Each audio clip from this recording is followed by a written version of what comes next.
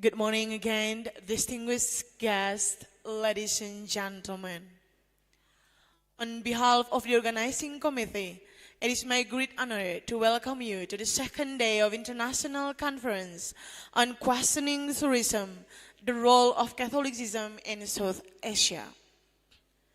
I am Maria Olga as the Master of Ceremony of today's session. Ladies and gentlemen, we are truly delighted to have with us today an esteemed group of scholars, practitioners, religious leaders, and participants from across the globe.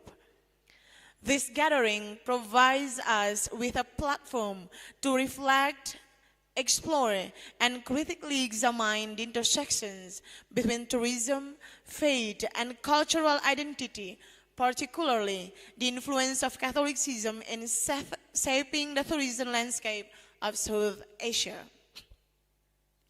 Ladies and gentlemen, allow me first to extend our warmest welcome to our honorable keynote speakers, distinguished panelists, respected academics, all participants from various institutions, whether present physically or connected virtually.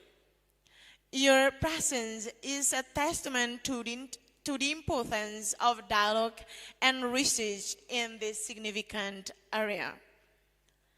This conference aims not only to question tourism as a cultural and economic practice, but also to highlight how Catholicism as a spiritual and cultural force has shaped identities, traditions, and heritage in Southeast Asia. Through today's sessions, we hope to generate critical insights and foster meaningful conversation that may inspire both scholarships and practice in the future.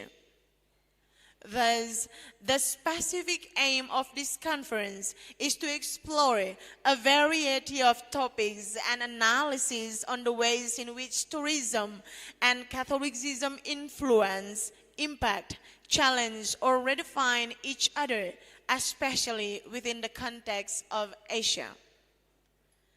Ladies and gentlemen, our session today is scheduled until 6 p.m.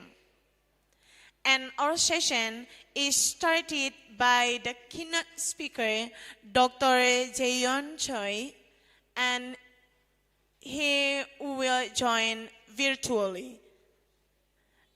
She is the lecturer of Glasgow School for Business and Society.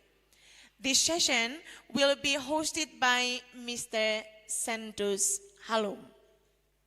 Well, ladies and gentlemen, now I'm pleased to invite Mr. Santos to guide this session, and I also kindly invite Dr. Jaeyeon to give and deliver his material virtually. Mr. San, stage is yours. Good morning, distinguished delegates, esteemed colleagues, and dear participants. Welcome to the first keynote session of Day 2 of our international conference on the role of Catholicism in Asian tourism. My name is Sen Halum from Universitas Katolik Indonesia, Santu Paulus Ruteng, and I am honored to serve you as the moderator for this keynote session. It is my great pleasure to introduce our keynote speaker, Professor Jaeyeon Choi, lecturer at the Glasgow School for Business and Society. Professor Jaeyeon Choi is a renewed scholar in sustainable tourism, religious and spiritual tourism, and also volunteer tourism. Her research explores how spirituality and socio-cultural sustainability intersect with the tourism development in Asia and beyond. She has published extensively on pilgrimage, well-being, and community-centered tourism practices, and has been actively involved in international collaborations, advancing responsible and sustainable tourism features. Today, She will deliver a keynote address entitled Religious and Spiritual Tourism in Asia, Socio-Culturally Sustainable Futures. Using socio-cultural sustainable as a theoretical framework, Prof. Zhou will explore case studies in Asia and Europe, highlighting success stories, challenges, tensions among multiple stakeholders, conflict, and sustainable future directions. Ladies and gentlemen, please join me in warmly welcoming Professor Jae-Yeon Soo. We are going to listen the pre-recorded presentation.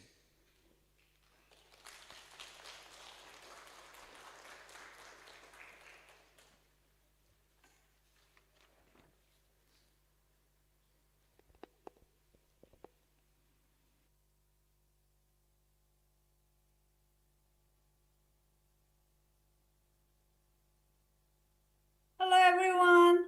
I'm Jae-Yeon Che. I'm working in Glasgow, Scotland, in UK. I'm meeting you.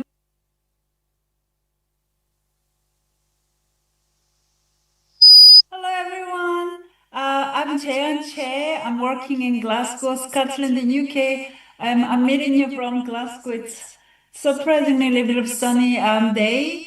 And I really wish I was there, but just I had lots of issues. I couldn't fly, but thank you so much for inviting me as a keynote. And I hope you're enjoying the conference. So I can say I'm a tourism scholar, and I've been researching religious pilgrimage and spiritual tourism in the past 15 years. And I haven't really touched much on Catholicism up till now, but hope my kind of research experience and ideas and presentations that I do generally on religious tourism context help you think about the futures, sustainable futures of religious tourism, and make conversations during the conference after. And I'll be there live for Q&A sessions, so really looking forward to getting some questions and comments from you. I'll just share my PowerPoint now.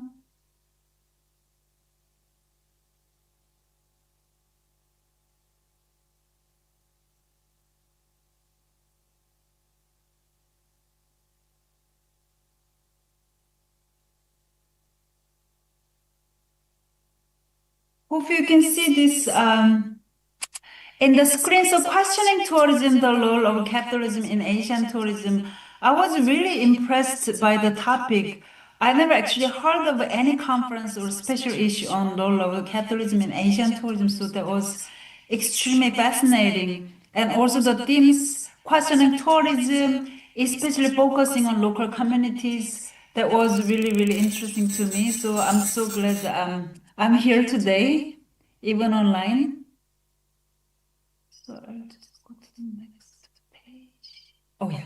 So yeah, the title of my presentation is Religious and Spiritual Tourism in Asia, Socio-Culturally Sustainable Futures or Resilient Futures. So even though I'm working in Glasgow, I'm working at Glasgow School for Business and Society in Scotland, but I'm also a visiting professor at Hue University in Vietnam. So I do lots of work in Vietnam, so I go back and forth in Southeast Asia, between Southeast Asia and UK. I'm also associate editor of Tourism Geographies, also co-run Tourism Geography podcast. So if you scroll down this podcast webpage, anything interesting to you, you can just listen our podcast episode as kind of a preview of an article before you jump into the full article. So we do this podcast.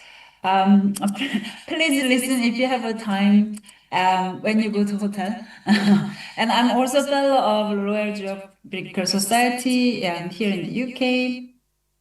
So my research course started with this. So I'm originally from South Korea.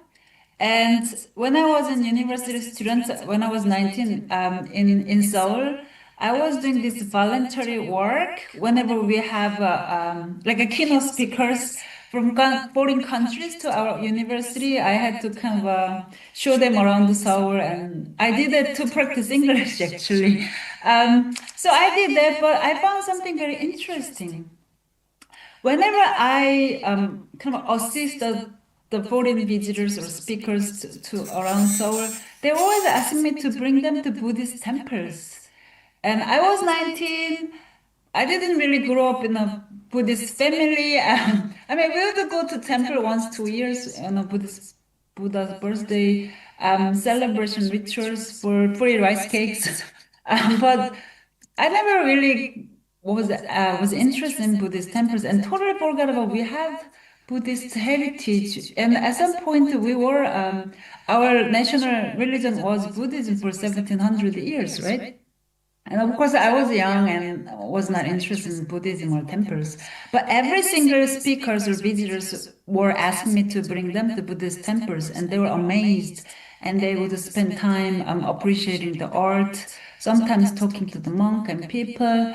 Some actually tried the free lunches. So I thought that was quite strange. Because there's so many exciting places to go in Seoul. So why you guys all want to go to Buddhist temple? But after year after, I realized, maybe Buddhist temple is something cool to tourists. And after visiting, I started kind of liking it too. And I started valuing the, Korean Buddhist heritage. I never actually know much of. It's a shame, but so that's how I got into interest in religious tourism. And I thought this could be a good lucrative tourism product for South Korea. Back then, we didn't have a K-pop. It was year 2000. We didn't really have any strong tourism product in South Korea. And actually, Buddhist temples were attracting some foreign tourists. This is interesting. And I moved to the US for my master's, and that was my master's thesis, why non-Buddhist Western Americans Buddhist temples. And I did a PhD later in Pennsylvania that I researched on the mindfulness as a leisure for non-Buddhist Americans in the US. So this is a little bit of my fieldwork history. But when I was researching on mindfulness as a leisure in the US, my participants were telling me, "Oh, Jeon, you must go Chiang Mai. There is this Buddhist temple I went to, and that changed my life." And several participants were telling me, "You must go to Chiang Mai if you're interested in this religious tourism and mindfulness and things." So after I got a job in the UK, I got a small grant and I went to Chiang Mai. I researched the spiritual and religious tourism phenomenon there. And also 2019, I got to go to Ubud. I got also small funding to research spiritual tourism in Ubud. Back then, it was kind of, there was like a spiritual tourism boom in Ubud yoga, for yoga tourism. But what was interesting in Ubud was, so in the US, at Chiang Mai boat, I was investigating how this mindfulness practices really help people's psychological well-being.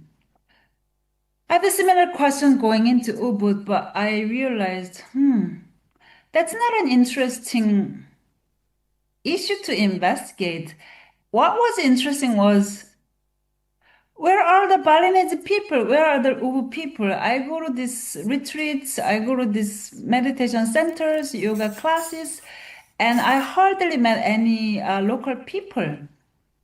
So, okay, I came all the way from UK to Bali to, research, but I keep meeting this, the Americans and all these, Western Europeans. So that was really bothering me in a way. And I mean, as a researcher, I got interested in what would the local people think about all this. So there is a, spiritual tourism boom. And local people don't seem to be too visible or center of it. So what about the impact own community from the spiritual tourism and what's the perspectives from the local people? So I kind of switched my interest from people's psychological well-being through mindfulness practices or religious tourism to local community perspectives, how they react to this or perceive this or experience this. So that's what I did in Ubud in 2019, which I will share a little bit later. And also, I just finished the project on pilgrimage tourism's community impact in Wales, UK, and I'm currently working on spiritual food tourism in Central Vietnam and South Korea. So these are some of my publications. Pilgrimage Beyond the Officially Sacred edited book, and I just published an article on just general religious tourism, from history and trend and futures, and some papers in Chiang Mai. So I'm sure I don't have to provide the definition of religious tourism and pilgrimage. You know better than me. But just one thing I wanted to point out is religious tourism and pilgrimage have increasingly expanded from being religious to becoming spiritual journeys. All those participants, especially from my research, I talked to at Buddhist sites in Chiang Mai and also at the Zen centers in Pennsylvania, they would tell me, I'm not Buddhist, but I meditate every day for the past 30 years. It's interesting, right? So they meditate, especially those Pennsylvanians, they meditate every day, twice a day. And summer they go to spiritual sites, religious sites for, meet their spiritual teachers, especially in India, some in California, and they recharge spiritually and come back and work. So that was what they were doing, and they were quite sure they were not Buddhists. So obviously, they are looking for something spiritual or meaning making through these activities like religious tourism, but they were kind of strongly claiming they're not religious or Buddhist. So that's a kind of a current trend, especially in the tourism context. And so I was more interested in spiritual tourism now in the religious setting, an active choice by individuals to address a problem in their lives and thereby acting as an important well-being intervention. That's a definition by Alex Norman and Pocconi. And through spiritual travel, people seek to understand, learn strategies to help resolve problems in their reflective assessment, everyday experience, and personal outlook on life. And often these tourists, in the Western context, they go to these authentic, like Eastern places for their spiritual recharge, often in South and Southeast Asia. And that's obviously not new. Hippies in the 60s used to travel to Nepal and India and all these Southeast Asian destinations. But just compared to that time, it just has become more kind of a mainstream. More people travel to Asian destinations to find the authentic religious setting and sacred sites for their spiritual practices. Even though they're not religious, some are religious, but some are not, right? But so it's just a mixed individuals and beliefs now to these religious settings. So that's a kind of a trend of spiritual and religious tourism. And also we all, I don't know about you, in tourism setting, we always argue who are pilgrims, who are religious tourists, who are tourists. This ongoing argument, right? But I am more for it's all blurred. We cannot say you're a pilgrim, I'm tourist, I'm pilgrim, you're tourist. I always say I'm a pilgrim for my entire life, for my life journey, right? So I define who I am. So scholars, we cannot define you're a pilgrim, you're a tourist. And also we cannot also assume pilgrims are more serious than tourists, and tourists are shallow. And I think that's just shallow. The argument is shallow. Because some tourists, I've seen some tourists were really, really, really serious on their spiritual journey and practicing all these rituals.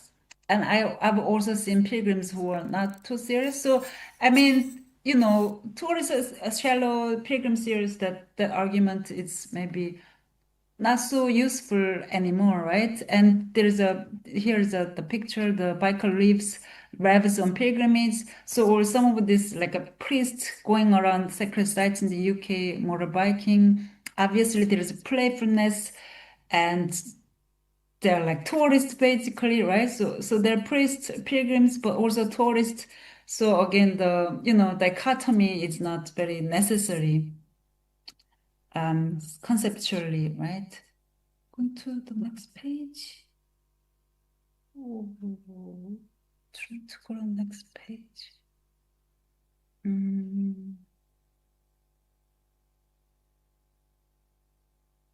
I'll try just one more time.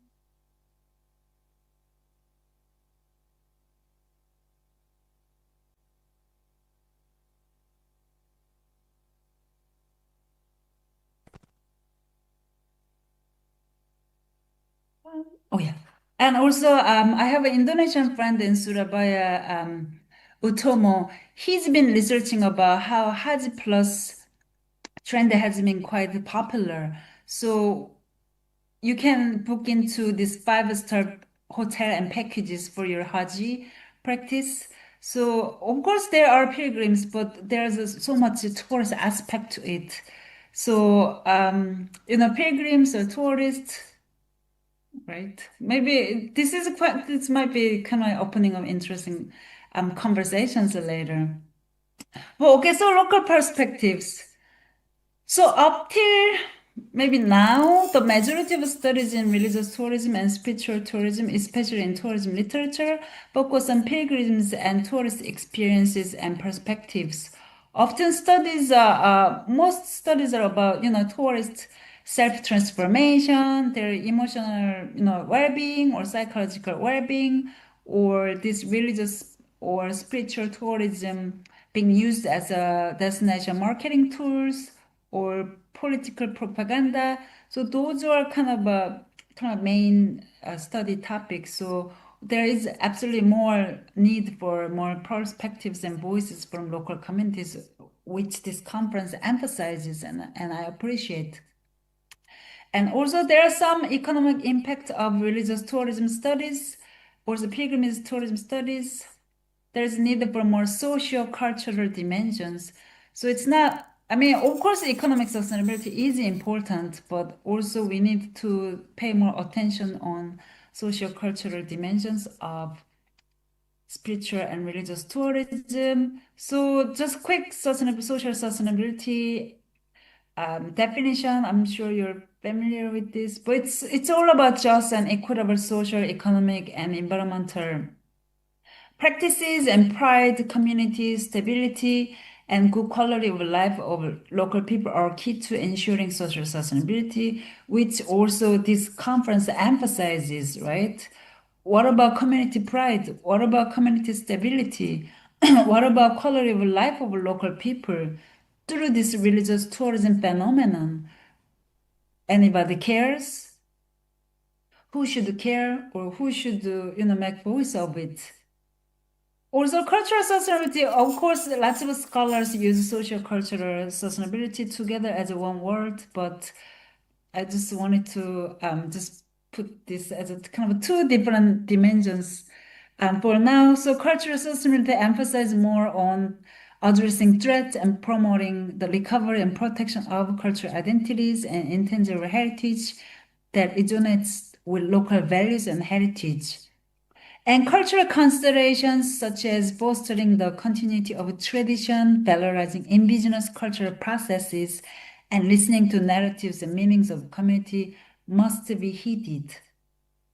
And these are such important kind of elements in religious tourism. Like going back to my story, I started appreciating the Buddhist heritage that we had, which I absolutely forgot about.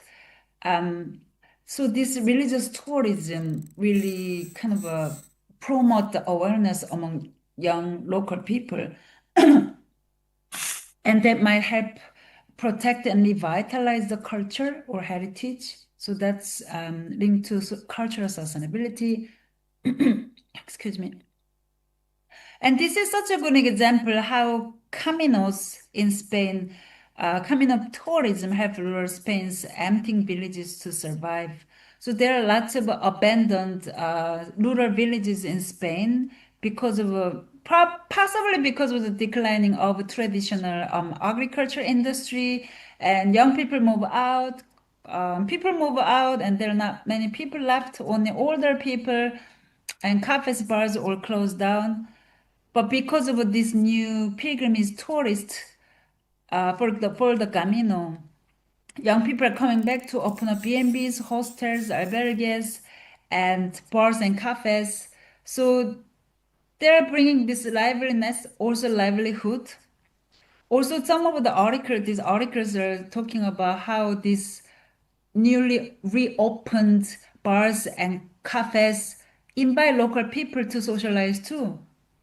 So they didn't have place to socialize before, but now the new cafes and new bars opening up and tourists are coming, pilgrims are coming, local people can go and socialize too. So they have this social venue which they appreciate.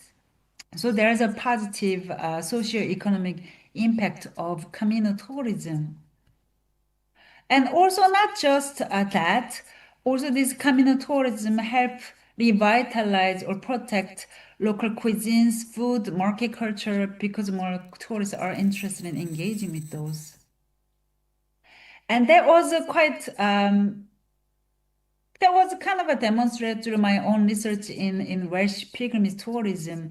I know everybody goes Caminos for their pilgrimage walks in Europe, but during COVID, people couldn't go to Spain, so people started walking on this Welsh pilgrimage route. So Wales suddenly had so many tourists during the pandemic. And as you might have awareness, Wales is the smallest part of the UK, most kind of how can I say it? Least tourism is happening and least funding, they get least funding from the government and also attention. But they have these beautiful pilgrimage routes and sites which were rediscovered during the pandemic. And I just investigated local people's perspectives on that during right after pandemic, and the local people are saying they're so happy. Finally, tourists are coming to our town, and I have more customers in my B&B and cafes, and also most importantly, people are very emotional about this Welsh language. Some people might not have awareness of this, but Wales has their own language, Welsh. So, but because of the English dominance, Welsh language has been absolutely marginalized. I mean, Welsh culture historically has been marginalized in the UK because England is kind of the main land, kind of a mainland of the UK. So Welsh people, you know, have been really, very, said about their language and culture being marginalized. But all these pilgrimage sites and routes have Welsh signages. So whenever pilgrims or walkers or tourists come, they see Welsh language and ask local people, "What is this? And what is this? What does this mean?" And tell us more about the Welsh language and story in town. And so the local people sharing the knowledge about their language and stories, and they were really proud of their history and language again. So they said they were very happy. These pilgrims or tourists coming in town and asking about the Welsh language, and they have this kind of venue to share their knowledge and wisdom. And so they promote the pride, but also these towns look a bit grim. They used to have this coal mining industry, and that's gone, so they don't really have an industry anymore. And this North Wales, these rural villages have very high rate of unemployment rate, and young people don't really engage in education or employment. So they have a lot of socio-economic issues, but of course not at a large scale. But pilgrimage tourism kind of bring this liveliness to town, and people are just quite positive about this tourism development. So after pandemic, Wales developed even more pilgrimage tourism. So there is of course, social economic impact, but also cultural impact on kind of promoting this cultural pride and revitalization of their own own culture. And many people even said the people that they said they didn't even know there's a tour, a pilgrimage route in their town. They were like, "Oh my God, I thought this is such a depressing town," but actually it's quite significant town historically. And this town used to be go-to place in medieval time for Britons for pilgrimage. And they just realized this now, and they were very, very proud of their, history and town. So I would argue this kind of confidence, identity, and liveliness over time, in the longer term, affect socio-economic development. So I know lots of tourism scholars are focusing on economic impact. Absolutely, that's important, but also the cultural revitalization, protection, and pride finally affect economic development over time. So those are not actually separate. They actually, are all linked. So it's important to think about cultural dimension too in when we talk about sustainable development or destination development. And yeah, speaking about I'm also working at the one Filipino academic professor Badagion, and she's been demonstrating through her research and our paper that these pilgrimage festivals promote the local pride. Also, most importantly, reduce poverty in town. So there's festivals in every September and brings so many tourists to town and helps poverty alleviation. But also, she was emphasizing that it's not also just poverty and alleviation, but also the cultural community pride. So they all kind of go together, economic and cultural development. So maybe getting to this Ubud example from those. So Ubud was a small rural village. I mean, you're in Indonesia, you know better than me, so I don't have to explain what the town is about. So rural village, and it was a spiritual home for Balinese people for centuries. And now they have this spiritual boom phenomenon, and looks like it brings lots of money, right? And helps the communities. And that all started from Ypres Love. It was a popular spiritual destination, and I know that lots of backpackers used to travel to Ubud. But because of Ypres Love movie and the book, it became even more popular for spiritual tourism. And if you remember Ketut from the movie, um, his house became the villa. So there's lots of like over commercialization of the culture going on too from the movie. So I did the field work in Ubud in 2019, and this is what I found. I'm sure things changed by now, but this is kind of main preliminary finding I found tourist bubbles and economic leakage. So there were lots of foreign agencies, foreign teachers, foreign companies exploiting the yoga and spiritual tourism in Ubud. So local people were not really central with those businesses. And tourist bubbles, lots of Western tourists had their bubbles, so they would stay in this nice five-star resort and do yoga and meditate and have vegan meals and just stay within the bubble and go back to New York, go back to London, that kind of a phenomenon. So they didn't really have much interaction with local people and culture. And where are the local people in this? They all had like low income jobs, like cleaners, receptionists, drivers, or tour guide, right? So local people had the low income jobs, and kind of foreign investors having this kind of exploiting the opportunity. And bigger problem was local people not just have low income jobs, they pushed out to marginal areas because rent is going up. Living costs was just going up because of spiritual tourism boom. And also, all these spiritual tourism products were not connected to Ubud's spiritual culture, which is quite crazy because Ubud was a spiritual home for centuries, and they have their own spiritual rituals, practices, and medicines, and all these, techniques or traditions.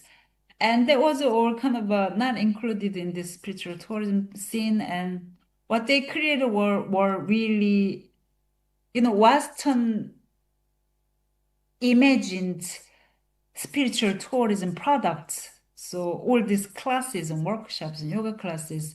And some of my participants saying they're doing Californian yoga, they're not doing Balinese yoga. I mean, of course, yoga is from India, but Balinese people had a little bit pride of they have their own spiritual practices, but which was not really reflected on spiritual tourism. So what is this?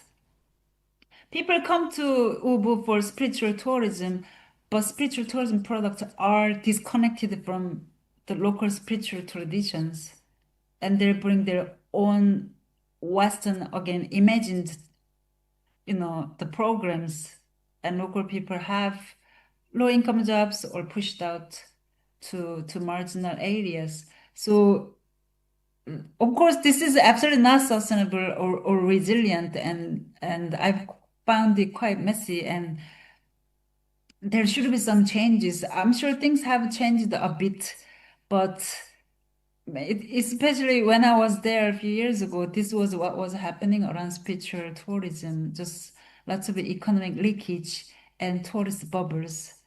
But I know the whole conference theme is about Catholic tourism in Asia, but you might be able to apply this. I mean, it might be some similar cases in your research sites.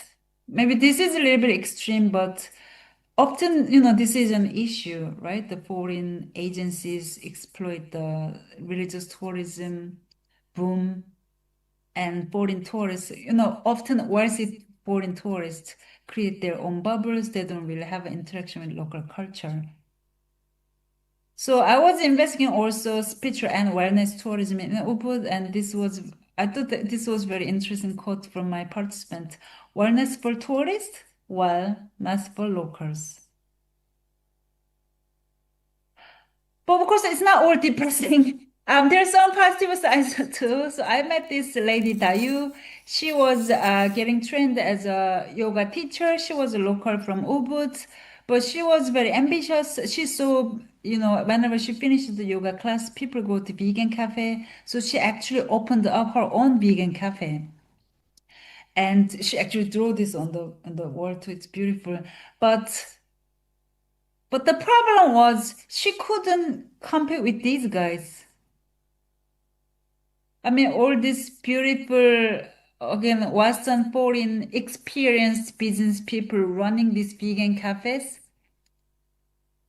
and Tayu running this small vegan cafe, it's hard to compete.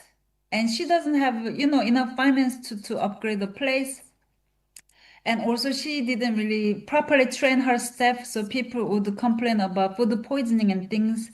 And also her staff were kind of her relatives and things, so they were lovely but not so professional. So that was a kind of a challenge for her business. And also there are local studios owned by local people too, but they said it's just hard to compete with these guys who are experienced, who knows the tourists' demand and preferences, and they have lots of financial resources. So how can we compete? So I asked them, so do you want more financial subsidies from government? And interesting, they said, no, we don't want money from the government. We just want marketing training. And we want to network with these big business people because they always network together and exchange information, but we never get to go. I want to network with them too. So interesting, they said they are not looking for money from the government. They want the skills and they want the, networks. So that was something to be kind of supported in the future, more systematic support for these SMEs around the spiritual religious sites. And yeah, we published the preliminary findings. So if you're interested in reading, but yeah, we're working on the second paper. So I thought this could be a little bit of a solution in the future for Ubud's case. So instead of foreign investors or business people, kind of dominating the the whole tourism scene, maybe local Buddhist monks or organizations have more power of creating programs. So lots of rural temples in South Korea, they run these touristy programs, mindfulness and cooking classes, and they're all run by the local temples and monks. So there's no leakage or tourist bubbles. So I thought this is something to suggest for the future. And also, I'm working on this in Vietnam as well, in especially in central Vietnam, where they're having more tourists coming to Hue for spiritual tourism. And there's a Thich Nhat, monk Thich Nhat Hanh's temple is there. So, people are coming in, and there was, huge vegan cuisine scene. So lots of temples trying to offer vegan cooking classes for tourists while practicing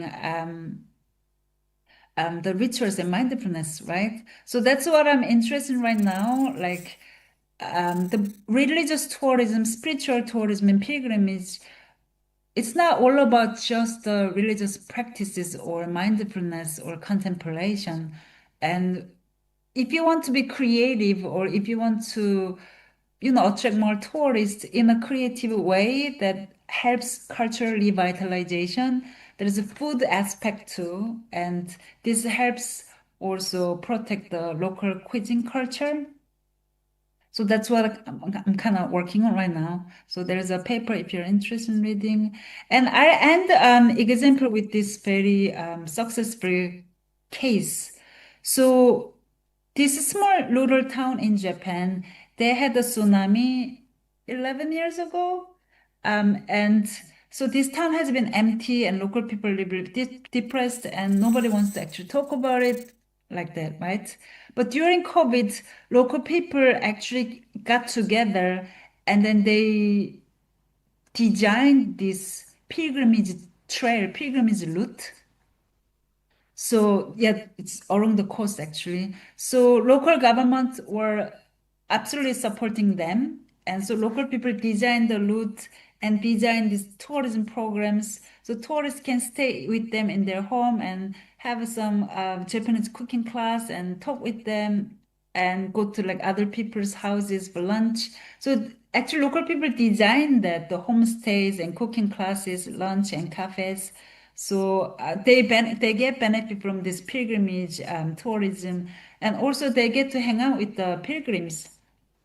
And those local people are saying they are less depressed because of interaction with these pilgrims and tourists, and they couldn't be able to talk about what they've been through, because among local peoples that's the topic they like to avoid, but they can talk to the tourists and pilgrims, so they feel good about it. And just seeing the tourists coming into town will just bring this liveliness, and again, social venue, they really appreciate it.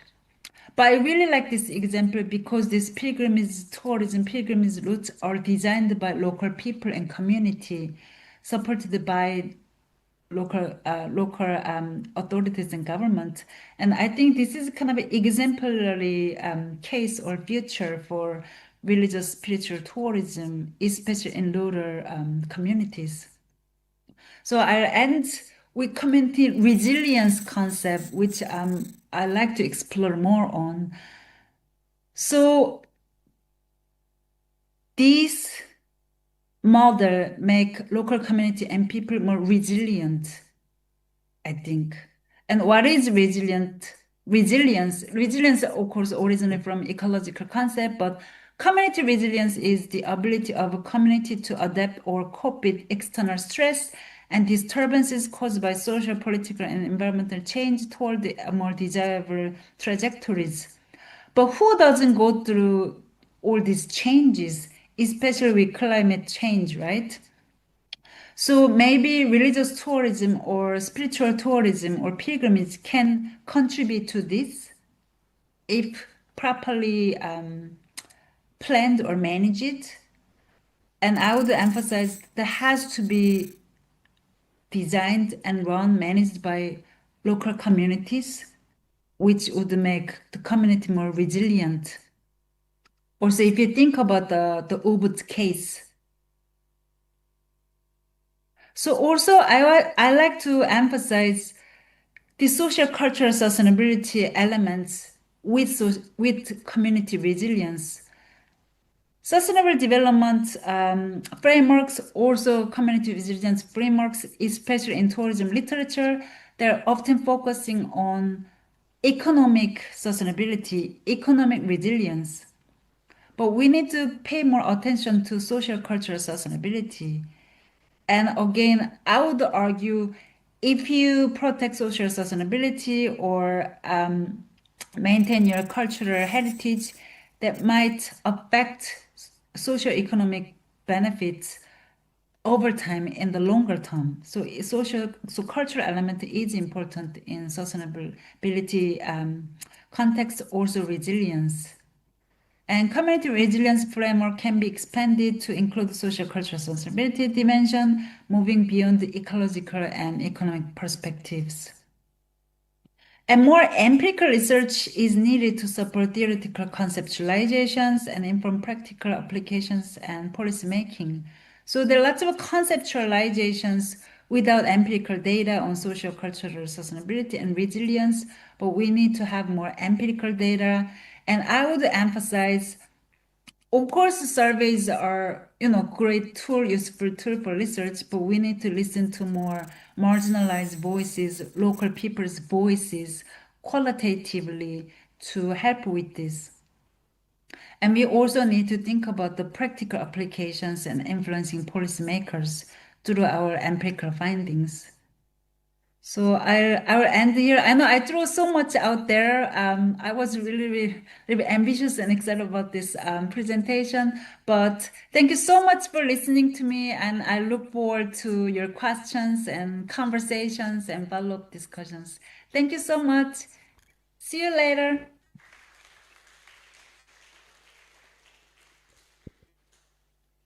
Well, ladies and gentlemen, Professor Cha is not in the Zoom, so well, actually there will be a session of questioning and answering. So we have to listen towards the case of socio-cultural sustainability as a theoretical framework that Professor Cha used to explore the case studies in Asia and Europe, and also highlighting the success stories, challenges, tensions among multiple stakeholders, conflicts, and sustainable future directions. Well, ladies and gentlemen, we also have just listened the pilgrimage and the religious site phenomenon across the globe, actually, and also how local perspectives really influence the growth of tourism sector. And then at the end of the day, there will be also a threat for our tourism sector that is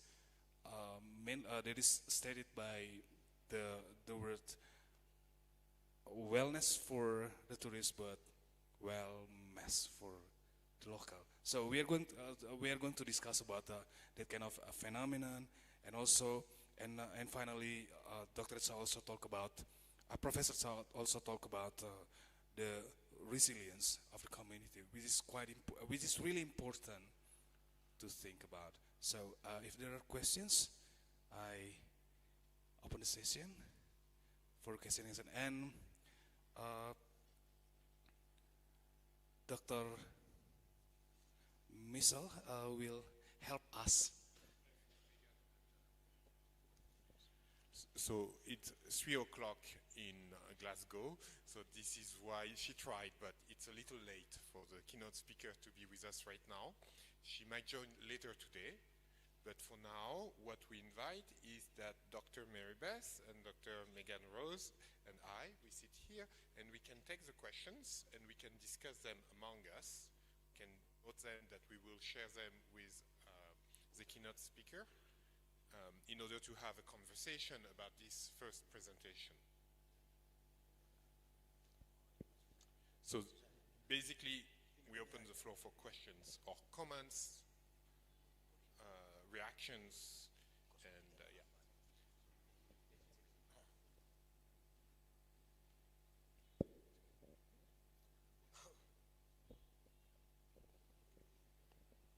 yeah. Hi, how are our questions forwarded to the panel, to the live panel? Is anyone here who's an organizer that can answer this question, please? Thank you.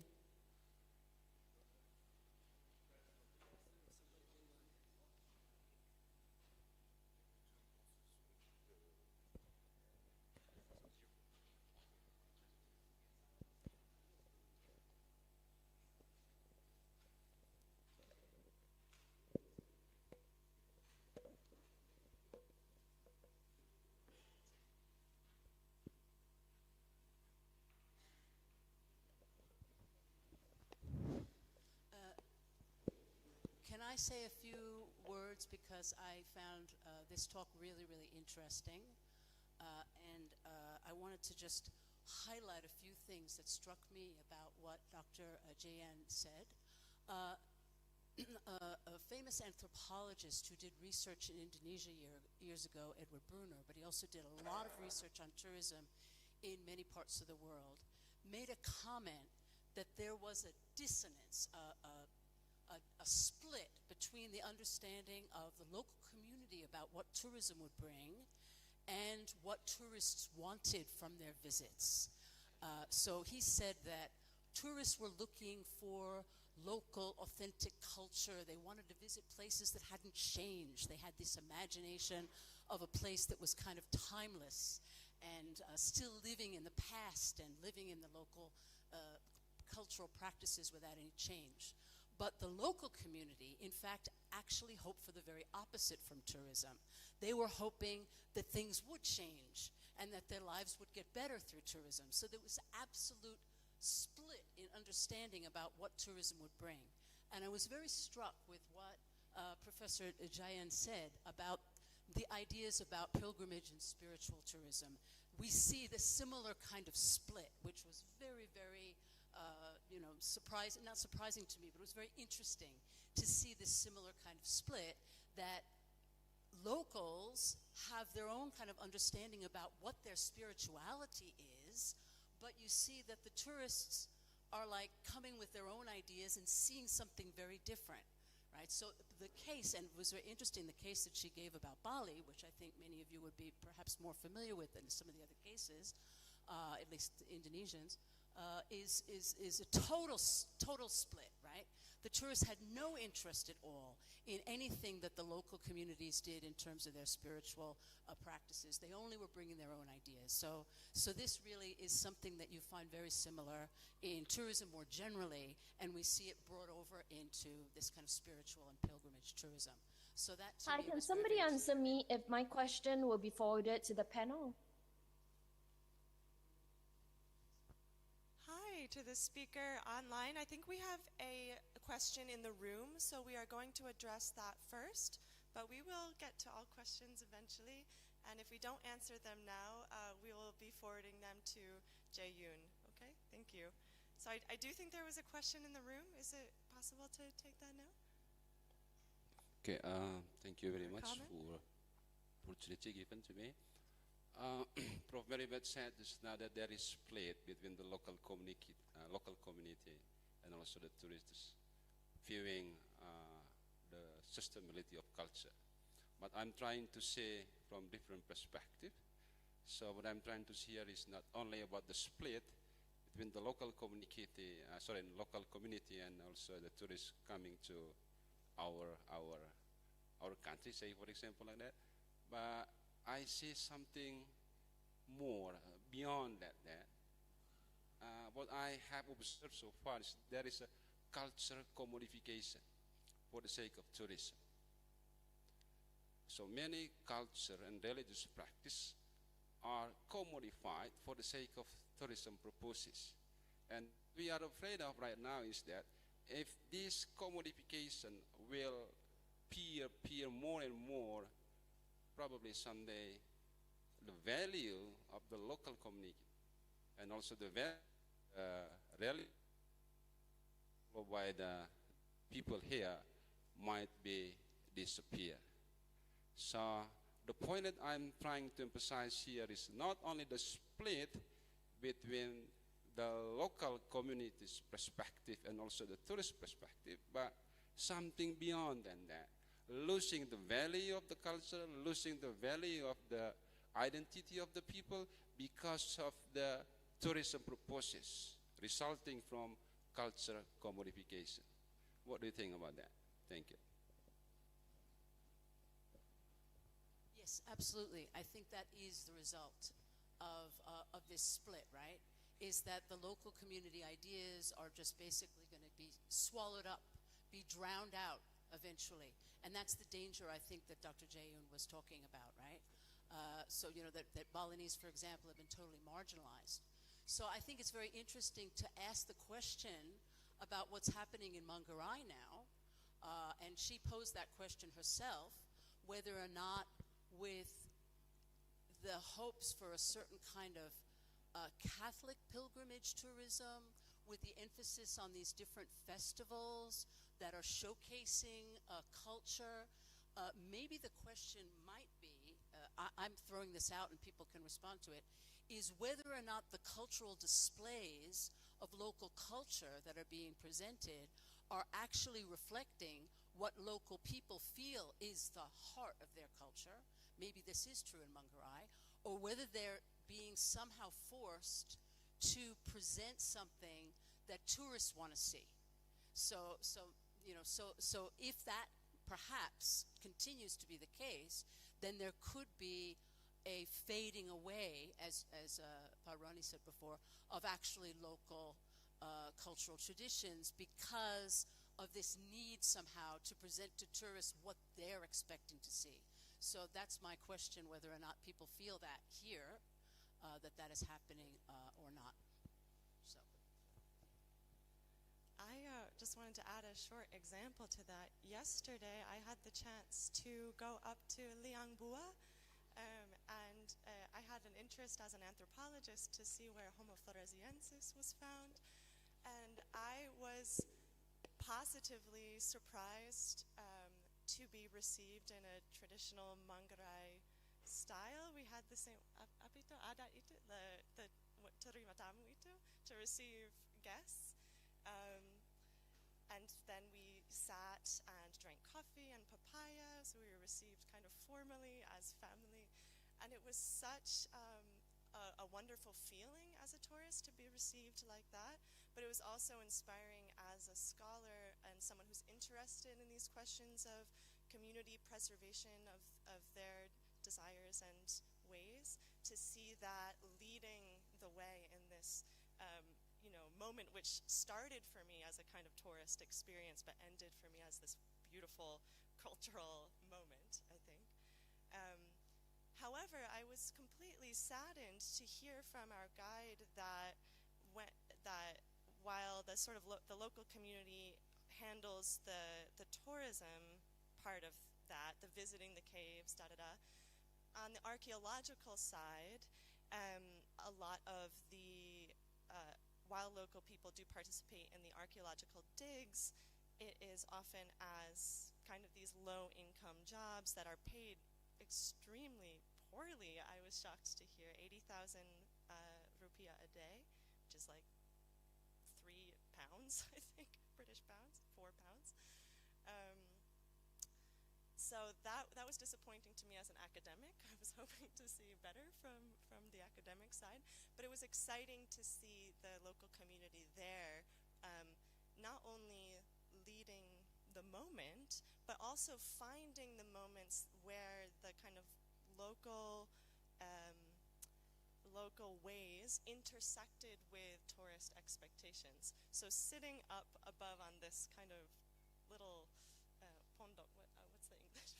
The little hut type thing, room type thing, with a beautiful view, drinking delicious coffee, eating delicious papaya. Who doesn't love that? It was a perfect intersection of kind of foreign desires and local ways. So I think in Manggarai, just yesterday, I got to see a little window of possibility for the sort of local communities to be governing what happens in tourism.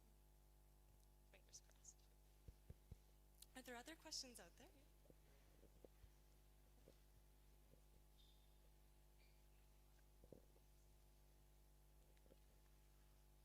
Okay, the sharing of Dr. Klu give me insights that even religious tourism also marginalized the local people. Yeah. And now when the church in Ruteng, for example, try to involve in tourism, religious tourism, I don't know, also this program may be marginalized also the local people. Yeah, I don't know. Maybe from your point of view or your perspective, according to you, what the church has to do, to organize better the religious tourism like festival that we have done here during these years, so that program not affect the marginalization also for the local people. I ask your point of view, your perspectives. Well, just off the top of my head, because I haven't really looked at religious tourism all that much, really, but it just strikes me that there's a lot of centralization, right, of and perhaps too much control that the church before maybe the government was taking in the organization of these events, right? So instead of doing that, perhaps, and I mean I know that this had happened earlier years here in Manggarai, is that there, and of course not really so much with, well, what do you call religious tourism, right? I mean, if people go to a village to see original adat ceremony, traditional adat ceremony, is that also included as religious tourism? I mean, spiritual tourism, right? To find out about the meanings of the local community. But perhaps tourists are coming to see it as a spectacle. Perhaps there needs to be more explanation, more I don't know, grounded understanding on the part of the tourists. But my thought would be take place locally instead of, for example, I've heard, I don't know, maaf, but I've heard some complaints being expressed by certain activists that things like the Golokoi, at least when it was first implemented in Labuan Bajo, that there was some complaint because and it kind of reminds me of what happened back many years ago, if there was something happening, some big event, or the government asked for contributions for this or that. People have to give from the villages. They have to bring their own bekal. They have to bring their own things to this festival. And it becomes expensive for them to then bring that to Labuan Bajo. I don't know if that is the experience or anybody's heard about that, in the church. But instead of that kind of thing, the centralized festival activities, perhaps it could be more localized, right? But there's always that problem of then how to communicate that, right? How to market that. And that, I think, was one of the interesting issues that Dr. Jayan brought up also, the question of marketing, right? How do you kind of compete? And I guess this is a question also, how do local people compete with big businesses that come in from outside? They compete through culture. I think that, in a sense, is what she's saying. So the thing is to speak more loudly, to learn how to communicate that. This is who we are. This is what we want to present. But to allow villagers to do that instead of somebody else speaking on their behalf, right? Because these big companies who are selling their wellness tourism, they're selling their spiritual yoga tourism from the West, for example, the Balinese case, local people, how do they compete, right? She asked that question. Even, with somebody who's not so-called professional, her workers aren't well-trained enough or whatever. But that's the charm. That should be the charm. They should say, this is who we are. Do you want to see us, or do you want to see your own culture being displayed here? So people have to be more, if I can use the word, I don't mean, aggressive in a way about this is who we are. If you're coming here to see culture in Manggarai or somewhere else in Indonesia, we are the ones who can present it to you, not these big companies or whatever, right? So that's not quite answering your question, Romo. But I think the local maybe local control in some way more would allow also those local voices, because one point she mentioned also is listening to local voices, hearing what the people are saying. These organized cultural festivals, yeah, they're fine, they're good, I guess, they're good because many more people will attend. But perhaps also the support of more localized things, right? Which obviously are not so easy to schedule as it would be a big event, right? That's my. So if I may add a bit on this. So you're asking what the church could do, and so the online audience on Zoom, we got a question about what are you doing here now in Manggarai to shape tourism in a certain way. So the presentation was not really about here, not really about what the church could do, but gave a lot of interesting insights. And so me coming from Chinese studies, I never really researched on tourism, but I spent a lot of time on elderly care, taking care of the elderly people in China, and I observed how the Chinese state has managed that. Rapidly aging society, the government didn't want to invest in a sector that was not profitable, losing money. But what the Chinese government did, because that was mentioned during the presentation, we're not asking money from the government. We're asking for networking and training. And so that's something between the big corporation and the local people that the church can be very good at, networking, building up connections and training. Something that it takes time, over time, but this capacity, this cultural, social capital, the capacity to bring people together, and that's kind of what we are doing right now, or these 3 days, working all together. But after listening to that and listening to the different questions, if I had one suggestion and answer is and thinking about what the Chinese government have been doing. So I've seen that in action for 10 years. The heavy hand of the Chinese government forcing people to travel, for instance, sending them to Taiwan, sending them to the West, or making Westerners come to explain new techniques in terms of elderly home.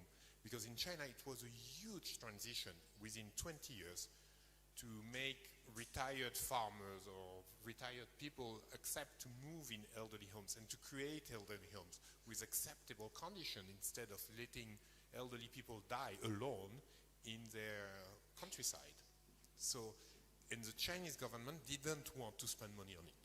It was not a profitable sector.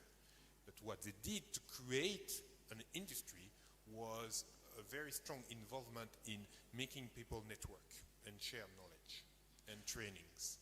And I think that also something that the Catholic Church is really good at, putting people in connections. And not just clergy members, we are fairly good at training priests and making sisters also connect across the world and have a global vision of what's going on and what are the new opportunities and techniques, but also local professionals. Because through its network, the church can help professionals in the tourist industry to connect with other professionals across the globe. Was there another question in the front? Did I see 2 hands? Oh, never mind. We're done. No, I think I'm just thinking if we can take one final question because it just we have to keep up with the schedule.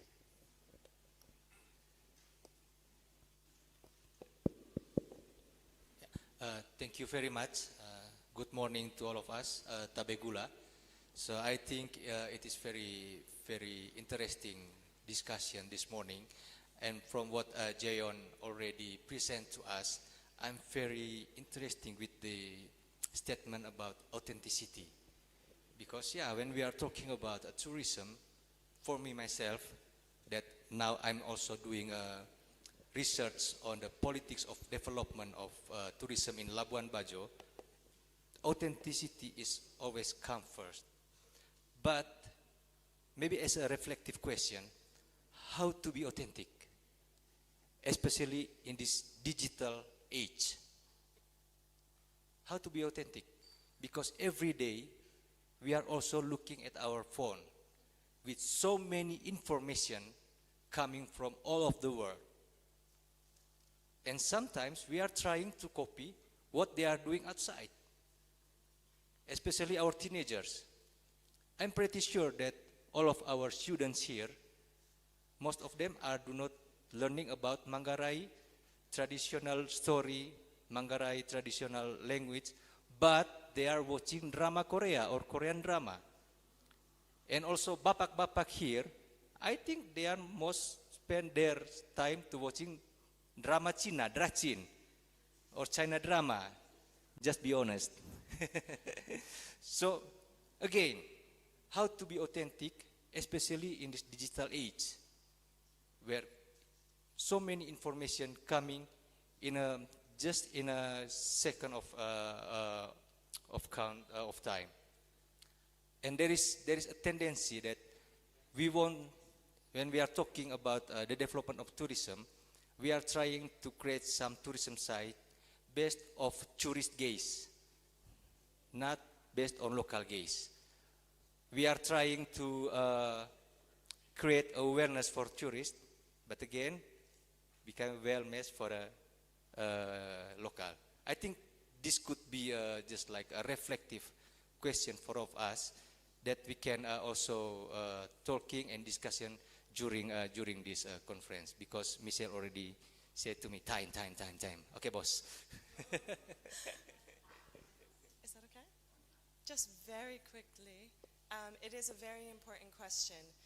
And from an anthropological perspective, I'm an anthropologist, this question has a long history in our discipline. In the 90s and the 2000s, people were asking this question, what is authenticity? How do you be authentic? And the answer was essentially, and bad news for everyone, basically there's no such thing as authenticity. Everything is created, everything is made. Now, but I think the heart of your question is, how do we recall our heritage? How do we feel proud of who we are as individuals, as a people? How do we take our heart out there and put it out there? And that is a question that people have to reflect on, yes, continuously. Thank you. And just remember what she said about her own experience, right? How she was reminded and became proud of her own culture because tourists were coming in and looking for things. And I think that interaction needs to be more maybe negotiated by the church, so that youth who are losing themselves in the digital world can see the world around them and see the interest that other people have in their culture. thank you, everyone, for the first session. So thank you very much. Wow. So ladies and gentlemen, we have just, begin the hot discussion on tourism. The next panel will start at 9:45, so we have like 5 minutes for break, short break. So 9:45, we are going to have our panel 101. We are about to talk about Belgium's eco-spirituality. I will moderate the session, and we would like to invite Dr. Talada and also Dr. Wezak for the session. So we are having 5 minutes break right now, ladies and gentlemen.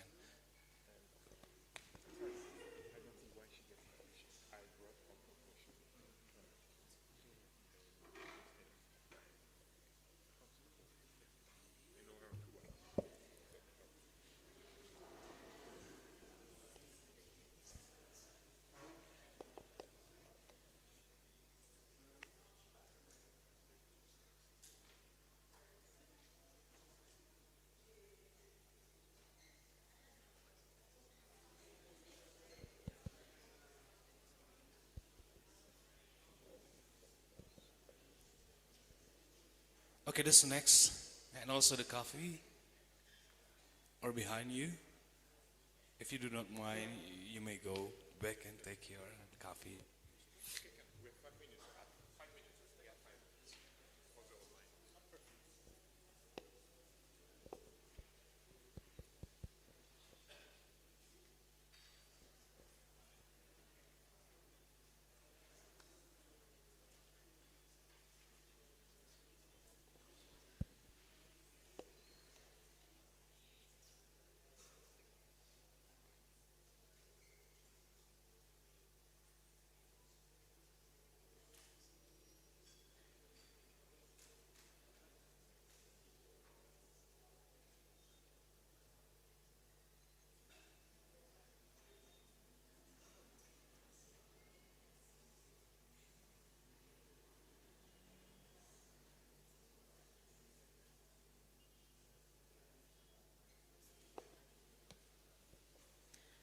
Well, ladies and gentlemen, we have only 5 minutes for having a coffee break.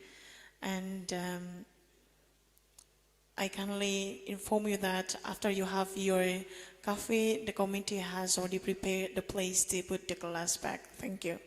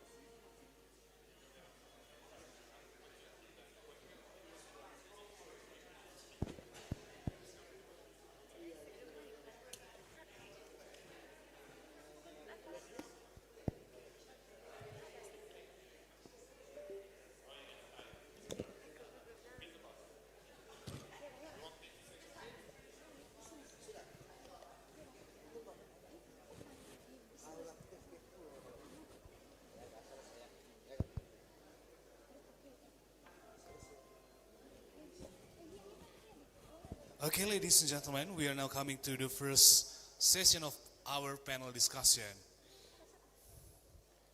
Well, again, good morning, ladies and gentlemen, distinguished guests and fellow participants. Welcome to panel 101, Tourists, Pilgrims, and Eco-Spirituality. Well, again, my name is Sen Halum, and I'm going to be your moderator because it is my honor to serve you as moderator for this session.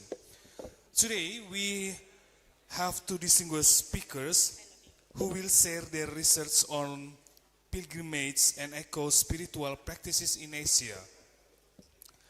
Our first presentation is entitled Performing Alailakat, a phenomenological understanding of pilgrimage to Antipolo, Philippines, will be delivered by Dr. Mark Inigo M. Talara.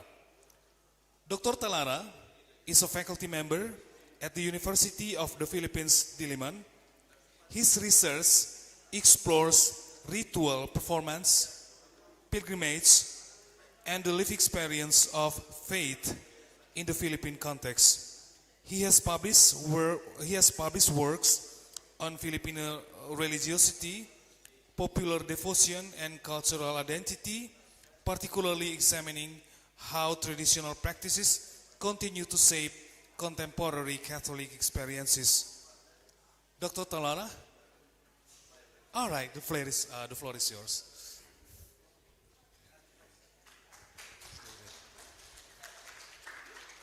Yeah.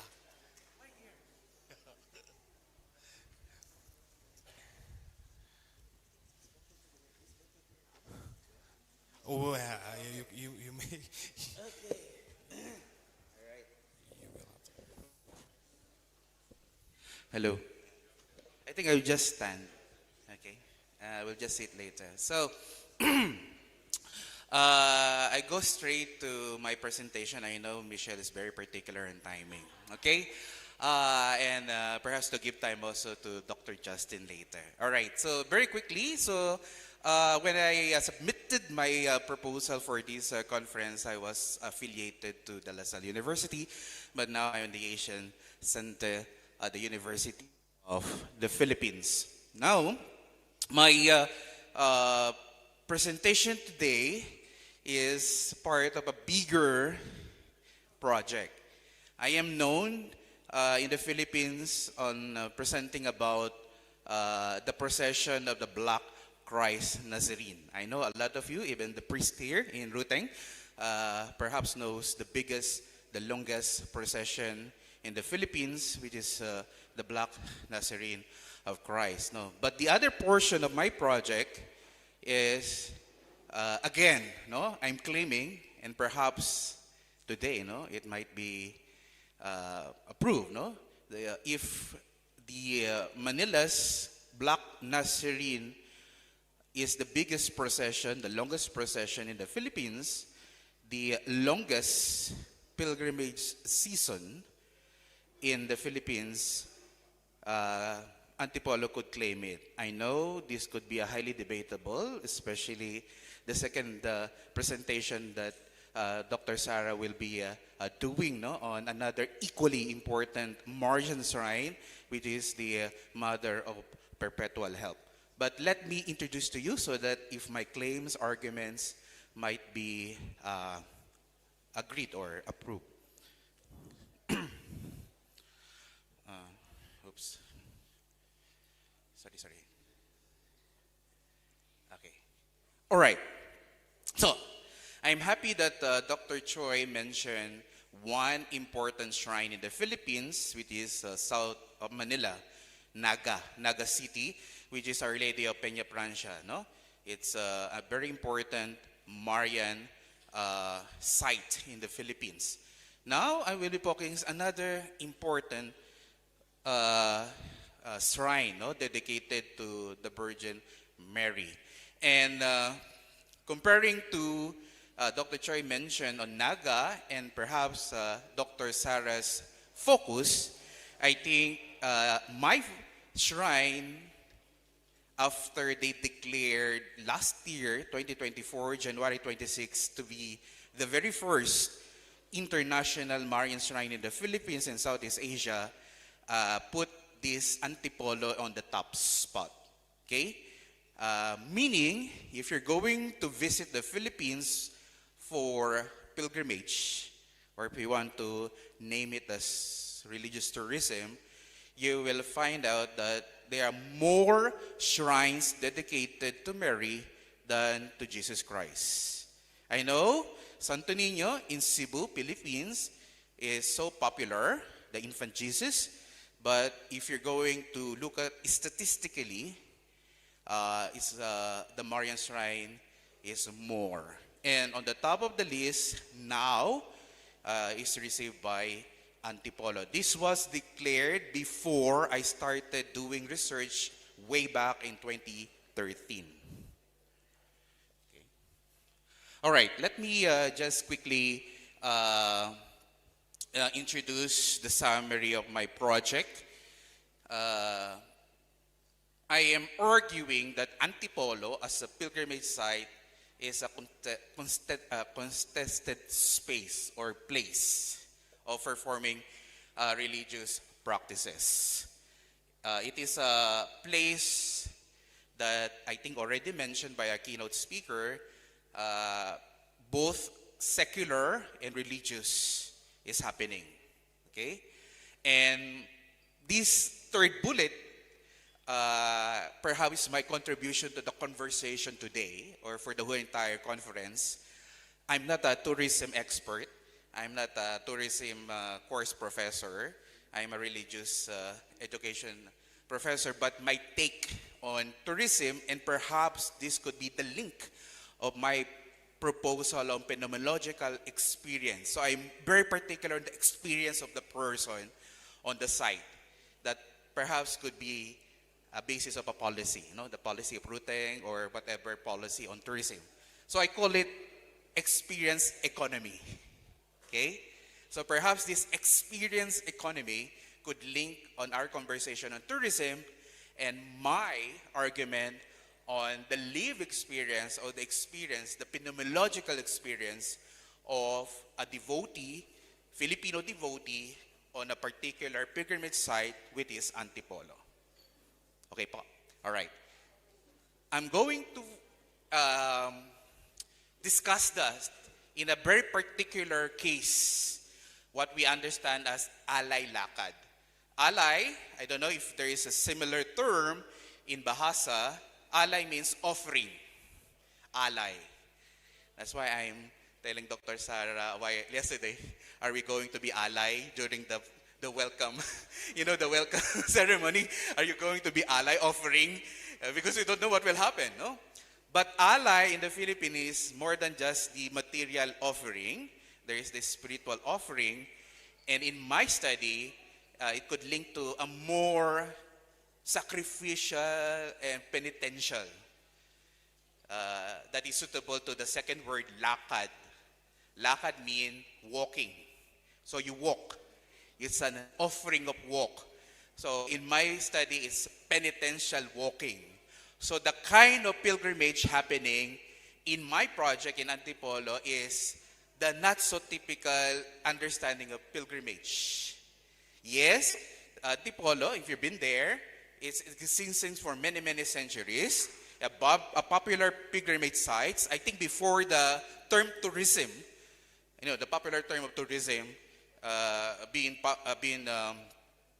used in the academic word, they're already doing it, in Antipolo, because that's the nearest kind of resort area, away, 1 hour away Manila. So every time Manila experience hot season or during the time that there's a long break in the summer, a lot of Manileños, people from Manila, escape Manila and go to Antipolo.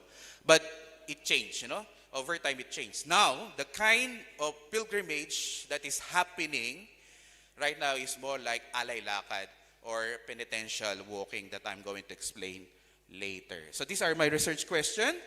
Perhaps I just want to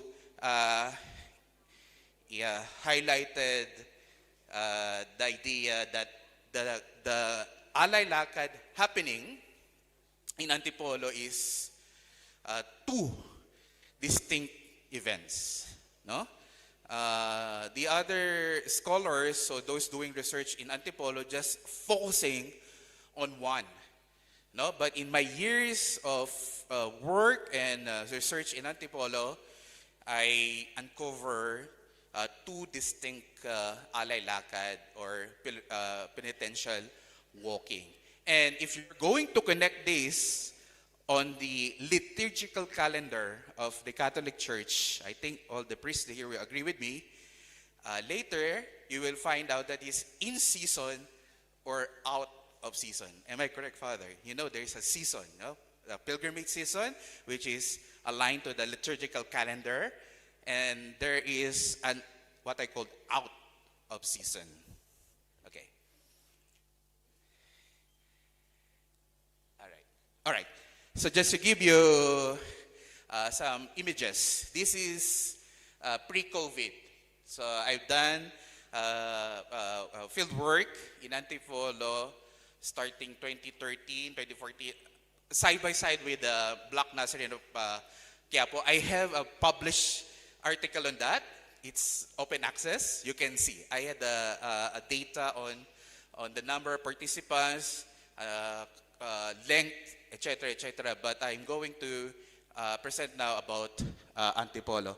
So pre-pandemic, the devotees there are statistically, according to the local government, and then the data combining it with the national police, Philippine Red Cross, and those involved in the logistics safety of people participating on the so-called penitential walking, the data say millions. It's not as clear as the data in Quiapo, Manila. Because Quiapo, Manila, the national government are involved. Here, it's the local government, so the data on the statistics is not that clear. But the point here is that compared to a local pilgrimage site, or perhaps we can compare it to an international pilgrimage site like Lourdes. I've been to Lourdes. I've been to Guadalupe. I've been to Zaragoza. And actually, I mentioned to Michelle 2 weeks ago, I went to Poland to attend a conference. Krakow. You know, Krakow is the site of the Divine Mercy Shrine. So all the participants went to Auschwitz. I went to Auschwitz. But for me, I had a different trajectory. I have to go to the shrine of the Virgin Mary in Czechoslovakia, the Black Madonna of Polish Marian Shrine. So millions, similar to this. The other shrines in the Philippines, I think statistically, during the pilgrimage season is not that big. All right, these are just news clippings. To summarize, I like diagrams, no? I think this is part of the anthropology training. As a contested space of a pilgrimage site, this is what is happening in Antipolo. So the square is the contested site with all the elements, the conceptual framework and the framing that I will going to quickly introduce. And if I will not be able to explain it later, I'm happy to welcome questions at the end. So it's a contested space because there is liminality, okay, from Victor Turner. And then there is my own understanding of a place, a space, in religious space, the commutatio or pamumuesto. You're placing yourself. And then the placing of yourself, there is the so-called inner self, loob. I don't know what is the bahasa for loob, inner self. And not just inner self, but the innermost self. The innermost self or kalooban is what is happening, no, in the devotees performing their pilgrimage to Antipolo, which is I call panata or sacred vow. So this is the whole summary. So you can take a picture of this, and then later I can answer some questions. To further understand my framework on the Alay Lakad, I mentioned that it is a performance. Okay? When someone asks me, do you think what is happening in the penitential work is a theatrical performance? Perhaps there is an element. There could be an element of theatrical because there are observer along the way. People, there are audience. They're curious on why the huge of people are walking. They are curious on what they are wearing. They are curious on why they are carrying images. Why are they walking barefoot? Or why are they walking long distance? So it's a kind of show, if you want to look at the performance studies context. But performance studies in other scholars can be also tied up to religious performance. Meaning the loob, the inner self, and the kalooban or the motivation of the pilgrims is the one telling us what kind of religious performance in doing.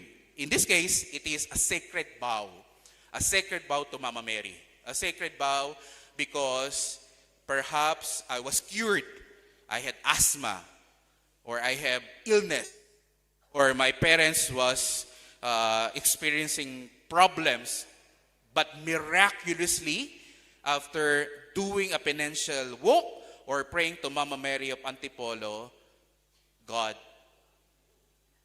helped me disappear all these problems. So many reasons, right?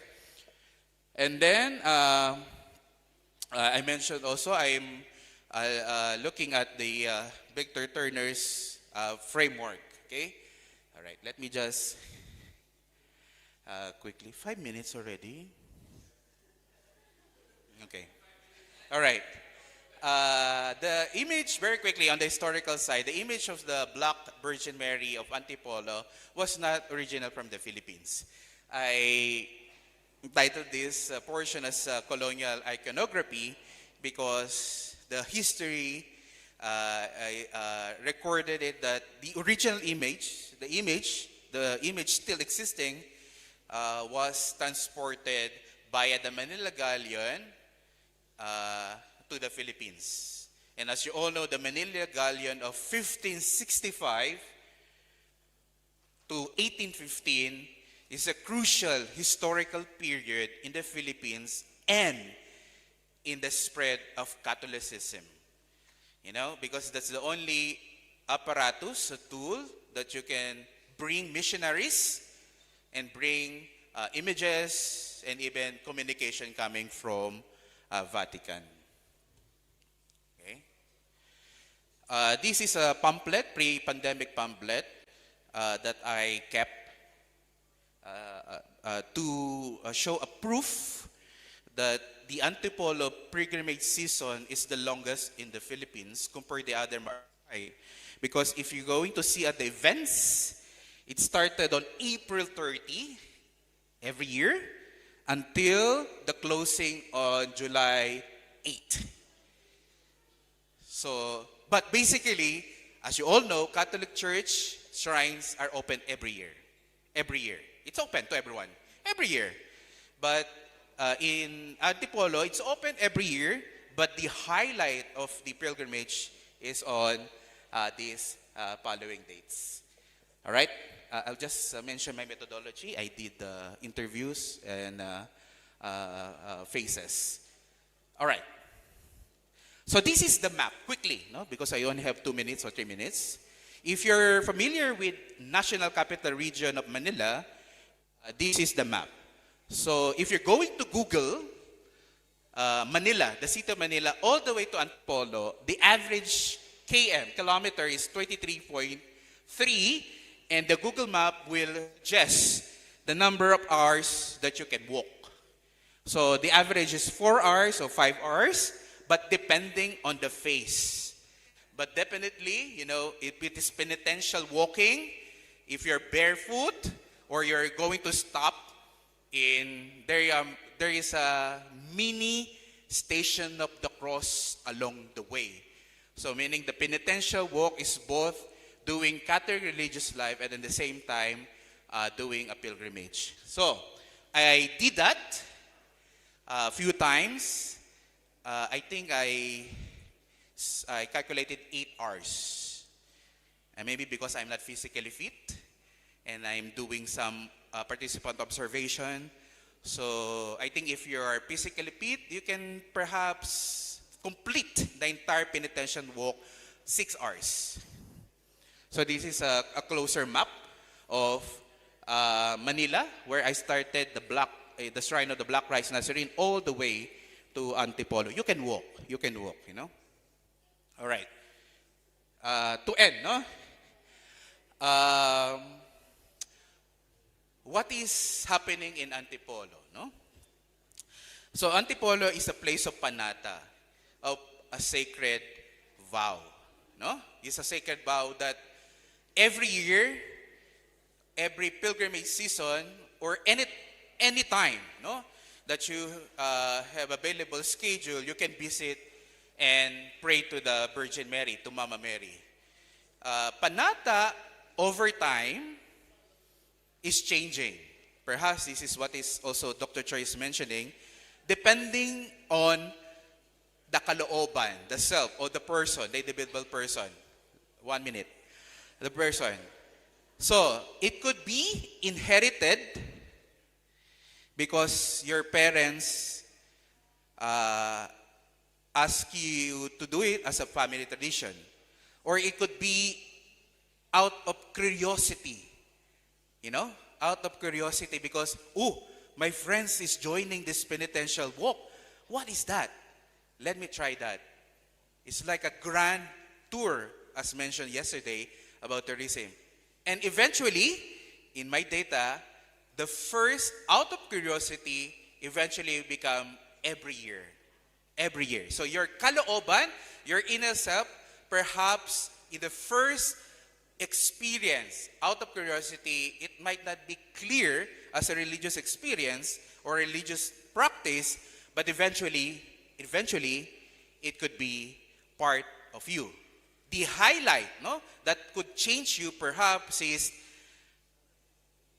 the phenomenological or the metaphysical experience after you reach the summit. 8 hours of walking all the way to Manila to Antipolo is very tiring. And when you reach the center, the main object, perhaps you had this so-called, in the Philippines, kaginhawaan. It's like, there's a renewal happening that you cannot understand what happening in your self. So, when you experience that so-called kaginhawahan, you might actually want to experience it again. So the economic experience. So to end, you want to return.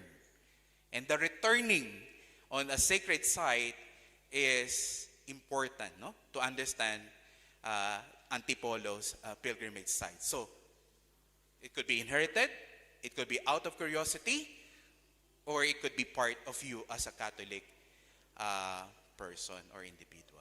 Thank you so much.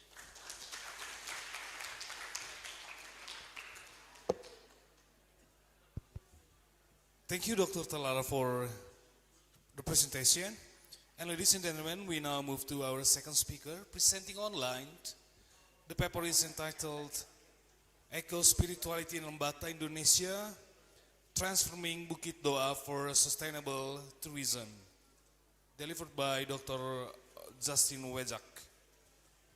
Dr. Justin Wejak is an Indonesian scholar and lecturer at the University of Melbourne, Australia. His research focuses on religion, culture, and migration, particularly on Indonesian Catholic communities, both in Asia and the diaspora. He has written extensively about faith practices, interreligious relations, and integration of spirituality with ecological awareness. Dr. Wejak, ladies and gentlemen, we are about to have the pre-recorded presentation.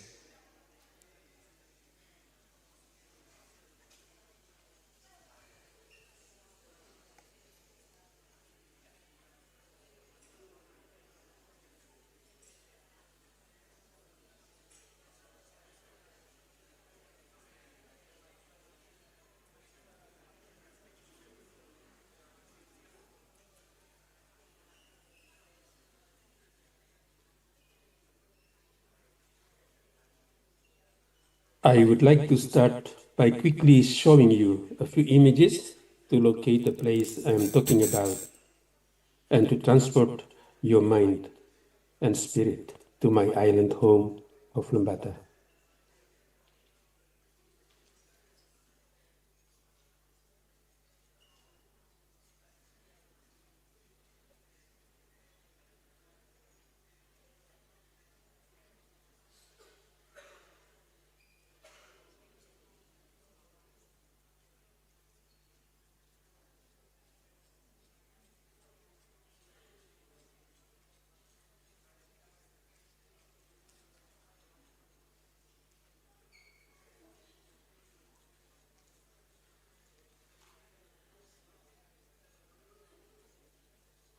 My presentation is titled Bukit Doa, Eco-Spirituality for Sustainable Tourism. This presentation, which summarizes a longer paper submitted for the conference, draws on my many conversations with locals and observations during recent visits to the island, both for family visits and research.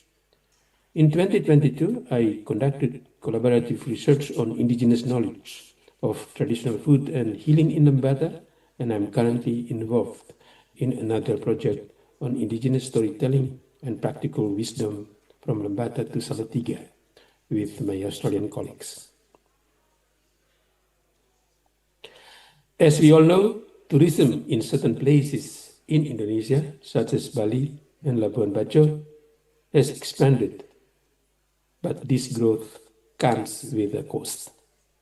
There are growing concerns about environmental harm and over-commercialization. These concerns emphasize the need for sustainable tourism. Over-tourism and mass tourism have become serious issues for destinations like Bali and the neighboring countries, Thailand and the Philippines. Facing these challenges, eco-spirituality can offer a promising way to address sustainable tourism by linking spiritual beliefs with environmental stewardship, spirituality and ecology for sustainable tourism.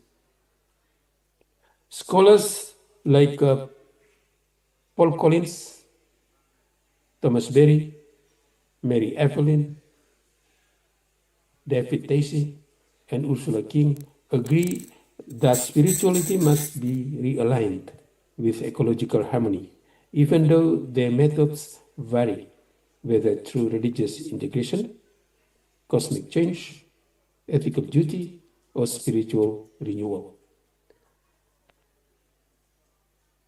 Collins, in his book God's Earth, Religious as if Matter Really Mattered, published in 1995, advocates for the sacredness of nature, strongly emphasizing its spiritual and ethical importance. He believes that recognizing nature as a sacred place can foster responsibility and moral care, encouraging stewardship rather than exploitation. He goes even further.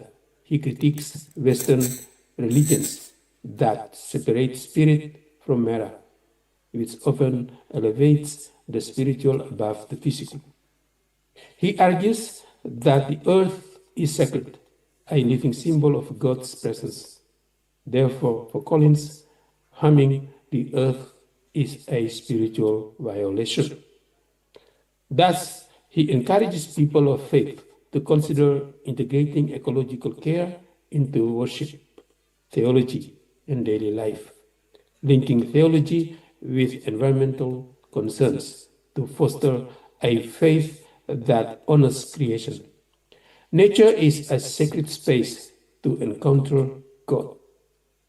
In light of Collins' eco-theology, I interpret Bukit Doa, or Prayer Hill, as a form of eco-spirituality that combines spiritual beliefs with ecological principles, grounded in the local indigenous culture of Lembata. When spirituality and ecology come together, they can foster sustainable tourism. Since its development about 10 years ago, Bukit Doa has become a well-known pilgrimage spot on the island, offering spiritual fulfillment and scenic views from the hilltop.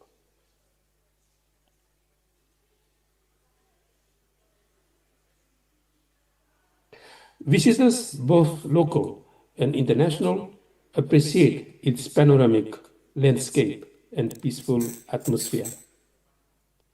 I visited Bukit Doa twice, once in November 2017 and again in January 2024. During both visits, I saw visitors praying quietly and enjoying the stunning views from the hilltop, which overlooks two volcanic mountains, Ile Api in Lembata and Ile Boleng in Adonara. Leoleba Bay, or Teluk Leoleba, appears like a large lake, with boats and ferries moving through. The key question I intend to explore here is, how has the hill, now called Bukit Doa, been developed into a spiritual site that encourages both environmental protection and sustainable religious tourism? In response to the question, I will begin with an overview of the evolution of Bukit Doa, covering its history and reasons for its development. I then explore the cultural origins of eco-spirituality within Catholic theology and its significance for sustainable tourism. The discussion will also highlight the environmental challenges, such as the lack of infrastructure, limited public services, and low community involvement. By analyzing faith-based ecotourism projects in Bukit Doa, I propose strategies to transform Bukit Doa into an inclusive spiritual site for everyone, where they can enjoy its natural scenery while experiencing spiritual growth through environmental conservation. These include eco-friendly infrastructure, sustainable waste management, community-led conservation efforts, and educational programs promoting responsible tourism among pilgrims. Through embracing eco-spirituality, Bukit Doa can become a meaningful place where faith and environmental care coexist, safeguarding both its spiritual and natural heritage for future generations and supporting the local community. Bukit Doa's development began in May 2013 during Eliezer Yanchesunur's first term as regent. Yanche, as he was known, served as Lembata's regent for 2 terms, 2011 to 2016 and from 2017 to 2021 until his death from COVID-19. The project led by the Yayasan Kasih Peduli Lembata Love and Care Foundation, with support from the local government, was completed in 2014. Bishop Franciscus Kopongkung blessed it through a Eucharistic celebration on the 31st of October 2014. I was told that the 40-hectare eco-spiritual site was donated by the Wolor indigenous clan. Originally designed as a sacred space for prayer, meditation, and community worship, it later featured stations illustrating scenes from the Passion of Christ, culminating at the hilltop with a large cross. The decision to develop Bukit Doa was driven by spiritual and eco-cultural reasons.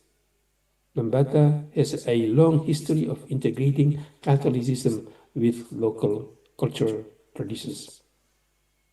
The indigenous communities have a deep connection to the land and their ancestors.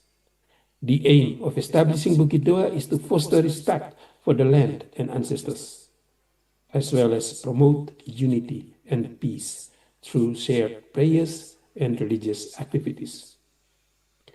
Bukit Doa has indeed attracted public interest as a spiritual tourism destination, with its natural beauty and sacred atmosphere making it perfect for eco-spiritual experiences, supporting sustainable and culturally respectful tourism.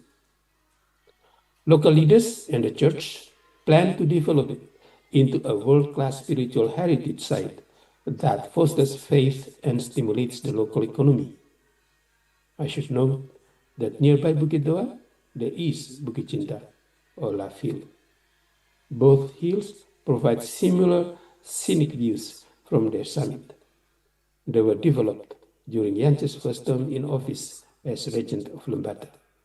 Yanche transformed the untouched hills into a scenic lookout intended to boost tourism. However, foreign tourists infrequently visit the island, unlike Labuan Bajo, Lombok, Bali, and Yogyakarta. What are the cultural and theological bases of eco-spirituality? Eco-spirituality is rooted in traditions that view the natural world as sacred, interconnected, and linked to human life.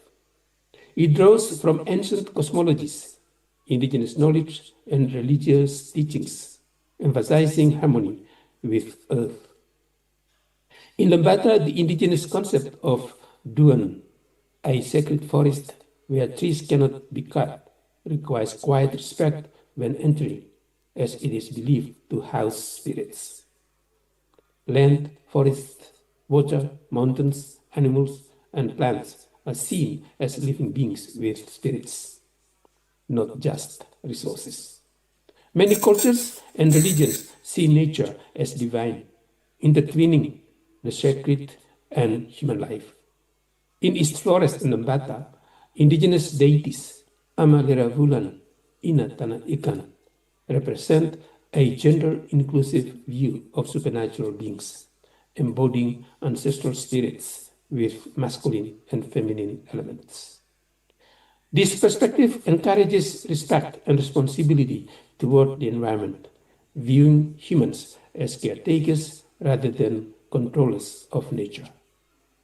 Eastern philosophies like Hinduism, Taoism, and Buddhism emphasize balance, interdependence, and compassion. In Hindu-Balinese philosophy, Trihita Karana highlights harmony through three relationships: with deity, among humans, and with nature. This teaching emphasizes spiritual devotion, social cooperation, and ecological responsibility, promoting well-being and community prosperity.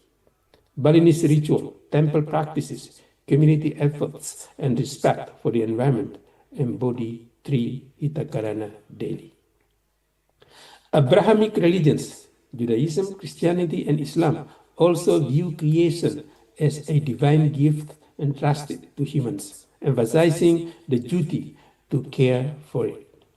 They see humans as guardians, not exploiters, which promotes preserving the environment for future generations. These religions respect natural cycles and promote humility, gratitude, and responsibility. Today, eco-spirituality draws from these faith traditions to oppose exploitative development, reconnect ethical principles with ecological awareness, and promote environmental justice, climate action, and sustainable living.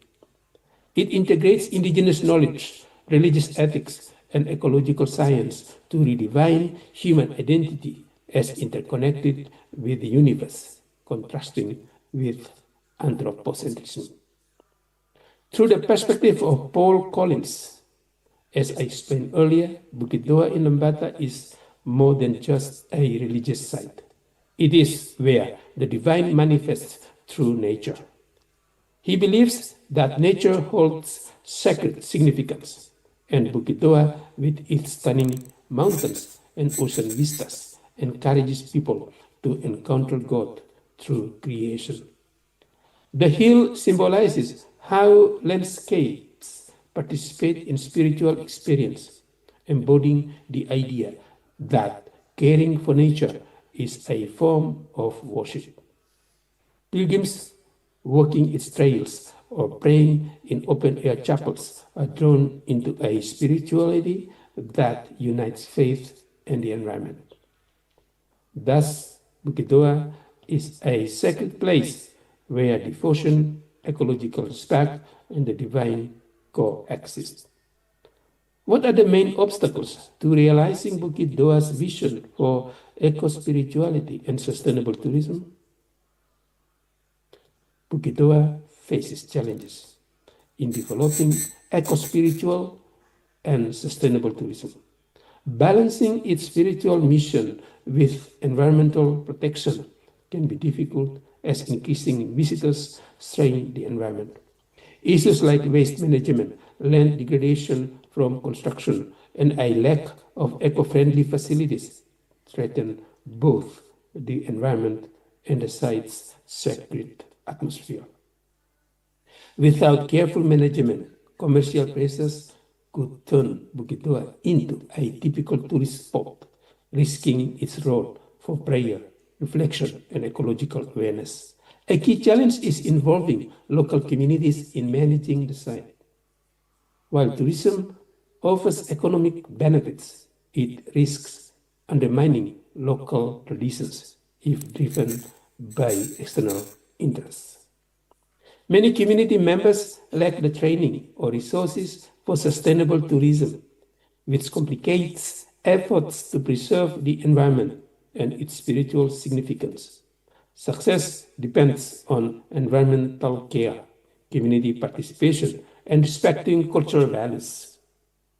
Practical challenges like waste management and visitor behavior could complicate the situation.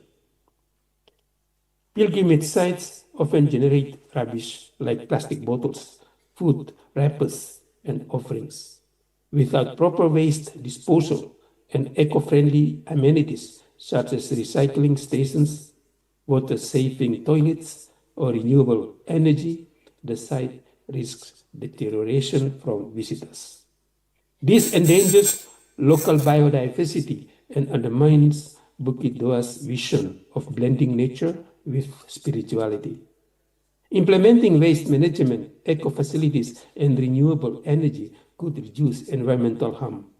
Engaging local communities through guiding, storytelling, and small businesses would help preserve traditions and benefit the community. Education is key. Visitors should see Bukit Doa as a sacred place deserving respect, care, and harmony with nature. These initiatives could position Bukit Doa as both a spiritual and sustainable ecotourism destination. In conclusion, transforming Bukit Doa into a center of eco-spiritual and sustainable tourism illustrates how combining faith, culture, and environmental care promotes responsible tourism. Highlighting spiritual reflection, ecological stewardship, and community participation, it can become more than just a pilgrimage site, symbolizing harmony between humans and nature. Genuine sustainability involves respecting traditions, safeguarding the environment, and nurturing the sacred connection. The development of Bukit Doa in Lembata shows how eco-spirituality can steer sustainable tourism, raising ecological awareness among visitors and locals. In this effort, public participation is vital. Bukit Doa's sustainability depends on government policies and public dedication. Only then can it become like a cathedral in nature, echoing Victoria Beach's phrase, "Nature is the first cathedral," where people experience wonder and a supernatural presence. I want to end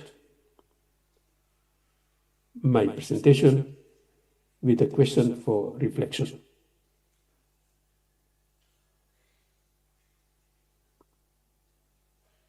How can eco-spiritual sites like Bukit Doa in Lembata become more inclusive, allowing everyone, regardless of faith or secular beliefs, to experience the presence of the supernatural through the beauty of nature? Here is a list of references used in composing my paper for this conference. Thank you. Terima kasih.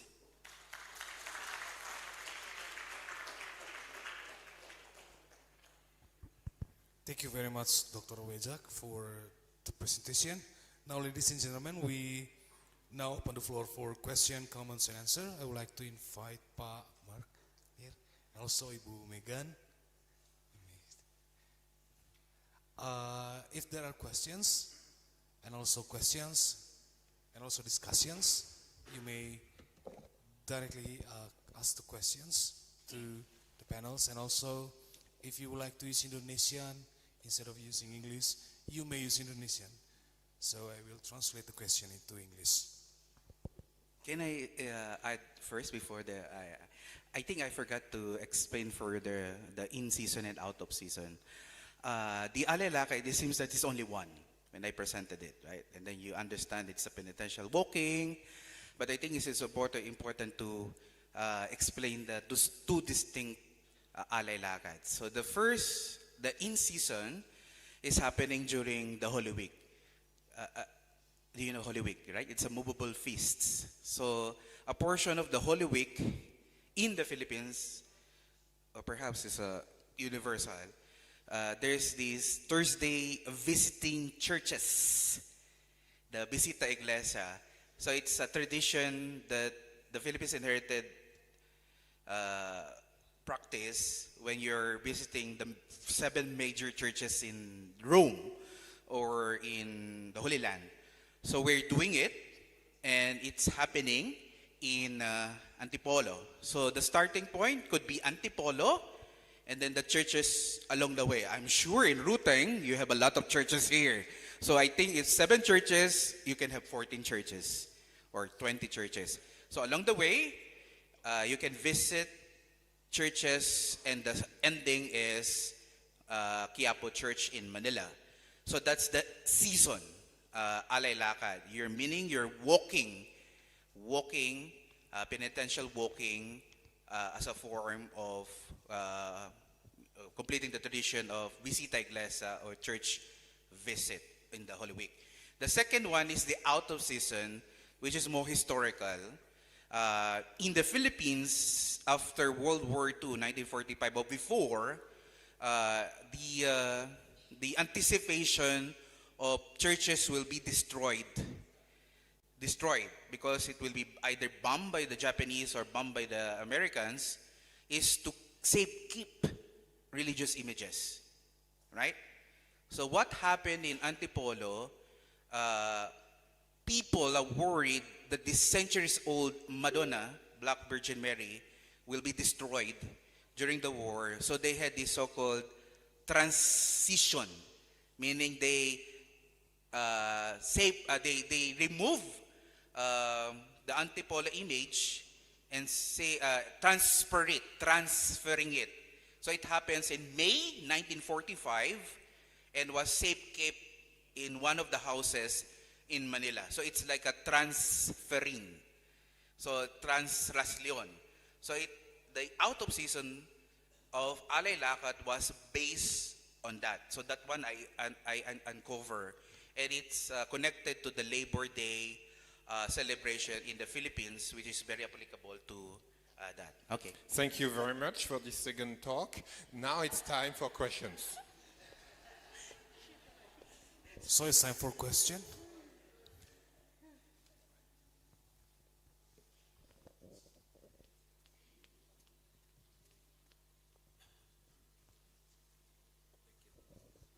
Okay, good morning everyone. I'm Dewa, I'm from School of Tourism, Ciputra University, Surabaya. I would like to ask to Dr. Mark and also our colleagues that was present online.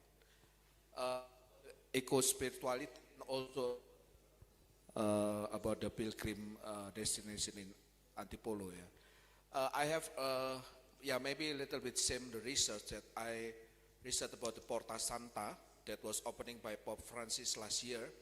And then it's related also with the eco-spiritual, but I'm using quantitative approach with the variable post-visit environmental attitude. So I want to measure about the effect or the impact of the pilgrimage activity transformed to the daily life, like the Laudato Si encyclic. Yeah.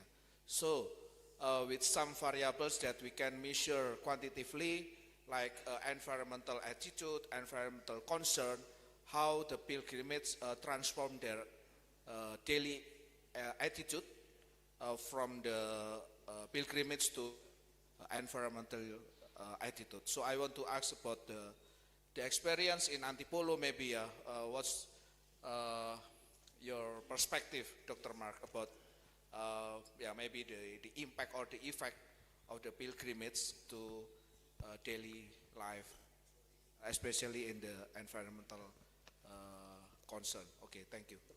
You may directly answer that question. All right. There is.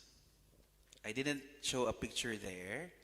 One of the problem is trash, garbage. Along the way, you don't see it.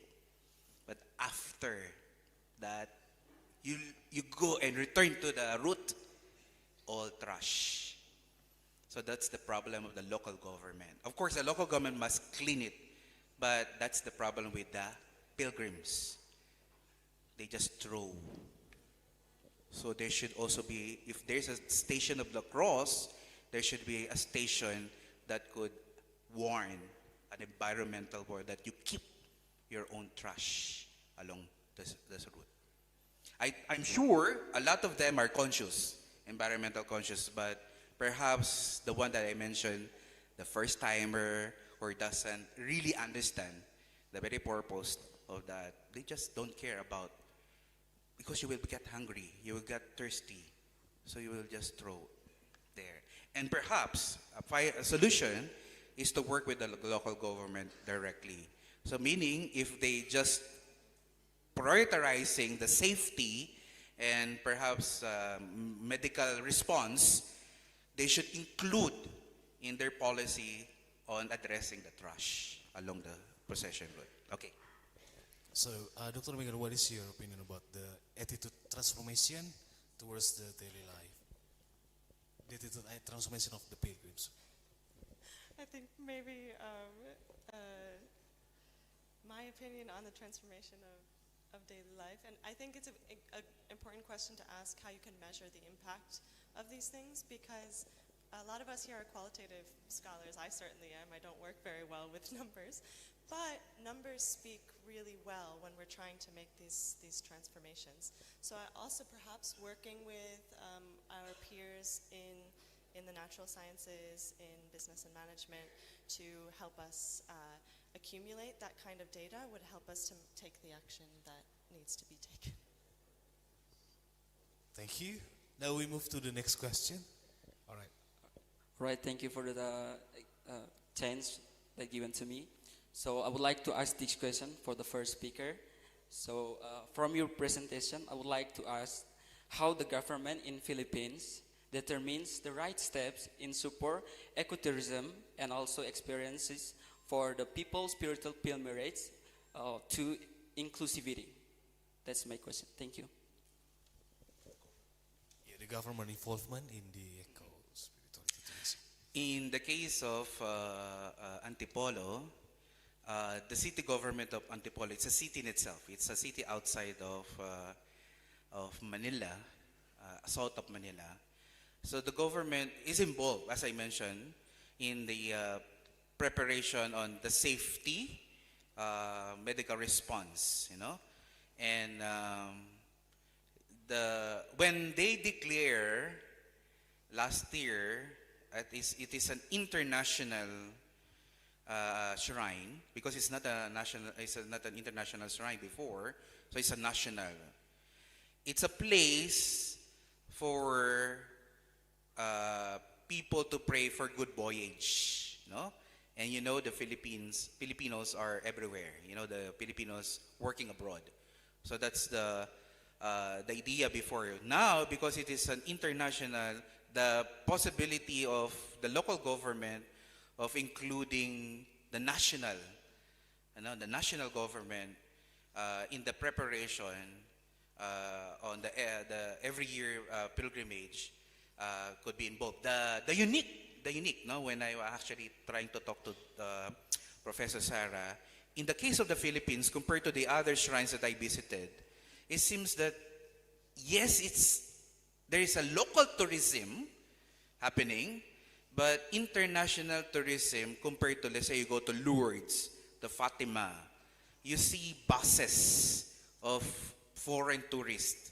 So in the case of the Philippines, very little or nothing, perhaps before. But now, if it is declared an international shrine, could Antipolo be the same what was happening in Fatima, in Lourdes, that is highly touristic? Can I say that? I mean, the economy of experience is very touristic. So right now, you don't see it clearly. So in the policy of the government, there's no such thing. Perhaps if there will be a huge influx of foreigners visiting Antipolo, the policy could be further developed. I hope that I could answer that. So it involves the policies and also things that are related to the site, right? And then, ladies and gentlemen, we only have 3 minutes left. So, one final question for this session.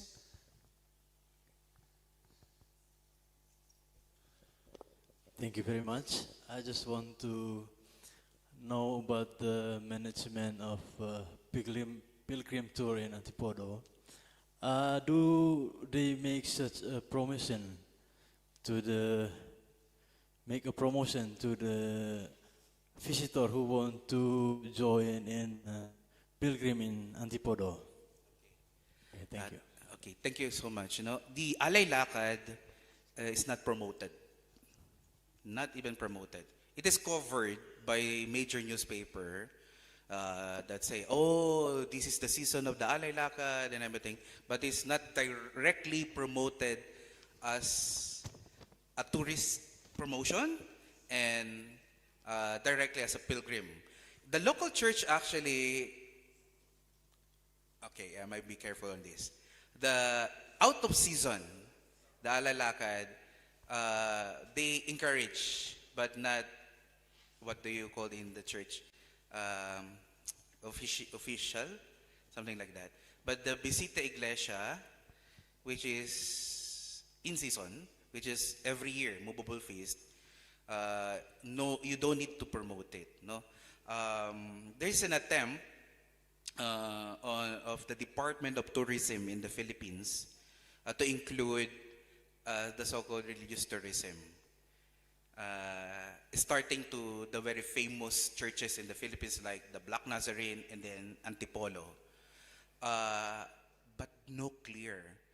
I think the government is very focused on the tourism, the economic tourism, but no explicit paraphernalia on religious tourism directly. Because if you're going to visit the website of the Department of Tourism or the Tourism Board, you have churches there, but it is promoted as heritage cultural sites.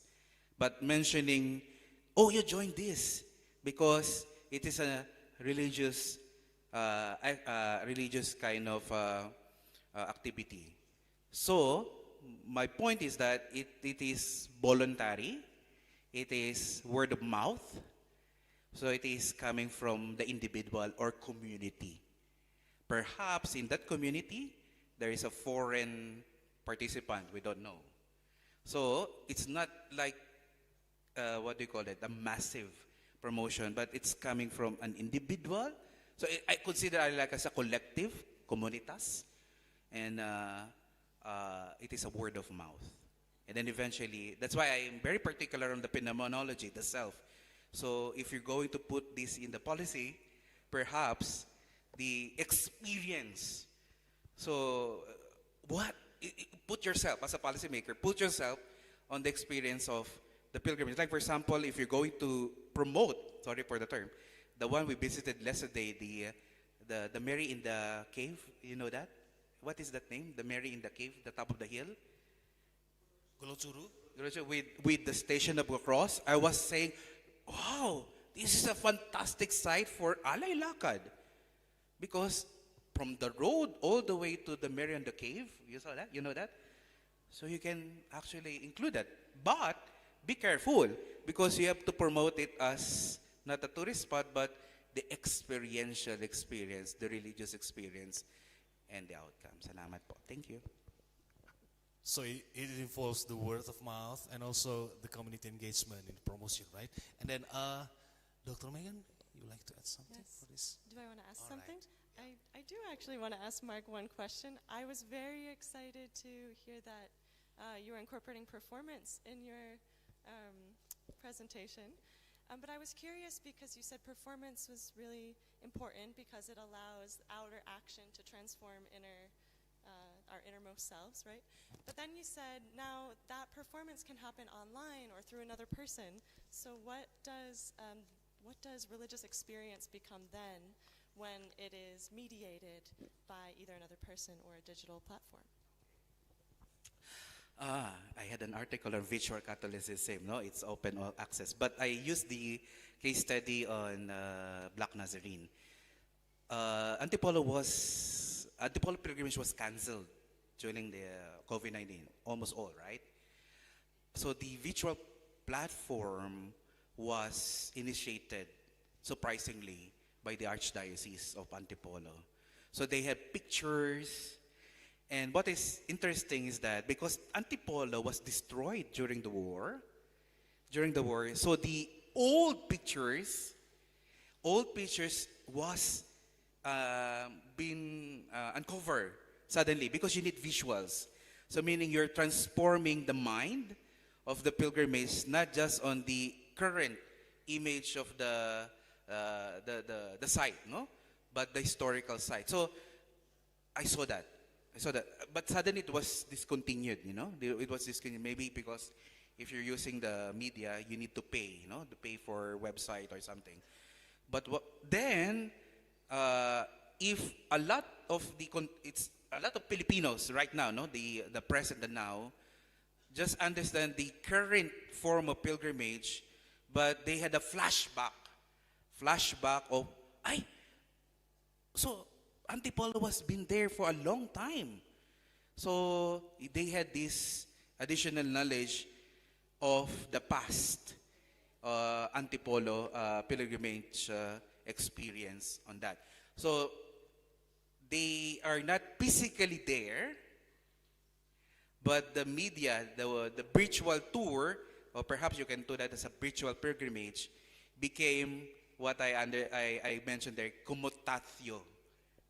I think Michelle already knows that. So the commutatio is the substituting of a sacred site. Meaning, if you're in the house because you're in the lockdown and you want to start your pilgrimage on July, remember I told you it's the longest, or perhaps during the May, you're preparing yourself to watch it. And you're commutatio, meaning you're substituting that actual site into a substituted sacred site in your bedroom, in your living room, with a feeling of watching it, clicking it, and experiencing it in the actual site of doing pilgrimage. So cool, thank you. All right, thank you very much. Well, ladies and gentlemen, that concludes the panel 1.1. On behalf of the organizers, I sincerely thank you to the two speakers, Dr. Telara and also Dr. Wajak, for their insightful presentation, and also thank you very much for Dr. Megan. We will now break for coffee until 11, and on 11 sharp, we are going to have our second panel discussion. I am Yesus Santos alone. Thank you very much for your participation. See you.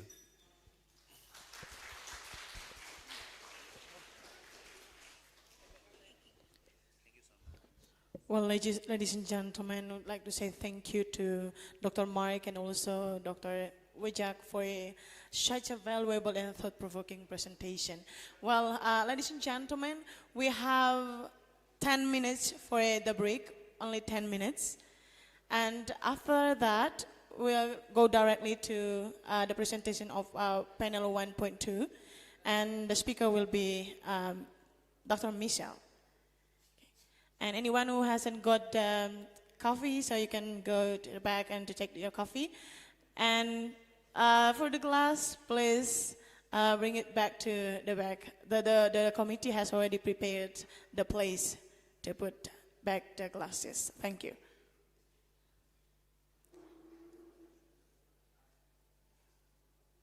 Jadi kalau yang belum minum kopi silakan bisa ambil kopinya di belakang, hanya 10 menit.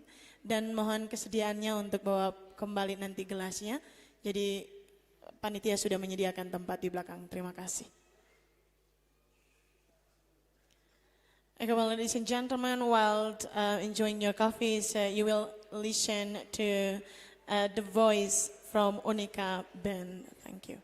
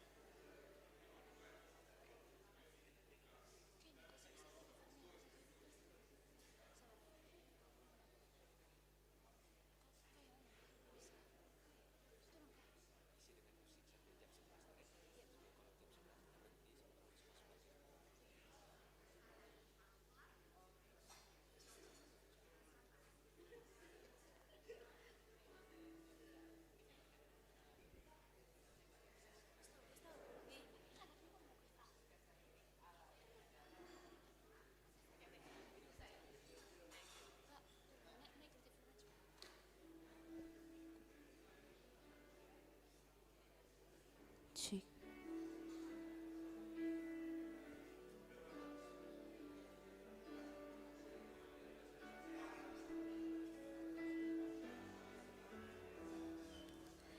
When I find myself in times of trouble, Mother Mary comes to me, speaking words of wisdom, let it be.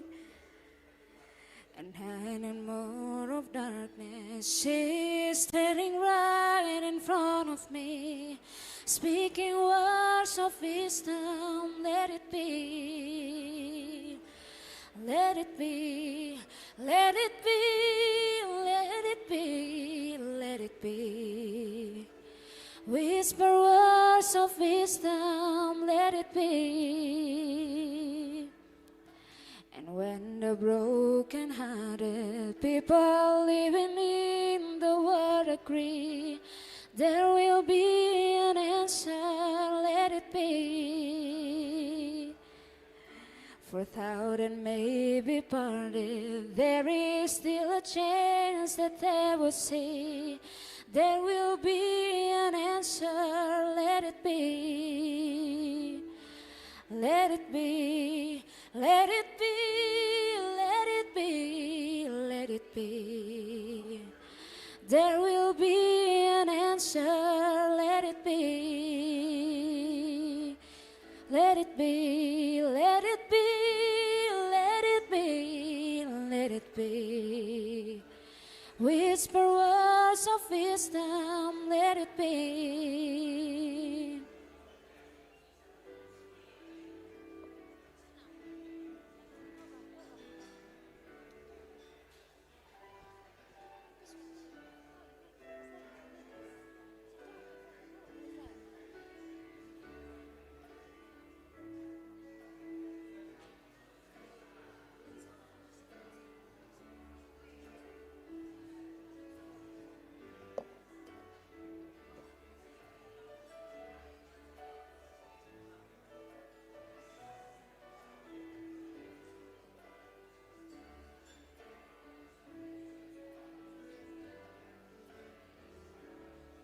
Let it be, let it be, let it be, let it be.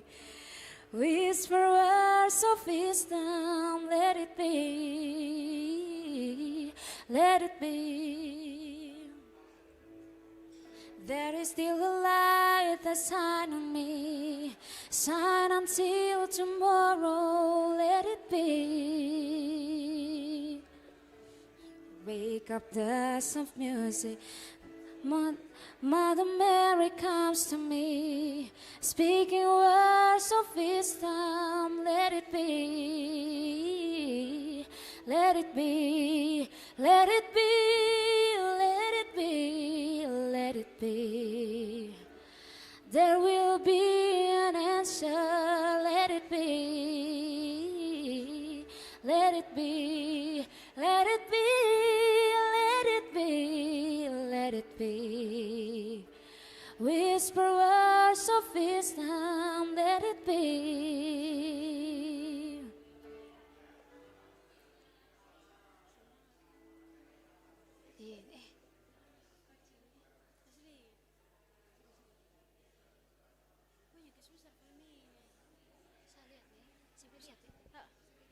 Kayaknya paling pojok. Ah, yang mana? Bukan mic, tapi apanya? Musik.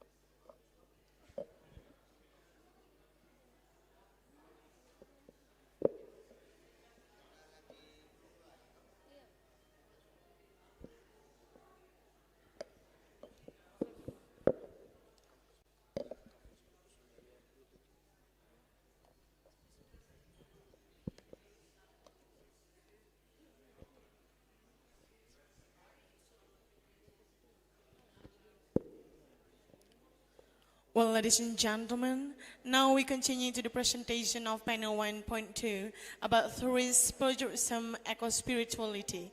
This session is still hosted by Mr. Santu until 12, and for this session, we are honored to have our speakers, Dr. Michel Chambon and Dr. Elsa Mary Jacob, who is joining online. And after the presentation from Dr. Michel and Dr. Mary, we will go directly to the Indonesian session 1 from Dr. Mary Beth Erb until 1 p.m. And in this regard, I kindly invite the moderator to have the place to the podium. And I also invite Dr. Michel to take their place, while Dr. Elsa joins us virtually. So, well, ladies and gentlemen, let's give our big applause to our speaker.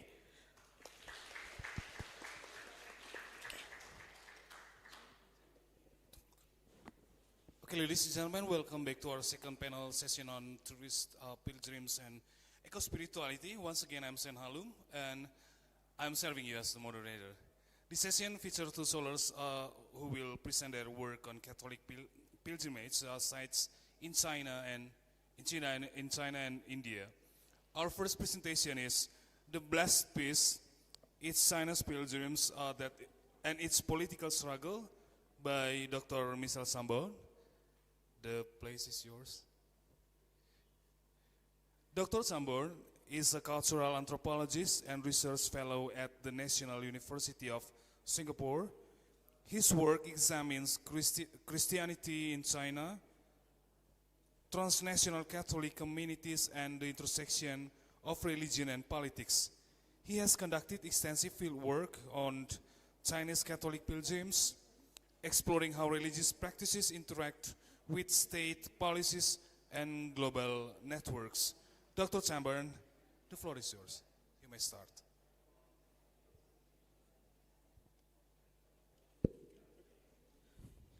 Hello, everyone. So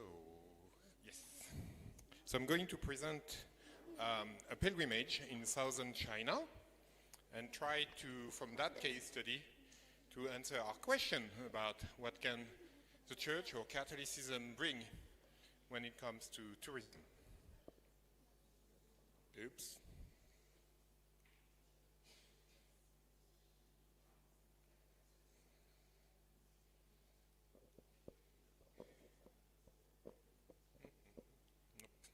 Sorry.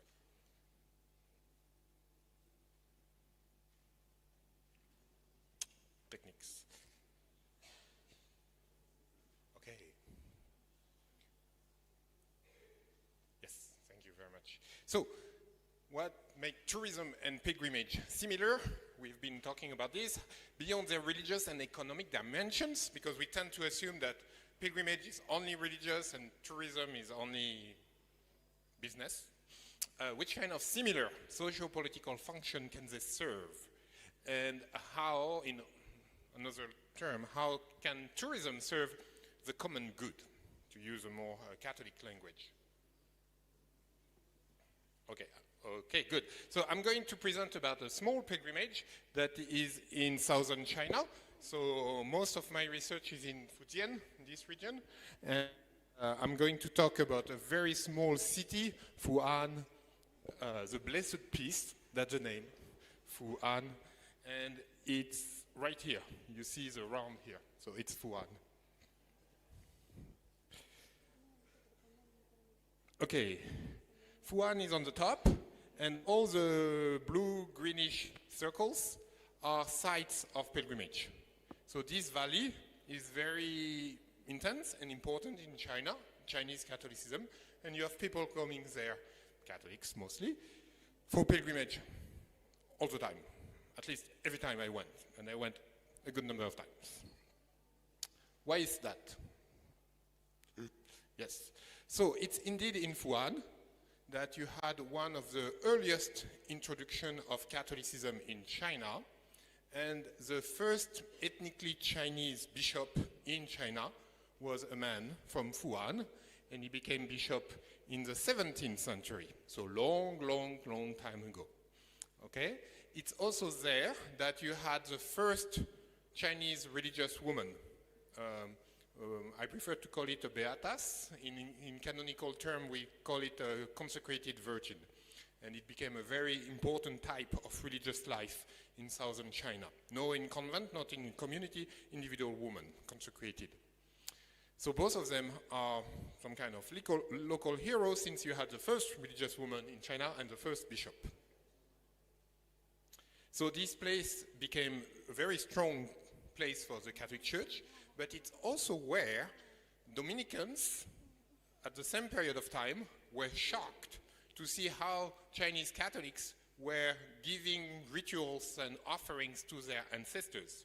So they complained to Manila, or they asked questions to Manila, then Mexico, then Rome, and that opened up 300 years of controversy between first Dominicans and Jesuits, and then between the Chinese emperor and the Pope. So it was a big fight. The Pope forbade everything, so it was bad. But that's also in Fuan that specific problem started for 300 years, okay? And it ended up with Japan. I forgot, tomorrow we will have Japan, where the Pope said it's fine to make offerings to the ancestors. So it was in 1938 that this controversy ended up, and it was very something international, because it's in relation to Japan that the Catholic Church finally solved the question. Okay, so pilgrims in Fuan. Here, this is a tomb of a bishop, because of course, if the first bishop was 300 years ago, you had many bishops in 300 years. So you had many tombs of local bishops, and they are one of the sites of pilgrimage. So that's one of those tombs, but you have at least a dozen of them that are sites where people come for prayer. So you see pilgrims coming on the picture down. So pilgrims come from Shanghai, from different provinces around, from that same province. That's the house, the historical house of the first bishop, that is also maintained, kept. But you see, it's not turned into a very clean and well-maintained site of pilgrimage. So that already gives you a sense that there is something going on there. There is a problem. We're going to talk about the problem. Okay? So that's the tombs of the first beatas. That is also an important site of pilgrimage. And that's her house. Because as a consecrated woman, she wouldn't live in a community. It's a different type of religious life. She will stay in her family. But her family was a big clan. So it's a different type of Catholic structure. And the house became, so you see, even her house is better preserved than the house of the bishop. And her house becomes a site of visit and pilgrimage. So that's the church of Muyang, where the Chinese rites controversy started. And you see it's a very Chinese style. Okay. Okay, next. Oops. Nope, back. Okay.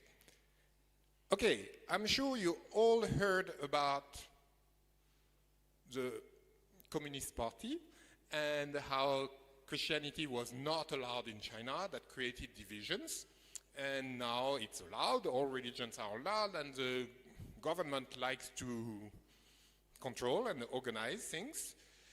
And so you heard probably about a split between official Catholics and underground Catholic, a split that is mostly resolved since 2018, so now 7 years ago. So it's very important to say, okay, we are not in the 80s anymore, we are in 2025, so things are changing. But this is an underground church and an underground house of the bishop. So that's a Chinese style, underground. You see, very underground. But that's a cathedral of in Fuan, of the underground bishop. So if you prefer, the proper term will say unofficial. So he is recognized by Rome, but he was not recognized by Beijing as a bishop. So this is his house, his office, and you can look at the P on the top of the building already, and his cathedral. Everything underground, huh? So you see it in China, you have to be a bit, it's not black and white, despite what we may read in the newspaper. And this is the new cathedral of the official bishop and his house. And if you look, you see again the big P. You see the P? And those buildings are gigantic. So I don't have a good picture, but the cathedral is absolutely gigantic. Okay? And it's paid by the government.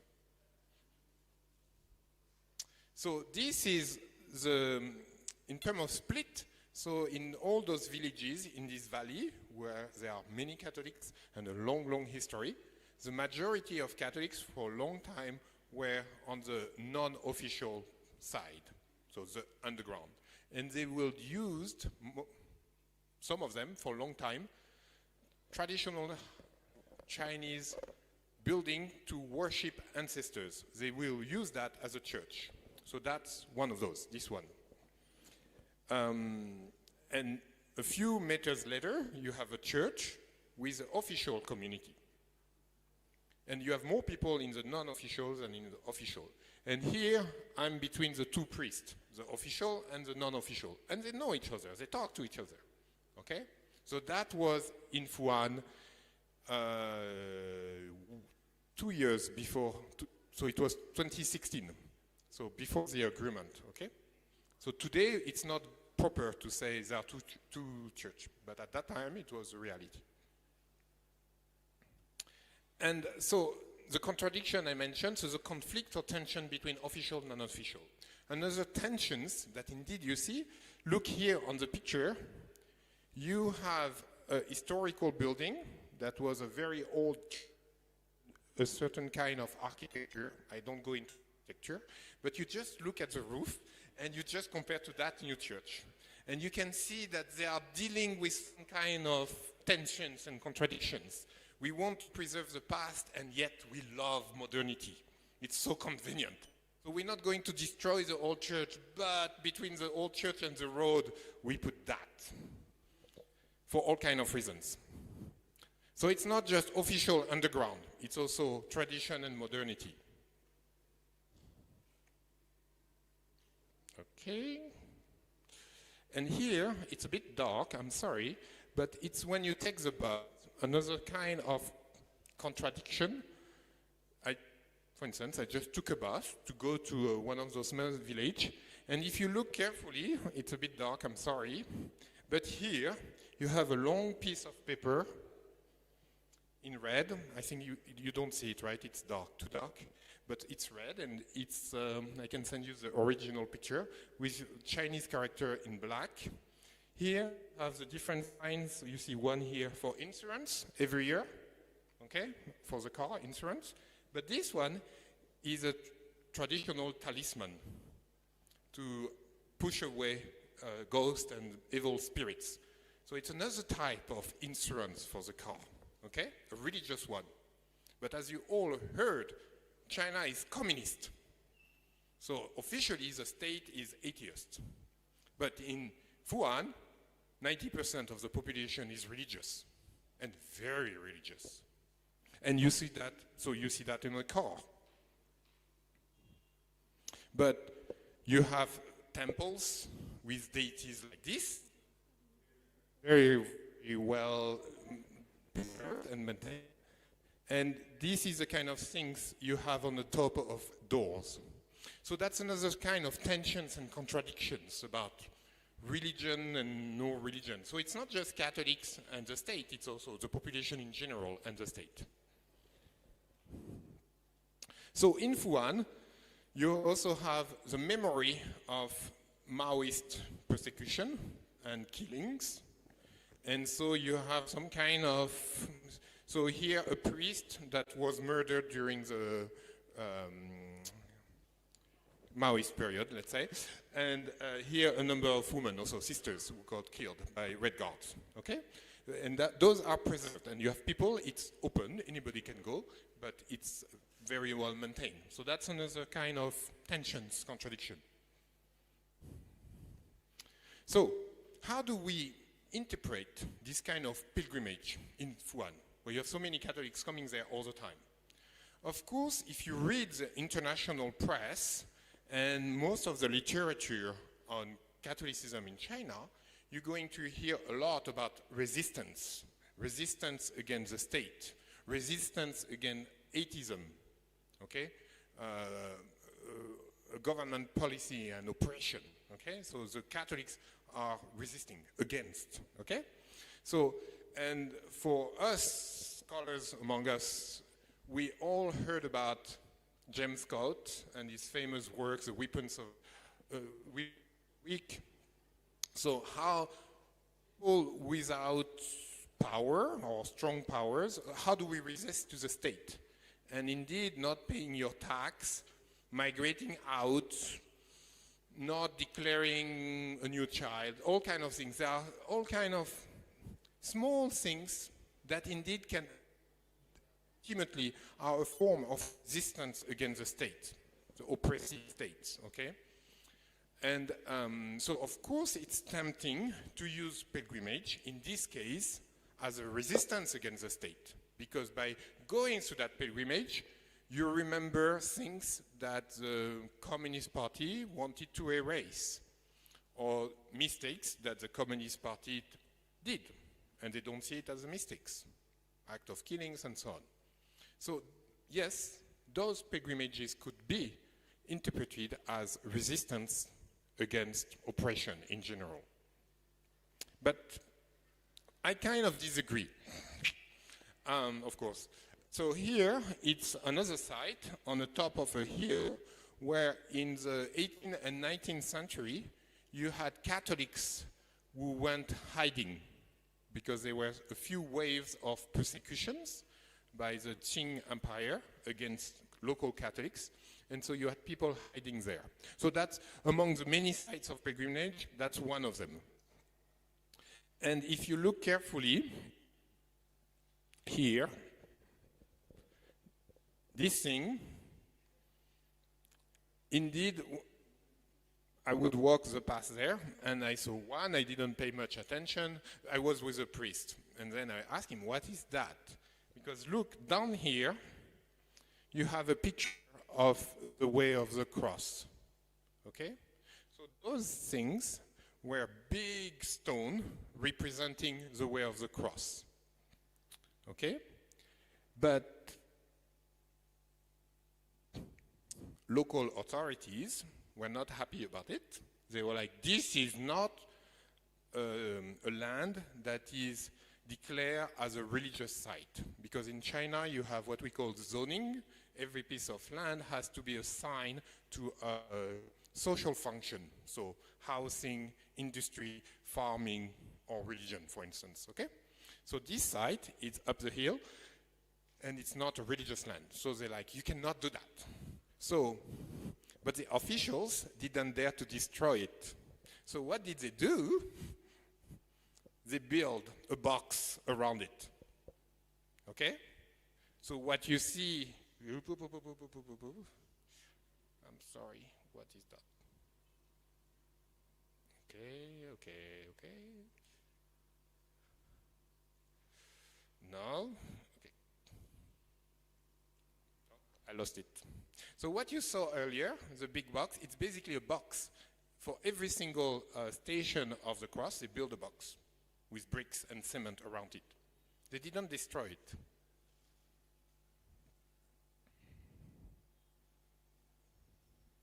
Can you put it next, please? Let's just do next. Next.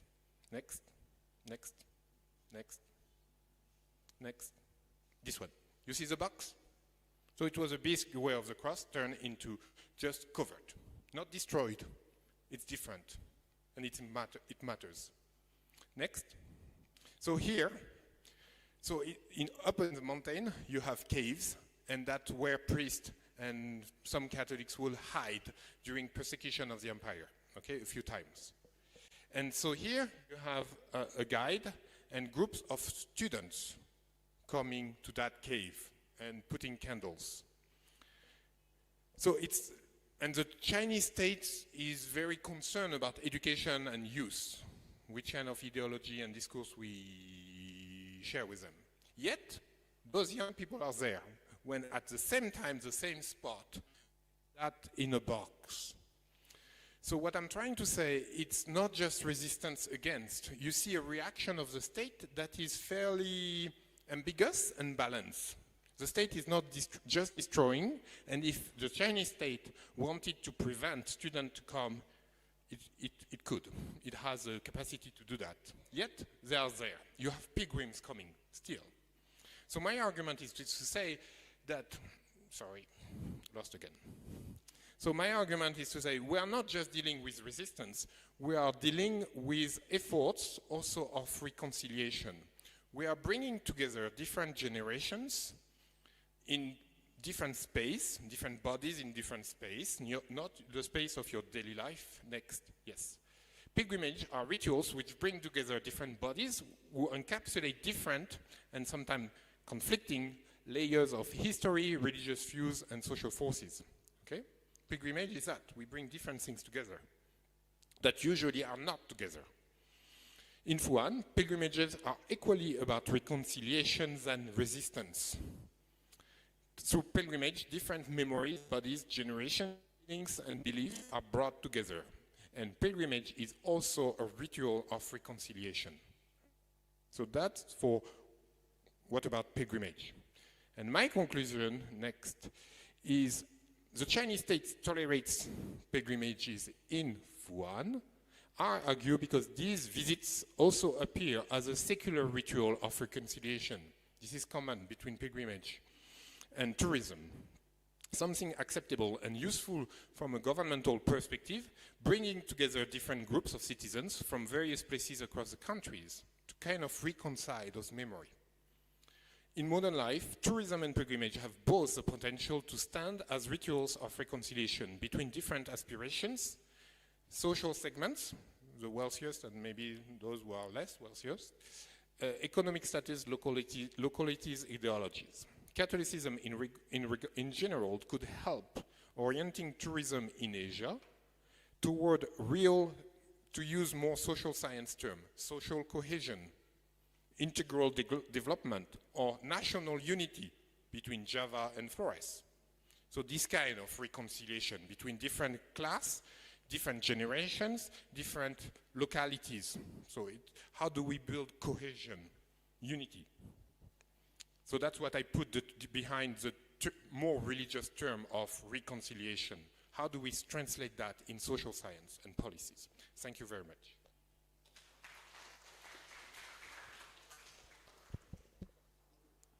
Thank you, Dr. Mr. Sembo. And ladies and gentlemen, our second speaker presenting online will focus in India. The paper is titled Sustaining Heritage, Vetukadu Madre de Deus Church, sorry if I mispronounced the words, as Beacon of Pilgrim Tourism in India by Dr. Elsa Mary Jacob.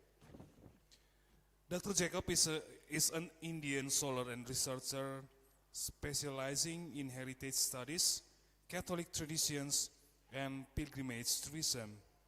Her academic contribution emphasized the preservation of church heritage sites in India and their role in promoting sustainable religious tourism, particularly within the context of community-based faith and practice. Ladies and gentlemen, here is the pre-recorded presentation of Dr. Jacob.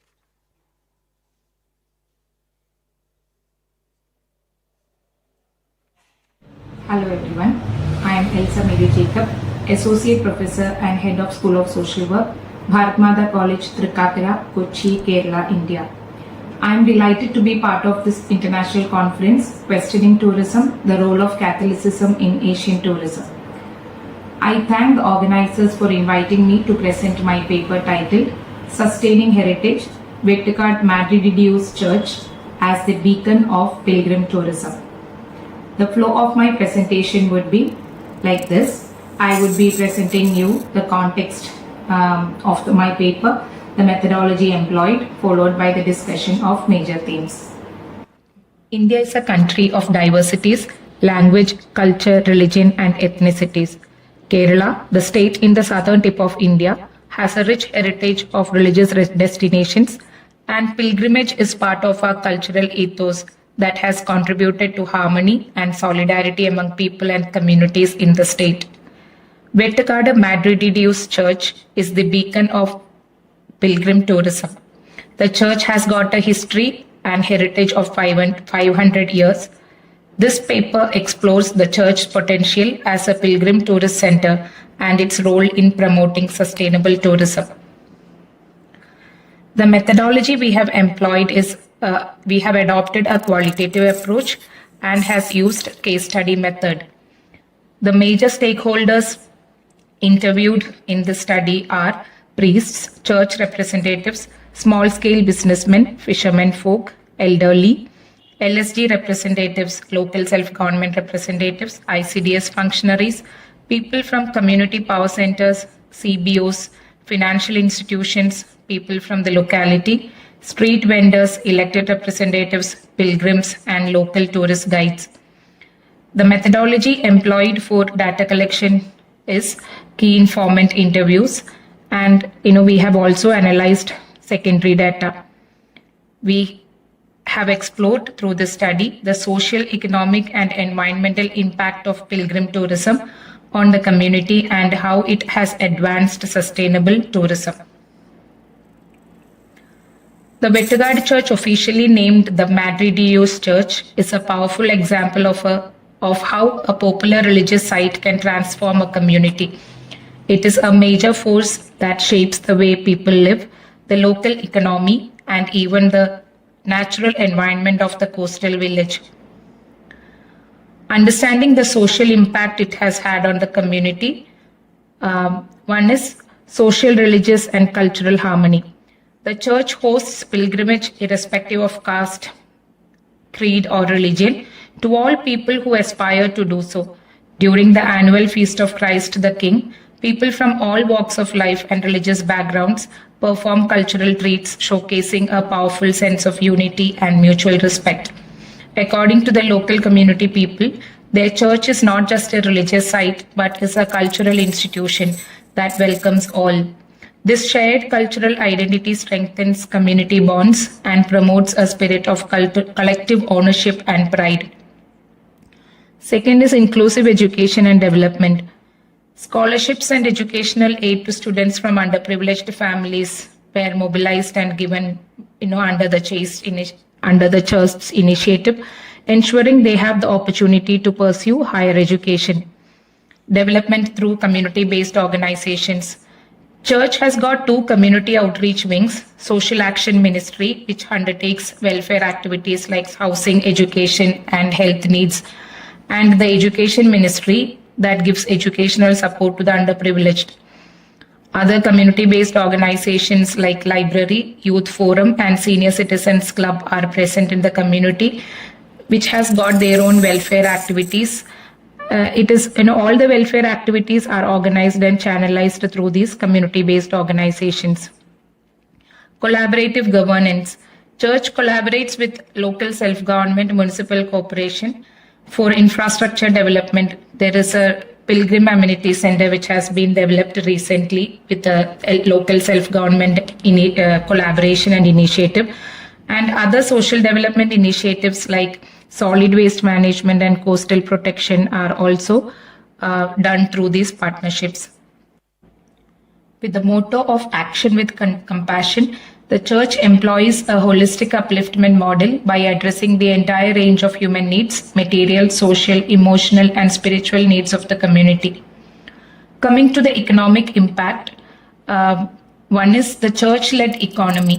The church itself generates substantial revenue from offerings, donations, and the sale of religious items. Part of the revenue generated is being utilized for community development activities, namely housing, directly addressing the critical needs of the poor. Second is community-driven economy. The pilgrim tourism has catalyzed a thriving microeconomy in Vettigad. The village, which was once primarily dependent on fishing, has diversified its economic base with small businesses, shops, eateries, guest houses, and transport services. These small-scale enterprises provide a direct source of livelihood for hundreds of local families.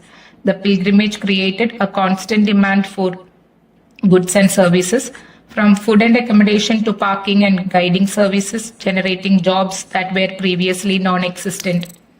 Third, church as a significant employer. Church provides organized and semi-organized jobs for a significant number of staff for its daily operations, including administration, security, and maintenance. This generated stable and formal employment opportunities in a community where employment was traditionally limited to the informal sector. Considering the environmental impact, the community has faced a lot of challenges, mainly waste management crisis. When the number of pilgrims increased, solid waste management became a problem, then coastal erosion, and other concerns including pollution from the industries. Pollution from the industries, though not exactly connected to pilgrim tourism, these concerns were taken into consideration when mitigation measures were planned and implemented. The mitigation measures implemented so far include Green Port Protocol, coastal protection initiatives, and environmental awareness. During the annual Feast of Christ the King, the Church implements a strict Green Protocol. This is a formal agreement with the local self-government and the Green Task Force, which is called Haridhakarma Sena, to ensure that waste is collected and managed responsibly. Special waste collection points are set up and volunteers work to ensure that plastic and other debris are sorted and recycled. Coastal protection initiatives. This include deploying of geotubes and rock barriers to address and prevent coastal erosion. Environmental awareness. Beyond formal protocols, the Church actively promotes environmental awareness through community-driven initiatives. It organizes regular beach cleanup drives with volunteers, local youth, and student groups, teaching them about the importance of protecting their fragile coastal ecosystem. The community has been engaging in a novel initiative called Blue Economy. The Blue Economy refers to the sustainable use of ocean and coastal resources for economic growth, improved livelihoods, and jobs while preserving the health of ocean ecosystems. By largely engaging in coastal protection activities like advocating for geotubes and rock barriers, by engaging in community-led waste management system, the Church is taking a lead to safeguard the coastal environment against erosion. This protects natural habitats, fisheries, tourism assets, and local communities that depend on healthy coastal ecosystems. Blue Economy supports coastal resilience, which is essential for sustaining fisheries, tourism, and economic activities dependent on coastal resources. It reflects community involvement and stewardship, emphasizing shared responsibility for marine resource sustainably. It reinforces the long-term viability of tourism by preventing ecological degradation. We have mapped the Sustainable Development Goals with the initiatives taken up by Vettigad community. So we have come across a number of goals which they have aimed at while engaging in these development activities. Goal number 1, no poverty, and goal number 10, reduced inequalities. Church's 100 House project addressing basic needs irrespective of caste, religion, socioeconomic status, and the diversified economy generated in the community helped alleviate poverty, improved the socioeconomic status of people, and reduced inequalities. Good health and well-being. Goal number 3. Church aims at community health and well-being through services like financial aid for medical treatment, provision of counseling services, and medical camps. Goal number 4. Quality education. It aims at education for all, especially the marginalized, through educational scholarships and community library. Goal number 8, economic growth. The creation of jobs and the diversification of local economy directly addresses Sustainable Development Goal number 8. The landmarks in the church's journey witnessed infrastructure development through public roads and centers to enhance pilgrim amenities. It is connected to goal number 9, industry, innovation and infrastructure. Goal number 14 and 15, environmental stewardship. The blue economy initiatives, which I have mentioned in my previous slides, are connected to SDG 14, life underwater, and SDG 15, life on land. Goal number 17, partnerships. The church's collaborative approach by working with the government, local businesses, volunteers, and other community groups reflects its focus on Sustainable Development Goal number 17.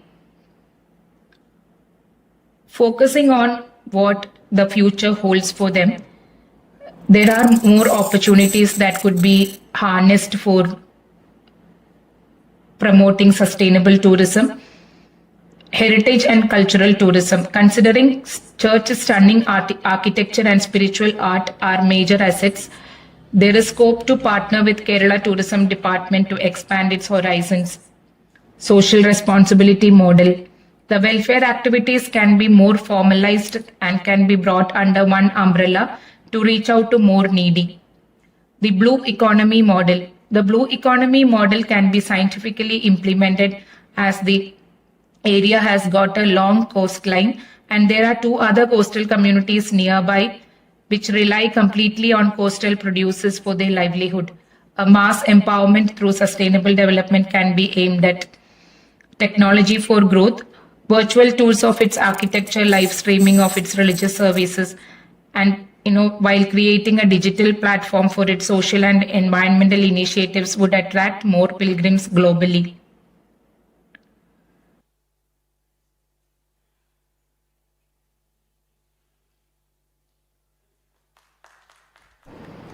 Coming to the end of my presentation, I would be happy to answer if you have any clarifications and questions. Thank you. Okay, thank you very much, Dr. Jacob. Now, ladies and gentlemen, we now move to question, comments, and answer session. I would like to invite Dr. Misa. So, if you have questions, comments, you may directly ask Dr. Michelle. And, well, we do expect that Dr. Jacob is online right now, is on the Zoom. Hopefully. All right. So, if you have question, again, if you would like to use Indonesian, silakan. I'm trying to translate it into English.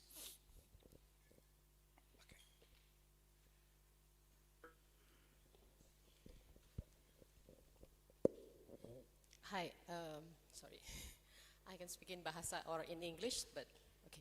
Anyway, so my question is always on the focus on tourism itself for the area. So it's interesting how Dr. Jacobs mentioned about the diversifications of income when tourism are brought into Kerala. But we know Bali has suffered many times because of tourism, like when it stops. During the bomb, during the COVID, and even recently during the Mount eruptions, where people are actually depending on incomes from tourism. I guess it really, so when we talk, I had I have an opportunity to talk to the local government.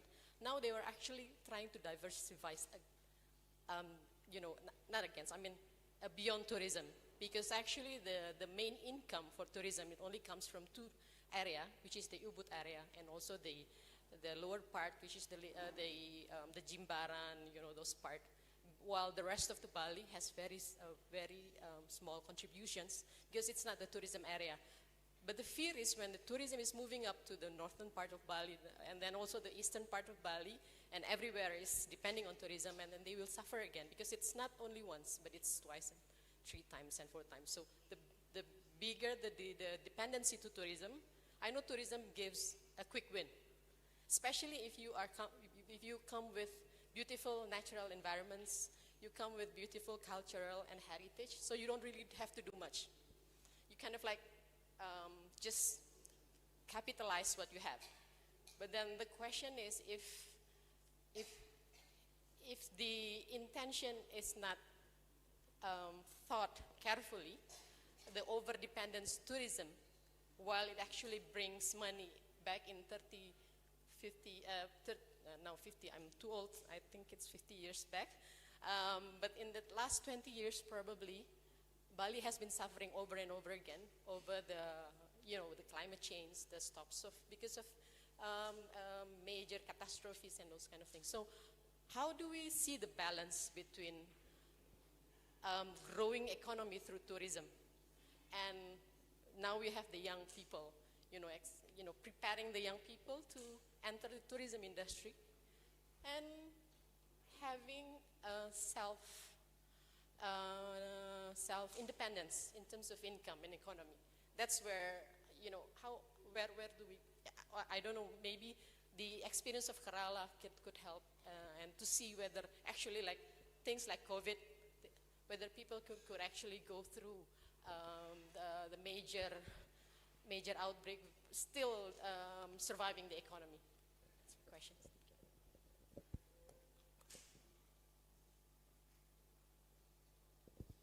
I believe our colleague is not online, correct?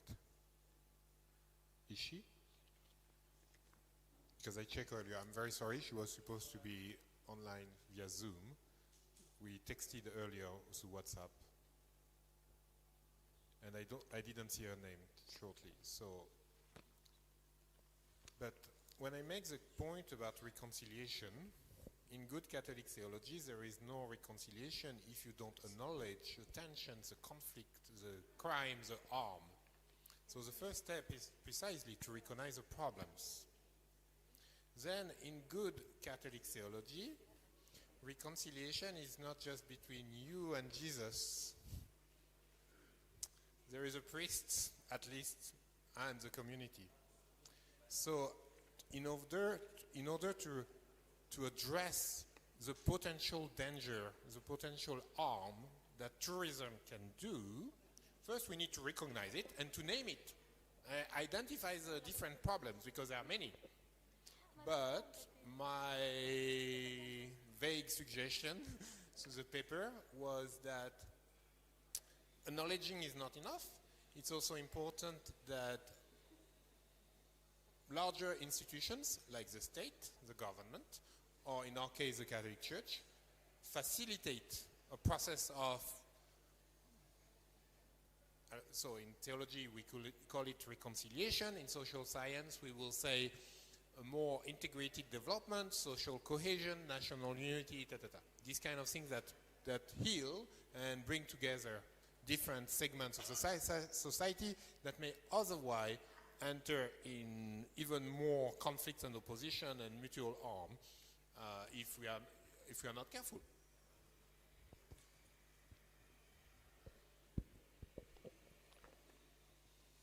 So to acknowledge is not enough.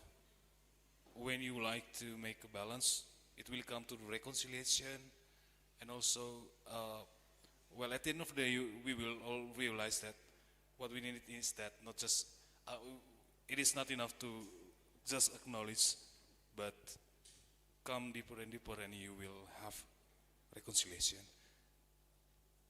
All right. So, second question.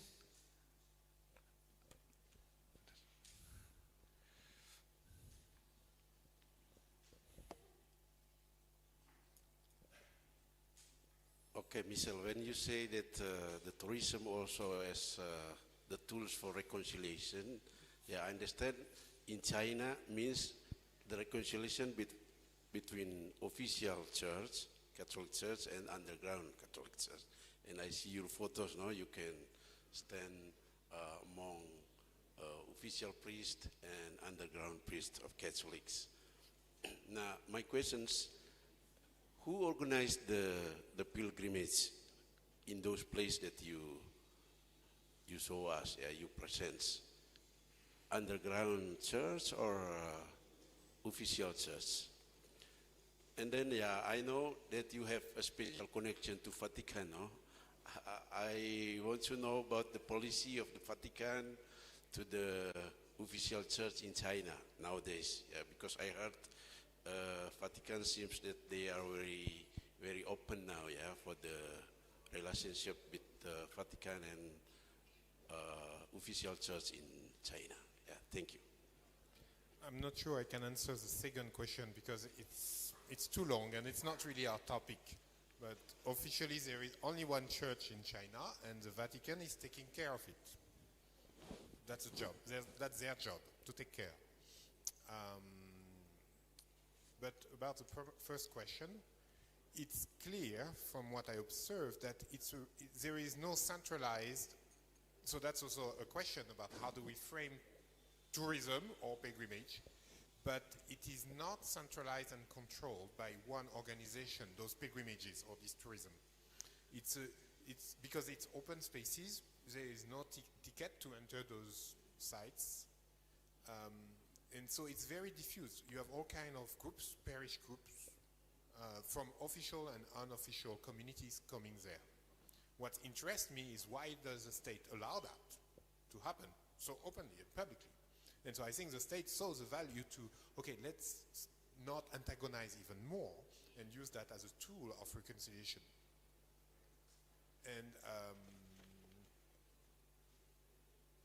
And yes, and this region now, since the Vatican has taken action in 2018, is now there is only one church. It's been reconciled. There are still, reconciliation doesn't mean we forgive, clearly, they cultivate memory, but tourism and pilgrimage have a potential of reconciliation. It will not naturally happen. It depends how we frame it and orient it. But if we treat it properly, it can help.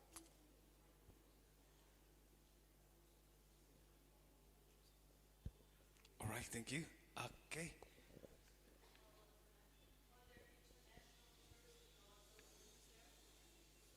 Again, please. International pilgrims? Are there international pilgrims that go to follow these valley? So not that side, because I think it hasn't caught yet international attention. You mentioned about the state allowing it to happen. I'm wondering what would happen if there was a lot of international attention to these pilgrimage sites. Because Junhao will speak about Shanghai, where you have a lot of foreigners coming. I was there in April, and first time I was at the seminary. There is a mountain anyway where you have pilgrimage to Mary, a bit like the mountain over there. But you also have the seminary and blah blah. And the head of the seminary allowed me to join the Vesper with my daughter, and the entire community was like, "Oh, usually because of tensions, no foreigner allowed." No, it's time to move on, people. A famous site that I wish we had a presenter is, I guess you all heard about Shangri-La. So China the state identify a place that is supposedly the true Shangri-La paradise. And it's at the border of the Tibetan area. And it happens that a few kilometers from that village, there is a Catholic village.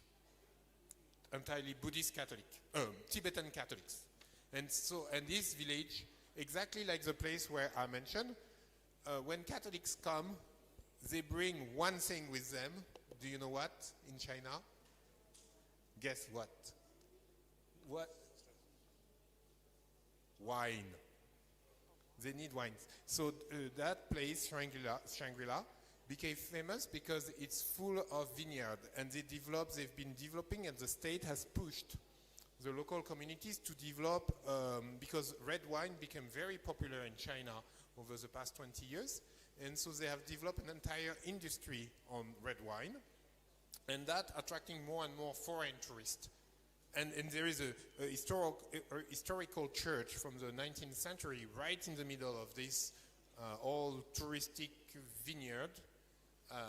that even like I forgot, I have one friend of mine, an American, who did his entire PhD about this winemaking business in China and the roots with Catholicism that are revived and cultivated because it makes these Tibetan Catholics very unique, very original, and it's an old Catholicism, so it attracts tourism and they drink the wine and so on and so forth. So and that's the site in China that I think attracts the most foreigners after Shanghai. Mine in South Fujian, not yet. All right, thank you. We move to the next questions. Adik-adik mungkin ada pertanyaan? Discussion? All right.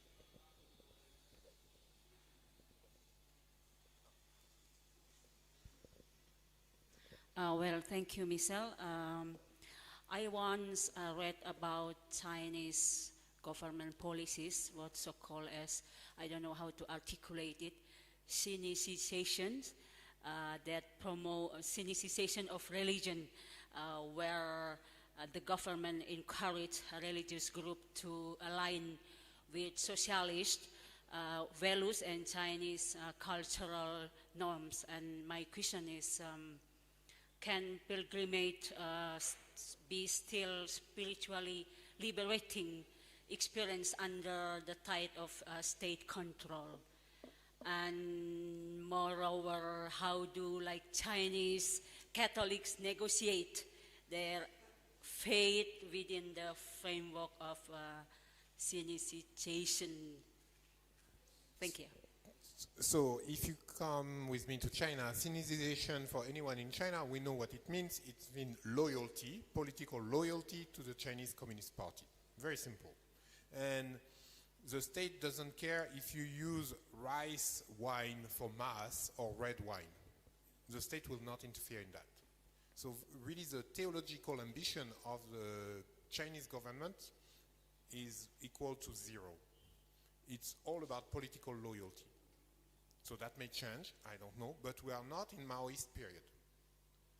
Then when it comes to Sinicization, it's an old endless debate of inculturation that we can go on this, but I see in Catholic literature a lot of problematic things about how do we frame and think about inculturation.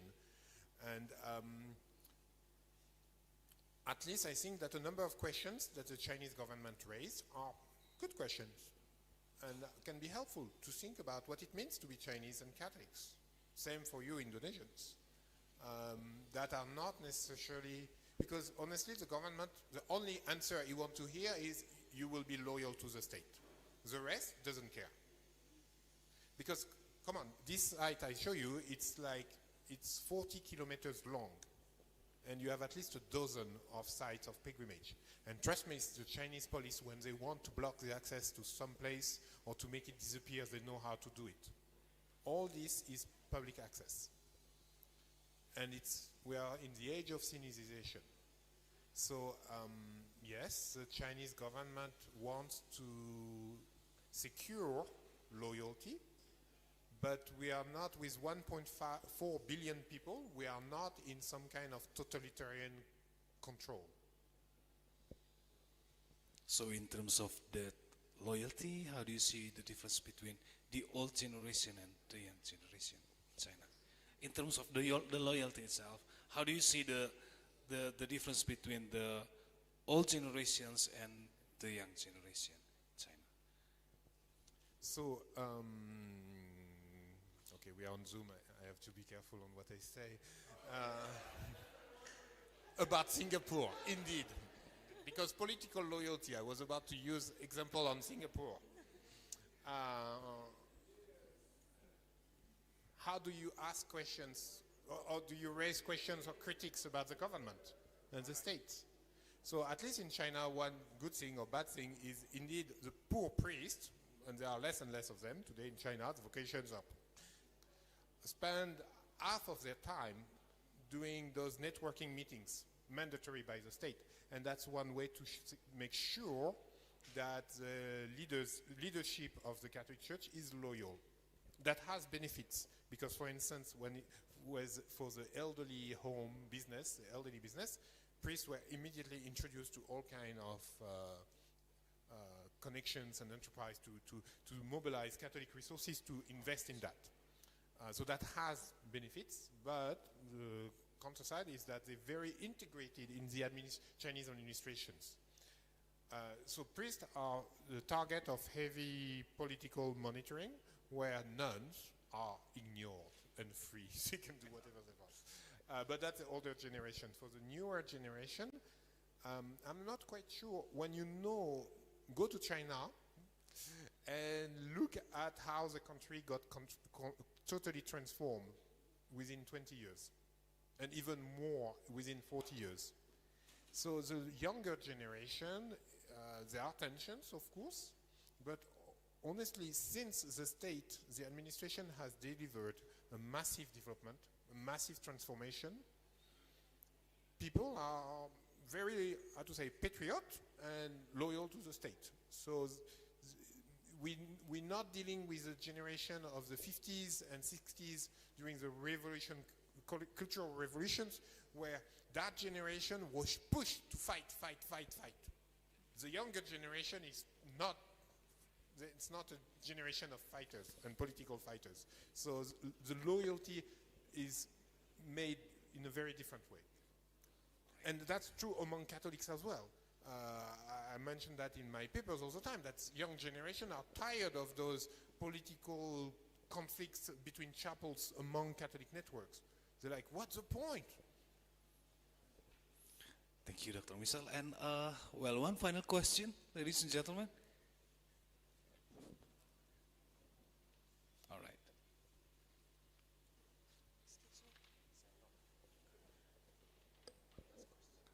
Okay, thank you for the opportunity. When you show us the picture, when you presented for us the picture of the map of Chinese Fuan village, we can see barely with our eyes that that place is near with the island of Taiwan. Okay, my simple question is, I'm sorry, I don't know what scale is, but from my bare perspective, that place is close enough to Fuan village. My simple question is, how Catholicism see or view one Chinese policy between China and Taiwan? Thank you. One China policy. So you may know that when the Republican government left China at the end of World War II and retreated to Taiwan, a lot of Catholics left. And you have Catholics from Fujian. So in the 80s, when things reopened, you had a lot of Taiwanese going for pilgrimage or visiting home again in China, okay? And that has been pushed, supported by a number of Catholics in Taiwan, very strongly, and mainland China. But things keep changing. Today, tensions are fairly high, and Taiwanese, how to say, the Catholic Church in Taiwan is, it's a complex story. It's on decline, clearly, especially among the, what we call the mainlanders, population coming from mainland.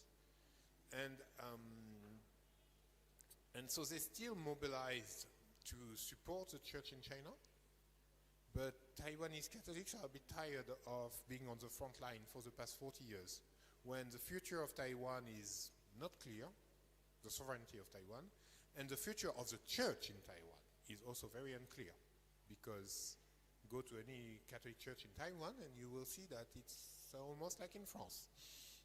It's empty. So they don't really want to mobilize more of their declining resources to deal with China. They just prefer to, okay, can we not be involved in that debate that is beyond us?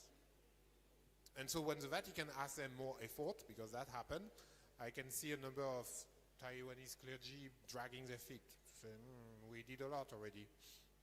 Because, for instance, in Taiwan, it's the only place in Asia where, I forgot the statistics, but I think half of the priests are foreigners.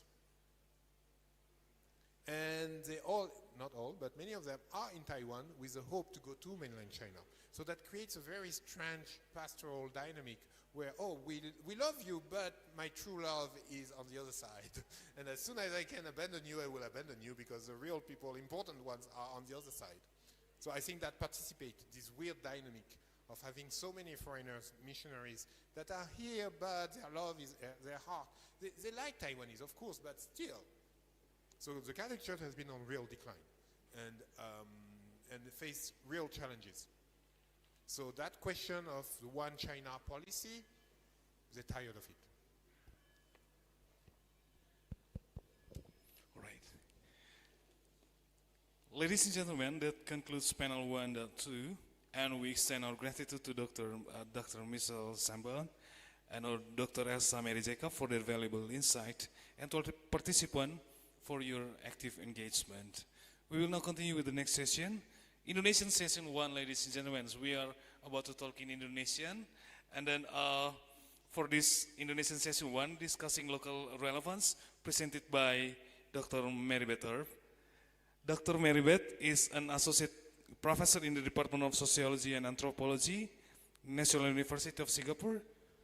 She is a cultural anthropologist whose research focuses on tourism, religion, and politics in Eastern Indonesia, particularly Flores and Manggarai. Her scholarship explores how local communities negotiate cultural identity, spirituality, and development through tourism practices.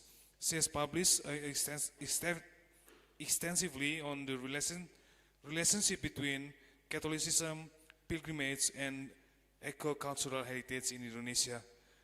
I am Sen, signing off as the moderator, and I give chance to Ibu Olga.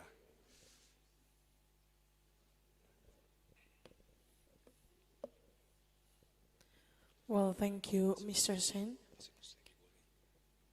Okay, ladies and gentlemen, this session will be fully in Indonesian. Jadi, Ibu sebelumnya, we noticed that Dr. Mary Jacob is online, apparently. So if anybody has any questions for her, we'll give a few minutes of this session.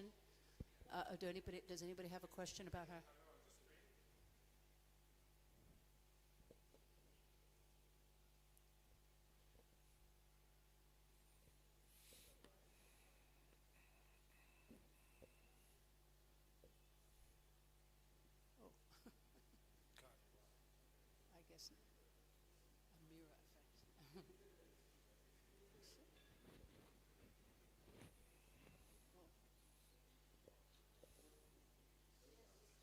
Is that her? Okay. This is Elsa Mary Jacob. Yeah. Okay.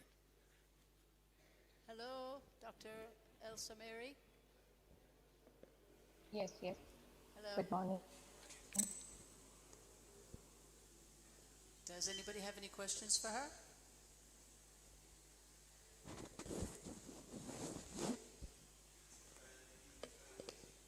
May we come back to the first question? Yeah.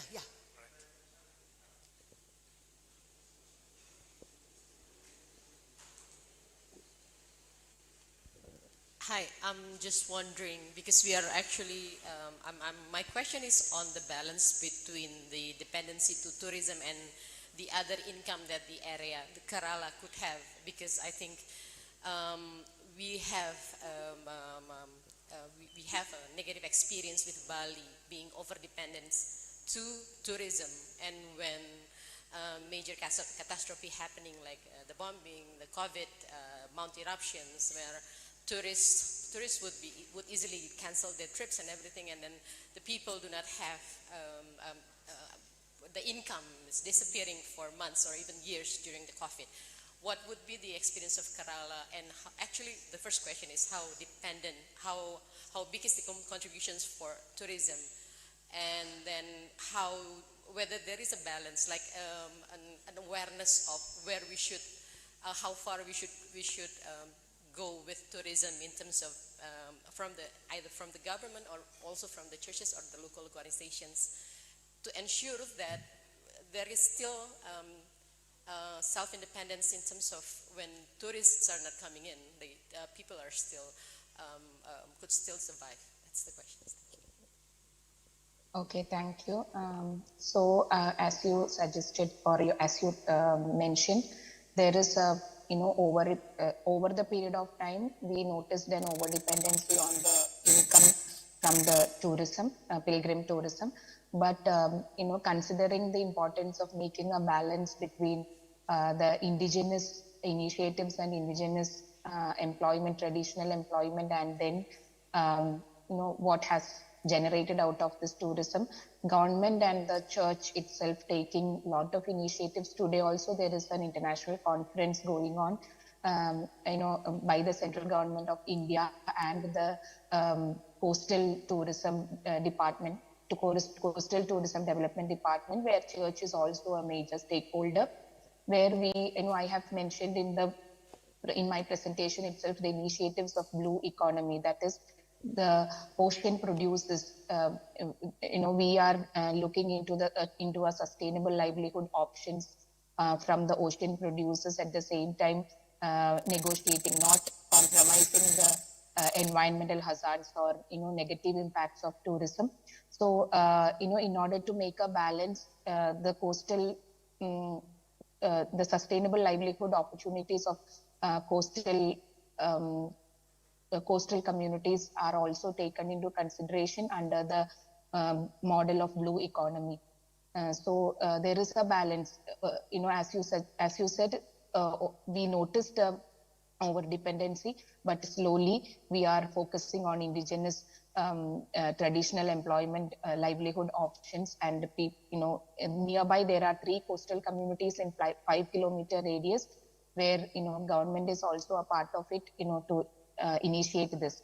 So slowly there will be a break even, I mean balance between both, and it will lead to sustainable communities.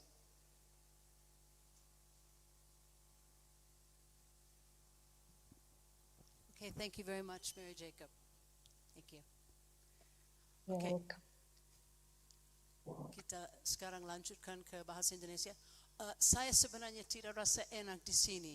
Saya mau supaya duduk lebih dekat dan orang yang sebenarnya mau diskusi, karena saya rencana dulu mungkin untuk orang yang tidak tangkap poin-poin yang saya rasa penting dari misalnya pertama itu keynote, habis itu dari beberapa orang makalah yang lain, bisa kita saya secara singkat angkat poin-poin yang saya rasa penting, dan habis itu mempertanyakan dan lainnya. Akhirnya bagaimana saya bisa duduk di bawah dan orang dekat, lebih dekat daripada saya duduk di atas? Aha, mau supaya saya di atas ya? Oke, begitu saja. Oke. Saya sangat terharu oleh Ibu Jayan punya keynote tadi. Dia angkat banyak sekali masalah bermacam-macam ya. Dan ya saya mesti ingat kembali apa dia bicara. Karena satu hal yang saya saya rasa penting, ya dia tanya begini ya, sebenarnya kebanggaan dari satu kelompok, satu community, satu wilayah, satu negara ya, dan juga stabilitas di dalam soal pariwisata ya, siapa sebenarnya mesti memperdulikan itu? Apakah, karena kita bisa tanya ya, siapa pedulikan dan siapa mesti sebenarnya pedulikan itu? Karena ini keadilan dan kebanggaan terhadap budaya. Dan dia sendiri memberi, yang saya rasa sendiri cukup terharu, bagaimana dia punya pengalaman sendiri waktu dia mahasiswa. Mungkin kalian mahasiswa ada macam begini juga pengalamannya, bertemu dengan orang yang datang dari luar negeri dan ingin untuk melihat tempat-tempat yang ada di Ruteng ini atau di tempat lain. Dan dia rasa paling menarik, dia sebagai orang Buddhis ya di Korea, yang dibesarkan di dalam agama Buddhis, tapi agak dingin-dinginnya, hanya 1 kali setiap 2 tahun mereka acara apa-apa. bagaimana dia rasa ganjil bahwa semua orang asing yang datang ke universitas dia, yang paling mereka mau lihat adalah tempel-tempel Buddhis. Padahal dia, apa yang menarik di dalam ini? Saya sendiri rasa tidak menarik ya. Tetapi lama-kelamaan dia sendiri mulai membangkitkan pertama pertanyaan kenapa dan hai, barangkali ada apa-apa di sini yang menarik ya. Maka saya pikir untuk orang di sini, pertama saya mau tanya ya, apakah misalnya mahasiswa ada pengalaman macam begini? Rasa bahwa orang yang asing mungkin yang kunjungi universitas ini atau yang bertemu kebetulan di jalan raya pernah tanya ya, bagaimana saya mau lihat apa Golo Curup atau katedral lama atau sesuatu ya, kampung Pu'u Ruteng, tolong bawa saya ya. Dan kalian juga rasa, hai, saya sebenarnya tidak tahu apa-apa tentang sejarah ini ya. Maka mulai sedikit ingin tahu tentang wilayah sendiri. Apakah ada pengalaman macam begini? Saya tidak dengar jawaban. Ya atau ya, ada. Ada yang mau sharing sedikit tentang itu?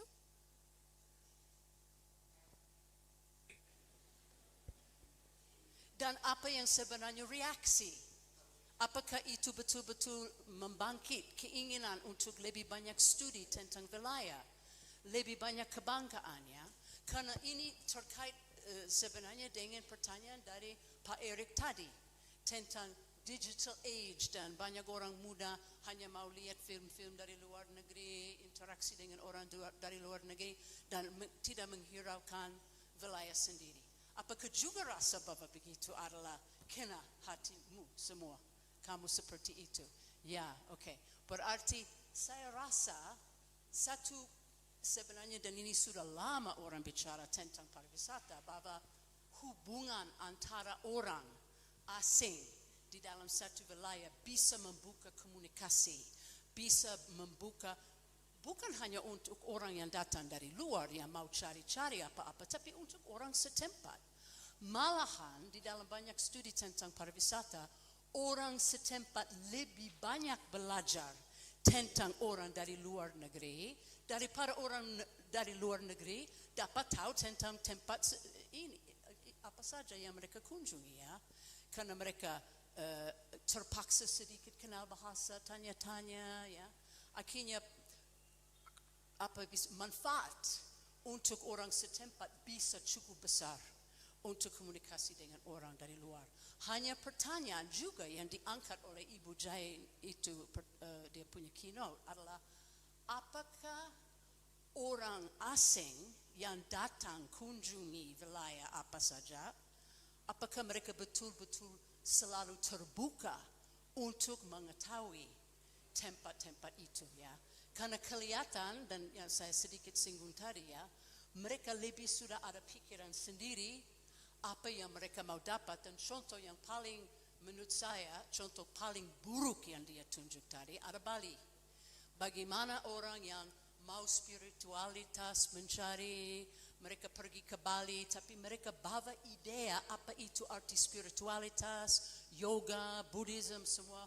Mereka bawa ke Bali ide sendiri. Dan perusahaan-perusahaan besar buka di sana dari asing-asing, buka yoga, buka ini semua, dan itu orang lokal dipinggirkan. Maka itu paling buruk ya. Dan maaf sekali ya, kalau ada bapak-bapak di sini yang adalah bersangkutan dengan pemerintah, saya rasa ini yang menunjukkan menurut saya satu kelemahan dari pemerintah Indonesia. Terlalu membiarkan, tidak ada peraturan, saya rasa ya, untuk sedikit kontrol tanaman-tanaman modal atau apa pengaruh dari luar. Karena saya dapat perasaan apa yang dia punya contoh tadi. Di Korea saya sangka ya, di Korea dia sebut bahwa luar biasa ini lebih banyak ditertibkan bahwa betul-betul Korea punya pikiran, Korea punya budaya. Bukan yang di luar dipengaruhi dari luar, Buddhism ya. Dia disebut Korea saya sangka ya. Maka kelihatan kita tidak tahu, tetapi kelihatan pemerintah tidak mengizinkan perusahaan-perusahaan orang asing datang dan mewarnai agama ya, yang ada di tempat. Maka itu satu yang saya rasa cukup penting sekali contoh yang dia memberi. Satu hal juga yang saya mau bicarakan, karena dia bicara tentang Wales itu bagian dari United Kingdom ya di Inggris, dan dia bicara bagaimana waktu COVID banyak orang dari berbagai tempat di Inggris karena tidak bisa keluar negeri, mereka mau kunjungi tempat di Inggris, di United Kingdom, dan orang ini juga menjadi satu kesempatan yang menarik sebenarnya, biar itu adalah kecelakaan besar untuk dunia, banyak jutaan orang mati ya, tetapi ini memaksa lihat ke dalam negara sendiri untuk cari tempat untuk hibur-hibur, untuk pergi jalan ya. Dan di Wales mereka menemukan sendiri, ada tempat ziarah di sini yang dari dulu-dulu mereka mulai sudah promosikan, orang jalan senang-senang dapat tahu tentang negara sendiri. Dan saya rasa ini adalah pengalaman dari berbagai-bagai tempat juga di Asia. Di Singapura, karena saya memang tertahan di Singapura waktu COVID, dan saya lihat bagaimana usaha untuk membangkitkan pengetahuan apa yang menarik di Singapura sendiri. Dan coba pikir, Bapak Presiden dulu Habibie ya, apa dia sebut? Apa kalian tahu apa dia sebut tentang Singapura? Dot merah kecil yang ada sebenarnya bagian dari Indonesia, bisa katakan. Padahal dot merah kecil itu orang bisa mencari apa-apa yang menarik, yang begitu terbatas Singapura, apalagi Indonesia. Dan saya lihat betul-betul waktu saya pulang di sini sesudah 4 tahun tidak datang ke Flores, saya sangka 4, tahun 2022, luar biasa menurut saya pengaruh dari domestik, pariwisata domestik. Karena orang-orang dari Jakarta, dari Bali, dari tempat lain datang kunjungi Taman Nasional Komodo sangat-sangat banyak. Apalagi pemerintah infuse uang banyak sekali. Maka kapal-kapal semua yang ada di laut itu banyak sekali membawa orang-orang dari Jakarta sangat-sangat banyak ya. Dan maka saya mau mempertanyakan, waktu COVID, apa di sini ada kunjungan dari orang di luar wilayah yang datang dan karena sama bangsa, sama negara, sama bahasa, bisa bertanya lebih dalam barangkali daripada orang asing yang datang dari negara lain. Dan itu juga apakah itu membangkitkan satu perasaan kebanggaan tentang misalnya kemanggaraian yang ada, identitas orang Manggarai. Karena orang dari Jakarta, dari Bali atau apa datang dan mau tahu dan bisa diskusi lebih dalam. Bagaimana itu? Benar? Barangkali ada orang yang mau, jangan saya saja yang bicara. Karena ini hanya beberapa poin yang saya. Baik, terima kasih Ibu Mary Beth. Besok Ibu Francisca dan saya akan presentasi penelitian kami tentang festival yang gereja lokal selenggarakan di sini. Tapi persis poinnya mungkin connect dengan yang tadi Ibu Maribeth sampaikan. Jadi ide bagaimana kita menghidupkan festival di Flores ini, terutama di 2 keuskupan, itu justru untuk memancing keterlibatan wisatawan lokal, tidak hanya dari Jawa tapi juga dari Flores sendiri, dari Manggarai. Ya, karena budaya bepergian ini ternyata perlu didorong juga. Tidak semua orang mau bepergian. Orang semua puji Lawang Bajo itu hebat, tapi kami orang Manggarai sendiri kadang-kadang tidak tahu. Hanya dengar cerita orang tentang Komodo. Dan festival ini antara lain, pertama waktu pengalaman COVID itu, karena persis itu masih masa COVID itu, tahun 2022 pertama kali dibuat, itu bagaimana kita menghidupkan pariwisata ini dengan mendorong partisipasi masyarakat lokal. Dan karena itulah memang kita harus fokus di satu tempat. Nah tentu ada keterbatasan, tapi ada kelebihan bahwa orang mau datang ke Labuan Bajo, tidak hanya dengar Labuan Bajo itu dari cerita orang. Dan puji Tuhan dalam beberapa tahun terakhir ini, dengan penyelenggaraan festival-festival ini, orang Jawa juga mengorganisir kelompok-kelompok, terutama dari itu Biro Travel Katolik. Ya, mereka mengorganisir kelompok-kelompok baik itu dari Surabaya, dari Bandung, dari Jogja, dari Jakarta untuk datang.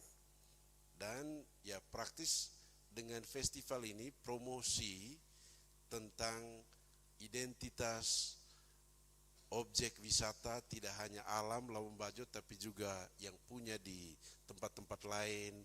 Itu seperti di paroki-paroki kita ada itu gua-gua yang secara historis itu menjadi tempat orang lokal berziarah, dan mereka kemudian dengan promosi saat festival ini mengenal, dan karena itu mereka memperlama stay mereka.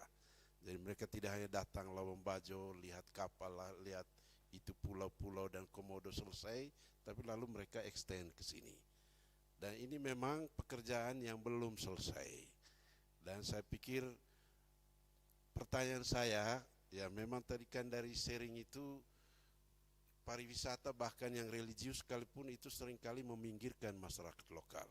Nah tadi juga Ibu Mary Beth bilang festival ini membuat peristiwa budaya tidak terjadi di tempatnya, tapi kita bawa ke satu tempat centralized di Labuan Bajo atau di Ruteng atau di Kisol untuk 3 manggarai ini.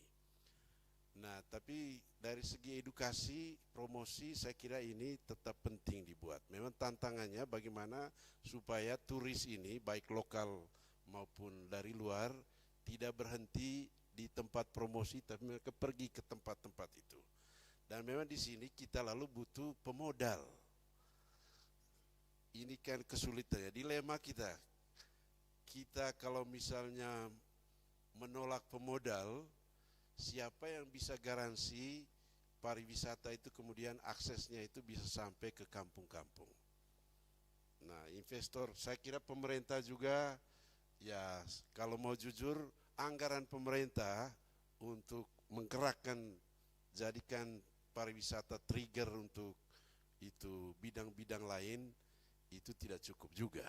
Memang kalau bupati sebetulnya yang pengambil kebijakan bisa dengar ini, karena saya pikir kalau kita fokus kembangkan pariwisata baik yang rohani maupun kultural maupun yang alam atau kuliner, itu pariwisata peluangnya besar sekali untuk men-trigger bidang-bidang lain. Tapi ini butuh keputusan politik. Apakah pemerintah mau menggelontorkan anggaran besar-besaran untuk pariwisata, terutama yang di Pemda ini. Ya, kalau Labuan Bajo ini dia dari pusat, dia sebetulnya tidak soal, tapi kita menggerai ini. Nah, memang akhirnya kita bergantung pada pemodal, kepada investor. Nah, bagi kami kesulitan sekarang ini bukan membatasi investor. Kesulitan kami sekarang, saya kira ini Bapak dari pemerintah, bagaimana mendatangkan investor. Kami masih kurang ini.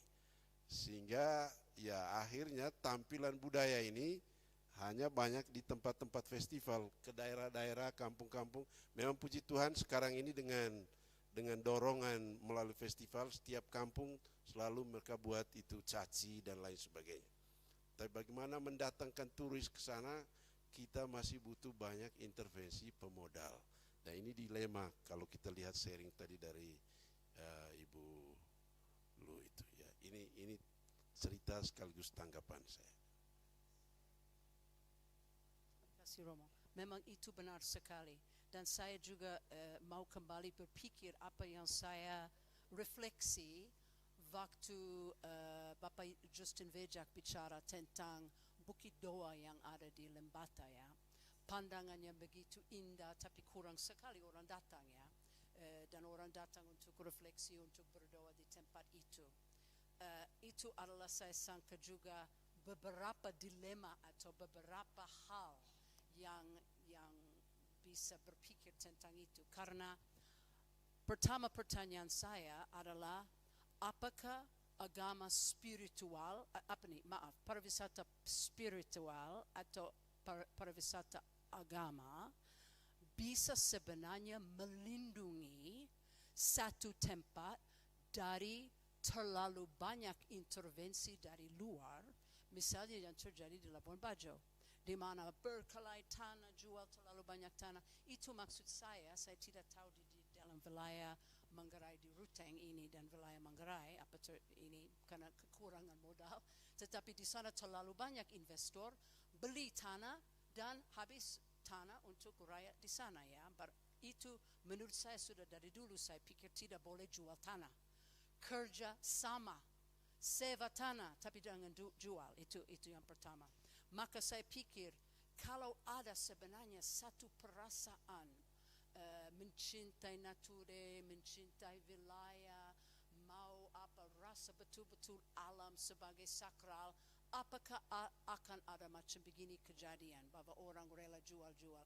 Sebenarnya orang Manggarai terikat luar biasa dengan tanah. Ya, tanah adalah ibu, padahal jual, ya. Maka itu rasa kasihan sekali sebenarnya dengan ini ya. Maka itu pertanyaan yang muncul di dalam kepala saya, apakah kalau misalnya diperkuatkan atau bagaimana cara misalnya di sana sebagai contoh Bukit Doa ya, betul-betul ini merasakan spiritualitas agama dengan alam bisa mencegah itu kehilangan kuasa terhadap tanah dan akan stop orang datang ya. Tetapi apakah itu bisa menjadi cukup daya tarik juga untuk orang datang ya? Itu memang saya sangka pertanyaan dari Mama. Ada ya. Ini Pak Leo. Baik, terima kasih Bu Maribeth. Selamat siang semuanya. Saya Leonardus. Oke, saya melihatnya memang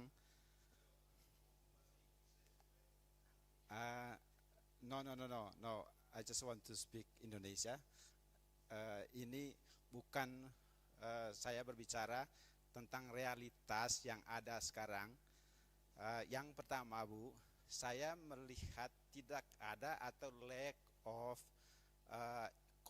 konektivitas antara dunia pariwisata, industri pariwisata, pemerintah, government, ya, juga para pendidik, terutama universitas atau para research. Nah, di sini tadi kita membahas bagaimana research melakukan melakukan penelitian bagaimana pariwisata itu melihat dari luar segala kegiatan aktivitas pariwisata. Di sisi lain, kami sebagai pelaku melihat bahwa oh ya, kami tidak mau peduli, yang penting sustainability, kami melakukan praktis sustainability praktisnya. Lalu kami selalu mempertimbangkan siapa customer kami dan customer itu membutuhkan apa, ya. Lalu di pemerintahan mereka melihat pariwisata itu dari sisi lain dengan mengeluarkan regulasi yang bagaimana regulasi itu dibuat supaya PAD pemerintah meningkat. Nah, di ketiga poin di tiga institusi ini berjalan sendiri-sendiri. Dan bagaimana caranya? Bagaimana caranya ketiganya dipertemukan sehingga apa yang menjadi keprihatinan kami, apa yang menjadi keprihatinan para peneliti atau universitas dituangkan dalam satu polisi, ya, untuk pariwisata sekarang dan pariwisata yang akan datang. Itu yang pertama, ya. Yang kedua, kita melihat dari sini tadi forum ini berbicara tentang questioning tourism, tapi the role of Catholicism. Nah, apakah kita membawa spirit Katolik ini ke spiritualitas? Tetapi adik-adik mahasiswa perlu camkan bahwa spiritualitas itu tidak berhubungan dengan agama. Jadi itu bagian kecil, agama itu bagian kecil dari spiritualitas, religion, Ya, it's a part of spiritualitas. Jadi ketika kita berbicara spiritualitas, bukan hanya spiritualitas Katolik. Yang kita lihat adalah spiritualitas secara umum. Kita ke hutan, ya kita bukan hanya melihat hutan itu sebagai destinasi, tetapi hutan itu menjadi karya Allah dalam kehidupan kita yang patut kita syukuri. Dan ketika kita syukuri itu, kita akan berpikir, wih, saya tidak boleh merusaknya. Saya tidak boleh membuang sampah. Nah, ketika kita berpikir seperti itu, kemanapun kita pergi, kita akan berpikir, waduh, saya harus menghormati alam. Dan saya tidak boleh membuang sampah di sini. Ketika kita kegiatan itu, alam di bawah sadar kita akan bekerja. Jadi neuro kita akan berjalan. Setelah itu kita akan aware dengan environment kita. Ketika kita aware, alam akan jadi bersih dan semua akan menikmati itu. Di situ mungkin spiritualitasnya keluar. Ya, itu saja. Dan yang terakhir, sumber daya manusia. Romo rektor mungkin kita harus berpikir atau membuat kajian. Sorry to say, kita lihat jumlah pengusaha Katolik yang ada di Labuan Bajo berapa persen? Atau jumlah pengusaha Katolik di Ruteng berapa persen? Pukat ada di Ruteng, saya juga anggota Pukat, tetapi tidak melihat itu. Terakhir, waktu Idul Adha kemarin, saya tidak melihat ras. Saya mungkin bukan orang agama, bukan terlalu kuat dengan agama. Tetapi terakhir Ibu Maribeth, waktu Idul Adha kemarin, full itu ngutang rua, full. Dan mereka yang menguasai ekonomi kota Ruteng. Sekarang apa? The role of Catholicism apa? Itu satu menjadi pertanyaan kita. Ya, atau pengusaha di Labuan Bajo, berapa jumlah orang Katolik yang dengan bangga kita bilang Flores adalah 80% Katolik. Sementara berapa persen yang menguasai ekonomi dari agama Katolik? Ini bukan agama, soal agama, tetapi ya realitas lah. Ya, itu SDM itu. Jadi SDM kita masih lemah sekali, Bu. Kami selalu bermasalah, berdoa supaya orang-orang di sekitar kami punya hotel tidak membuka musik sampai jauh malam. Dan adik-adik tahu, ketika kita terlalu mendengarkan musik, kita tidak pernah mendengarkan orang lain. Bising musik itu mempengaruhi karakter kita. Mungkin itu yang menjadi masalah di Flores. Membuat orang pusing dan tidak mau dikasih tahu. Itu masalah SDM, selalu ke SDM. Ya. Itu saja, Bu. Nanti yang lain-lain mungkin akan berjalan ketika kita hal-hal dasar itu sudah ada, sudah berjalan. Itu saja, Bu. Terima kasih.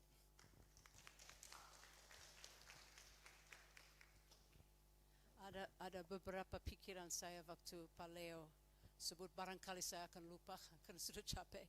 Tetapi tadi ada pertanyaan atau ada ungkapan bahwa soal ada jalan berbeda ya antara gereja dengan pemerintah, dengan soal kembangkan pariwisata, karena pemerintah selalu berpikir PAD ya, dan usaha-usaha juga. Itu yang saya pikir, bagaimana sebenarnya sebagai orang Katolik dan peranan apa agama Katolik yang bisa sebenarnya diperdalamkan supaya jangan hanya berpikir pariwisata adalah tentang uang. Karena ini saya rasa sudah dari dulu pemerintah lokal, dan saya ingat ya, Nicaragua saya bicara ini dan barangkali akan tersinggung, tapi saya ingat Almurhang dulu Bapak Bupati Manggarai, habis itu menjadi Dinas Pariwisata Kupang di provinsi.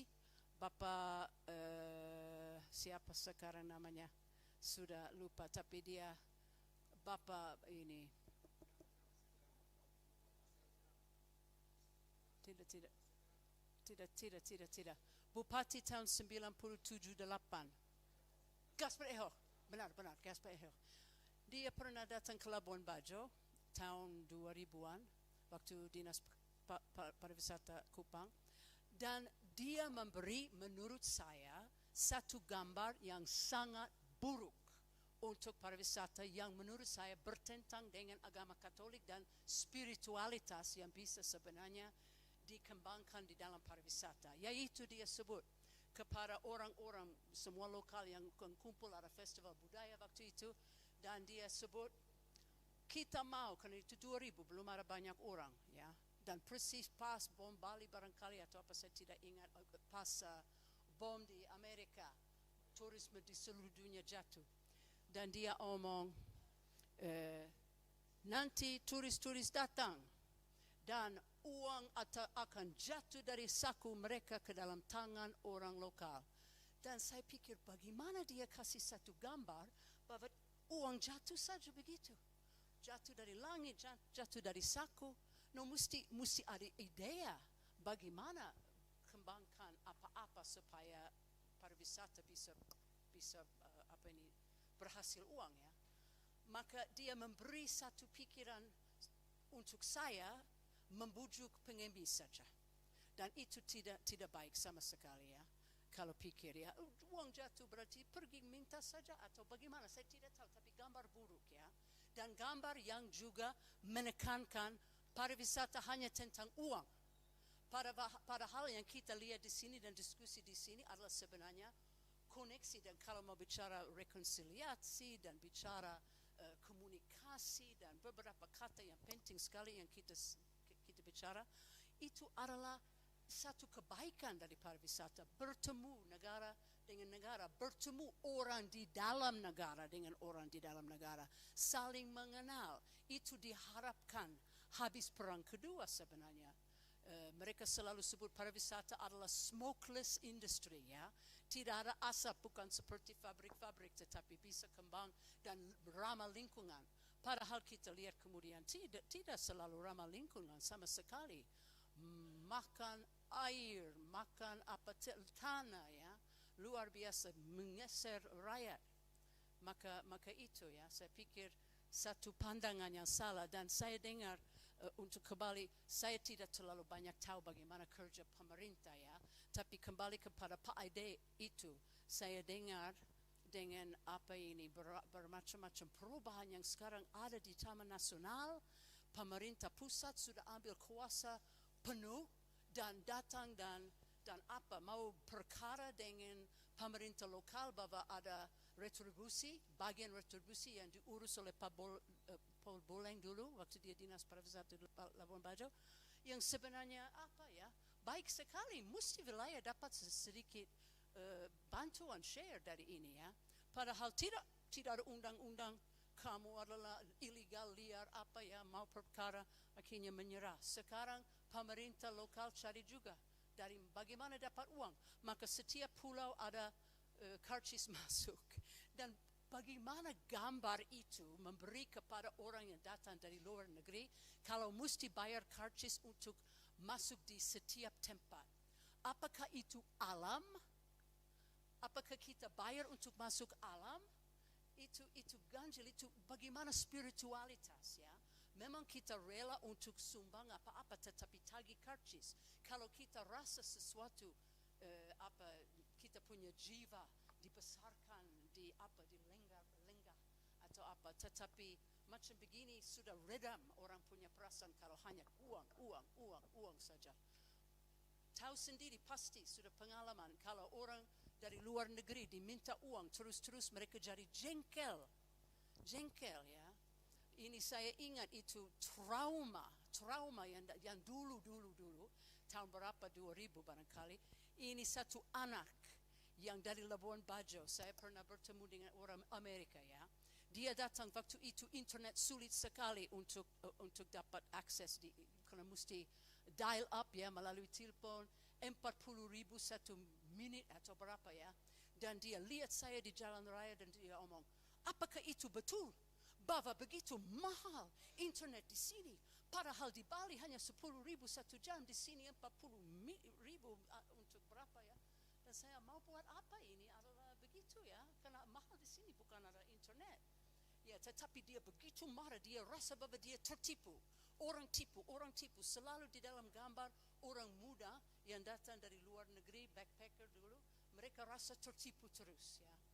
Maka waktu dia datang ke Ruteng, persis kami tinggal di Hotel Rima ya, dulu keluarga dengan mereka dulu. Akhirnya ibu masih hidup waktu itu, ibu Prim ya. Dia omong, coba lihat ini anak. Dia duduk di jalan raya begini ya. Dia tunggu bus, dia mau ke Ende. Tetapi dia takut bahwa mereka mau tipu dia. Maka dia tunggu di mana dia bisa tanya ya. Tidak mau orang bicara dengan orang. Tidak mau karena dia rasa semua orang tipu dia. Bagaimana itu hubungan yang baik antara bangsa ya? Di mana peran agama di dalam hubungan antara orang dengan orang ya? Maka ini barangkali sudah saya cukup banyak bicara dan pasti orang juga capek dengar. Mungkin ada yang mau orang muda? Oh, dari pemerintah. Bukan, saya bukan dari pemerintah. Ya, sebentar. Baik, terima kasih Ibu Maribeth. Saya Juven. Saya pendiri kursus bahasa Inggris namanya itu GRIT. Pendiri kursus bahasa Inggris GRIT baru 1 tahun di Ruteng. Tadi menarik yang disampaikan di awal Ibu Maribeth bahwa apakah ada kebanggaan atau kecintaan masyarakat lokal terhadap pariwisata kita atau terhadap alam gitu ya. Saya rasa mungkin banyak yang bangga, tetapi untuk menceritakan rasa bangga itu terhadap apa yang dia banggakan terhadap wisatawan itu mungkin hanya sedikit ya. Dan artinya bahwa di sini mungkin banyak yang minim dengan literasi. Lalu menarik yang disampaikan juga tadi Pak Leo bahwa Labuan Bajo secara khusus atau Flores secara umum, jadi keindahannya itu dinikmati oleh pelaku wisata atau pengusaha pariwisata yang bukan dari daerahnya sendiri, dari luar. Seperti yang Ibu bilang tadi mungkin dari Jawa atau dari luar negeri. Nah, prihatin dengan hal ini, kami sebenarnya itu sudah memulai langkah kecil. Kebetulan saya pengalaman mengajar di sekolah pariwisata sekitar 15 tahun di Jakarta, dan banyak hal-hal yang juga menjadi prihatin kami berkaitan dengan pariwisata di Flores ini. Terkait dengan tadi pelaku wisata itu sendiri, memang sangat sedikit orang Manggarai yang punya perusahaannya lah istilahnya. Nah, kita melihat bahwa di pariwisata ini salah satunya adalah kuliner atau juga wisata budaya. Nah, hanya sedikit yang tahu bagaimana caranya. Hal kecil yang kami sudah mulai lakukan itu adalah ya kami mendorong sekolah-sekolah melalui lomba. Ya, 2 minggu lalu kalau saya tidak salah kami mengadakan lomba di sini, kita undang sekolah dari 4 kabupaten di Flores. Lombanya itu adalah kami kasih tagline-nya itu Local Roots Global Appeal. Jadi potensi lokal tetapi harus terkenal secara global. Kami lombanya itu dari anak SD, itu mereka makanan local food, kemudian SMP itu local culture, lalu kemudian SMA-nya itu local handicraft. Jadi kami kasih 10 key points, apa yang mereka harus sampaikan. Ada 8 poin yang harus mereka sampaikan. Simbol budayanya, kemudian challenging in producing the thing, lalu kemudian potensi globalnya, market value-nya seperti apa. Tujuan kami adalah kami mau mendorong sedari dini mungkin anak SD itu untuk mulai sadar tentang kewirausahaan.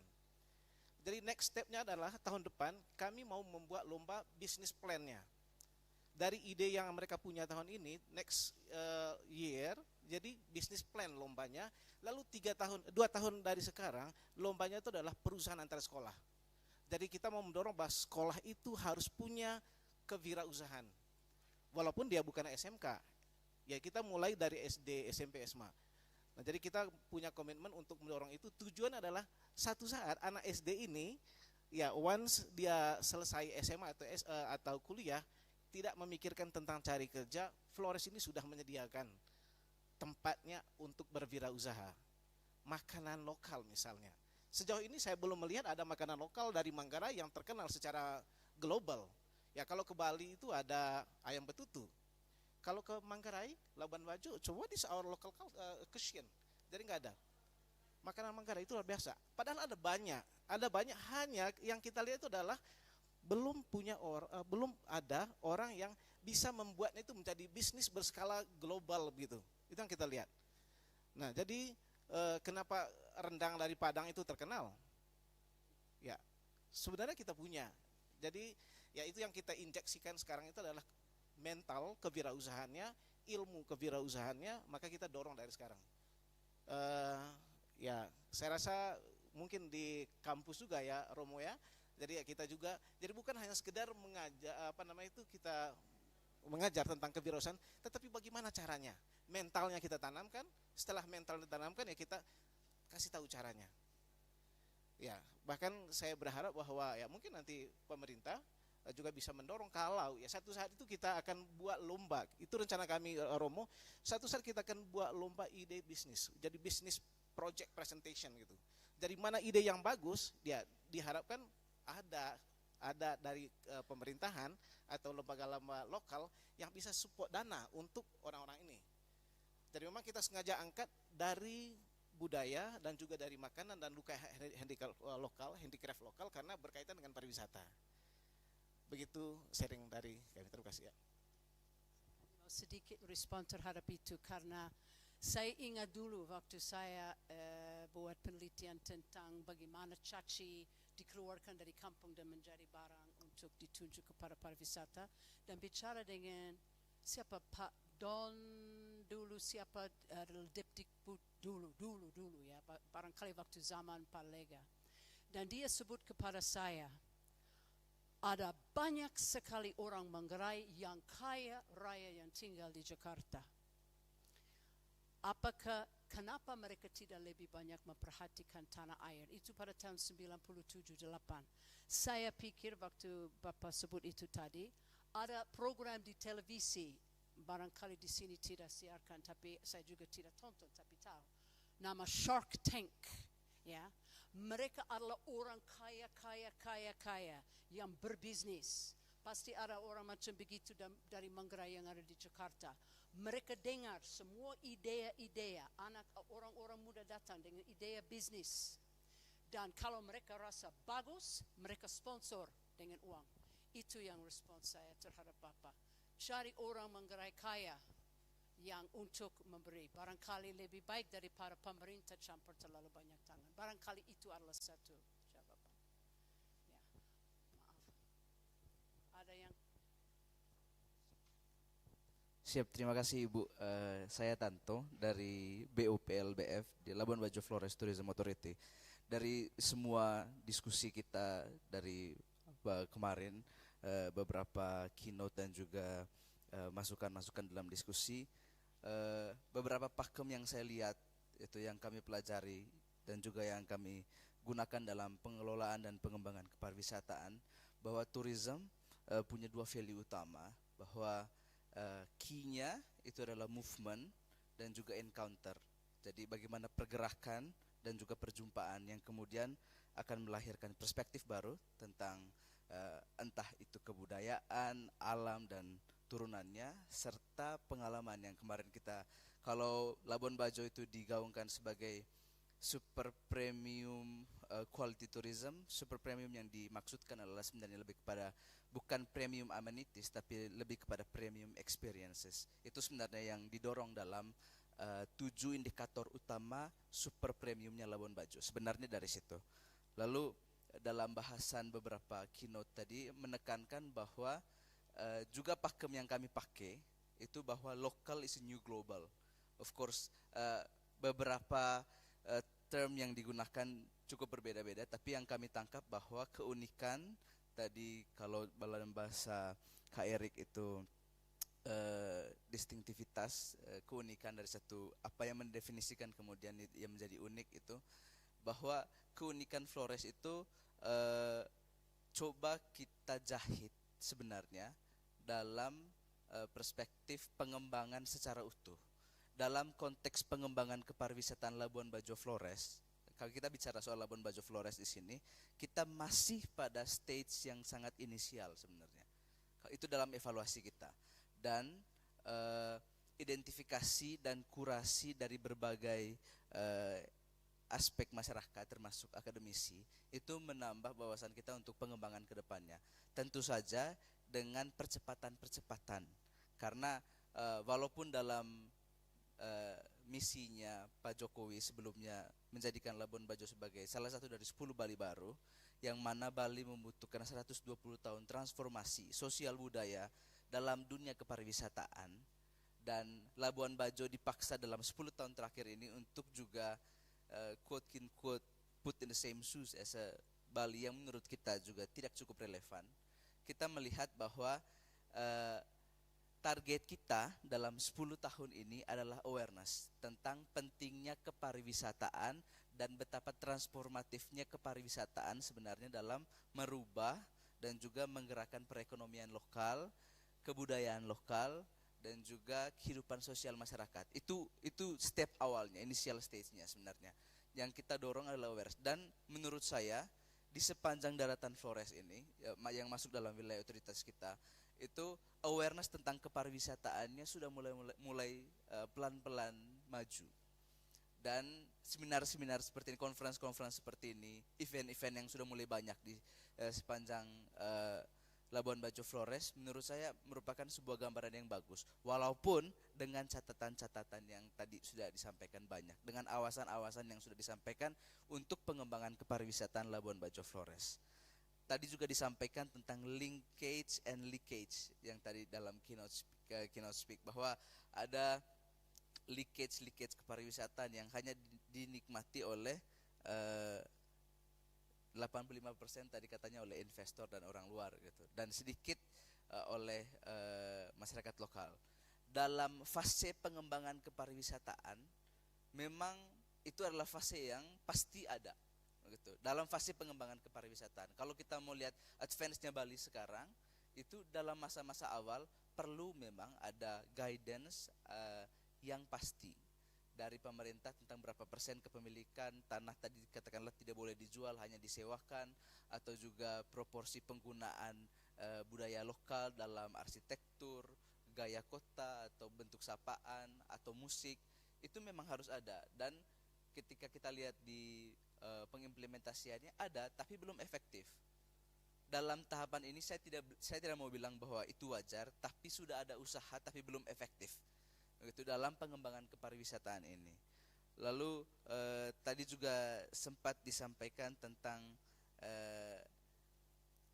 kita mencoba decentralized dan centralized cultural performance. Tadi disampaikan oleh Romo Manfred tentang 3 festival itu, dan juga ada beberapa festival along the island. Lalu juga dari pemerintah sendiri, betul tadi yang disampaikan oleh Pak Direktur Isaac, bahwa peran lembaga besar itu adalah networking, tadi membantu networking, dan juga itu pendampingan gitu. Yang praktisnya coba kita buat selama ini, tetapi tentu saja dengan skala yang terbatas. Untuk beberapa tabletop, pembukaan travel pattern yang lebih variatif di sepanjang Flores, travel pattern wisata religi, ancient history, lalu kopi, lalu tenun. Kita mencoba meng-highlight kekuatan-kekuatan budaya yang seperti yang saya bilang tadi, berkelanjutan dan lokal is new global.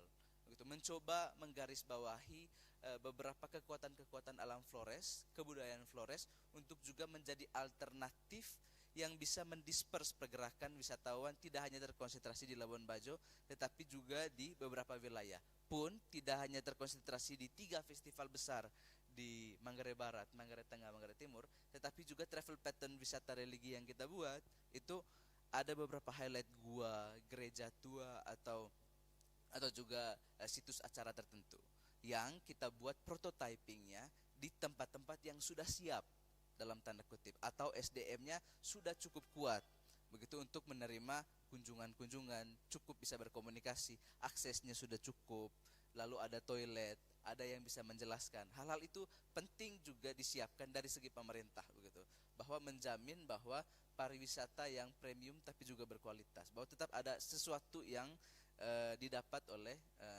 turis dalam konteks ini peziarah gitu. Lalu selanjutnya konteks kepariwisataan yang dalam tanda kutip hanya money oriented, hanya economic oriented. Kalau saya boleh ngomong dari kapasitas pemerintahan, mungkin ini sudah dipakemkan dari awal bahwa pemerintah memang di bawah pariwisata memang di bawah des ekonomi. Setelah tidak adanya lagi Kementerian Maritim dan Investasi, Kementerian Pariwisata berada di bawah Kemenkoekon, Kementerian Koordinator Bidang Ekonomi.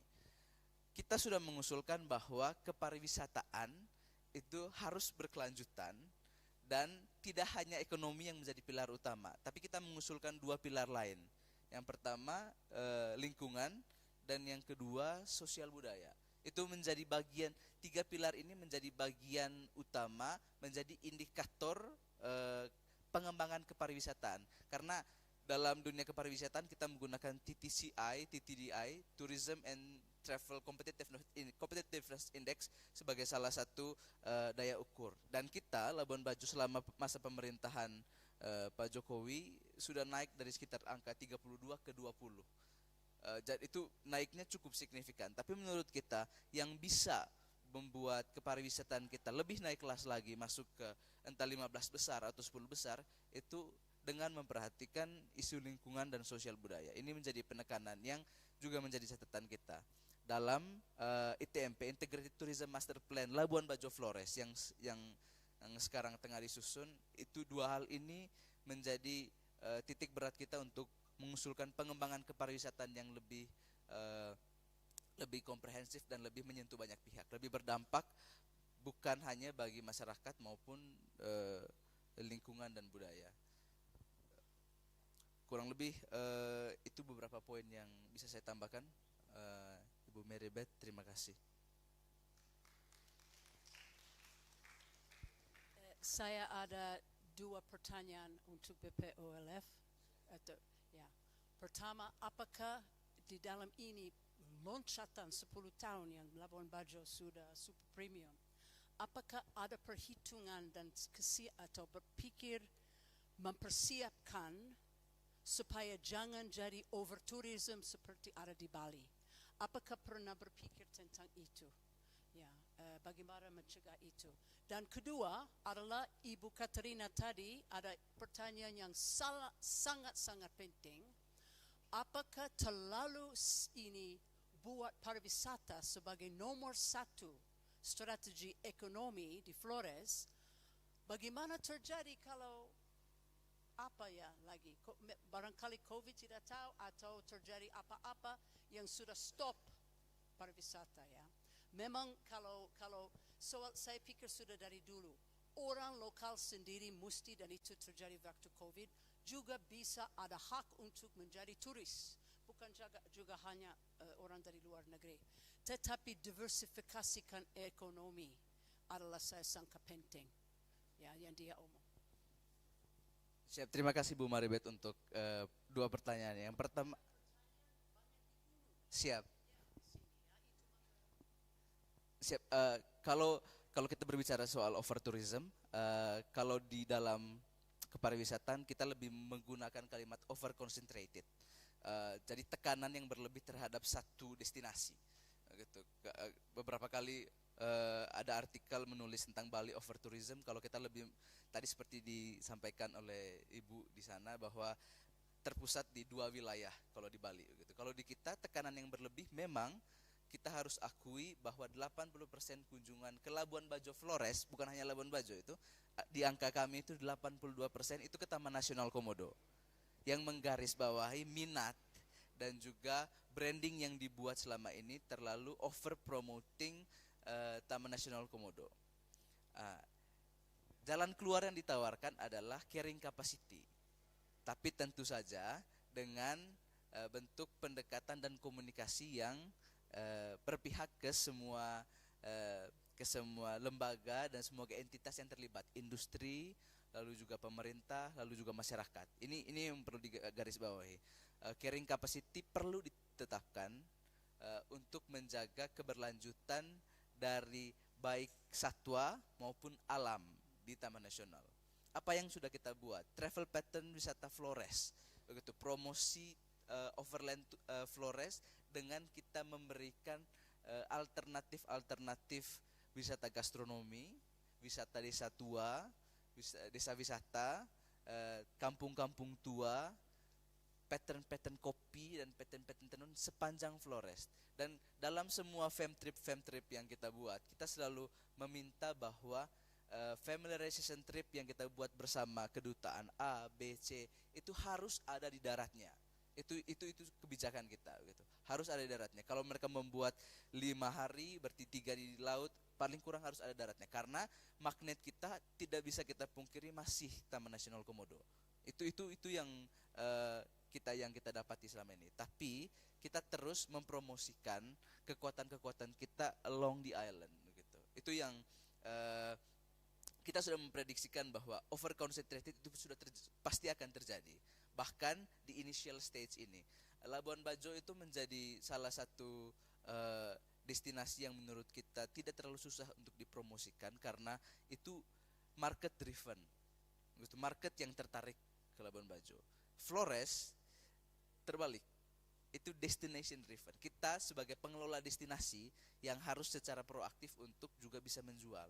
Gitu. Pendekatannya berbeda dan pariwisata itu dalam tanda kutip untuk market driven tidak bisa kita paksakan, tetapi bisa kita sediakan sebagai add-on, paket-paket add-on gitu. Alternatif. Itu yang untuk over tourismnya. Lalu yang untuk apakah pariwisata menjadi satu-satunya? Data kita tidak, Ibu. Data kita tidak, bahwa mayoritasnya masih petani, sektor primer, itu pasti. Dan juga kolaborasi yang coba kita buat karena wilayah koordinatif kita itu sampai di Lembata dan Alor, bahwa kita sudah mengidentifikasi kekuatan-kekuatan komoditas dari masing-masing daerah. Oke. Komunitas masing-masing daerah untuk juga dikoordinasikan untuk mensupport Labuan Bajo Flores. Memang transformasi sosial budaya dan kekuatan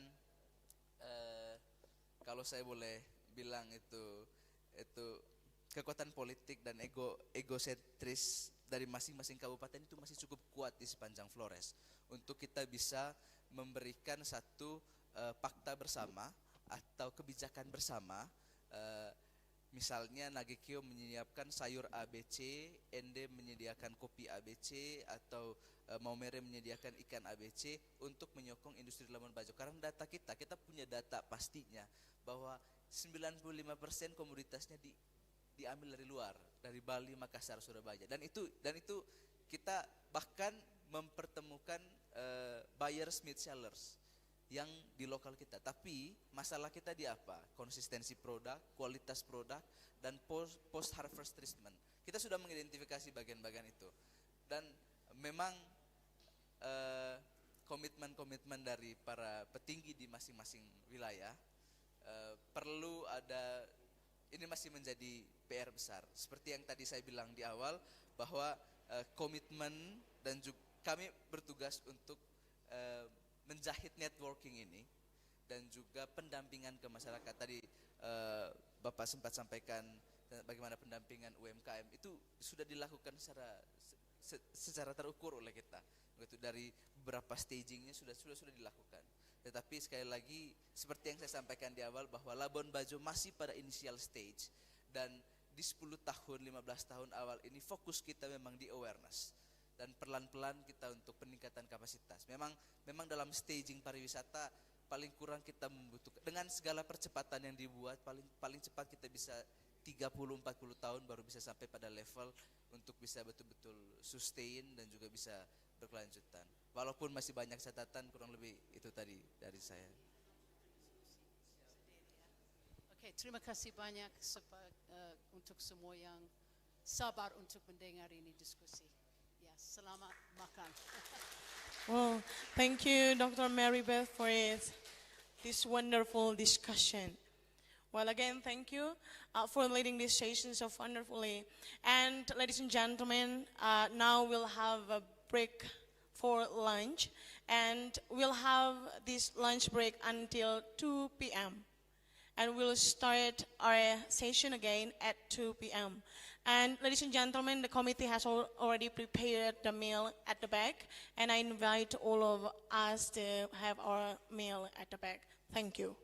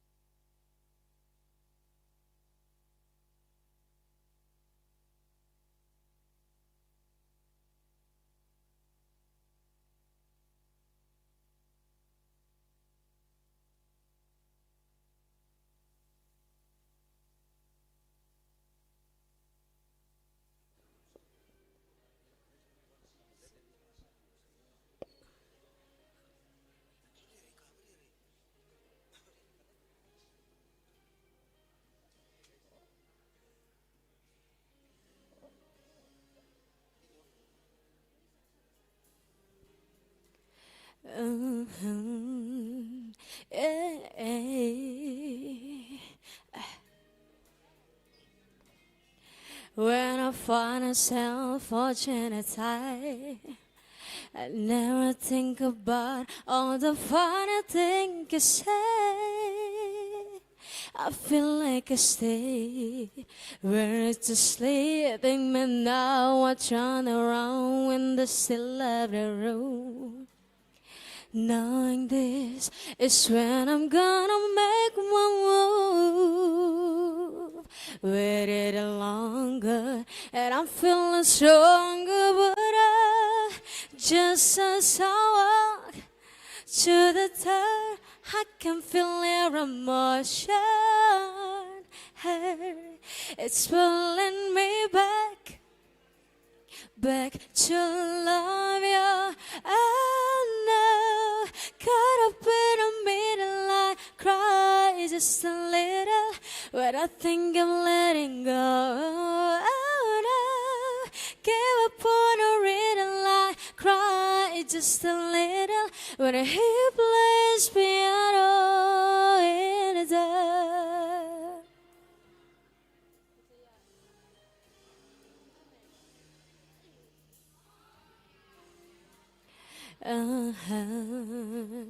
Oh no.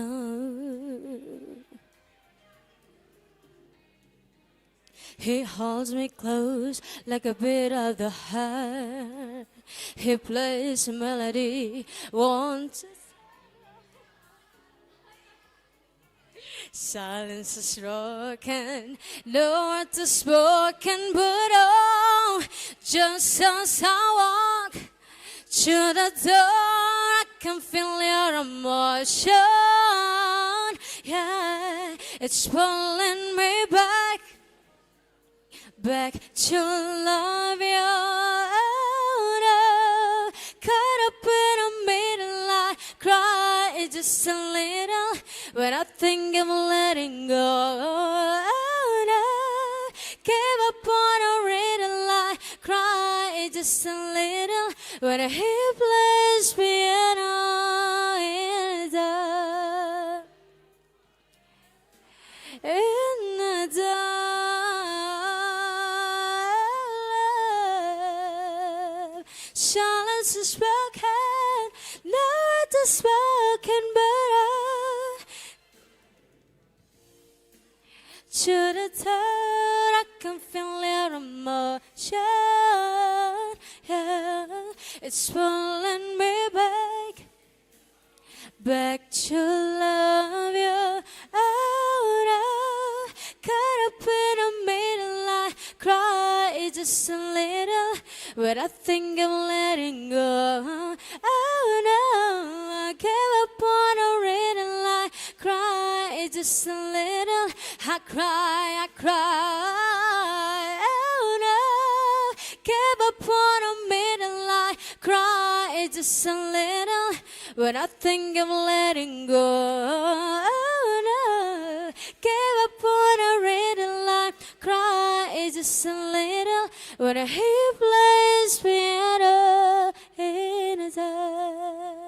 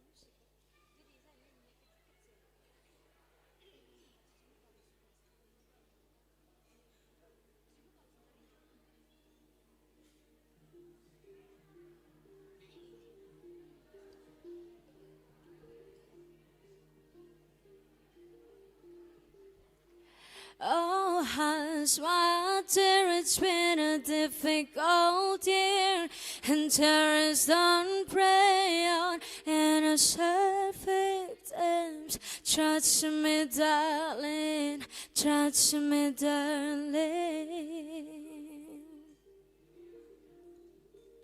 It's been a lovely year. I'm a man of three fears, and tragedy, fate, and crocodile tears. Oh, touch me, darling, touch me, darling. So look me in the eyes, tell me what you see. Perfect paradise, tearing at the seams. I wish I could escape it. I don't wanna fake it. I wish I could erase it. Make your heart believe, but I'm a bad liar, bad liar. Now you know, I'm a bad liar, bad liar. Now you know, you're free to go. Oh, my dreams never meant one thing. Just happened this night and diamond ring.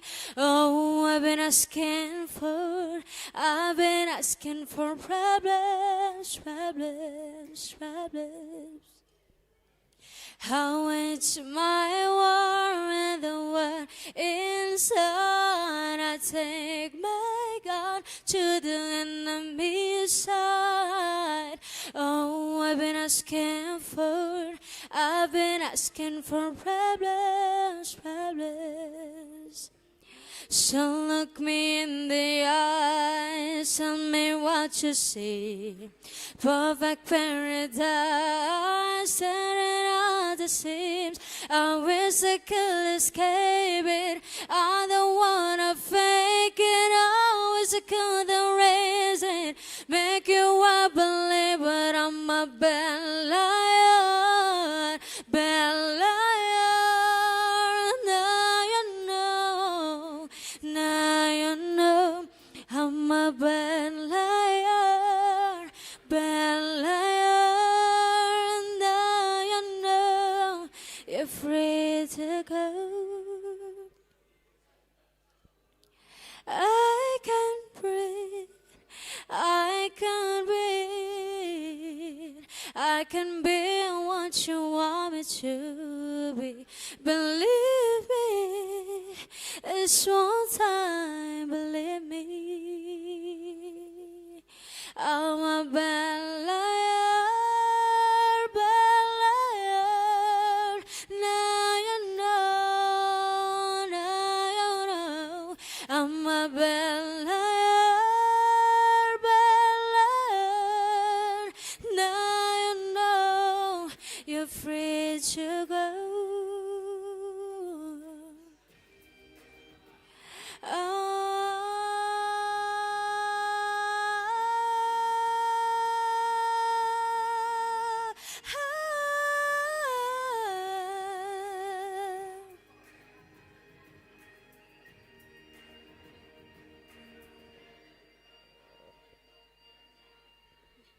Kecil-kecil karena kita ini tidak boleh baca nyanyi lagu. Banyak kesempatan sama ini. Oh. Kok suruh tadi? Nah, sang ketika lagu. Senderin kah? Karaoke. Hah? Kok ada tulis karaoke tuh? Iya, karaoke. Iya, sih begini sih lagu. Tapi orang seperti itu ada senderin. Pakai ada. Ini enggak mau juga lihat. Oh, ini. Ini kah? Ini. Masa bukan itu original. Oh, sorry.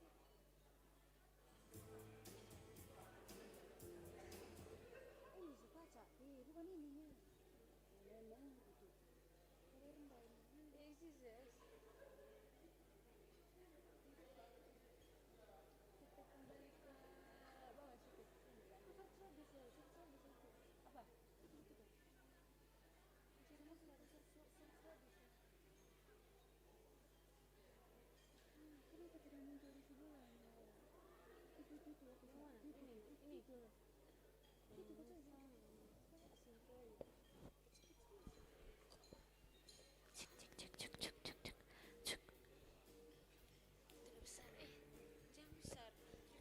Cek.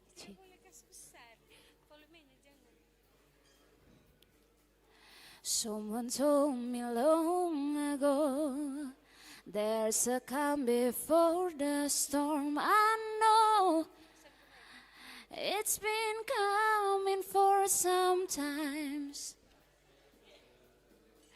When it's over, so they say, it'll rain a sunny day. I know, shining down like water. I wanna know, have you ever seen the rain? I wanna know, have you ever seen the rain coming down on a sunny day? yesterday and days before. Sun it cold and pain is hard. I know, been that way for all my time. Till forever on it goes, through the circle, fast and slow. I know it can stop our water. I wanna know, have you ever seen the rain? I wanna know, have you ever seen the rain coming down on a sunny day?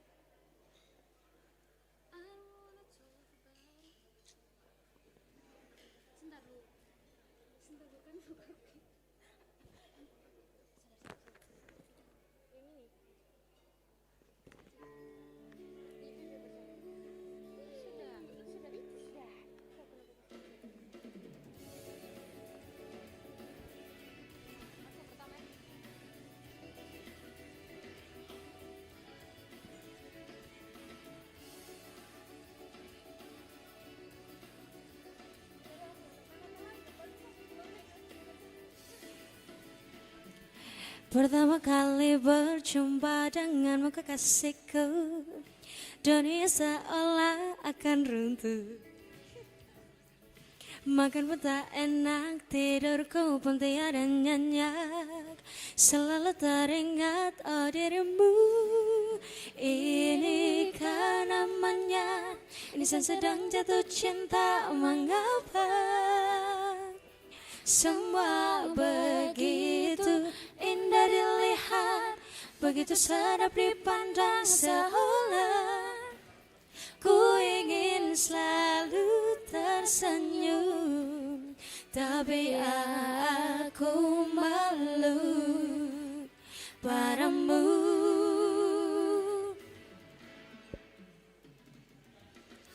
Aku malu, aku malu, aku malu pada dirimu. Aku malu, aku malu, aku malu. Tiap kata kau ucapkan terasa indah saja, selalu teringat dan tak lupa.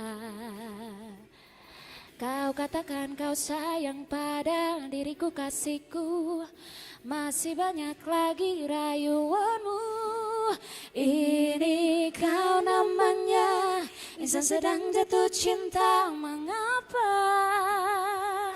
semua begitu indah dilihat, begitu sedap dipandang, seolah ku ingin selalu tersenyum, tapi aku malu padamu.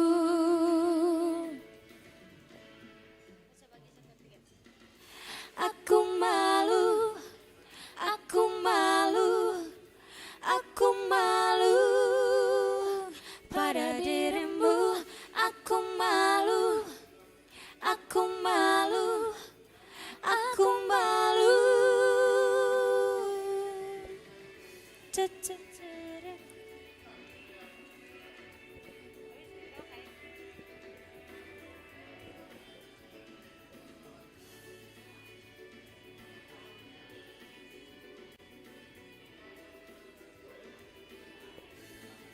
Inikah namanya Bisa sedang jatuh cinta, mengapa semua begitu indah dilihat, begitu sedap dipandang, seolah ku ingin selalu tersenyum, tapi aku malu padamu.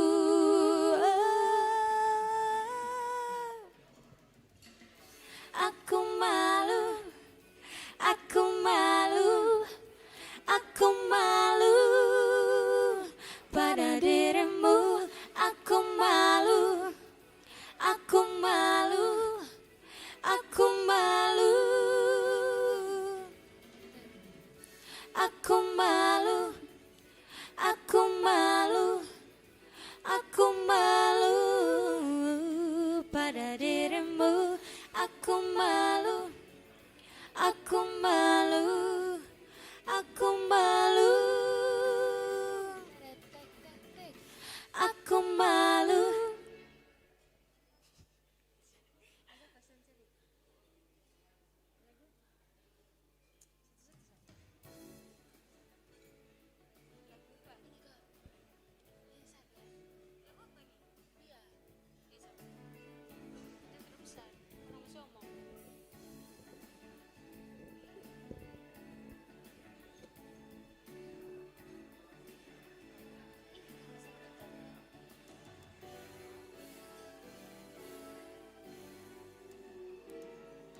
Kata demi kata jalin dengan indah untuk menguraikan maksud hati.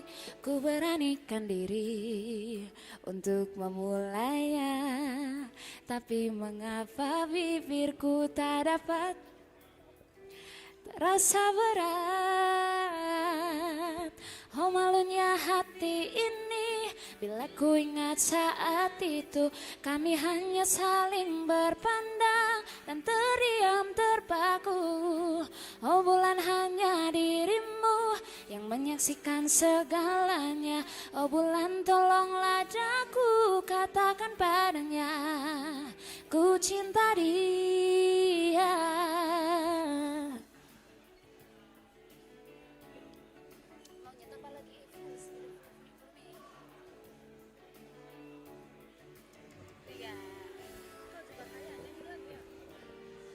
Kata demi kata jalin dengan indah untuk menguraikan maksud hati.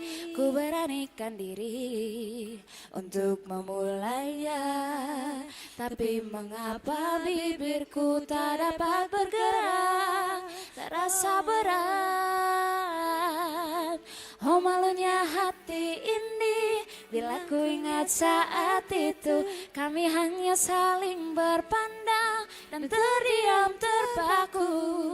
Oh bulan hanya dirimu yang menyaksikan segalanya. Oh bulan tolonglah daku katakan padanya ku cinta dia.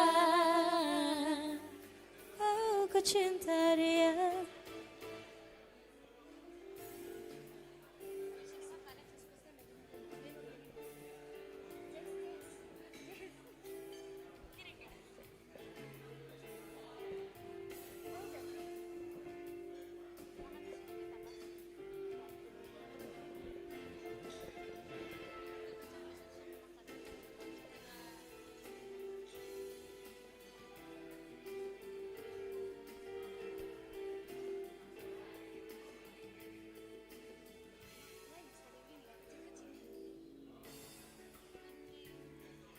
Untuk memulainya, tapi mengapa bibirku terasa berat. Malam pun kian berlalu, kami saling terpaku.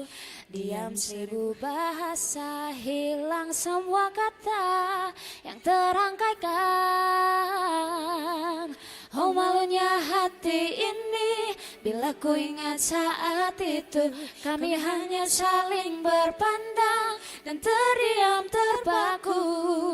Oh bulan hanya diri yang menyaksikan segalanya. Oh bulan tolonglah aku, katakan padanya ku cinta dia. Oh malunya hati ini, oh ingat saat itu kami hanya saling berpandang dan terdiam terpaku. Oh bulan hanya dirimu yang menyaksikan segalanya. Oh bulan tolonglah aku, katakan padanya ku cinta dia. Hati ini bila ku ingat saat itu kami hanya saling berpandang dan terdiam terpaku.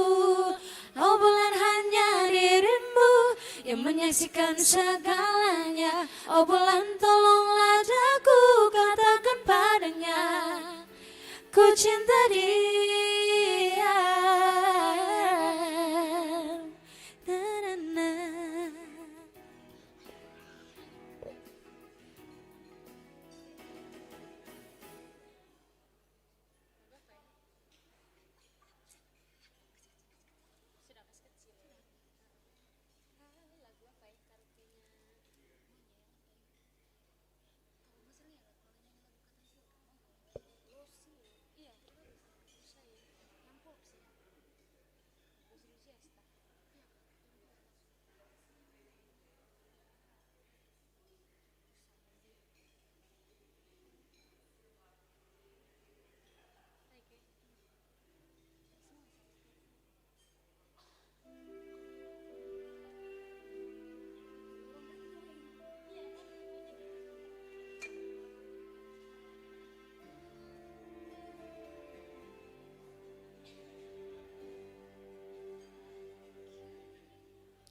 Mungkin inilah waktunya, mungkin inilah saatnya aku mengerti rasa sesat saat ada yang pergi menghilang.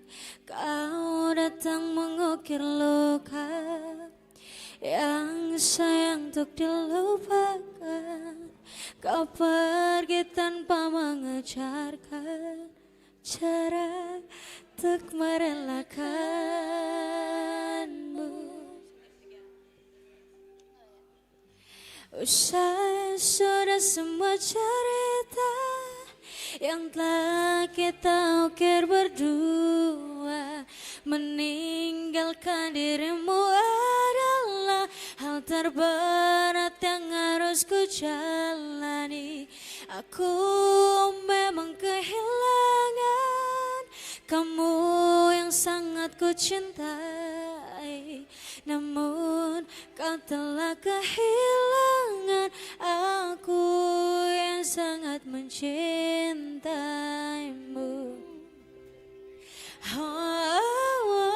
Ku akan terus belajar untuk melupakan kamu yang begitu mudah melupakanku.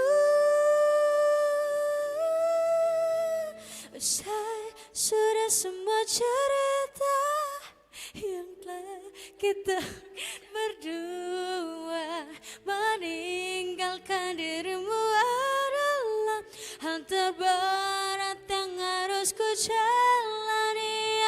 Aku memang kehilangan kamu yang sangat ku cintai, namun kau telah kehilangan aku yang sangat mencintaimu.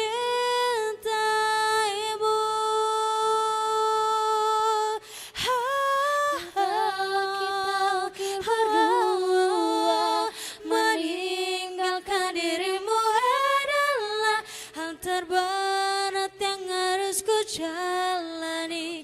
Aku memang kehilangan kamu yang sangat ku cintai, namun kau telah kehilangan aku yang sangat mencintaimu.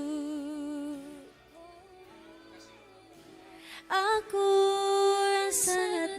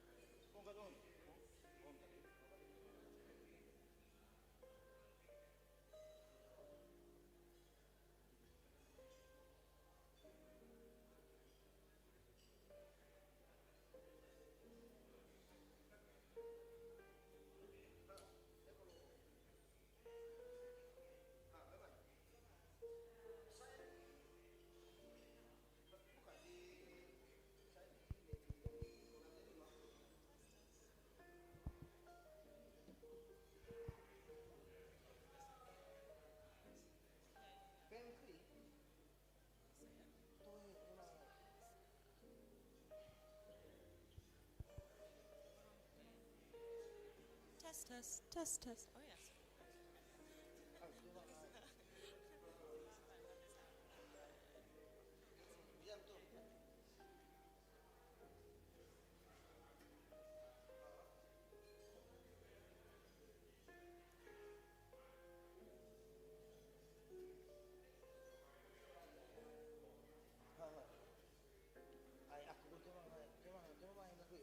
Saya Sabtu itu bisa.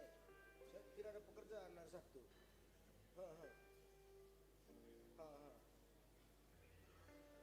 oke. Kalau bisa minta mereka kalau mereka mau buat kegiatan, kalau bisa jangan hari Sabtu. Bro ya.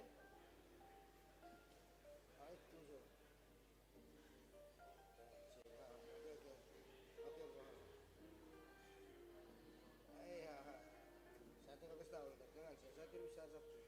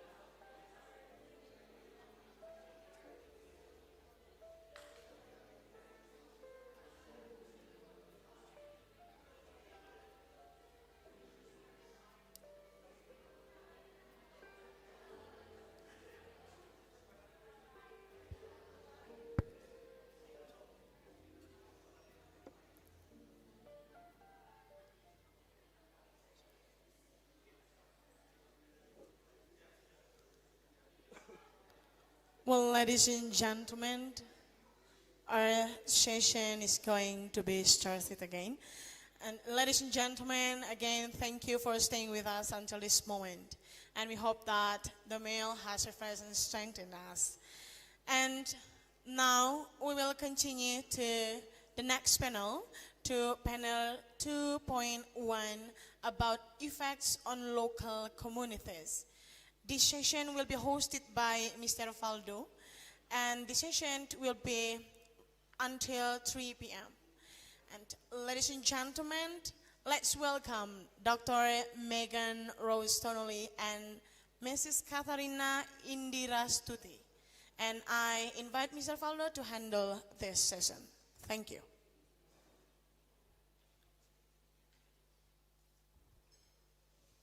Good afternoon, ladies and gentlemen. Okay, welcome to panel 2.1, Effects on Local Communities. My name is Faldo from Unika Santu Paulus Ruteng, and it's my honor to serve as the moderator for this session. In this session, we will listen to two important presentations that explore how local communities experience transformation and challenges, both in religious life and the tourism sector. We are delighted to have with us today two distinguished speakers who will share their research and insight. Dr. Megan Rose Donnelly from University of Manchester and Mrs. Katharina Indira Stuti from Universitas, Indonesia. Please give them both a warm welcome.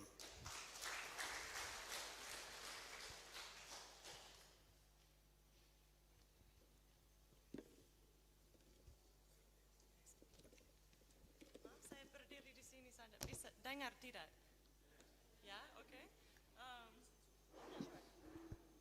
Kemarin sebenarnya saya pikir bagaimana ya sebentar saya pakai bahasa Inggris di dalam ruang ini, kebanyakan orang lebih ke bahasa Indonesia.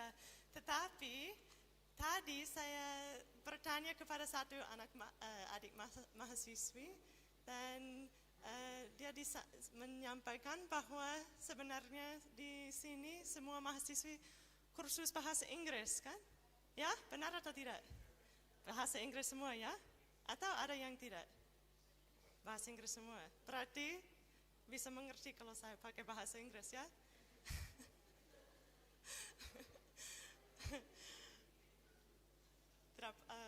Jangan khawatir karena tidak ada ujian, tapi ya nanti kita omong. Oke, terima kasih kepada para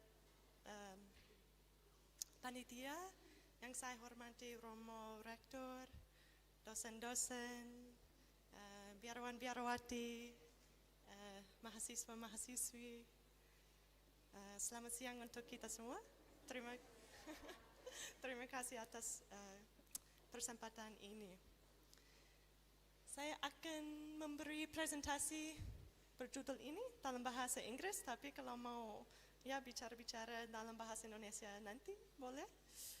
Oke, baik, sudah. Okay, so my paper is called The Convent in the Community, How Secular Use of Sacred Space Contributes to Catholic Nuns' Pursuit of the Good in Eastern Indonesia.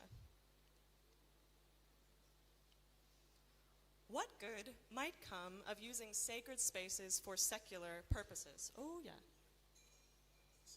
Can I more close to the mic? Yeah. So what good might come of using sacred spaces for secular purposes? Sisters of the Catholic Religious Order, Putri Renya Rosary, or PRR, in eastern Indonesia's popular pilgrimage town of Larantuka, hire out their convent year-round to tourists and civil institutions. This generates income which they use to support their service work whilst providing necessary space and hospitality to visitors on their own good paths. Because such hospitality forms a core pillar of this congregation's charism, the secular use of sacred convent space not only enables the order's public service, but also contributes to nuns' religious formation. In this paper, I reflect on the co-constructive nature of faith properties and public good through the lives of women whose religious mission requires them to be present among the people. Ultimately, I argue that the seemingly secular might remain sacred through the religious curation of cosmopolitan hospitality.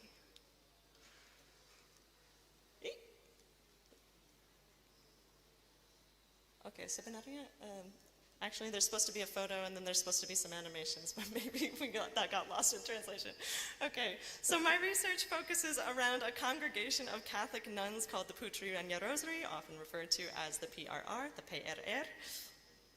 They were founded in Eastern Flores, where the arrow is pointing there, Indonesia. Its members, some 500 women, now live in small convents of about 3 nuns each, across the country and beyond.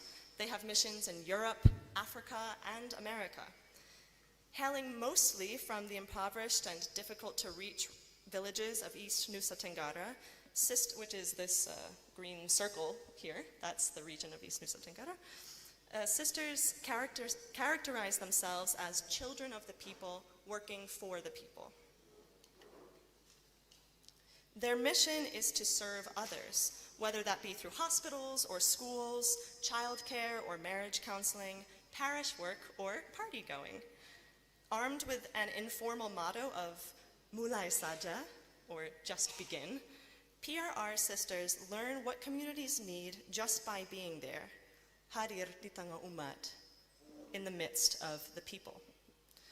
They figure their service work as integral to their personal and group identity, seeing in it a direct expression of their sacred vow of humility. It is through serving others that they become good nuns. Everyday action forms them into religious actors. This argument, well rehearsed by many anthropologists of religion and ethical self-formation, extends also to the space in which sisters live.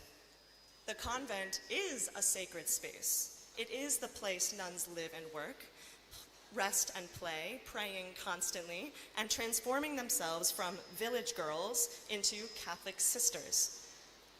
It is also used for secular means. Officers in crisp white shirts blowing whistles and barking orders as they learn to become police. Local women forming a lucrative weaving cooperative will meet in their halls. Young men harvesting coconuts and mangoes will scatter through the gardens. So I suggest that it is precisely this offering up of sacred convent space for secular common use that enables it to exist as a sacred place. For the PRR, a convent is in the community, for the community. If not, it might be viewed as something of a failure, both by sisters and by locals, unfulfilled in its spatial vocation. The PRR's case points to the co-constructive nature of the secular and sacred in faith properties dedicated to public good. Ultimately, I argue that the seemingly secular might remain sacred through religious curation of cosmopolitan hospitality. The 2 years I spent living in PRR convents often seemed like they were structured by the frequent presence of large groups. People hiring out the convent's retreat facilities for classes, events, or family gatherings. The noise of the guests, raucous in the hallways, ran like a refrain familiar to convent life, in contrapunto to quieter evenings when the large estate was inhabited by only those who lived there. Home to about 6 sisters, the convent could comfortably host over 400 guests. More if they were willing to sleep on the floor, which many are. Such high numbers could be counted on during Holy Week, Semana Santa, when pilgrims and tourists flock to Larantuka to witness the elaborate processions marking Jesus' passion and death. The procession by sea is particularly spectacular, as hundreds of boats pass through the crystalline waters of the narrow straits in this remote part of the country. Attending the event is both a religious and a tourist experience. Pilgrims participate in the rituals, squeezing sightseeing in between.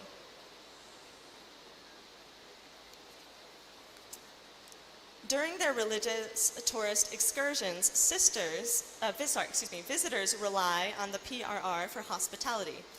The PRR, for their part, hold their hospitality to high standards, pitching it as a core part of their religiosity, a sacred act of service and expression of humility. This, of course, takes a lot of work and coordination. Setting up and decorating rooms for conferences, preparing and serving festive foods, folding hundreds of takeaway boxes, cleaning up everything. I think our panitia here knows a little bit about that, given the excellent lunch we just had.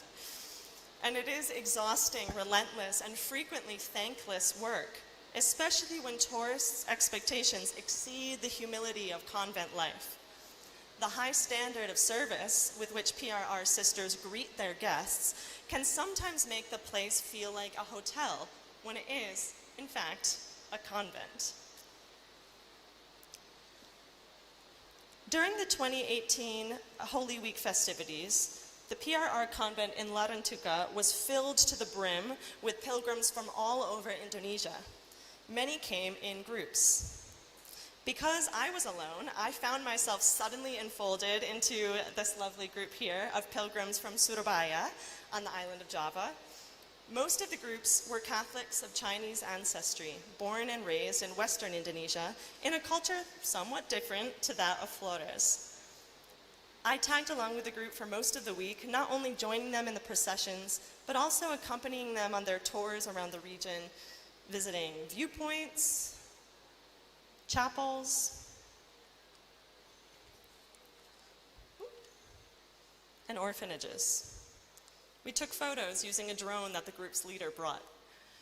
We gathered at the convent at the end of each day for delicious dinners carefully prepared by the sisters.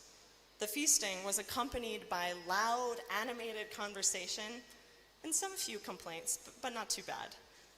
These were city folk, after all, and the water did stop running for a few hours.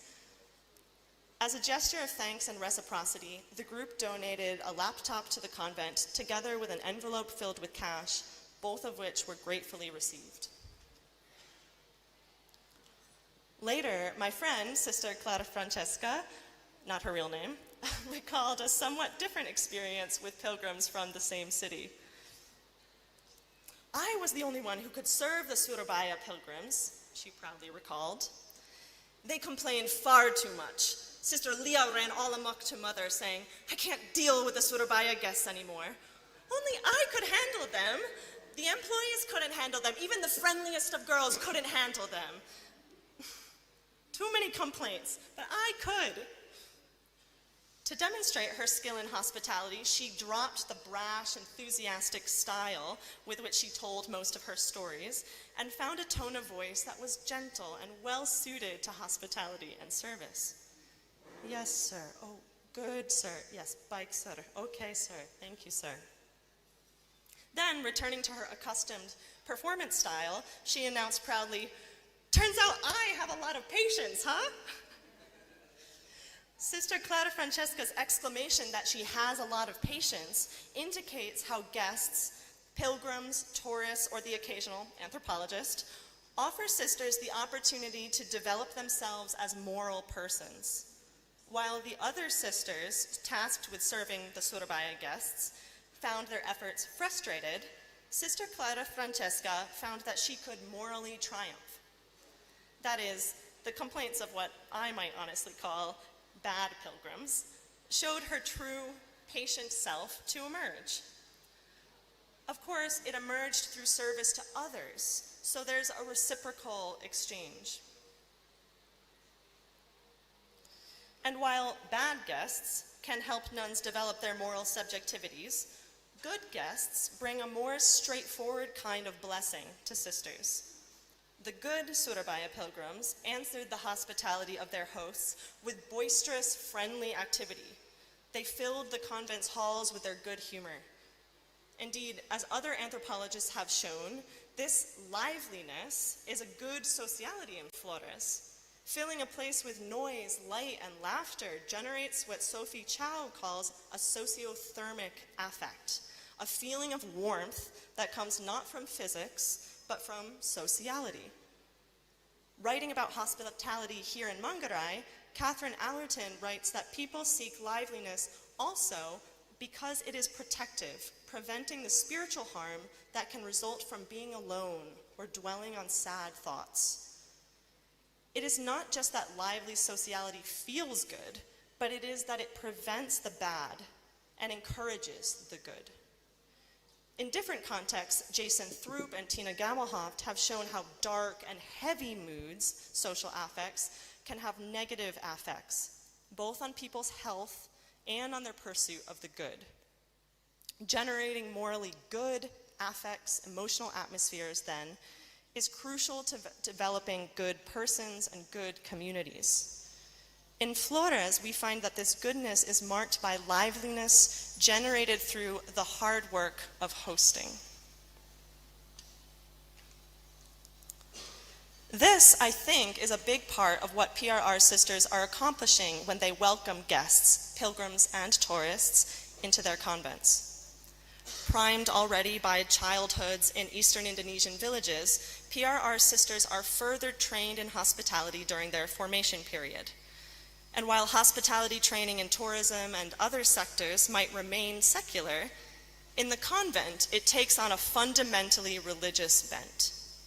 All of the sisters' hospitality is practiced through the lens of their vows of humility, obedience, and chastity.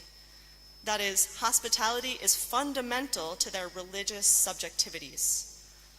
And so, PRR sisters cultivate a feeling in their convents of welcome, comfort, and acceptance. They will often receive a guest by inviting them to think of the convent as their own home. Ini kita punya rumah, they will often say. This is all our house. The effectiveness of PRR hospitality can be seen in the ways guests use their space, dropping easily into a feeling of belonging. Guests wander around the grounds, peering into animal stalls and ducking under employees drying laundry. Teenagers fill the halls with their laughing, teasing shrieks. Bass beats boom late into the night. Toddlers patter barefoot across the cool tiles.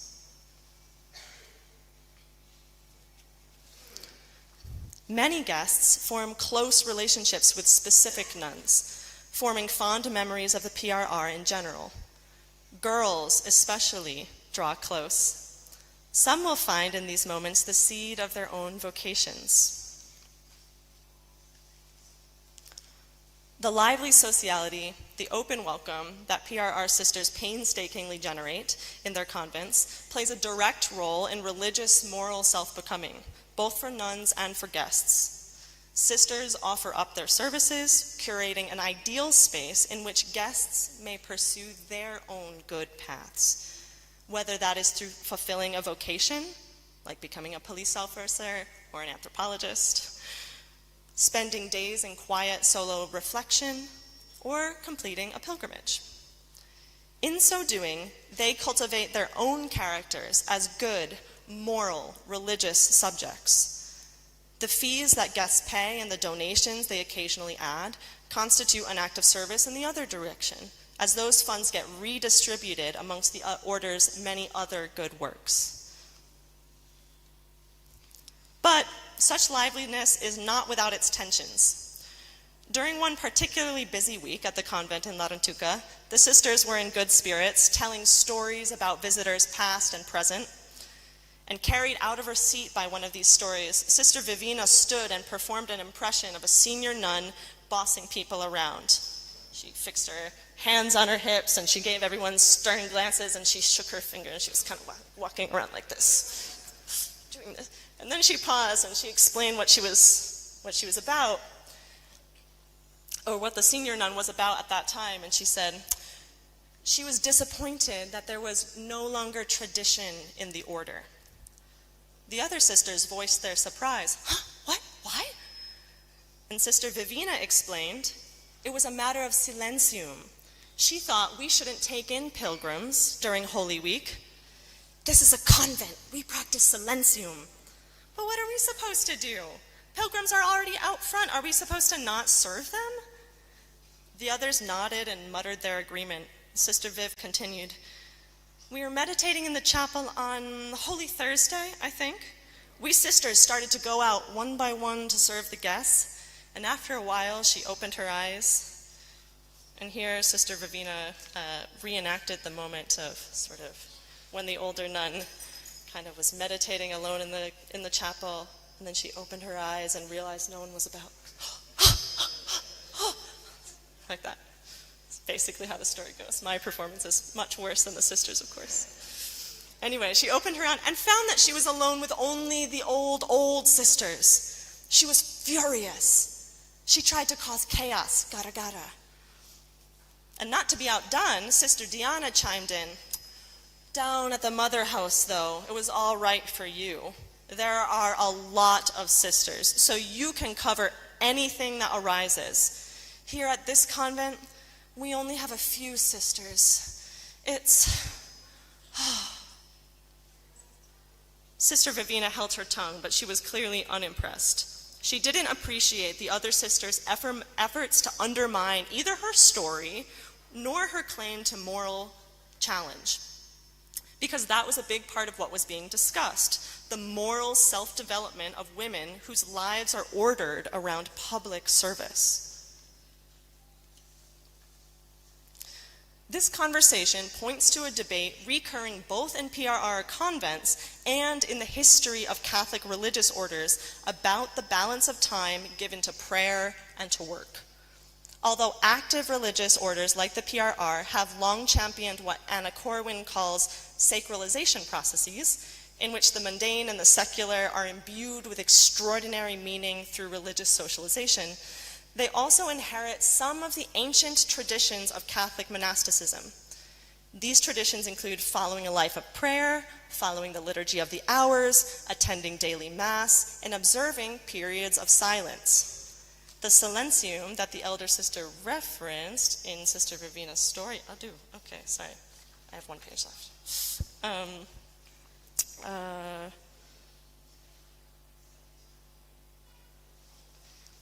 So these are important parts of PRR lives, these ancient monastic traditions. And it's a fact they will acknowledge by saying prayer is our strength.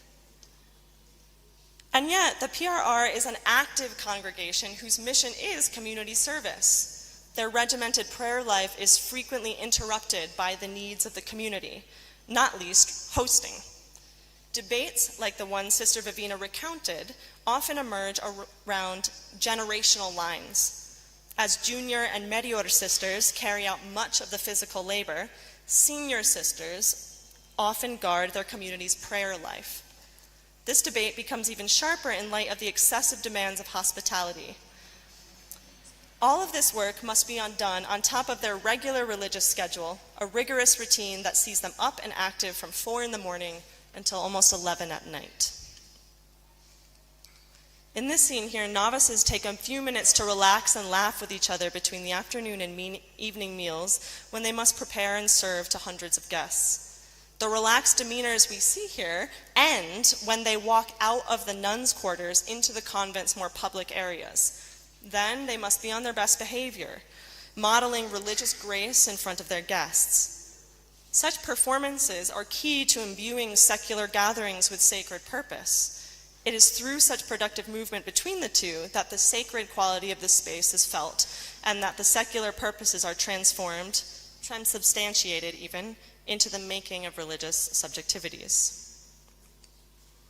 And the space is crucial to this formula. The convent's sheer size allows for the PRR to accommodate many guests and to extend their work further into the community. The open architecture, the visible integration of the chapel into the communal space cultivates a sense of being together, of from the people, for the people, of the convent in the community. So this, I suggest, is how secular use of sacred space contributes to nuns' pursuit of the good in eastern Indonesia. And if we take the PRR as an example of how secular activity like tourism can become enlivened by religious sociality, we might be able to think a little bit differently about tourism in general. Hosting pilgrims and tourists for the PRR is a reciprocal process full of liveliness, warmth, and good humor. It is one in which, ideally, both host and guest are changed ever so slightly for the better. Because the PRR charism is community service, guests offer sisters an opportunity to deepen their religious subjectivity. The guest finds rest and nourishment for their journey. The host finds moral strength and personal growth. Both participate in the friendly, warm sociality of liveliness. Both, too, feel the blessing of Christ via the other, present in their lives. Can we see this happening subtly even in our more secular tours? I can't help but wonder, what if we did? Thank you. Terima kasih. Ruteng.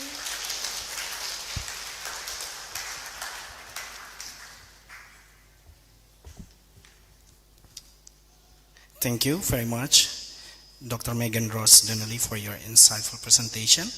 I apologize for the size not introducing Dr. Megan earlier.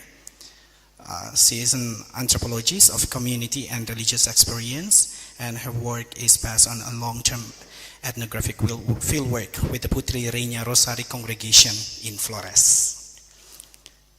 Please give Dr. Donnelly a warm round of applause once again. Ladies and gentlemen, now let us continue with our second speaker, Ibu Katarina Indira Stuti. Ibu Katarina Indira Stuti holds a bachelor's degree in child psychology from Universitas Pajajaran Bandung and a master's degree in applied psychology on social intervention and gender studies from Universitas Indonesia, Jakarta. Her research explores children's rights, migration and tourism in Indonesia. Today, she will present questioning child migration, violated rights of child migrant pursuing life in the tourism industry in Indonesia. Please welcome Mrs. Katarina Indira Stuti. Hi, thank you. This is very vulnerable hours. Like after very interesting stories, I'm going to present to you some numbers, which is really against the timing. But I need the numbers because I need to basically share the gravity of the issues that we are facing here. Because I think this morning probably we say the word SDM, which in English means human resources many times, like 10 times. We don't have the good SDM and whatever, but then we have to talk about them so that we could see what is the root cause of why we don't have high confidence about the people of Manggarai to lead the development of the tourism industry, and we lend human resources from other islands to lead the development of the tourism industry. So I'm actually questioning the child migrations because we did a research on child migrants here in Kota Ruteng. So I basically represent all of you and also the young people on the back, which probably would have similar experience with the children that we talk to. So just because I was asked, from which university are you? I didn't come from university, even though I graduated from university. I actually presenting Sisters of Good Shepherd. Sisters of Good Shepherd is congregations that is present in 71 countries. In the work, we work together. I am a mission partner, so I'm not a sister. People ask me where, I have the face of a sister, but actually not the spiritual background. So I'm not spiritual. And then the Sisters of Good Shepherd is also active in the United Nations as consultative, have a consultative status in the ECOSOC. And in Indonesia, they have 5 social ministries in Ruteng, in Marau, West Kalimantan for child marriage issues, in Jogja for GBV, Jakarta for child protections, and also in Batam for child protections and sustainable livelihood. So, on to the topic. The challenges that we are facing now in Flores is education through migration. So Indonesia is pushing a 12 years only compulsory education, but national average is only 8 years, which means that the Indonesians' average education is only until SMP or junior high school. And when you see the Nusa Tenggara, East Nusa Tenggara, where Kota Ruteng is, it drops to 7.82, which only reached the second year of junior high school. So, why? Because there are limited number of secondary high school and poverty. The result, the children have to travel to nearby town or cities to be able to access secondary educations. I'm sure the young people behind would have similar experience with this. And now Ruteng has been the magnet for these young migrants. This school alone have at least, I think, maybe more, 5,000 students, because 7,000 students now in this small city that only the Langkawi Rembong district has only 67,000 populations. 7,000 are university students, 13,000 are senior high school students. So you can imagine how many young people are actually living in the city. And our research conducted last year, we talked to 761 students through surveys and 50 through in-depth interviews from 2 regular high school and 3 vocational school in Kota Ruteng. Now, Kota Ruteng have 22 senior high school. 12 of it are vocational schools, and it's actually 12 vocational schools out of 19 vocational schools that exist in Manggarai district. So, as you can see, the importance of Ruteng for education. Now, what we want to understand very simple. How do these children live? What risks do they face, and are their rights being protected? That's the simple questions that we ask. Now, actually, the one that really go down to the ground are the Sister Gaby, and 2 of my fellow Ifa and Neldis, who are also Manggarai people. So they speak the local language and talk to these children using understanding of how the culture is working. Now, our findings. Who are these young migrants? We call it initially young migrants, student migrants. 78% of them are independent migrants. What it means they live without parents or guardians. And even so, in tourism-related subjects, there are almost 90% who have to live independently. So 61% of them, of the tourism-related students are girls, which means that there are higher vulnerabilities. I think what we do not want to talk about here is the life in the tourism industry, which we need to actually talk. The research did not really focus on the tourism industry, but then we need to kind of like dig further on how the tourism industry treats these young people. That's the next question. And then 61% are still children, meaning that they are under the age of 18 years old, 15 to 17 years old, and yet most of them do not know that they are children. So maybe only 10% knows that children are those under 18.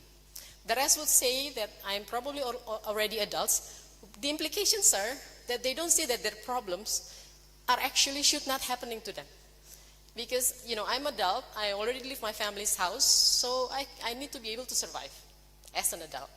So most of them think that children are below 15, below 13. The rest is already adults.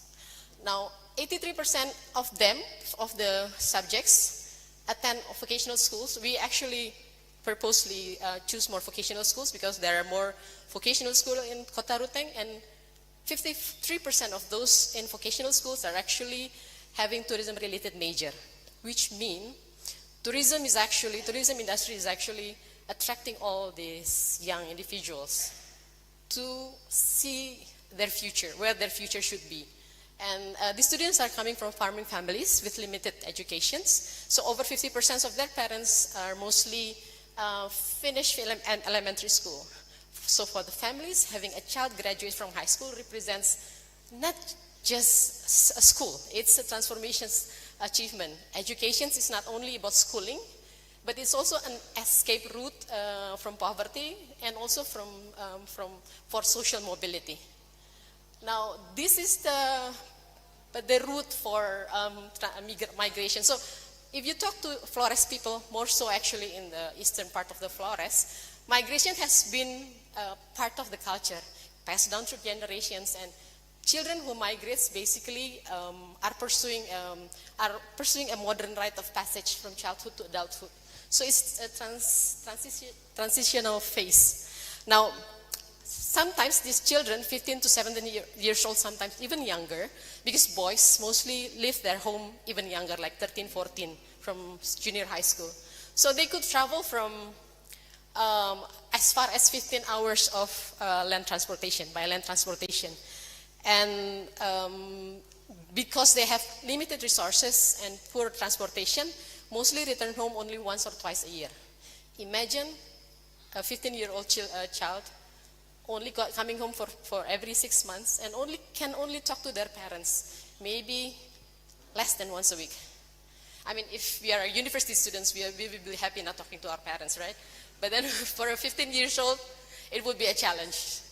And Ruteng has been an educational hub because it concentrates on educational opportunities. It's actually basically, if we want to be honest to ourselves, it's one of the income of the city is coming from educations, with 22 schools, a big university, and also then housing and rented rooms that the local people are actually providing for the students. 13,000 students just for the senior high school. So, sorry. Sorry. Okay, living conditions. This is the hidden reality. I would like to introduce you to a girl named Atrin. She is one of our program participants. We already asked her permissions to show the videos to a wider audience. The translation is from YouTube, so I hope you could get what it means. Sorry. Saya Atrin, saya berasal dari Marbola, tepatnya di Manggarai Timur, Elat Selatan. Jarak tempuh dari kami punya kampung itu menempuh waktu 15 jam. Saya sekarang menempuh pendidikan di SMK Satama Ruteng kelas 11 dan mengambil jurusan perhotelan. Alasan saya masuk SMK itu karena saya ingin membantu ekonomi keluarga. Saya juga ingin sekali menjadi tulang punggung keluarga. Saya juga ingin orang tahu kalau saya bisa. Karena banyak orang yang pernah bilang begini, kalau itu masuk jurusan perhotelan tidak ada gunanya. Makanya saya ingin buktikan, saya ingin jadi orang pertama di kampung itu, orang yang sukses walaupun hanya tamat SMK. Sebenarnya cita-cita saya itu menjadi polwan, hanya karena saya melihat kondisi keluarga yang awalnya begini, jadi saya hanya ingin sekali membantu ekonomi keluarga terlebih dahulu.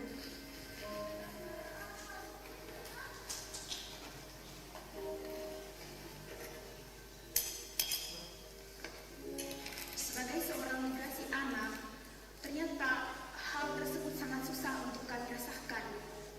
Setelah dipikir-pikir dan setelah dilihat, ternyata saya itu mempunyai banyak masalah. Salah satunya itu saat berada di kos, kalau tidak ada uang, tidak ada sayur, tidak ada beras, kan itu biasanya kalau makan itu makan dengan garam atau biasa kan beri istilah itu ikan tunjuk, makan dengan ikan tunjuk.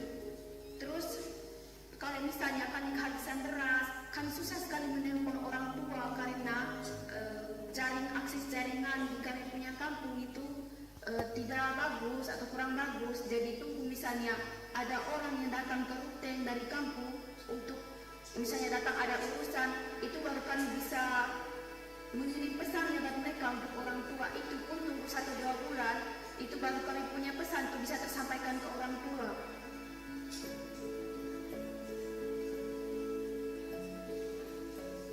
Yang terpenting adalah bagaimana cara kita menghadapi masalah dan berbagai rintangan yang dihadapi. Apakah kita mau berusaha mengatasinya, atau justru masalah-masalah tersebut kamu jadikan alasan untuk berhenti dan menyerah?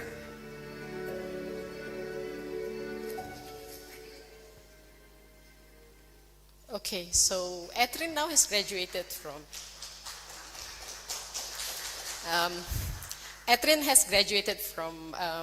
vocational school, but she has to return to the home village because her father passed away, so she cannot continue. But she optimistically said that I would like to sell my weaving because she is the only girl in her village who could still do some weaving. So she is planning to earn some money through weaving. Now, housing. It's a safety gaps in unregulated system. There are no regulations in this region, in this district, about housing for children. So 60% of the children live in private boarding houses or rented rooms, while only a third stay with relatives. And the monthly rent can be as low as 60,000 monthly, which means only $4 monthly. And actually this represents both what the students can afford, but also the investment that the house owner would like to give to having these houses. So it's always a tension between, if I provide a better housing, then they need to pay more, and the students cannot pay more. So this is what we can afford in these situations. And then 20% of them living without any adult supervision. Whatever their experience are, they have to handle it by themselves. 50+% lived in mixed gender boarding houses. I think some people will say, you know, what is the problem with living a mixed gender? But they are children. And 1/3 living in mixed age, which means that you see high school students are living with, university students are living with working people. And that becomes a very risky, high-risk situation. If you have visit one of them, you could see that in some houses, the bathroom is without a full wall. And it's a mixed gender bathroom. So, yeah. Okay, so boys faces higher risk because 63% in a mixed gender housing and 33% or 1 in 3 don't have any adult supervision. Home visits, our home visits reveal that a very concerning condition because there are shared bathroom between teenage girls and adult men, for example, and houses without secure locks or a room that house up to 12 girls, which is quite common for some. And so, basic utilities, electricity is there, clean water is there, though in some area, for example, in the ones near the Santa Matilda school, they would have to use rainwater in dry season. So the girls have to use rainwater. Only half have access to mobile phone or mobile access, and a third have unlimited internet access. For Gen Z, this is a problem, which means that their income or their monthly allowance will be used for buying internet access. And housing facilities looks like 92% have bedrooms, but it's actually shared bathrooms. And then when we say personal beds or mattresses, they have to bring it from home. And it's usually a very thin part. And then only 60% have access to separate kitchen, which means that they have to cook in the room. And please do not imagine a one-bedroom apartment, but this is a kerosene in the bedroom. Kerosene stove in the bedroom. And 6 out of 10 do not have access to study desk, meja belajar. Can you imagine you're a student and you don't have access to study desk beyond the place that at school? And not all schools have library, or even when they have library, not all school would allow the children to stay after studying hour, which means that they don't have proper place to study. So these are some. Okay, so this room hosts 12 girls. There are 2, how do you call it, zinc kind of like rooms, one for boys and one for girl. Each can host 12 to 13 girls to 15. And if you see, okay, the girls are really excited because I was bringing my Indian friend and they were saying that I want to take a picture with Shah Rukh Khan. But beyond that, you can see that this is the kerosene, this is where they sleep. So if you are cooking, this is kerosene, which means that the smoke is going to be everywhere. And then you have to climb up, and this is where all the girls are living. And this is a separate kitchen. Sometimes they use booths for cooking. Yeah, and these are all things that they have. This is in a room. So this is in one room. They have 2 kerosene, 2 girls staying in the room, or maybe more, and some personal items. So just a story. So a group of 12 girls were sharing a room. This is something that we hear directly from the girl. And they were saying that they have one time their phones were stolen from their room. There are 12 girls where they put the phone under the bed, under the pillow.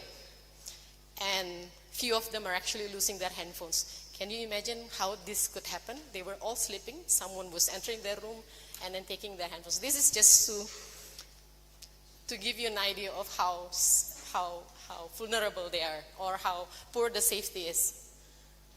Okay, financial reality. 1 in 4 have to survive with less than $6 a month, 50,000 for a month. Of course, their parents allow them.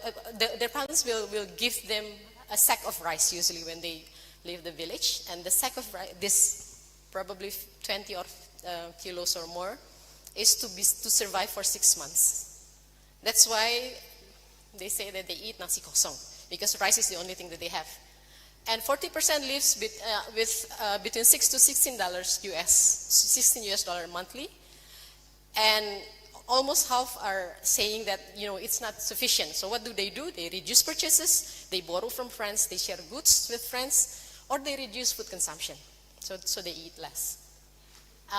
And the hunger crisis, the rise to survive, is actually under threat. We are talking about, when we talk about human resources, we think about education, but then what was the basic? The basics are whether they have enough nutrition to grow. These are children, they are still growing.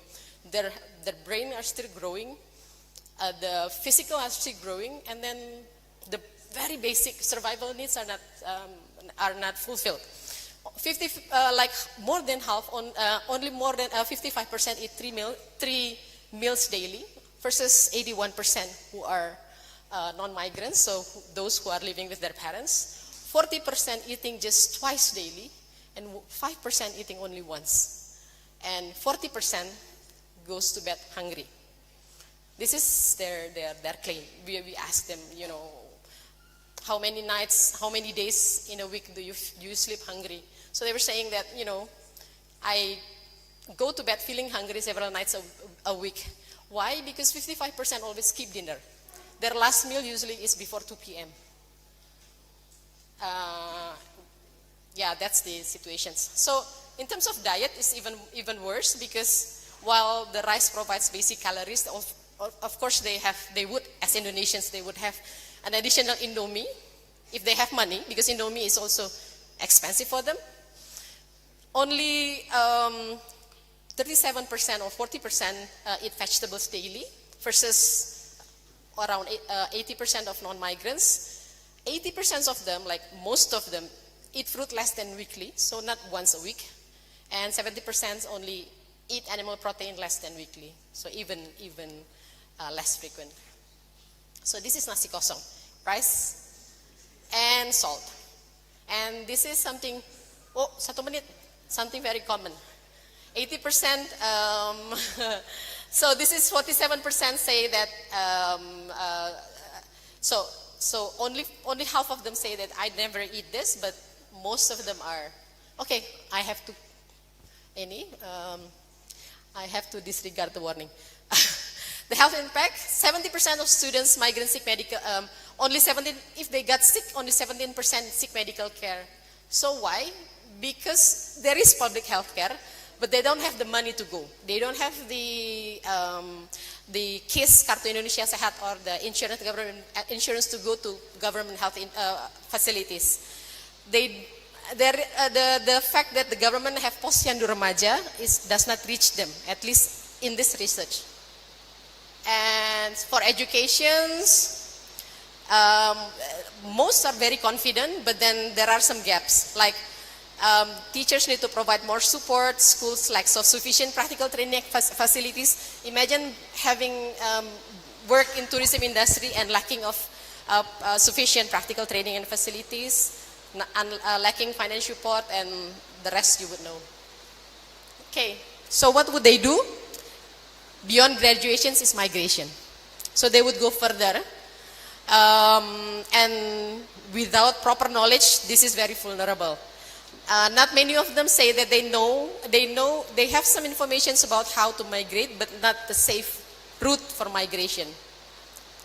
And violence, 97% of them experience some form of violence in the past year, multiple types, and then most common verbal abuse, insulting for girls, online sexual message, inappropriate gestures is something common.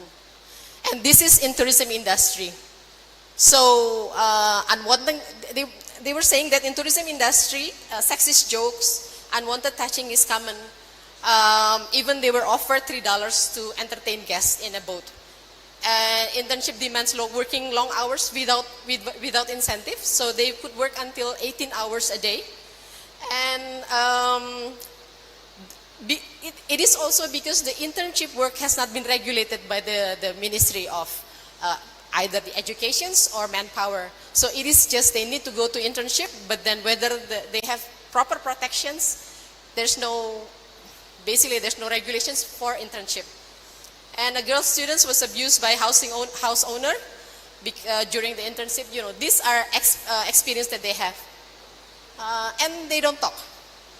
Because they are afraid that people would not believe them. They are afraid that it will bring shame to the family. So they don't have enough knowledge. They don't have sufficient knowledge about sexual health or even how to prevent violence. While 80% are planning to migrate. So imagine when we talk about human resources, then we talk about this life that they have to go through. Okay, this is what the students want. Maintain communications for parents, for schools, and I would read for churches, include child migrants in activities. They were saying that, you know, I don't really go to church anymore, unlike when I was in the village. I was not invited. No. So we are actually looking at invisible children. But if you have time tomorrow morning, walk down before 7. You see hundreds of them just by the road and ask them, have you had your breakfast? Probably some of them would say they haven't had their breakfast. You know, they're everywhere but invisible at the same time, or their life is invisible. So, okay, last few pages. So this research reveals both the resilience of the children pursuing educations against enormous challenge that even for an adult, it's so difficult. I mean, 50,000 a month, a sack of rice for 6 months. Even for adult, it's going to be a problem because there is a systemic failures that we see. And student migration in Ruteng is actually representing their family best strategy for social mobility. So this is what they have to face, and they are actually the weapon of the family to be able to build the life of the family. So this is what we propose and what we are starting to do. It requires a multi-stakeholders participations and collaborations, immediate safety measures, monitor children migration movements. This is important because they need to, you know, the village that send them and the Kota Ruteng as the receivers needs to know where they are. The parents need to know where to contact them. Before we did the study in 2023, Time is up. I'm okay. so sorry. Satu kali lagi ya. Before we did the study, the school sometimes there are missing children for a week, for a month without them knowing where to look.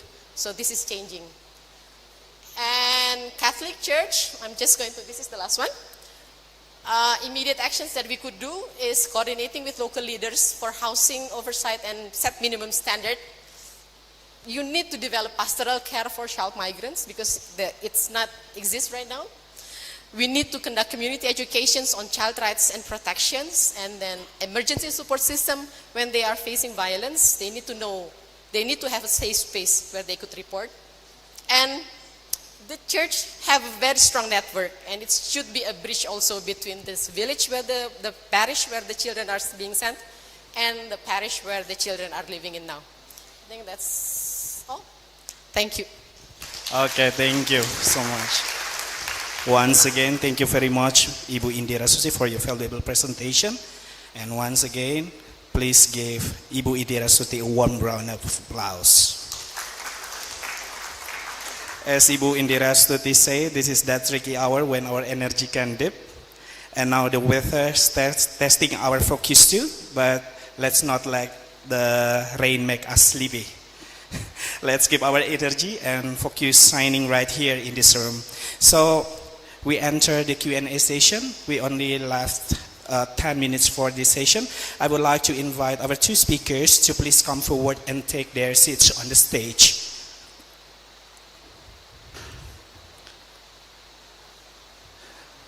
We would like to keep this session interactive and communicative, so please feel free to ask your questions directly.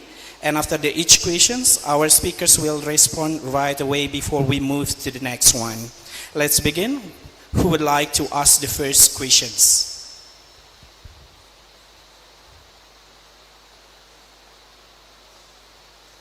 Okay.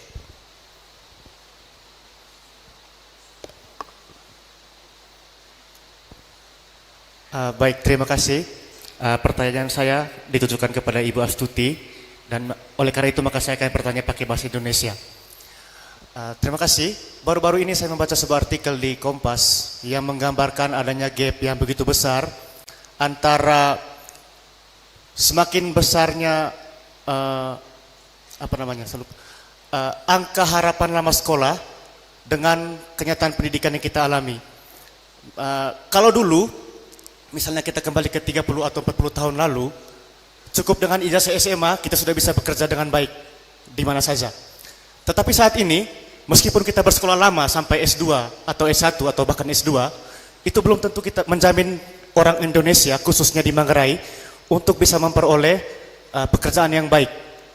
Oke, pertanyaan saya minta komentar Ibu, apakah dengan data tadi yang Ibu sudah tayangkan kepada kami, dengan realitas harapan lama sekolah belum tentu menjamin majunya pendidikan di Indonesia, saya minta komentar bagaimana Anda melihat ke depannya seperti apa, dan apakah perlu misalnya lembaga seperti gereja mungkin harus lebih banyak melakukan aksi-aksi sosial bagi anak muda khususnya terkait ini. Terima kasih. Saya jawab bahasa Indonesia ya. Saya pakai perspektifnya anak-anak dulu ya. Anak-anak ini sangat optimis bahwa hidup mereka akan lebih baik dengan mereka sekolah ke Ruteng, dengan mereka sekolah di SMK, karena mereka sudah jauh melewati orang tuanya. Jadi dengan pendidikan orang tua yang rendah, jadi mereka berharap. Tapi pertanyaannya benar, bahwa bahkan anak S2 pun belum tentu mendapatkan pekerjaan. Jadi memang selalu ada tarik-tarik. Makanya jadi satu hal yang saya tidak masukkan di sini adalah bagaimana mereka melihat bekerja itu masih dalam konteks bekerja itu kantor. Bekerja itu adalah gaji bulanan. Bekerja itu adalah sesuatu yang stabil. Padahal kenyataannya memang mungkin lapangan pekerjaan tidak sebanyak itu. Dan itu yang belum tentu mereka ketahui. Itu pertama. Yang kedua juga bahwa mereka berharap dengan, jadi turisme ini memiliki seperti pedang dengan dua bilah gitu. Di satu hal mereka menjanjikan pekerjaan, tapi di sisi yang satunya lagi selalu ada pertanyaan apakah mereka cukup memiliki kualitas untuk bisa masuk pekerjaan itu. Jadi kalau kita pakai sudut pandangnya anak-anak ini. Jadi memang ada gap tidak hanya terkait dengan jumlah pekerjaan, tapi juga terkait dengan kualitas yang bisa diberikan. Atau kalau misalnya mungkin kemarin atau pagi ini itu ada juga pertanyaan mengapa orang lokal itu hanya ada di pekerjaan-pekerjaan yang low profile. Jadi saya tidak mau sejauh itu, kita hanya melihat dulu basicnya, apakah kita sudah memberikan cukup, kita selalu bilang investasi turisme itu ada di gedung, ada di fasilitas, ada di sesuatu yang baik, tapi belum investasi untuk benar-benar bicara tentang pendidikan, dan bukan pendidikan hanya di sekolah ya, tapi pendidikan life skills dan juga pendidikan anaknya itu. Jadi kalau mungkin betul yang dikatakan oleh Bapak, juga apalagi kalau kita bicara tentang urban setting, juga dengan bagaimana kita membentuk konsep bekerja itu apa sih? Itu yang mungkin juga harus kita pelajari lebih jauh.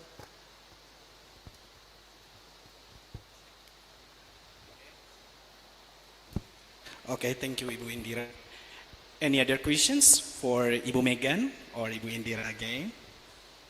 Okay. Romo Rektor.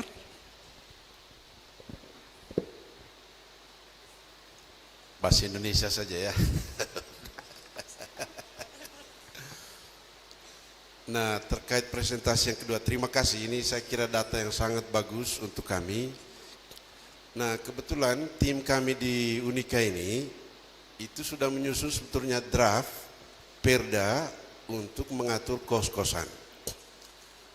Karena memang ya ini sudah menjadi industri kos di sini dan setiap orang mendirikan kos tanpa jaminan keamanan seperti tadi yang disampaikan. Termasuk fasilitas, lalu kos campur, padahal mereka di bawah umur dan lain sebagainya.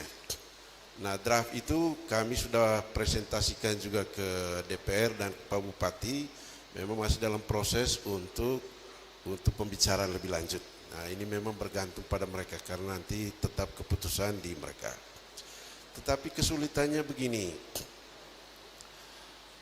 ketika ini kami diskusikan dengan teman-teman HAM, ya baru 2 minggu lalu datang dari UI, itu Pusham UI, kami juga dialogkan tentang rencana ini.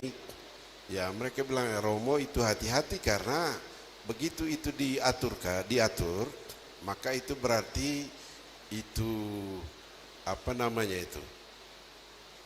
itu polisi Pamung Praja akan mengontrol semua biaya itu kos-kosan dan itu bisa menjadi pelanggaran HAM yang lain lagi. Sehingga sampai sekarang memang kami belum memperjuangkan sekuat tenaga untuk segera memperdakan draft ini ya karena kita masih tunggu masukan. Tapi paling kurang menurut Ibu, karena memang kesulitan begini, kami dapat laporan dari KBG misalnya atau dari RT, susah sekali untuk intervensi itu kos-kos. Karena ya ini sudah industri dan pemilik kos merasa ini kehidupan. Lalu tidak bisa misalnya kamu pihak luar, apa itu dari RT, dari KBG atau dari paroki itu ikut campur tangan mengatur-ngatur. Kan? Nah karena itu memang kami perjuangkan hanya bisa melalui perda. Karena dengan perda nanti itu semua bisa diatur. Pastoral orang muda bisa masuk, lalu RT bisa masuk, KBG juga bisa masuk mempengaruhi atau mengatur. Gitu ya. Tapi dengan resiko bahwa aspek lain yang belum pernah kami pikirkan bahwa itu bisa disalahgunakan ya justru nanti untuk pelanggaran HAM dalam pengendalian. Nah ini saya minta tanggapan. Lalu untuk Megan tadi dengan masuknya hal sekular ke dalam biara misalnya. Nah apakah Megan sungguh yakin bahwa lalu spiritualitas pendiri itu betul bisa dijaga dalam kehidupan PRR misalnya, terutama yang dilarang tuka itu. Ya, saya rasa kegelisahan kami sama dengan kegelisahan para aktivis. Tapi kami juga tahu bahwa harus dimulai di satu titik. Jadi salah satu kerja yang sedang kami lakukan adalah bekerja sama dengan Kelurahan Rowang.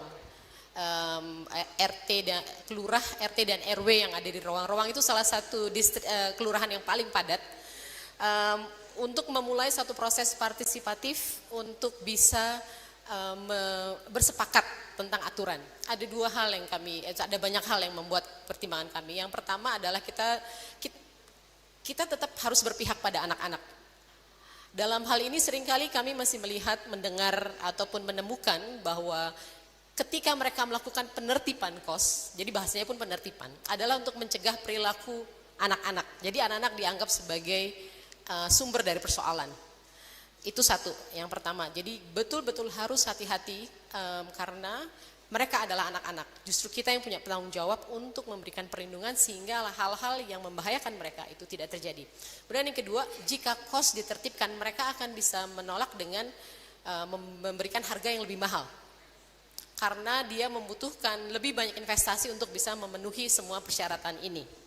Yang kemudian membuat beberapa anak kemudian akan kehilangan tempat tinggal karena mereka tidak mampu. Jadi memang ini adalah pekerjaan panjang dan tidak bisa satu pihak dari pemerintah ataupun dari stakeholder penting untuk membuat perdanya, tapi harus memang konsultatif. Makanya itu yang sekarang kami masih dalam tahap mencari data. Jadi di Roang saja itu ada lebih dari 1.400 kamar yang disewakan. Jadi bayangkan perputaran uang yang terjadi, jumlah anak yang ada, karena satu kamar itu minimal 3-4 orang.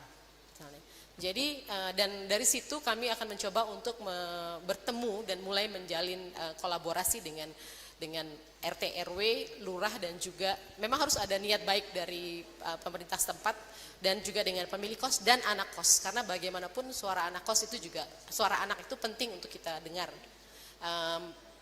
Peraturan awal yang kita sepakati baru misalnya tentang kita harus pisahkan anak laki-laki dan anak perempuan dulu, paling enggak itu di awal misalnya kayak gitu, hal-hal. Jadi ada tahapan yang harus dijalankan dan mungkin tidak bisa serta-merta mengeluarkan perda karena itu akan merugikan anak-anak sendiri. Itu sih yang hati-hati.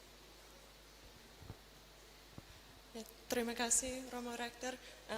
Tadi pertanyaan itu tentang ini, bagaimana visi Monsignor Gabriel Manek itu masih dihargai atau tidak dalam biara, itu ya maksudnya? Ya, saya rasa ya dihargai sekali karena Bapak Gabriel Manek itu dia maunya supaya ada kongregasi pribumi di Indonesia, apalagi di Flores. Dan sekarang ini kongregasi PRR, kongregasi pribumi yang pertama atau kalau bisa juga yang kedua, lahir di Larantuka tetapi sekarang ada di seluruh bumi. Dan setiap kali saya datang untuk tinggal bersama dengan para suster PRR itu, saya heran sekali karena mereka makin berkembang. Terima kasih. Ya, dan Bapak Uskup Gabriel Manek itu, para suster PRR semuanya sangat menghargai, selalu ingat dalam doa dan lagi cari jalan untuk mengangkat Bapak Uskup menjadi santo. Tetapi bagi saya sebagai orang antropolog, saya lebih tertarik kepada pendiri pendampingnya Ibu Suster Anfrida SSPS, karena kalau Bapak Uskup Gabriel Manek, dia bersama dengan kongregasi PRR berapa tahun saja, tetapi Suster Ibu Anfrida dia mendampingi PRR selama 20 tahun. Pas dia lihat, ada berapa suster yang sudah bisa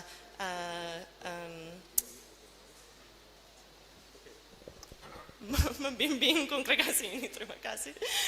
Membimbing kongregasi ini sudah ada berapa suster, ini sudah bisa, saya pulang sudah. Dan Suster Ibu Frida ada bersama dengan para suster awalnya asalnya. 20 tahun itu latih semua bagaimana doa, bagaimana proses doa, bagaimana untuk mengajar, untuk menjahit, untuk heal,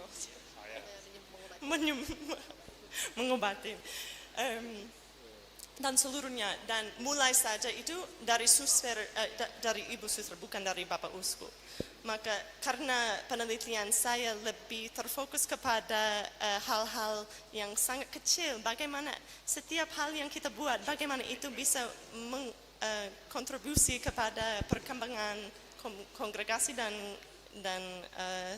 lingkungan dan nasional.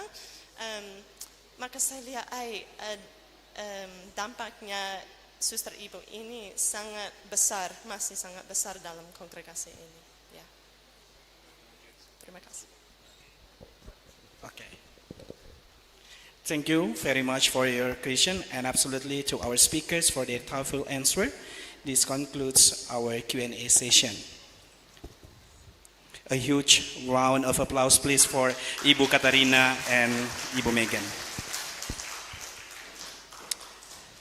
Ladies and gentlemen, it seems our time is up, and that concludes panel 2.1 EVAC on local communities.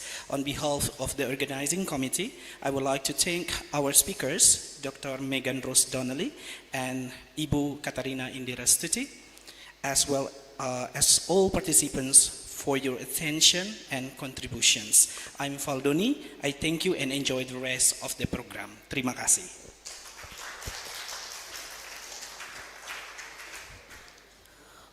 Well, ladies and gentlemen, now we are going to have another coffee break, and it will be until 3:30. But while we have our coffee, we will feature by a graceful cultural dance from Unika.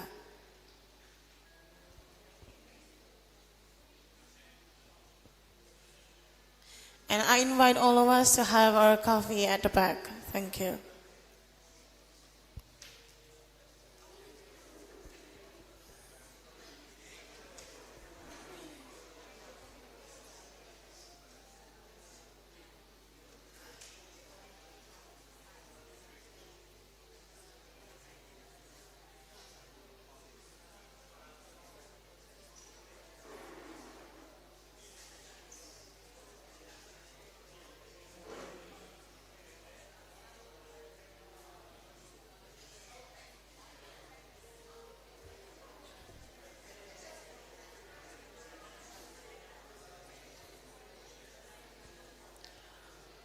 Well, ladies and gentlemen, let's give a warm applause to our students from Universitas Katolik Indonesia Santu Paulus Ruteng, and they are going to perform their cultural dance.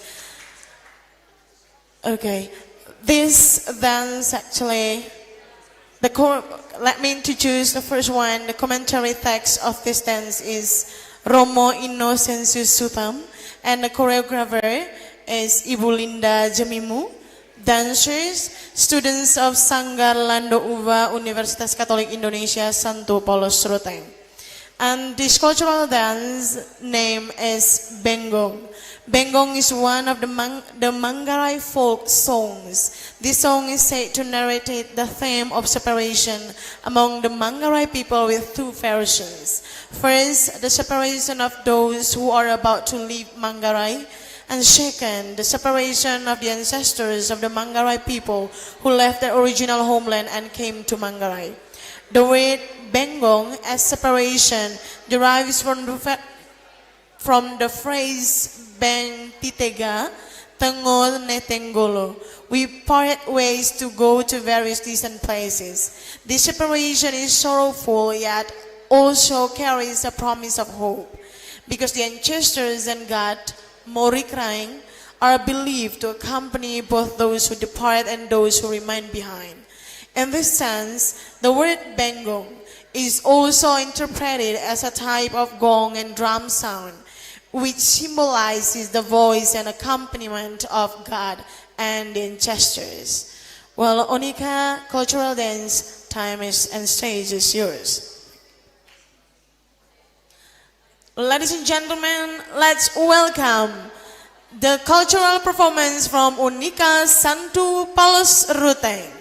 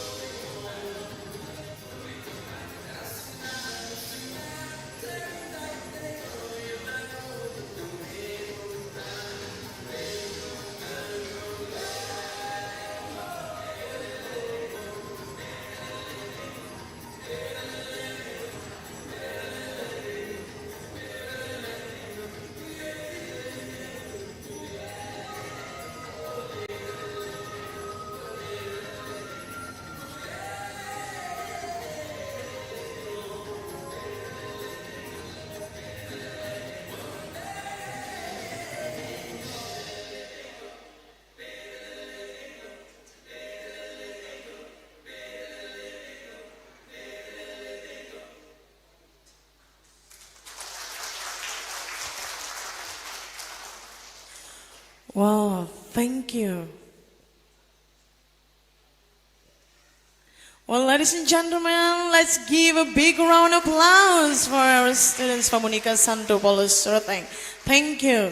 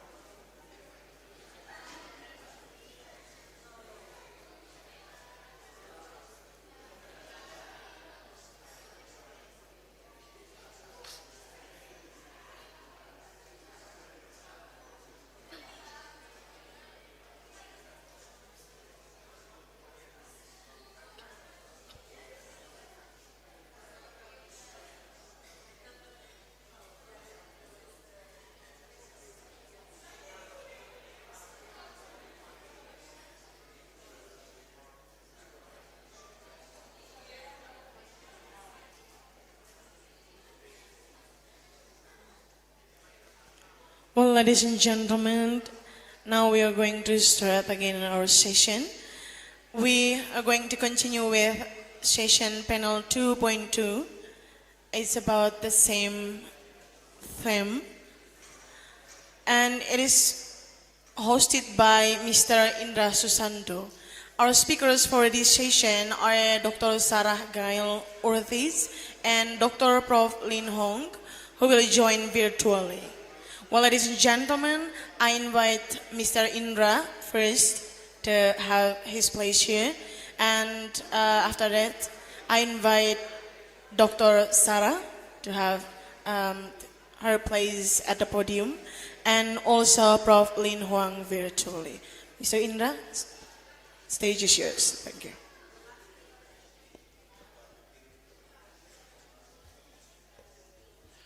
Distinguished guests, keynote speakers, and our beloved participants, we will now continue with our panel 2.2, and the first speaker today with us is Dr. Sarah Gail Ortiz.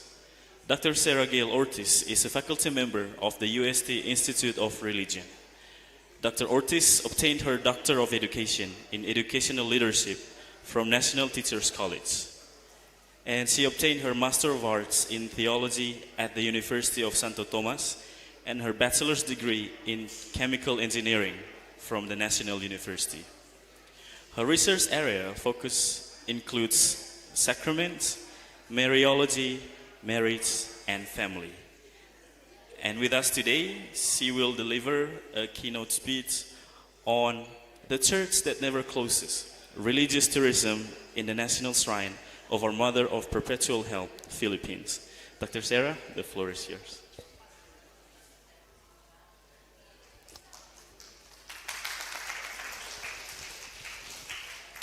Thank you and good afternoon.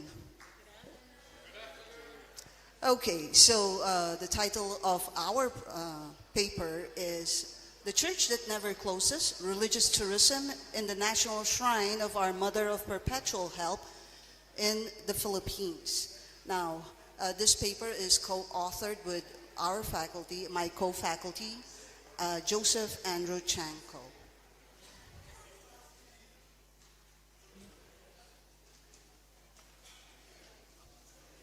The National Shrine of Our Mother of Perpetual Help, more popularly known as Baclaran Church, is among the Philippines' most popular religious pilgrimage sites. The shrine draws hundreds of thousands of visitors weekly, making it a focal point of Marian devotion and spiritual tourism. It is overseen by the Redemptorist Fathers and boasts of a modern Romanesque architecture. Inside the church, which is devoted to the promotion of the faith of the laity, stands the revered icon of Our Lady.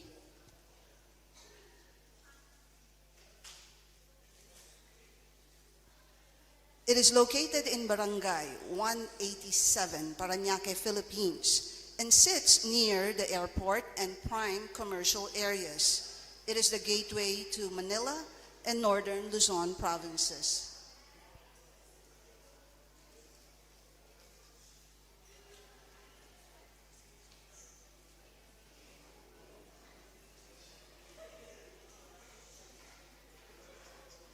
The Perpetual Help Novena was first introduced in Baclaran in 1948, transforming the devotion to our Mother of Perpetual Help into a national phenomenon.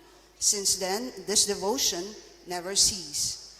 Now, seeing the importance of this particular cultural property, one of our senators proposed a Senate bill, number 2278, to have the National Shrine declared as a heritage and tourist destination. Now, what's important here, if this bill pushes through and becomes a law, then this would institutionalize a policy which will preserve the historical and social-cultural significance of the church and ensure the accessibility, convenience, and security of its countless visitors. So, outside the shrine, religious dimension lies a bustling economic system that numerous informal vendors have occupied since the 1950s. So they have been there all throughout within the vicinity of the shrine. Vendors would sell a variety of goods, ranging from religious articles to street foods, clothing, and household items. Over time, Baclaran is considered as one of the Philippines' largest informal hawking district.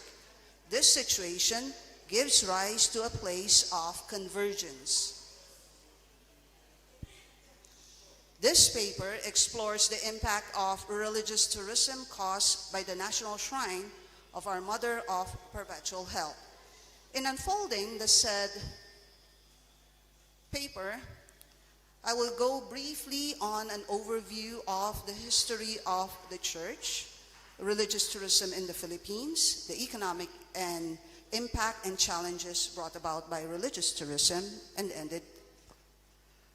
So when we look into the timeline of the devotion, in 1906, the Redemptorist Fathers arrived in the Philippines.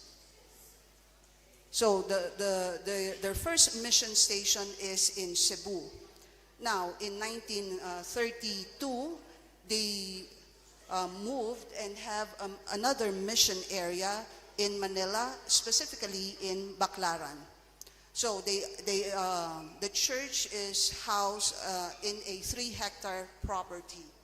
Now, the first devotion to our Mother of Perpetual Help happened not in Baclaran, as it is known, but rather in La Paz, Iloilo. Now, that is in 1946. 2 years later, it arrived in Manila, and the first of the novenas began. Now, the initial people who attended the first novena was just 70. But the following week, it doubled. And from there, you have an exponential growth of this. As of now, at least 150,000 devotees go to this shrine every week.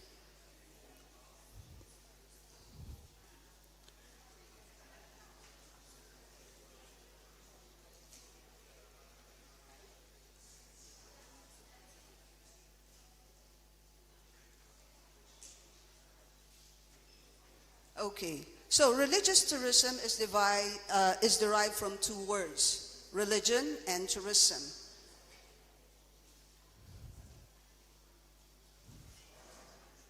Next. So when we talk about religion, in Catholic theology, religion is defined as the voluntary subjection of oneself to God. It is derived from the Latin religare, which means to bind together, and reeligere, meaning to choose over again. This emphasizes that man is drawn to God because he is created in God's image and likeness. When you read St. Thomas's Summa Theologiae, prima pars, questions 75 and forward on the treatise of man, then we would see there that man is unlike any other creatures that God created. He is endowed with a spiritual and immortal soul that gives him the faculty of intellect and free will. And this is what man have in common with God. And so, it is through religion that man renders to God the reverence, honor, and worship that is due to God alone. Therefore, religion binds and connects man to God, who is true and goodness itself. Now, when we look at tourism, keep in mind that man is naturally attracted to what is good, true, and beautiful. And tourism, according to Benedict XVI, he would describe it as a chance for a holistic renewal of body and soul. And he would term this via pulchritudinis, that is the way of beauty, and a means to reflect as homo viator, that is a man on a journey. It is not merely for travel or leisure, but more importantly, a time to rest and participate in a healthy recreation by experiencing the way of life of people from different cultures, temporarily escaping the hustle and bustle of daily life and creating memories with loved ones, and engaging in spiritual reflection and witnessing to the faith. Tourism is an instrument that can foster a culture of encounter between humanity and God that is a meeting point between the creature and creator. So, what is religious tourism? Well, different authors have a different take on what religious tourism is.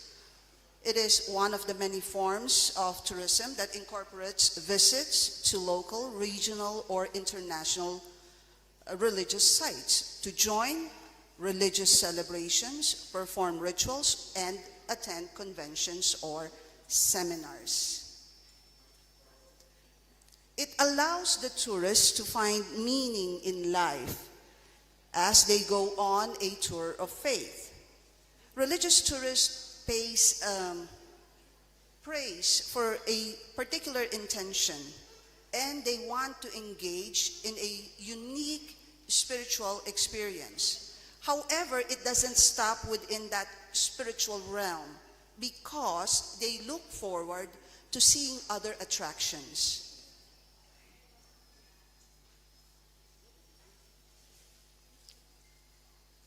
There are three forms of religious tourism.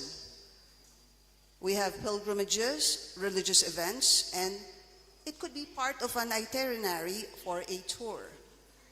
Griffin and Raj characterize religious tourism as a spiritual connection between the tourist and the religious site. In the Philippines, religious tourism deeply expresses the Filipino culture and is highly associated with church tourism. We all know that there's plenty of churches, centuries-old churches in the Philippines. Now, religious tourism finds its roots in ancient times as one of the oldest forms of tourism, the most familiar being that of pilgrimages and retreat. So what is a pilgrimage? Well, it is considered as a sacred journey, an encounter with the supernatural, the divine, the transcendental being we call God. So that's important when we talk about a pilgrimage. There ought to be an encounter with God. In sacred scripture, we see here that there are several instances when God would command all Jewish male to go on an obligatory pilgrimage every year. And we see that in Deuteronomy 16 verse 16, wherein they are required to attend the feast of unleavened bread, the feast of weeks, and the feast of booths. Now, it is in one of these pilgrimages, when we look into the New Testament, where we could see the child Jesus got lost in the temple. So that is also one of the things there, pilgrimages. Now, Olet and Vidal would look at this and say that the focus of religious tourism would be two, mainly to preserve the cult and to memorialize the site. The Catholic Church views religious tourism as a pilgrimage that is an encounter between God and man through the beauty of sacred sites. When we look at religious tourism in the Philippines, so we look at the timeline. Pre-colonial era, the indigenous Filipinos would go and worship their ancestors and animism. So they would travel to sacred places such as mountains, rivers, even trees, and offer sacrifices there for two purposes: fertility and spiritual encounter with God and spiritual intervention. During the Spanish colonial period, from 1521 to 1898, this is where the major pilgrimage sites in the Philippines were built one after another. 1898 to 1946 saw the growth of Protestantism and therefore halts most of these pilgrimages, only to see it return after the war and leading to the People Power Revolution of the 80s, wherein Marian pilgrimages started to flourish once again. Now, when we look into modern-day religious tourism, it takes on a different phase, as the purpose is not anymore solely or exclusive to experiencing religious encounter with God, but also to appreciate the historical importance and architectural aesthetics that is attached to the religious site. One church that displays the meeting between God and man and the beauty of its structure is the church that never sleeps, the National Shrine of our Mother of Perpetual Help, more popularly known as Baclaran Church. To numerous Filipino devotees, the Blessed Virgin Mary, whether in the country or abroad, Wednesdays is fondly called Baclaran Day. It is the day designated for the recitation of the novena to our Mother of Perpetual Help. The popularity of the novena attracts people from all walks of life who trek to the shrine and pray and give their homage to the Mother of God.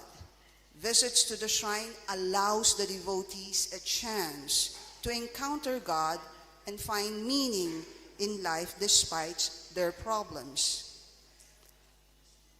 Petitions vary from passing the exams, getting a job, healing from a particular sickness, safe travel, thanking God for favors that were done through her maternal intercession. Weekly pilgrimages to the shrine allows the devotees to have a deeper understanding of their faith, which fosters spiritual transformation and growth and strengthens their relationship with God. The shrine is open to all, always ready to embrace those who are weary from the trials of life. In the wee hours of the night to early morning, celebrities, powerful people would go to the shrine and pay their respect to the Mother of God. The shrine also serves as a beacon of hope for prostitutes who have fallen victim to the dark side of tourism and the outcasts of society who are given another chance to change and amend their ways. Tourism is the foundation, one of the foundation of many economies. In a predominantly Catholic country like the Philippines, religious tourism has a huge impact on its economy.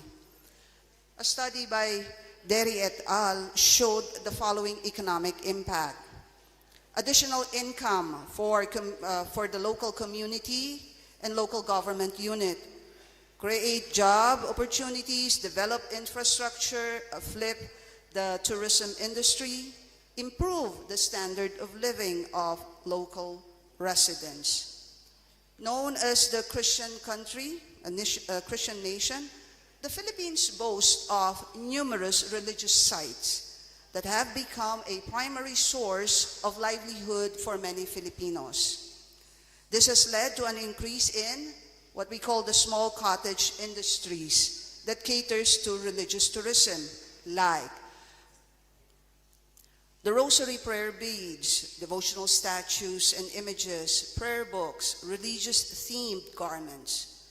The existence of the shrine attracts people not simply to pray or engage in spiritual exercises, but also to go on a shopping adventure, which unfortunately could lead to heavy commercialization. Baclaran is considered as the Divisoria of the South. Now, for those who have been to Manila and you know what Divisoria is, well, that's what Baclaran is. It exudes a flea market-like vibe and is a paradise for bargain hunters. Items such as clothes, bags, shoes, luggages, toys, gadgets, school supplies, fabrics, fruits, vegetables, religious articles, and street foods are readily available outside the walls of the shrines.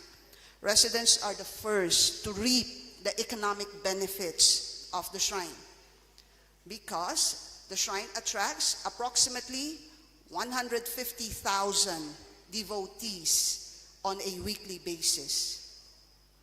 And so, businesses grow and generate employment opportunities, particularly in retail, transportation, and the food sector.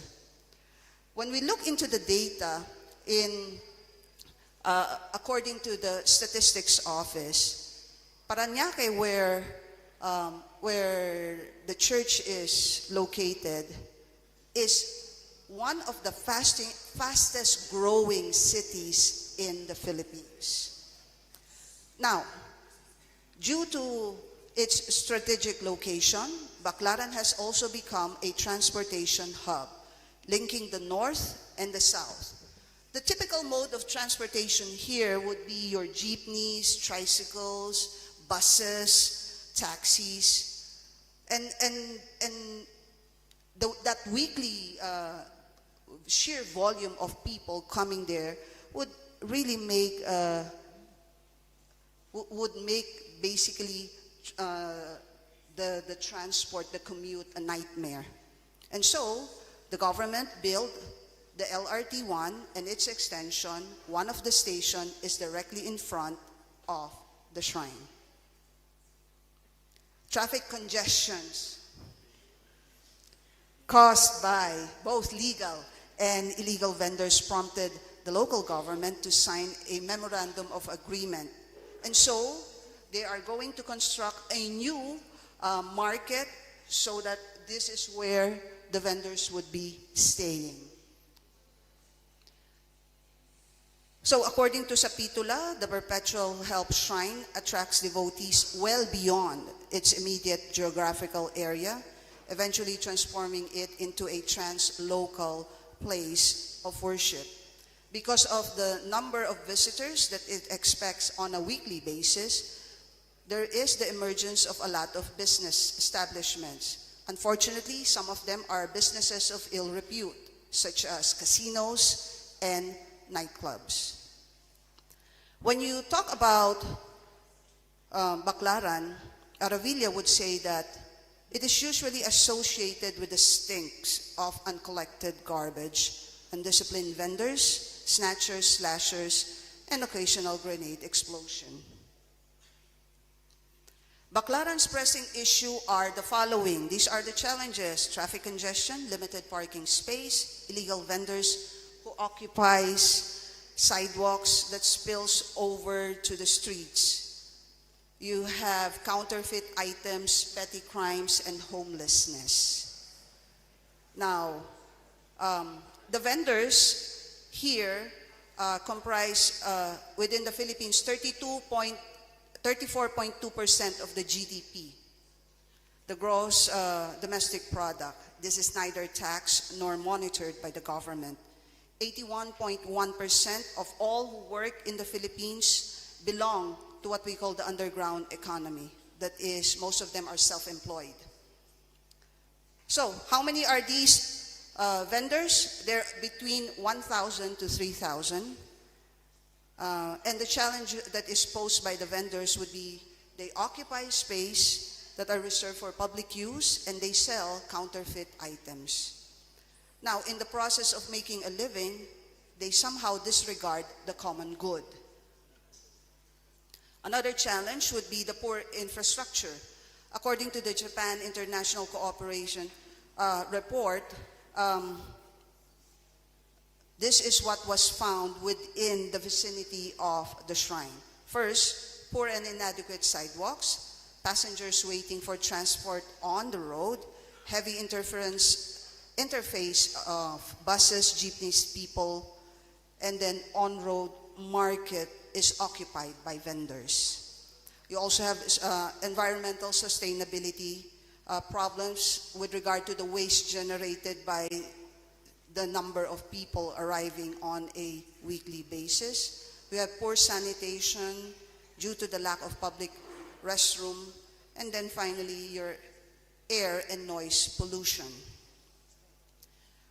Basically, because it is a shrine, it's supposed to maintain the sanctity of the shrine. And this is a little bit problematic.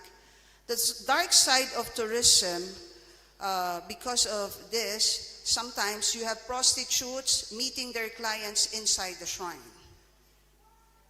So that's a big problem. And you have heavy commercialization seen all over the vicinity of the shrine. And so to conclude, the seat of the devotion of our Mother of Perpetual Help is found in Parañaque City. On June 23rd, the first novena began, and it never stopped.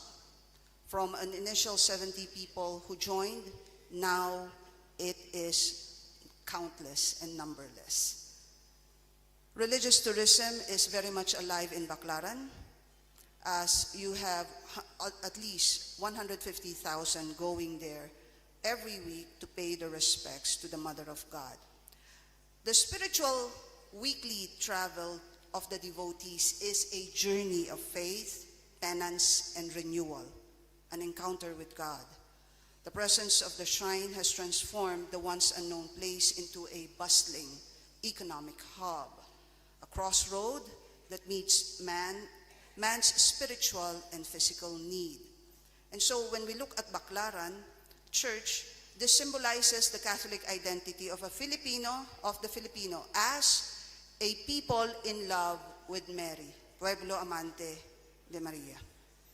The shrine is a source of hope for the poor and vulnerable in the community by becoming a haven of informal employment for street hawkers, ambulant vendors, jeepney drivers, pedicab drivers. Religious tourism in Baclaran has its pitfalls. These are traffic congestions, limited parking, illegal vendors, petty crimes, homelessness, poor infrastructure and sanitation, air and noise pollution, heavy commercialization, and maintaining the sanctity of the shrine. The challenges brought about by religious tourism in Baclaran is multifaceted, demanding a balance between the various needs of the stakeholders, which consist of the shrine administrators, devotees, business owners, vendors, residents, and local government unit, to ensure the safety and well-being of the pilgrims and the people surrounding the area. As mentioned in the proposed Senate bill, for the shrine to become a heritage site and tourist destination, what is needed is a plan that will include construction, installation, and maintenance of such appropriate infrastructure and facilities to improve the overall features of the immediate environs surrounding Baclaran Church. Thank you.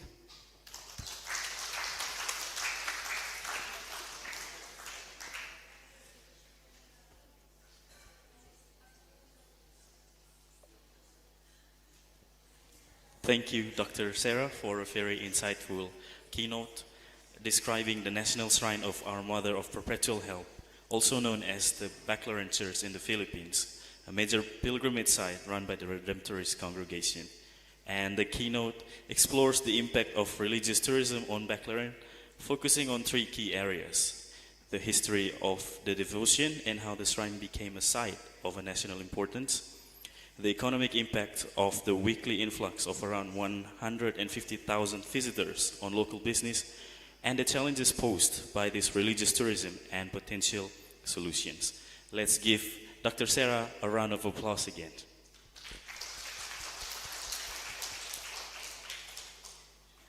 We now come to the second keynote of the panel, and it will be brought by Father Lin Hong OFM, PhD.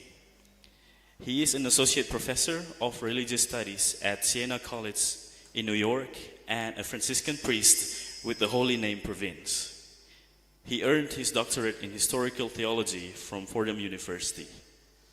His academic and professional work focuses on areas such as Asian American Catholics, race, migration, and intergenerational religious experience. He has published numerous articles and authored books, and he has also served as a consultant to the United States Conference of Catholic Bishops on the Subcommittee on Asian and Pacific Islander Catholic Affairs.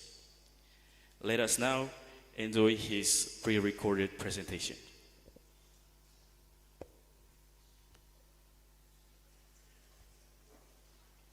Hello, I am Lin Huang, a Franciscan priest and professor of religious studies at Siena University in New York. I am happy to be here with you to present Crossing Borders, Changing Culture Imagery, Tourism, Catholicism, and Culture. Before I go further, I would like to share with you my PowerPoint.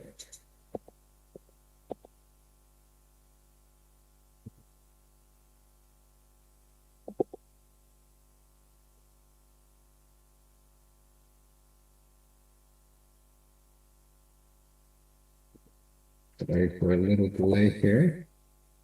Introduction. Religious and cultural experiences are about crossing borders and dwelling in other places. They're also about encountering a sacred entity or moment with other like-minded people. The process of crossing and dwelling is clearly emphasized in the Old Testament, when the patriarch Abraham with his household, urged by a covenant with God, crossed arid borders to dwell in the new promised land. In the New Testament, similarly, Jesus crosses over several unfriendly borders to fulfill the duty of Passover by going on pilgrimage to Jerusalem. Their journeys provide clear examples of crossing and dwelling, both as a resettlement in Abraham's situation and with Jesus as the Passover obligation. Through all of this, they are accompanied by God as they enter sacred, strange, and at times hostile territory. More specifically, the pilgrimage in religious history has been traditionally thought of as a rite of passage or an obligation to pay homage to a saint, a holy place, or an event. The quest to find sacred ground encourages not only movement, but also reflect on the place itself. This spiritual journey requires a sense of adventure, a search for the holy, and a curiosity about the nature of the specific place. From this framework, religious journeys provide people a connection with something beyond themselves, a transcendent experience or divine connection.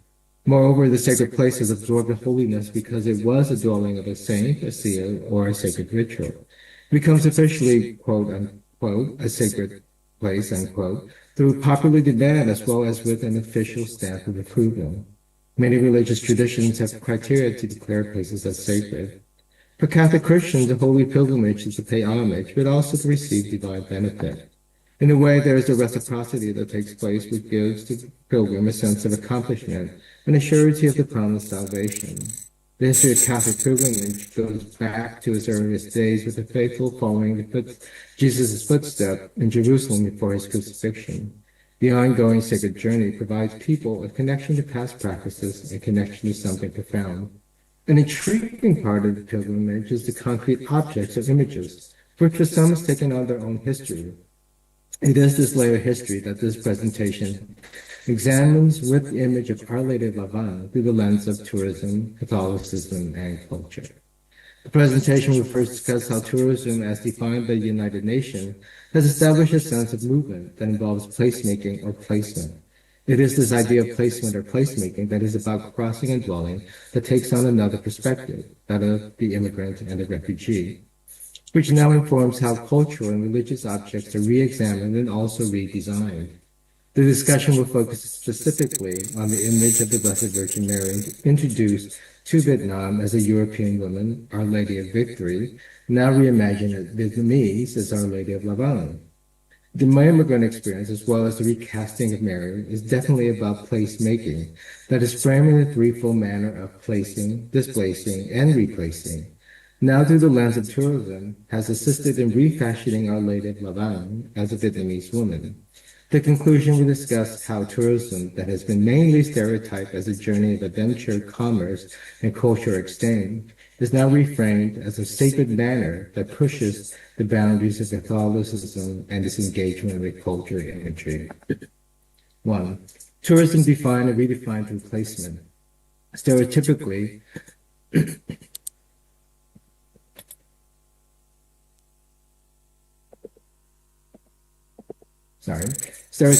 tourism today is considered mainly a leisure pursuit with commercial and entertainment value.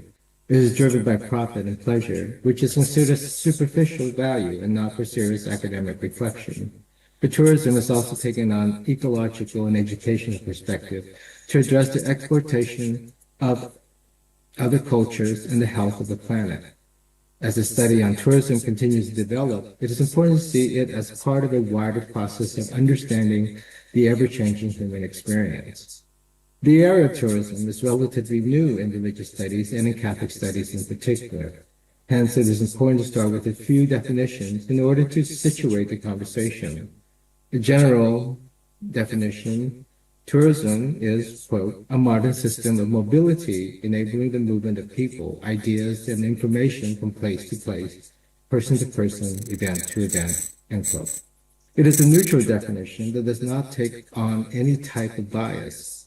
According to United Nations, the definition of tourism is, quote, comprises the activities of persons traveling to and staying in places outside their usual environment for not more than one consecutive year for leisure, business, and other purposes not related to the exercise of an activity remunerated from within the place visited.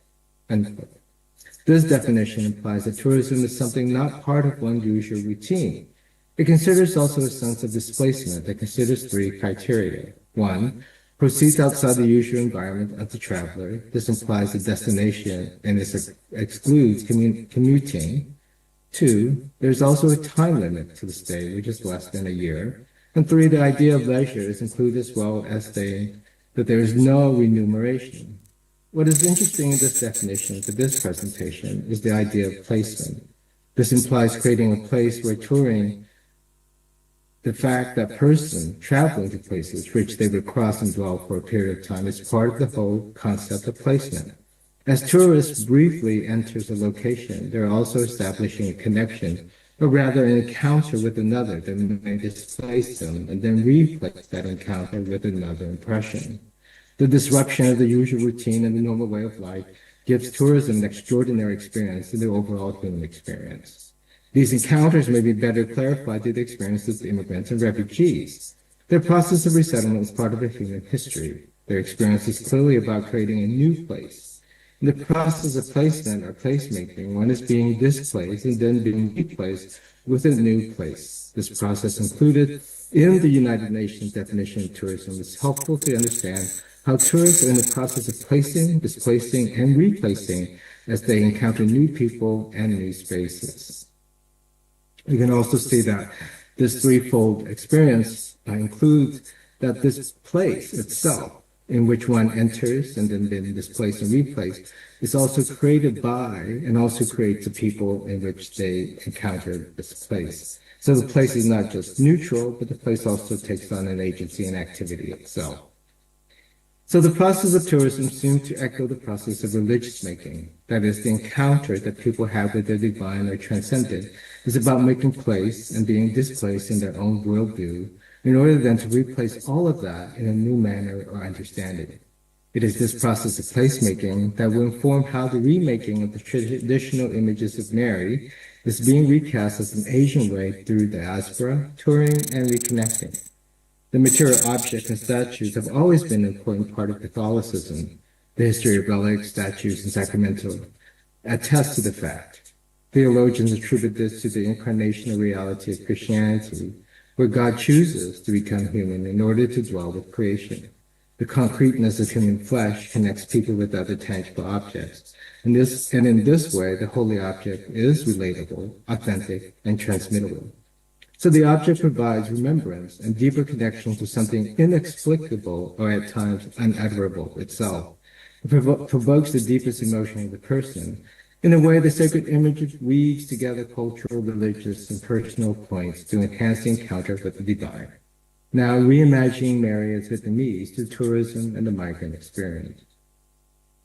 In December 1997, Pope John Paul II wrote to the Archbishop of Hue, Vietnam, exclaiming that on this happy occasion of the 2nd century of the apparition of the Blessed Virgin, I send you, Your Eminence, my affectionate apostolic blessing, which I willingly extend to the bishops, to the priests, and to those praying for the priesthood, to the religious, and to all the faithful of Vietnam and the diaspora.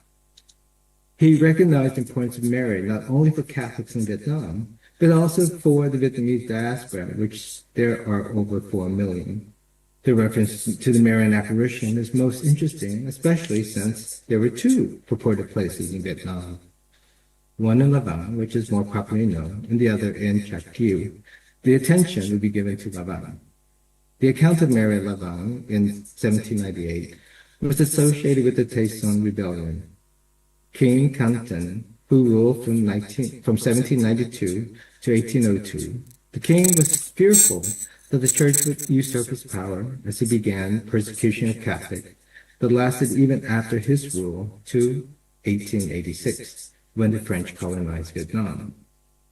Many fearful Catholics fled to the jungles in Quang Tri province to hide in order to worship their faith in secret. There were several different versions of the story told by Vietnamese Catholics and French missionaries, but all agree in reporting that the Blessed Mother appeared to many people fleeing persecution.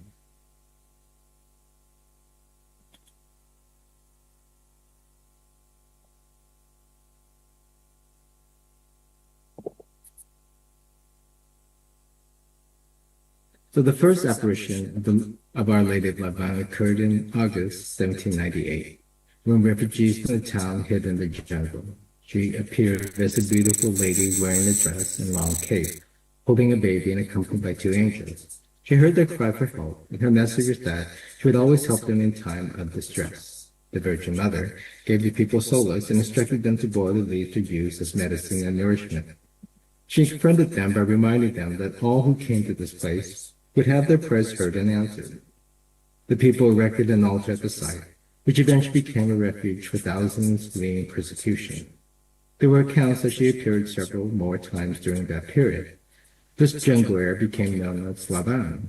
There are a couple of meanings of Lavang, which is leaf area or shouting into the wilderness, depending on the emphasis on the words. So the story of the apparition did not immediately draw believers to Lavang because of the harsh terrain and continual persecution that made the journey quite treacherous. Nonetheless, small pilgrimage to Lavang began in 1882. After the persecution ended in 1886, an official church was built there. In 1901, with the dedication of a new church to Our Lady of Lavang, more pilgrims flocked there. It was destroyed in 1972 during the war in Vietnam. In 1985, the people began to restore the buildings around the place of their apparition, especially since pilgrims and other devoted followers started to go there. Today, over 100,000 people a year come to the National Shrine of Our Lady of Lavang in central Vietnam to commemorate the Assumption of the Blessed Virgin Mary and honor her apparition on August 15th. The celebration includes a grand procession that is followed by Mass at the Basilica of Our Lady of Lavang. The shrine is one of the most sacred sites in Vietnam, and the event draws people from across the country as well as around the world. The apparition became a symbol of hope, resilience, and divine protection for Vietnamese Catholics. And I will show here the picture of Lavang today. And the previous slide, forgot to mention, is Our Lady of Victory or Our Lady of the Croix, which was really the dominant image of Mary until this image was here later installed. But before we get to the transition of the image, I just wanted to emphasize what the Vatican, how it stands in the idea of Marian apparition. The Vatican has had an ambivalent history in terms of its veneration of Mary and its official position on Marian apparition. This attitude has created openings for apparitional claims and complicated the Church's ability to retain those claims. Official Church policies offer clerical leaders a range of options in responding to apparitional claims. Diocesan bishops may determine whether or not to imitate an investigation, depending on how significant the event appears to be. The Vatican may launch an investigation on its own initiative or at the request of laity or bishops. With respect to any particular claim, the Church may ultimately accept the apparition as representing a supernatural event, issue no decision on the apparition, state there is no evidence of supernatural activity, or state that there is evidence that supernatural activity did not occur. The apparitional claims often have spanned many decades, and full acceptance has been extremely rare. Even though the apparition of Mary Lavan was never fully endorsed as an apparition site, Pope John Paul II still recognizes and congratulated Vietnamese Catholics on their faithful devotion to Mary. He went on further to support the rebuilding of the Lavan Basilica for this commemoration. So, to this day, though, there is not seen as an official site of apparition, and there is no written document to state so. So, in Vietnam, many sacred images of Mary and Jesus are of white European features. These have become the standard which other cultures measure the correct image of Jesus and Mary. When missionaries arrived in countries such as Vietnam and Indonesia, they would have brought statues and paintings of Jesus and Mary that were from European artists and painters. These artists would have used European people as the model for Jesus and Mary. So, Our Lady of Victory was the image of Mary that dominated the churches in Vietnam. As Catholic missionaries began to teach and convert people to the Catholic faith, they would use these images as teaching tools that would have left a great impression on the people themselves.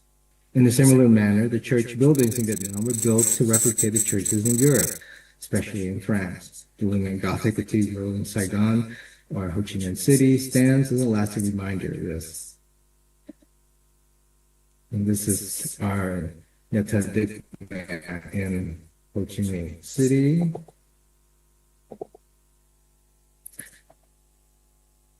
These churches and statues are still prominent in Vietnam today. For example, a newly built church in Thanh Hoa takes the Sistine Chapel as an inspiration. The ceiling of the church is taking as many of the Sistine Chapel as possible to replicate the Roman buildings. Before we get to Thanh Hoa, this is Phật Yum, which is close to the area where the apparition of Mary occurred in La Vang, and it is one of the only, actually the only church built that takes on Asian replication features, and this is the newly built Thanh Hoa Catholic Church in Thanh Hoa, in Vietnam. So interestingly, as Vietnamese refugees settled in the United States and established their own churches, the structure of the church building utilizes Asian architecture with the help of a geomancer. The placing of doors, windows, and steps was placed in such a way that welcomed the four cardinal directions. The winged roof with terracotta panels resembled the structure of ancient Vietnam imperial palaces. The conscious effort to make the church building in the United States look like the architecture of Vietnam was a way to recapture a lost homeland, nostalgia for familiarity, and placing a foundation into a new space. These are the churches in Vietnam. This one was in Arlington, Virginia. This one is in Maryland, which shows, again, the sort of the flying buttresses, and that is for, and then also the Lavana churches. In the United States, there are now 15 Our Lady of Lavana churches dotted across the whole United States, where many of the Vietnamese immigrants are now living. Before we get back to that, the government of Vietnam has promoted development of tourism since the late 1990s. Tourism is now one of the top economic drivers of the country. The government has taken steps to designate selected temples as tourist attractions. The properties of Catholic monasteries and convents are given back to their respective communities. The churches attached to them have been reopened and accept visitors. Some are supported by the government because they attract visitors. For instance, St. Mary's Cathedral or Notre Dame Cathedral in Saigon is currently under renovation to maintain a structure for the future. So people have always attempted to create an image in their days. This is part of what Christians do because of our understanding of the incarnation, as mentioned. But the first attempt to indigenize or Vietnamese Our Lady of the Land was through the efforts of Vietnamese Catholic living in Southern California, in Orange County specifically. It was in 1994, Vietnamese sculptor Van Nguyen, who was approached by the Vietnamese American Catholic community to create a Vietnamese-looking lady. Orange County is the largest concentration of Vietnamese refugees and immigrants. So this rendition of Our Lady captured the spirit and interest of Vietnamese Catholic in the diaspora, and also those in Vietnam. A statue was commissioned for pilgrimage to La Vang in Vietnam. The image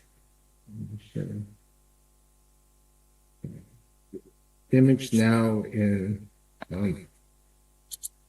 the chapel in Washington, D.C. was probably the more striking image of Our Lady. The image at first was not well received by many Vietnamese Catholics because the idea of the Blessed Virgin was always as a white woman or of Our Lady of Victory. It took people a while to warm to the image of a Vietnamese-looking woman as the Blessed Virgin. It took a while for the reimagining to be accepted, so it wasn't fully accepted right away. And as they took it back to Vietnam, then it took a while for people in Vietnam to also embrace it. So it's interesting that the diaspora community recaptured an indigenous image that was never used even at the very beginning of Vietnamese Catholicism, when French Jesuits started their mission to the country. What they brought over would we know as a European-looking statues and symbols that were implanted. So the implementation of the Vietnamese lady is placemaking that restructures a situation that says that Vietnamese Catholicism is truly part of Vietnamese culture. With the Vietnamization of Our Lady, the local population, which continues to endure persecution from the government, the people are answering a historic question of their embracing of a foreign religion. The act of making Mary, and for that case, any image of the historical saint and Jesus more indigenous, is emphasizing ownership that the Vietnamese Catholic now truly possess their faith as their own. So in conclusion, reimagining sacred image through tourism. Tourism as placemaking puts the faithful objects and ideas on the move. It contributes to the cultural and religious traffic, provides points of entry into other realms of meaning, and uproots elements of religion, and immerses them in a horizontal flow that in turn takes them beyond their organizational control of religious hierarchy. It is this process also that the faithful ritualize in their own ways their engagement of their culture with the church and especially with God. The opening up of the country of Vietnam after years of civil war, external wars, and political upheaval has given Vietnamese who fled a chance to return, to go on tour and to remake their image of Vietnam. For the immigrant and refugee, the process of placemaking started in a home country that displaced them and then replaced their home with another place. Through this threefold process, they also started to craft images of who they are by balancing two different countries, two different cultures, and varied expressions of Catholicism. But it was the physical statue of Mary that became central to bringing out this placemaking process clearly. Mary's honored place in Catholicism is unquestionable, but it is through her physical image that cultures from all over the world have refashioned their own devotion and faith. It is this intriguing reimaging that now has reconstructed how Vietnamese and other Asian Catholics see themselves within the Universal Roman Catholic Church. Before I conclude, I just want to show this image, and then also give you connection to the Basilica of the Immaculate Conception in Washington, D.C. This is a link to their site where you can actually take a tour. Interesting, in the Basilica of the Immaculate Conception, there are 70 oratories or little chaplets where Mary is housed. So of the 70, 10 are from Asian countries and Asian backgrounds. So finally, I conclude. It is this intriguing reimagining that now has reconstructed how Vietnamese and other Asian Catholics see themselves within the Universal Roman Catholic Church.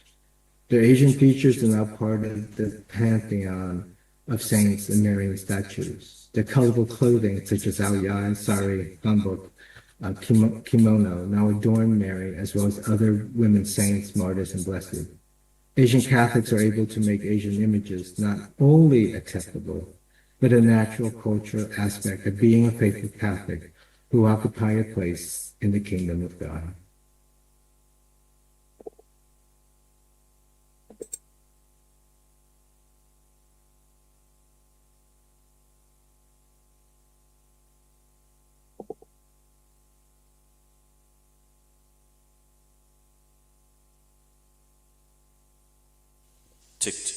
So,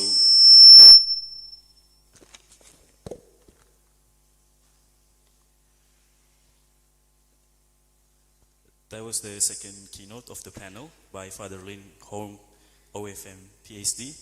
And in his keynote, has been mentioned that religious tourism, driven by expats returning to their home countries, is changing how religious statues are made in places like Vietnam and Korea.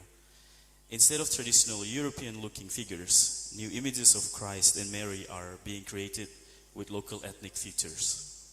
And the keynote argues that this trend, which is not universally embraced, shows how people's cross-border movement is reshaping cultural and religious identities, often using new art created in their resettled countries. Let's give a round of applause to Dr. Lin Hong. And now I would like to invite Dr. Sarah back to the stage for question and answer session. Now we would like to welcome questions.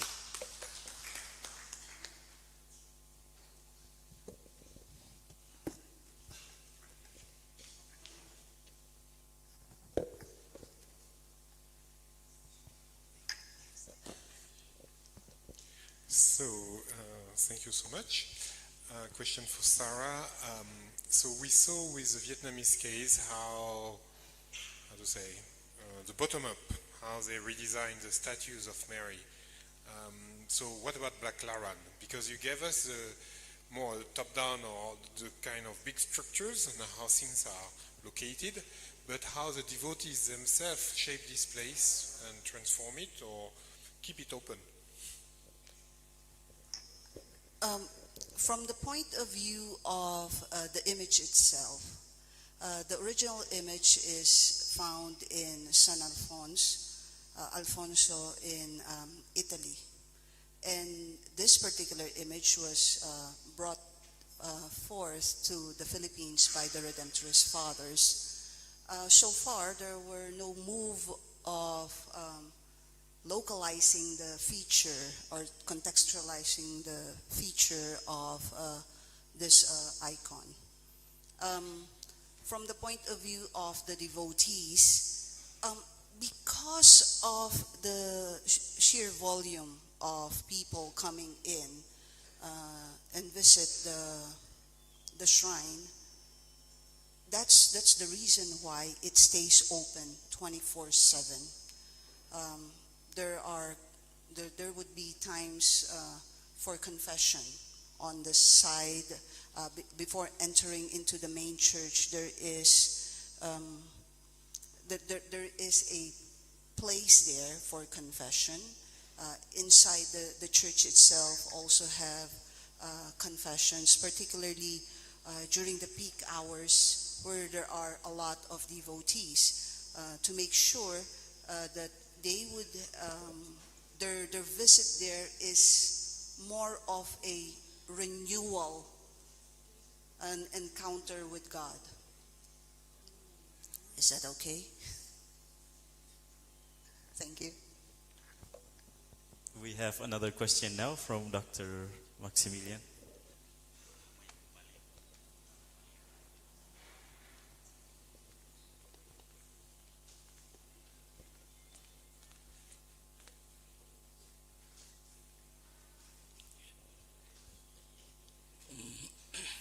Thanks for the chance. I have a comment regarding for Dr. Sarah's presentation. In my mind, your presentation on the phenomenon of religious tourism in the Philippines was very compelling, particularly your discussion regarding the dark side of tourism, dark tourism. It is interesting that you made a point about prostitution. This issue of tourism's dark side, in my mind, holds strong relevance with our local context, especially in Labuan Bajo. Now we mention as Labuan Bajo is Wisata Premium. Beneath the breathtaking natural charm, the captives, the world, Labuan Bajo has a shocking dark issue, I think, the practice of prostitution involving minors. I previously encountered media reports alleging the involvement of school-age children in prostitution rings within the area. The tragic irony is those involved are not only junior and senior high school students, but also children still in the 6th grades of elementary school. Therefore, the discussion concerning the dark side of tourism is becoming increasingly urgent, I think. Especially maybe we have chance to discuss about it seriously. There is a need for in-depth research into how the tourism developed in Labuan Bajo potentially exploit the tremendous, the social well-being of local children and adolescents. So, what do you think about it?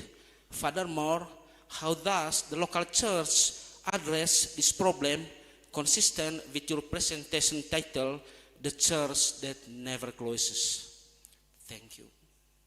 Okay, thank you for that question. With regards to the dark side of tourism, it is a reality. And that's one of the pitfalls of tourism industry. Now, in the case of the Philippines, the authorities are able to identify who these people are. They would have raids in this girly bar, the nightclubs, and they would round them up. But eventually, they would be able to get out. Now, so what does the church do? Because within the shrine, they have this ministry that reach out to those who are known to be within this industry of prostitution. So the church, together with some non-government organizations, would basically have a livelihood program set for them in order for them to change their ways. And so that's why it is said that the shrine has become a beacon of hope for them, because we have there are some sisters, there are nuns who would go there on a regular basis. They have counseling sessions there in order to address this particular issue. So it's part of, you may say, the responsibility, the responsibility of the church towards the community. And so the shrine itself makes sure that they have those programs set for people who are considered as marginalized or outcast of society.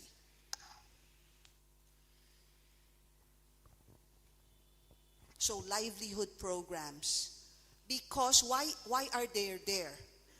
Why are they selling their bodies? Well, simply, when you look at it, well, they need to earn some money. And that's the quickest way. And so we need to find a solution wherein how can they earn money without selling themselves?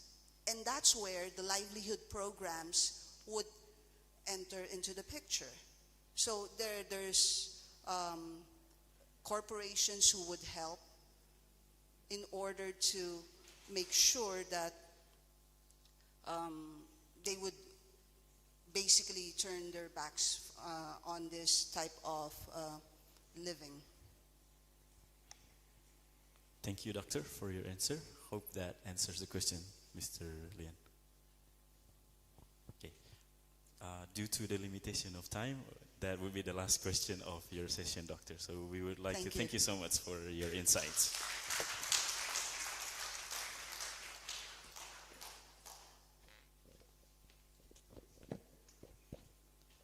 Ladies and gentlemen, now we're moving forward to the next session, which is the Indonesian session, discussing the local relevance. This session will be led by Dr. Hendrikus Paulus Kaunang. Dr. Hendrikus Kaunang is an academic coordinator and researcher at the Indonesian Consortium for Religious Studies.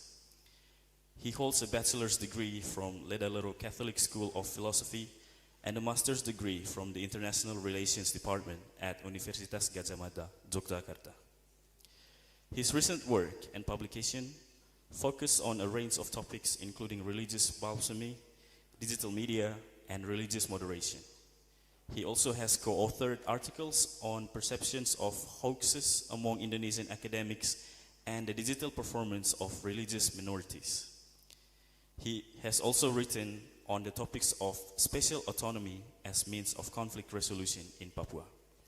Dr. Hendrikus, we will invite you now to join and lead the session.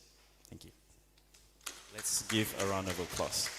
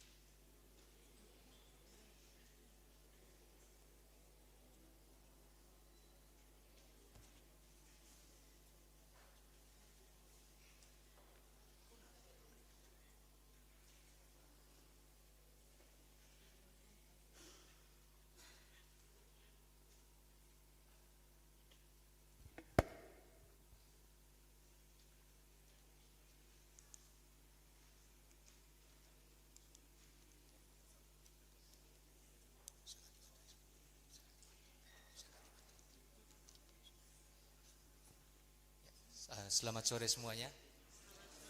Mohon maaf ada sedikit delay karena lagi ganti baterai. Jadi bisa tarik nafas sedikit. Apalagi sekarang situasinya lagi berkabut di luar. Pasti sangat sangat mengantuk ya. So it is very foggy outside. It's will lead you to the sleepy situation. But hopefully you are still have your spirit to continue this session because this is the last session for today, hopefully.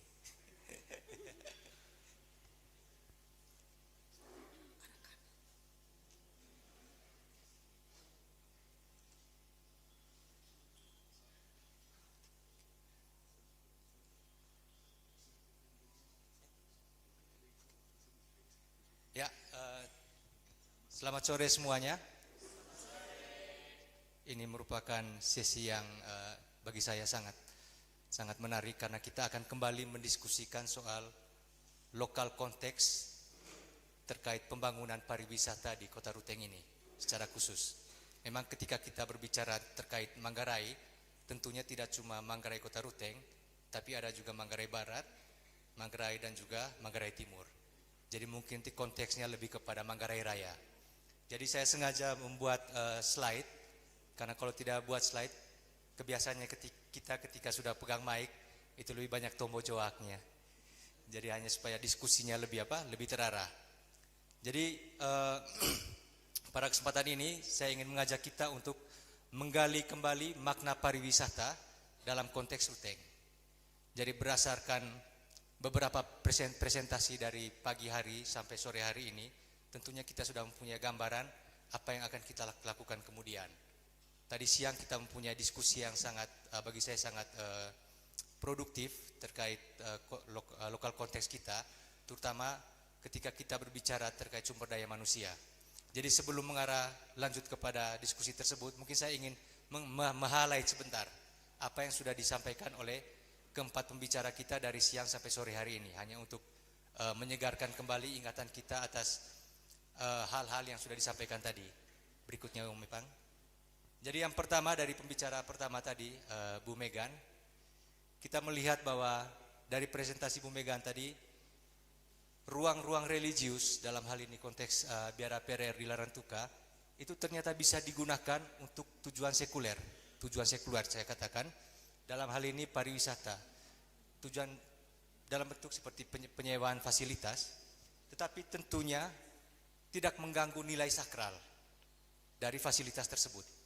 Sebagai contoh tadi ketika Bu Megan ceritakan bahwa rektornya yang agak marah karena suasana tenangnya terganggu ya, karena ada begitu banyak peziarah yang datang di biara tersebut. Namun itu merupakan dampak ketika kita kemudian memanfaatkan ruang-ruang religius. Jadi ini kan merupakan catatan yang dapat kita lihat bersama bahwa ketika ruang-ruang religius tersebut kita gunakan, tentunya tidak mengganggu nilai-nilai sakral dan tetap mengutamakan keramah-tamahan religius, atau kalau bahasanya Paleo dan Bu Megan yaitu cosmopolitan hospitality. Jadi hal yang sangat menarik tadi ya, from the people for the people. Jadi sini juga saya ingin dari yang disampaikan Bu Megan, kita dapat melihat bahwa penggunaan ruang religius untuk pariwisata dapat dipahami sebagai diskursus yang sangat strategis. Bagaimana kemudian institusi religius itu kemudian dapat memposisikan diri sebagai agen pembangunan dengan tentu tanpa kehilangan identitas religiositasnya. Berikut Kay. Dan dari sini mungkin sedikit refleksi bagi saya dan juga mungkin bagi teman-teman, di mana gereja, biara dan juga sekolah-sekolah Katolik dapat menjadi bagian yang integral dari kehidupan sosial. Dalam konteks Ruteng kita tentunya dapat melihat bahwa di sini ada begitu banyak gereja, tentunya juga biara, ada begitu banyak biara, sehingga mereka mengatakan bahwa Ruteng merupakan Vatikan kedua, karena kalau kita jalan di jalan bisa ketemu suster ataupun frater karena saking banyaknya biara. Namun pertanyaan besarnya, apakah hal ini sudah menjadi bagian integral dari kehidupan sosial? Apakah kehadiran gereja, kehadiran biara-biara dan juga sekolah Katolik telah menjadi bagian yang kemudian dapat mendukung pemberdayaan komunitas lokal yang ada di kota Ruteng ini dan juga menggerai pada dalam konteks secara umumnya. Dengan ini kita dapat melihat bahwa institusi religius tentunya bukan hanya aktor spiritual. Dari berbagai macam presentasi tadi, ternyata kita melihat bahwa institusi religius itu bukan hanya aktor spiritual, tapi juga merupakan institusi ekonomi dan juga sosial yang aktif dalam pembangunan, secara khusus dalam sektor pariwisata. Berikutnya Kay. Jadi itu merupakan sedikit refleksi dan juga flashback terkait apa yang sudah disampaikan oleh Bu Megan ya. Lalu berikutnya yang menarik juga apa yang disampaikan oleh Bu Sarah Gail Ortiz terkait Baklaran Day di Filipina. Jadi kita melihat bagaimana Baklaran Day tersebut kemudian bisa menjadi motor ekonomi lokal. Ketika kita melihat konteks Ruteng maupun Manggarai, tentunya kita juga mempunyai potensi yang sama di sini. Misalnya kita punya praktik kultural dan religi seperti penti, kelas, lalu festival Golocuru, dan berbagai ritual budaya dan religi lainnya. Lalu kemudian pertanyaannya berikutnya Kay. Bagaimana semua aktivitas kebudayaan tersebut, aktivitas religi tersebut, festival dan lain sebagainya, itu bisa mendapatkan keuntungan dari para wisatawan, dari para peziarah yang datang.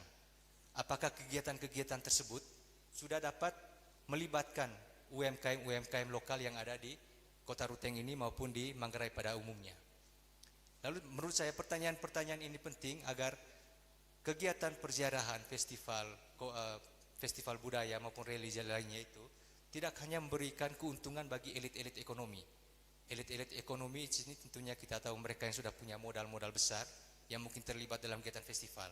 Tapi bagaimana hal ini benar-benar memberi dampak luas bagi masyarakat lokal. Lalu berikutnya, ketika kita belajar dari Baklaran Day tersebut, kita melihat Ruteng dapat mengembangkan model pariwisata religius berbasis komunitas.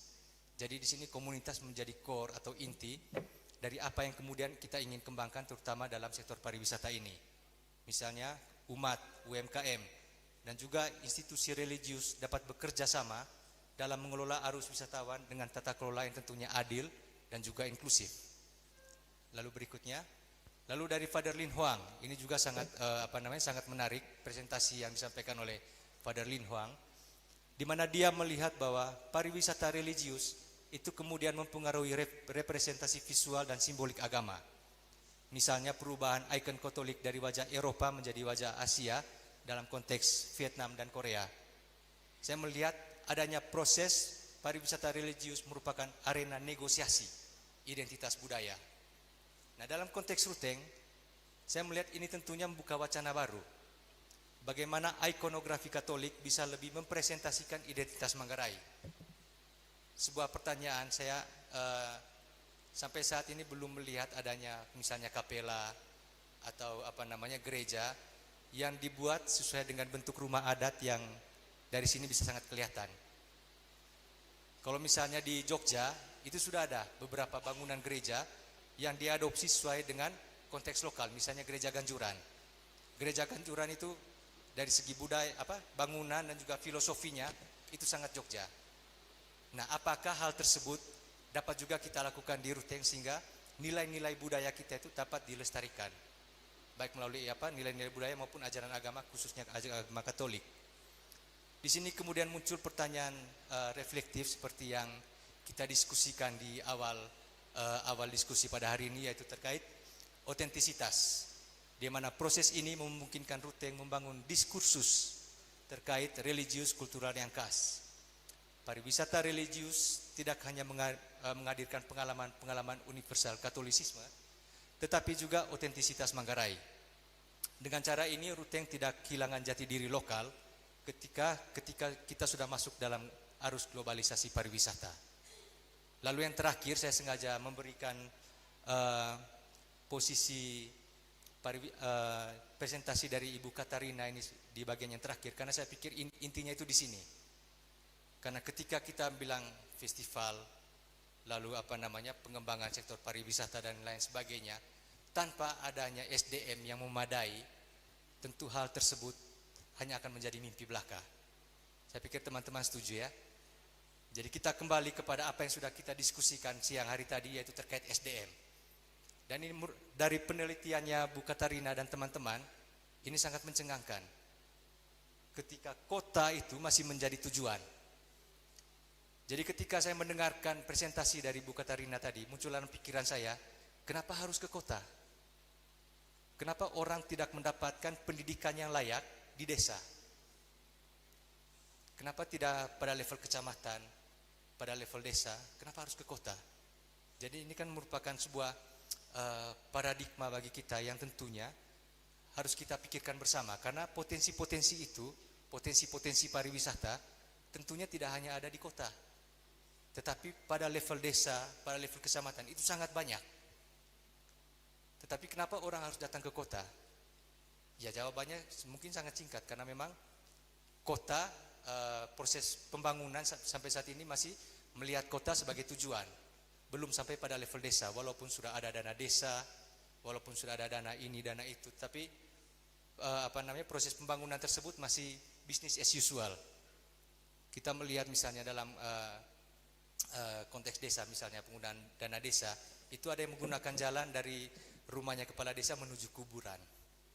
Jadi buat apa orang bangun jalan dari rumah kepala desa menuju kuburan? Mendingkan itu digunakan untuk mengadakan training, menghadirkan sekolah yang berkualitas dan lain sebagainya, sehingga orang tidak ramai-ramai datang ke kota, sehingga kemudian muncul masalah-masalah seperti ini. Jadi ketika kita melihat masih situasi kota itu masih menjadi pusat, tentunya di sini ada sebuah persoalan besar yang dapat kita pikirkan bersama pada forum seperti ini. Jadi ini tentunya bukan cuma forum sharing, tetapi juga segala ide dan gagasan yang dapat kita laksanakan itu dapat kita sumbangkan. Kan saya tadi berpikir bahwa gereja ini kan mempunyai paroki. paroki itu tersebar sampai ke pelosok-pelosok desa. Mengapa paroki-paroki ini tidak bisa membantu untuk menyediakan pendidikan yang layak atau pelatihan yang layak? Kalau misalnya untuk membangun institusi pendidikan itu agak cukup berat. Lalu sinyal juga kan sudah sampai desa sekarang, sinyal HP, lalu handphone, semua orang menggunakan handphone. Ini kan sebenarnya modal yang dapat kita gunakan agar proses pengembangan SDM itu dapat menyebar secara merata, tidak hanya terpusat di kota. Saya pikir teman-teman mahasiswa yang hadir pada hari ini juga kebanyakan juga berasal dari desa dan juga kecamatan. Jadi kan pasti teman-teman mempunyai pengetahuan mengapa hari ini sampai terjadi. Kita bisa melihat bahwa orang datang belajar ke kota untuk belajar pariwisata. Tapi kenapa kita tidak membantu mereka untuk belajar terkait pertanian? Karena dengan adanya pertanian ini, sektor pertanian misalnya persawahan yang dikelola secara baik, lalu kemudian perkebunan yang dikelola secara secara rapi dan juga tertata, itu kan kemudian bisa menjadi aset pariwisata juga. Jadi paradigma berpikir pariwisata dengan bekerja di hotel, bekerja sebagai agen pariwisata itu oke, tapi ada suatu hal yang lebih besar lagi. Kan saya sendiri melihat pariwisata itu bukan sesuatu yang terlepas dari kehidupan harian kita, tapi sudah menjadi bagian dari rutinitas, kebersihan. Ketika suatu wilayah bersih, orang yang datang kan pasti akan senang melihatnya. Wah, ini daerahnya bersih. Ada satu desa di mana di Bali, Panglipuran kalau tidak salah, itu mendapatkan penghargaan sebagai desa paling bersih. Jadi itu kemudian menjadi daya tarik pariwisata dan dan lain sebagainya. Jadi saya pikir pada kesempatan ini Romo dan juga teman-teman sekalian, kita dapat mendiskusikan bersama, sharing ide dan gagasan terkait apa yang kemudian dapat kita lakukan, mungkin secara khusus agar proses pengembangan SDM di Manggarai ini bisa lebih terarah. Ya mungkin tidak hanya terkait pariwisata saja, tapi juga terkait hal-hal misalnya pertanian, perkebunan, agar semua sektor ini dapat berjalan secara beriringan. Karena pariwisata itu kan bukan hanya soal gedung yang bagus atau tempat hiburan seperti Natas Labar, tapi ya sawah yang subur, lalu hutan yang terjaga, itu juga merupakan potensi-potensi yang dapat kita kembangkan bersama. Jadi mungkin ada dari kita sekalian yang hadir pada sore hari ini bisa memberikan ide dan gagasannya terkait hal ini. Dan karena dari tadi kalau misalnya saya lihat, kebanyakan yang bicara itu hanya Romo, lalu Pak Tanto dan juga para senior sekalian. Jadi saya pikir akan lebih baik kalau misalnya dalam sesi ini ada teman-teman mahasiswa yang berbicara. Karena ke depan teman-teman ini yang merupakan para pelaku real proses pengembangan pariwisata yang ada di Kota Ruteng ini maupun Manggarai pada seluruhnya. Jadi jika ada teman-teman yang ingin berbicara, sumbang ide dan gagasan, silakan. Jangan malu-malu karena ini merupakan bagian dari sharing. Cerita pengalaman juga tidak apa-apa, karena ini juga sangat sangat baik bagi proses pembelajaran. Apakah ada atau perlu ditunjuk? Nanti akan mendapatkan hadiah dari Pak Leo. Ayo teman-teman mahasiswa.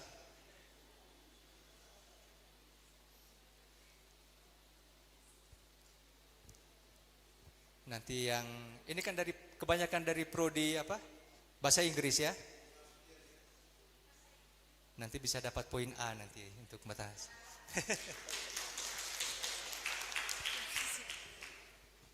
Baik, thank you so much. Jadi sedikit informasi bahwa saya pernah bekerja di dunia pariwisata selama 2 tahun, termasuk menghandle tamu ke Manggarai, Manggarai ke Maumere, atau dari Manggarai ke Werebo dan balik ke Labuan Bajo. Jadi untuk potensi pariwisata di Manggarai luar biasa, cuman kebanyakan turis menganggap Manggarai atau Ruteng itu hanya tempat persinggahan. Jadi mereka datang, sebenarnya tujuan utamanya adalah ke Maumere, tapi mereka berpikir bahwa oke, saya akan menginap di Kota Ruteng. Setelah karena saya menginap di Kota Ruteng, lebih baik saya kunjung Ruteng Puu atau Golocuro. Tapi sebenarnya tujuan utamanya adalah Maumere, Kelimutu ataupun Werebo. Jadi di sini begitu banyak turis merasa bahwa ataupun pebisnis lokal merasa bahwa potensi untuk mengembangkan restoran bagus ataupun hotel mewah di Ruteng itu sepertinya tidak memberikan banyak hasil begitu. Saya pernah ke Sinda, terus juga Revaya mengatakan bahwa kami tidak terlalu menerima turis asing, especially karena mereka kebanyakan pergi ke homestay atau lain sebagainya. Dan di sini karena kebanyakan turisnya itu adalah orang-orang muda dan mereka mau membuang sedikit saja uangnya untuk menginap. Jadi di sini saya melihat bahwa peran gereja untuk menyiapkan penginapan ataupun restoran itu juga penting karena memang bisa membantu ataupun bisa memberikan banyak peluang. Mereka memiliki banyak peluang untuk itu. Jadi sepertinya itu dulu karena I think I'm very nervous right now. Sorry. Baik, terima kasih. Nama siapa? Saya ngasang dite. Tantri. Baik, terima kasih AC Tantri. Ini sangat menarik. Dari adik Tantri melihat Ruteng ini hanya sebagai persinggahan. Dan ada banyak kesan juga ketika kita bicara dengan para pelaku pariwisata dan lain sebagainya. Ada kesan seperti itu juga. Apa yang sudah dikatakan oleh AC Tantri tadi. Orang datang ke Ruteng hanya untuk singgah makan. Tetapi kan kalau kita melihat potensi itu sangat banyak. Golo Curu, lalu daerah lingkar luar dan lain sebagainya. Bahkan ketika kita mau melihat lebih banyak lagi itu, ya kalau Werebo kan itu sudah menjadi ikon nasional. Nah, ketika kita melihat Ruteng itu hanya sebagai persinggahan, kira-kira apa problem utamanya? Teman-teman mahasiswa yang mungkin sudah pernah berdiskusi, sudah pernah ngobrol satu sama lain, kira-kira apa problem utamanya? Ruteng hanya menjadi persinggahan, padahal potensi pariwisata yang ada di Ruteng itu sangat banyak. Selain aktivitas kebudayaan, selain aktivitas keagamaan, alam di Ruteng ini sangat luar biasa. Kalau misalnya kita saya ambil contoh Jogja saja karena saya tinggal di Jogja. Itu bahkan yang luasnya tidak sampai 100 meter persegi, tapi ketika pemandangan view-nya bagus, itu bisa menjadi objek pariwisata. Nah, kalau di kota Ruteng ini ketika hanya menjadi persinggahan, kira-kira apa problemnya? Teman-teman mahasiswa ya. Mari. Ini kuliah 4 SKS. Kira-kira apa problemnya? Ruteng hanya menjadi persinggahan. Di bagian belakang, siapa nama ya? Sebelumnya terima kasih untuk kesempatan yang diberikan kepada saya. Menurut saya sendiri problemnya itu pada masyarakat Ruteng sendiri yang mungkin kurang kreatif dalam cara mempromosikan tempat pariwisata seperti ya bisa disebut untuk sekarang kita di Manggarai ini, di Ruteng ini khususnya, yaitu tempat Golo Curu tadi dengan tempat yang lain mungkin saya juga belum tahu. Itu saja mungkin kurangnya kekreatifan pada masyarakat Kota Ruteng sendiri dalam cara mempromosikan tempat. Itu terima kasih. Baik, terima kasih. Ini sangat menarik dan sangat penting soal kreativitas. Jadi memang apa yang menjadi tantangan utama kita saat ini yaitu terkait kreativitas. Seperti cerita dari Ibu Katarina tadi, bahwa kreativitas ini kan sangat bergantung kepada persoalan SDM ya. Ya walaupun seperti yang di awal tadi presentasi dari Jayon, don't give us money, but give us training and also network. Jadi jangan kasih uang. Dengan uang yang banyak tapi tanpa kreativitas, uang tersebut tidak punya nilai apa-apa, akan habis begitu saja. Tetapi dengan pelatihan, pendidikan dan juga network yang bagus, maka akan menjadi sesuatu. Apalagi misalnya kita hidup di zaman digital media saat ini, itu kan sudah sangat mudah dan juga sangat praktis. Ada sebagai contoh mungkin kita pernah mendengar berita dari Jogja yang menyatakan bahwa ada gua di salah satu wilayah di Jawa Tengah yang mempunyai akses langsung ke Arab, ke Mekah. Itu begitu viral. Dan ribuan orang sampai sekarang masih mendatangi gua tersebut. Tetapi secara akal sehat, apakah hal tersebut benar? Tentu tidak, kan? Tapi narasi yang dibangun kemudian apalagi melalui media sosial mungkin dikemas dengan video yang bagus, suara latar yang sangat menarik, itu kan kemudian membuat orang menjadi percaya. Lalu ada hal yang menarik juga, fenomena lainnya yaitu terkait di Jawa juga ada ziarah kubur. Ada ziarah kubur, orang kemudian membuat kubur-kubur palsu. Kemudian mereka pergi berdoa di situ, seolah-olah ini kubur dari orang suci. Diviralkan, divideoin, jadi ramai. Bisa cek beritanya. Itu kemudian menjadi, walaupun hal, ya saya tidak mengajarkan kita untuk pateo, mungkin dia buat batu besar di bawah, dia berdoa di situ lalu diviralkan. Tapi kan hal-hal seperti ini bisa kita lakukan dengan potensi alam yang bagus, misalnya spider web di daerah Cancar ya. Itu kan walaupun sudah dipromosikan, tetapi saya melihat orang yang berkunjung ke situ masih sangat sedikit. Ruteng PU itu juga saya lihat promosinya itu sudah cukup masif, tetapi kok belum banyak orang yang datang. Dan juga berbagai tempat situs pariwisata lainnya. Jadi tentunya di sini ketika kita melihat kreativitas ini kemudian menjadi kunci, kita kan sangat mengharapkan peran serta dari lembaga pendidikan, baik pendidikan tinggi, pendidikan menengah maupun pendidikan dasar. Dan ketika kita melihat peran gereja, saya pikir peran gereja itu sangat strategis karena gereja mempunyai sekolah-sekolah dasar Katolik.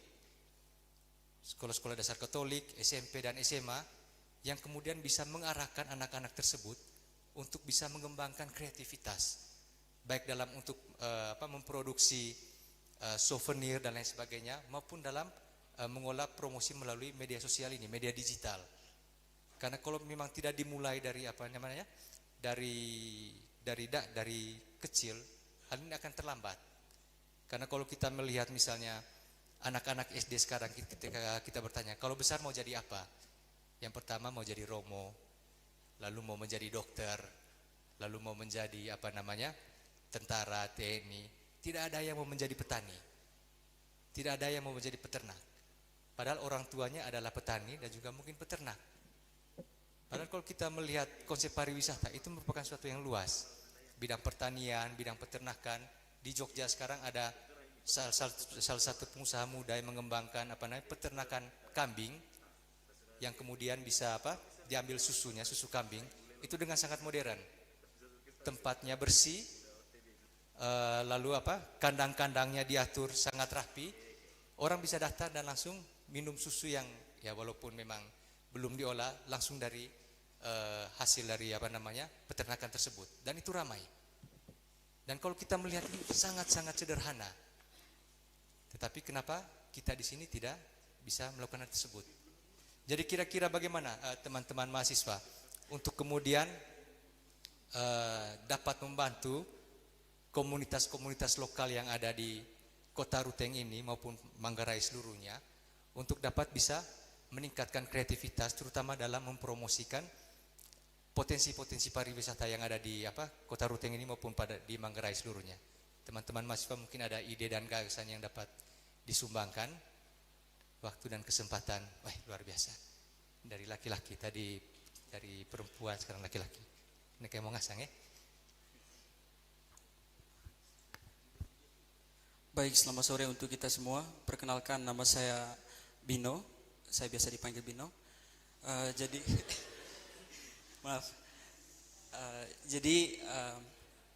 Tidak bisa dipungkiri bahwa memang wisata, lebih khususnya di Manggarai, 3 wilayah, Kabupaten Manggarai Barat, Manggarai dan Manggarai Timur, itu lebih cenderung beratnya di Manggarai Barat, lebih khusus di Labuan Bajo. Nah, ada penjelasan tadi mengenai ecotourism over capacity. Jadi yang lebih bagus bagaimana ketika saya punya gagasan bahwa bagaimana sebaiknya 3 wilayah ini, lebih khususnya itu kepala daerah dapat bekerja sama untuk membangun pariwisata ini. Jika mereka bisa bekerja sama, pastinya ada keseimbangan bagaimana wisata ini bisa dikembangkan. Dan juga pemanfaatan teknologi, komunikasi dan informasi bisa dimanfaatkan sebaik-baiknya. Ini merupakan suatu hal yang sangat baik bagaimana kita bisa menyeimbangkan wisata di Manggarai Raya sebenarnya. Dan juga ada beberapa hal bahwa di Manggarai ini kita memiliki kekayaan alam yang luar biasa. Kalau di Manggarai itu lebih khususnya di Lembor itu daerah persawahannya yang sangat luas. Kalau di Cancar juga persawahan yang luas, dan di Ruteng ada Golocuru dan tempat-tempat yang indah lainnya. Terus ketika misalnya 3 wilayah ini bekerja sama, karena lebih fokusnya para wisatawan itu di Labuan Bajo, ketika adanya kerjasama, mereka bisa merekomendasikan tempat-tempat di Ruteng, juga di Manggarai Timur nantinya tempat-tempat yang indah untuk dikunjungi. Seharusnya itu menjadi hal yang luar biasa kalau bisa dilakukan. Dan juga mengenai seperti yang Bapak sebutkan tadi mengenai dana, seharusnya memang ada beberapa hal yang problem dengan hal tersebut. Thank you. Ya, terima kasih. Mungkin pertanyaan lanjutan ya. Tadi kan kerjasama antar pemerintah. Tapi sekarang di Manggarai ini kan ada 2 kuskupan. Kuskupan Labuan Bajo dan Kuskupan Ruteng. Bagaimana nih menurut siapa? Lino ya? Siapa? Mino. Bagaimana menurut Mino terkait hal ini?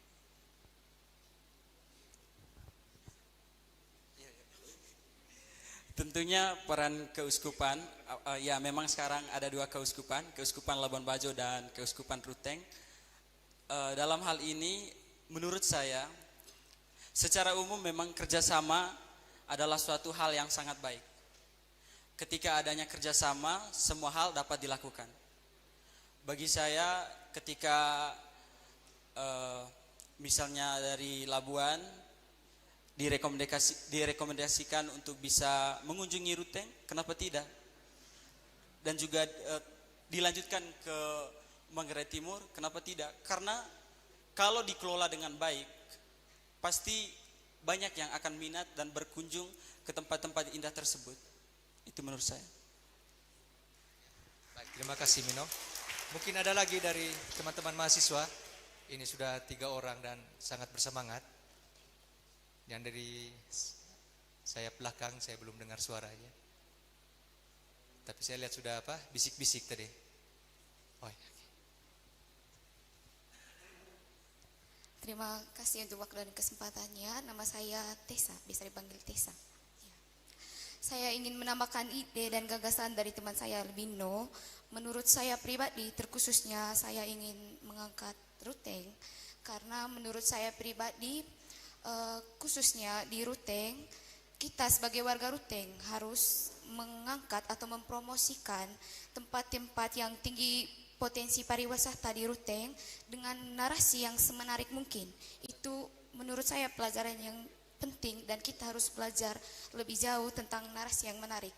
Lalu menurut saya sebagai warga setempat, kita harus menjaga tempat-tempat pariwisata yang saat ini mungkin tadi seperti Ruteng Puu yang sekarang sudah minim pengunjung. Itu kita harus menjaga tempat tersebut. Contohnya karena curah hujan tinggi di Ruteng, jadi seperti Ruteng Puu kita bisa lihat karena bangunannya terbuat dari kayu, jadi mungkin saja dia kayunya lapuk karena terkena hujan atau rusak. Jadi kita sebagai warga setempat juga bekerja sama dengan pemerintah, kita harus melakukan kerjasama supaya kita sama-sama menjaga serta melestarikan tempat-tempat budaya yang berpotensi tinggi pariwisata di kota Ruteng. Serta menurut saya di Ruteng masih minim, masih kurang tempat pariwisata yang menarik, sehingga dibutuhkan juga bantuan dari pemerintah untuk menambah. Terima kasih. Kalau harapan saya dari gereja, karena kita sama-sama tahu, permisi, kita punya bapak-bapak Romo ini, mereka sampai di negara-negara terpencil, bahkan desa-desa terpencil. Harapannya saya di saat mereka ada di kota-kota itu, bisa mempromosikan bagaimana keadaan Indonesia, pariwisatanya, atau bagaimana anak-anak di sini, bagaimana kehidupan di Indonesia. Terima kasih. Oke, terima kasih banyak Tisa. Sangat menarik ya.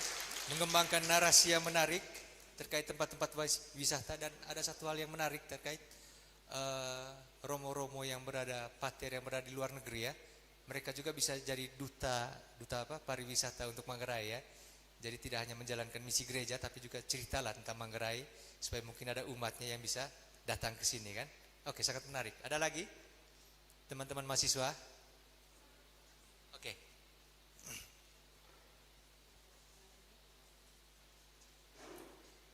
Ini sudah pakai batik, ini pasti ngeri statementnya nanti. Baik, perkenalkan nama saya Charles. Pandangan saya sendiri mengenai pariwisata di Manggarai ini, khususnya di Manggarai Timur. Saya berasal dari Manggarai Timur.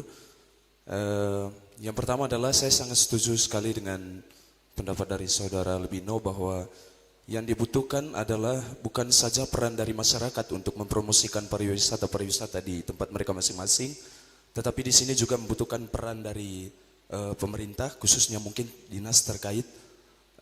Kalau saya lihat bahwa potensi pariwisata di Manggarai itu sebenarnya bisa dibilang sangat maju.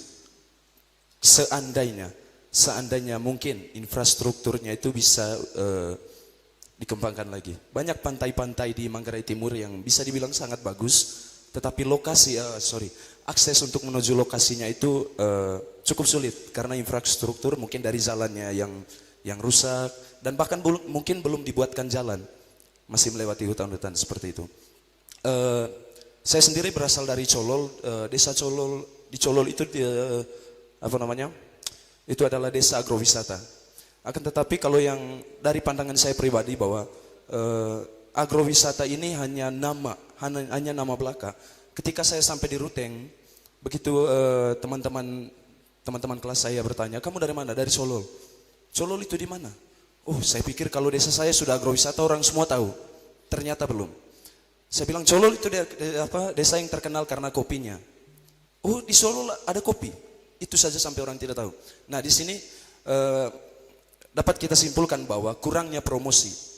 Baik promosi dari dinas terkaitnya, begitu juga dari mungkin dari masyarakatnya. Makanya saya setuju sekali dengan apa yang dikatakan oleh, mohon maaf, Dr. yang pertama, Choi, bahwa beri kami pelatihan, jangan beri kami uang, jangan beri kami uang, beri kami pelatihan. Pelatihan di sini mungkin kalau dari ide saya adalah selain melatih masyarakatnya untuk bisa mempromosikan, di sini juga bagaimana kita mampu melatih masyarakat itu untuk menggunakan media sosial.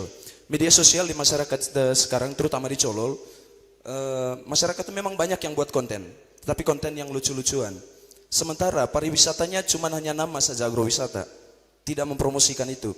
Nah, di sini mungkin peran pemerintah atau peran dari dinas terkait ke depannya adalah memberikan pelatihan bagaimana masyarakat memanfaatkan media sosial untuk mempromosikan desa Colol, sehingga desanya jangan hanya nama, tetapi bisa dikenal oleh banyak orang bahwa desa Colol itu seperti ini, dia lembah bagus, air terjunnya banyak, terus kopinya juga enak-enak, mungkin seperti itu. Jadi di sini yang kesimpulannya dari saya bahwa perlu untuk meningkatkan infrastrukturnya lebih baik lagi supaya akses ke tempat pariwisata khususnya di Manggarai Timur tempat saya itu semua orang bisa nikmati.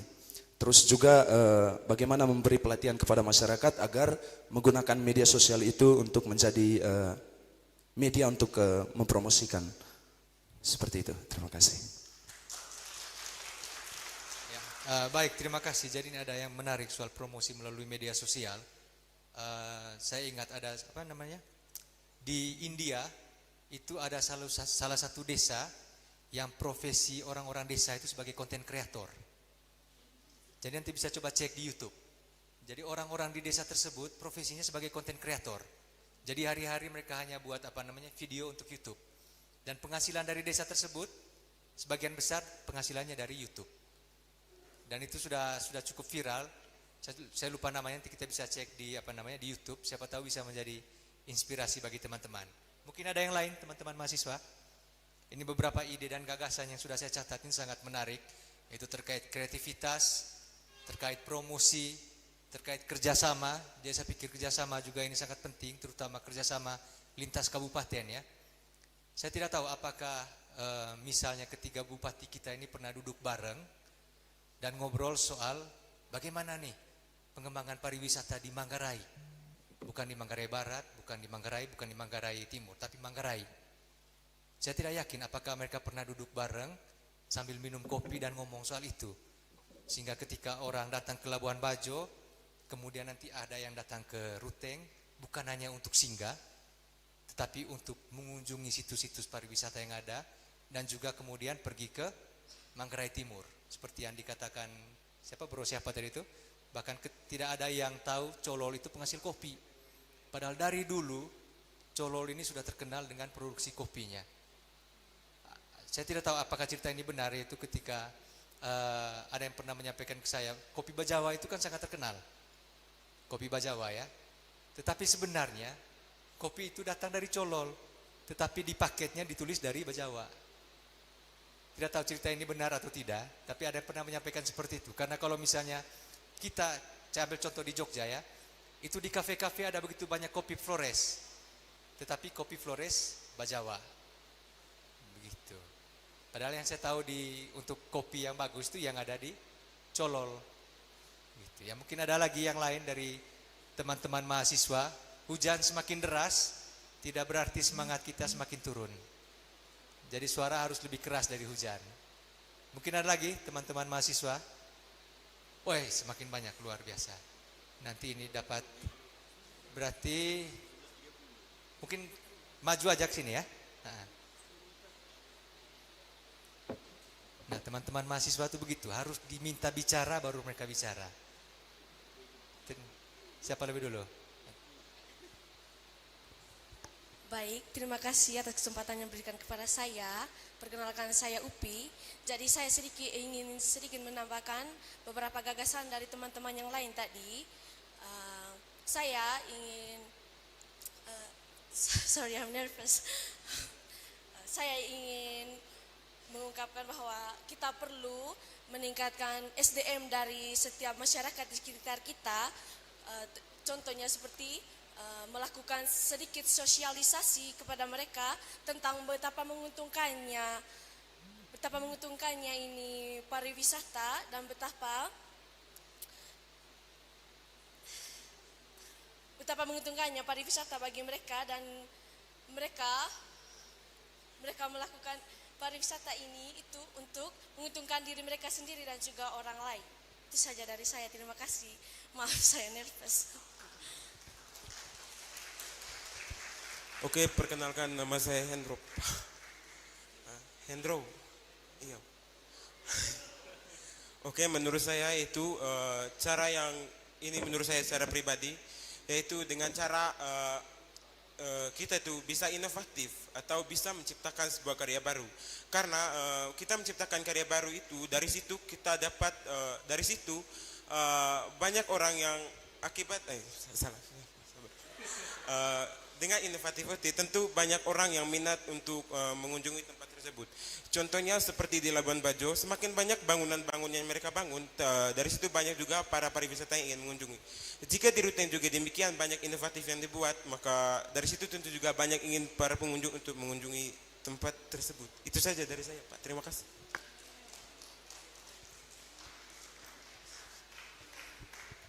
Oke, baik, terima kasih. Saya Astin. Jadi di sini saya akan menyampaikan opini saya mengenai dunia pariwisata. Kebetulan saya sendiri alumni dari SMK Swakarsa, pernah menjadi guide juga. Jadi di lain dari teman-teman punya opini tentang penjelasan mengenai mempromosikan destinasi wisata, kalau saran dari saya, apalagi anak-anak muda seperti kami, ada baiknya juga sebelum mempromosikan suatu destinasi wisata, dari kita sendiri kita wajib mempelajari budaya kita. Terus kita wajib mempelajari apa saja hal-hal dari keunikan destinasi yang ingin kita promosikan. Karena takutnya nanti, karena ini berdasarkan pengalaman pribadi, biasanya itu wisatawan datang berkunjung, kalau kita sudah mempromosikan destinasi wisata, mereka akan berkunjung dan mereka akan menanyakan banyak hal.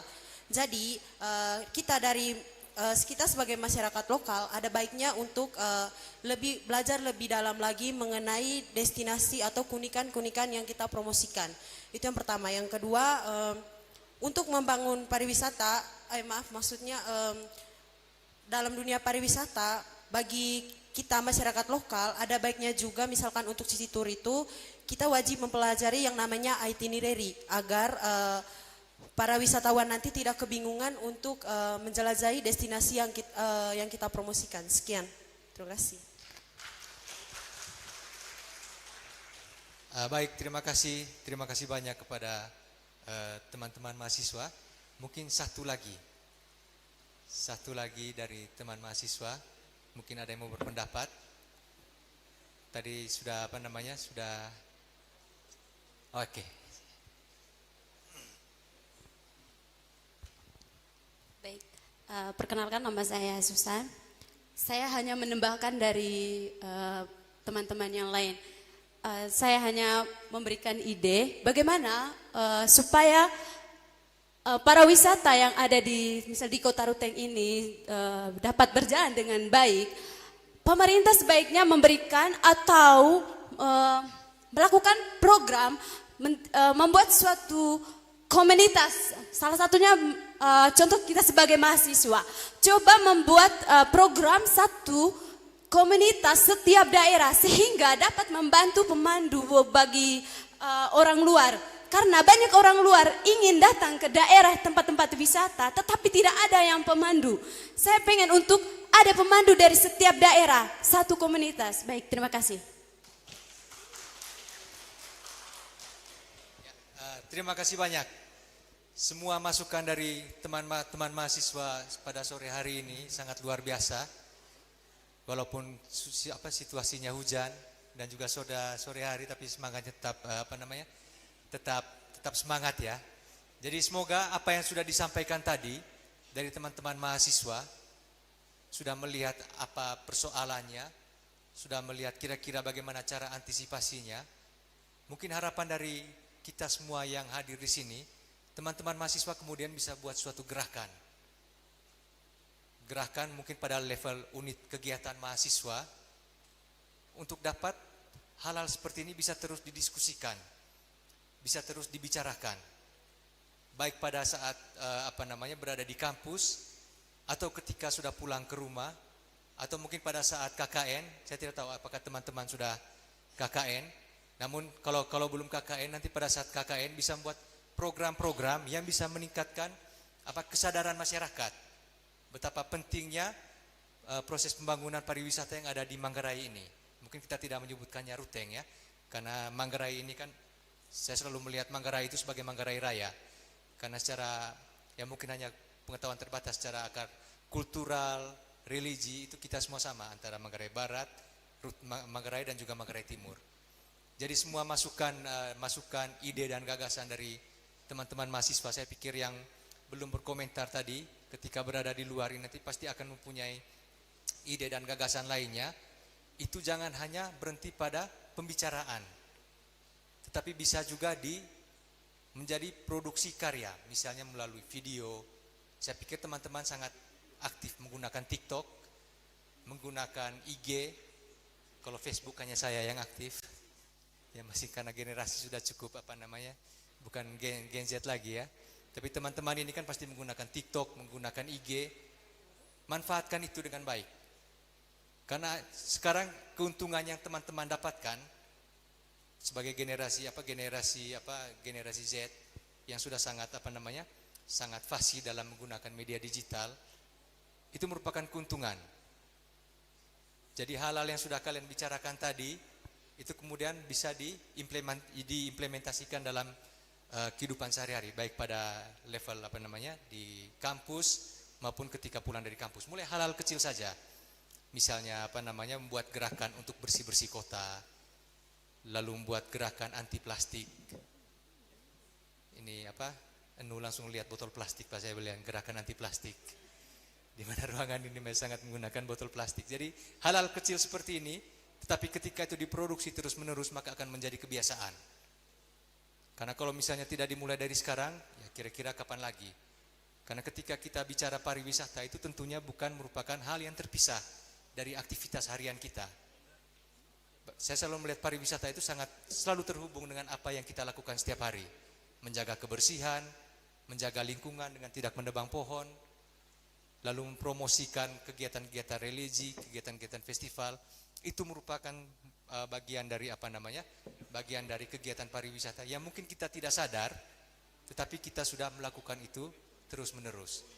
Tinggal sekarang bagaimana kegiatan ini bisa dikemas lebih lebih kreatif agar bisa dalam konteks media sosial bisa menghasilkan konten-konten yang menarik yang bisa membuat orang mau datang ke kota kita ini. Dan juga tentunya sangat diharapkan peran dari lembaga-lembaga pendidikan agar kurikulum-kurikulum yang dapat meningkatkan kreativitas baik siswa pada level SD, SMP, SMA maupun perguruan tinggi itu bisa lebih difokuskan. Karena terkait kreativitas ini sangat mahal. Dia tidak tidak diberikan tapi dibentuk melalui proses yang dilaksanakan berulang-ulang. Jadi saya pikir demikian dari saya. Karena sudah 5:30, untung Michelle belum lihat. Jadi terima kasih banyak untuk diskusi yang sangat produktif. Kita lanjut lagi besok hari. Terima kasih.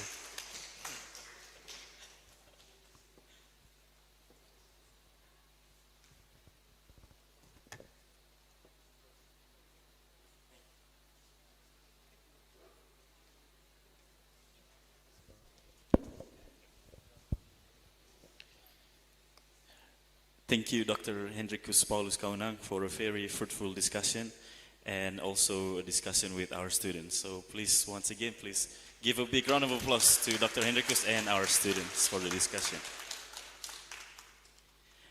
After this, we are going to watch a talk from the Deputy Minister of Tourism, which will be presented by Mr. Vincent Jumadu.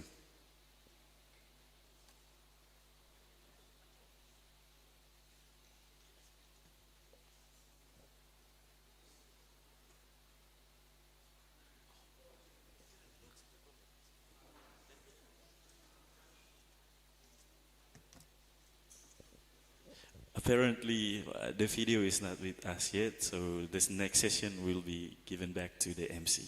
The place is yours.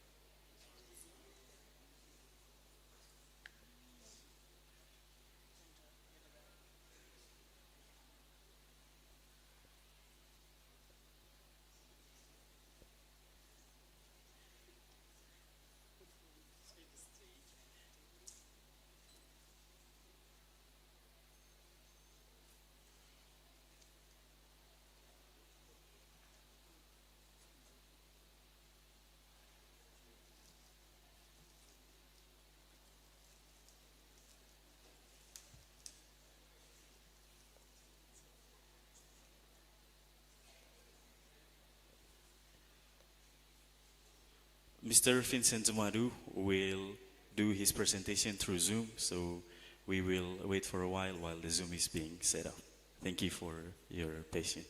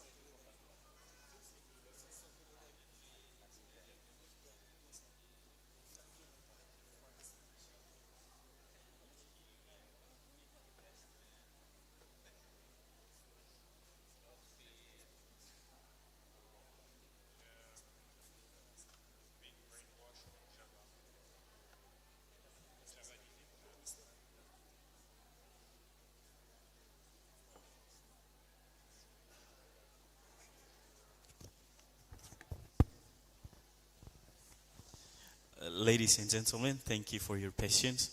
We just got an information that the Mr. Deputy of Tourism is in another meeting at the minister. So we would postpone his agenda for the later date. And after this, we will close this event and we will wait for our dinner. I will give the session back to our MC. Thank you.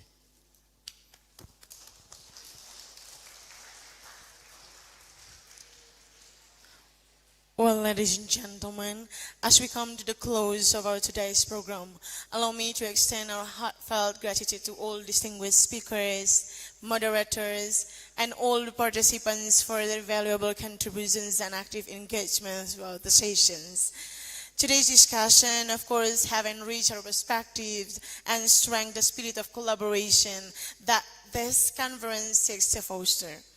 We hope that the insight gained will continue to inspire meaningful dialogue and innovative actions beyond this forum. On behalf of the organizing committee, I am Olga, would like to thank you once again for your passion and commitment. We look forward to welcoming you tomorrow for the final day of our conference and also for the closing ceremony tomorrow, which promises to be as inspiring and impactful as today. With that, we officially conclude the second day of our international conference, and we cordially invite you to join us to have a dinner together, but the dinner will be at 6 p.m. and you might be after this can communicate or say something with your friends or others. And yes, for the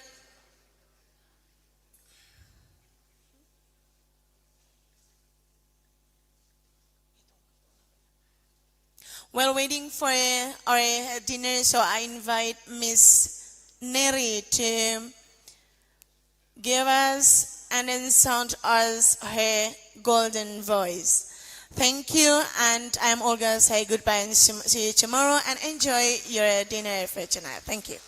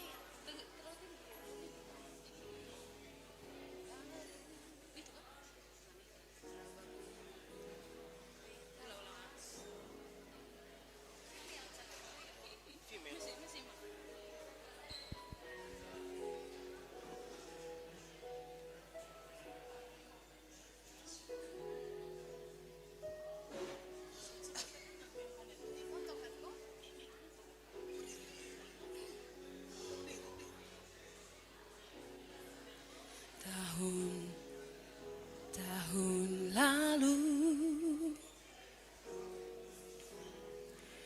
beta masih kecil, beta ingat tempo itu. Mama gendong betae, sambil mama bakar sagu, mama menyanyi bujuk-bujuk. Lah sampai besar begini, beta selupa mama.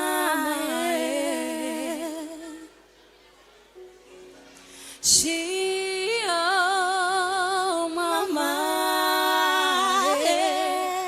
beta rindu mau pulang.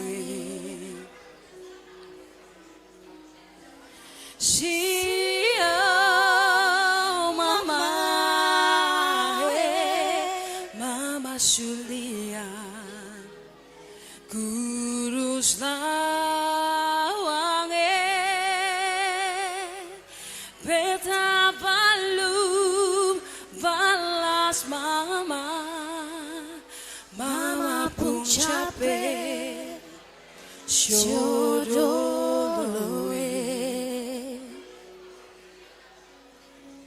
Sio tete manise, jaga beta pun mama.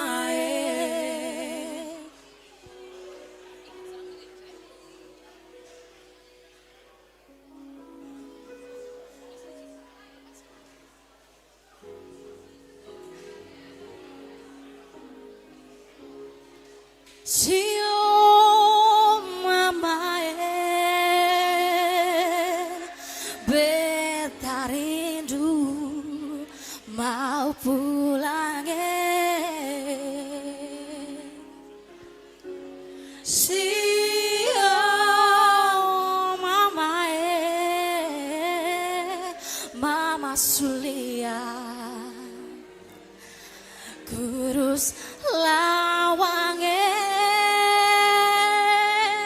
beta belum balas mama, mama pun capek syodoloe.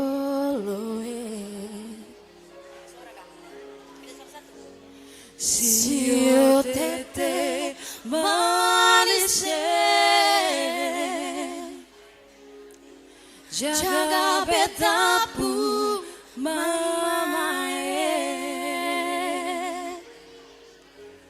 Sio tete manise, jaga beta pun mama.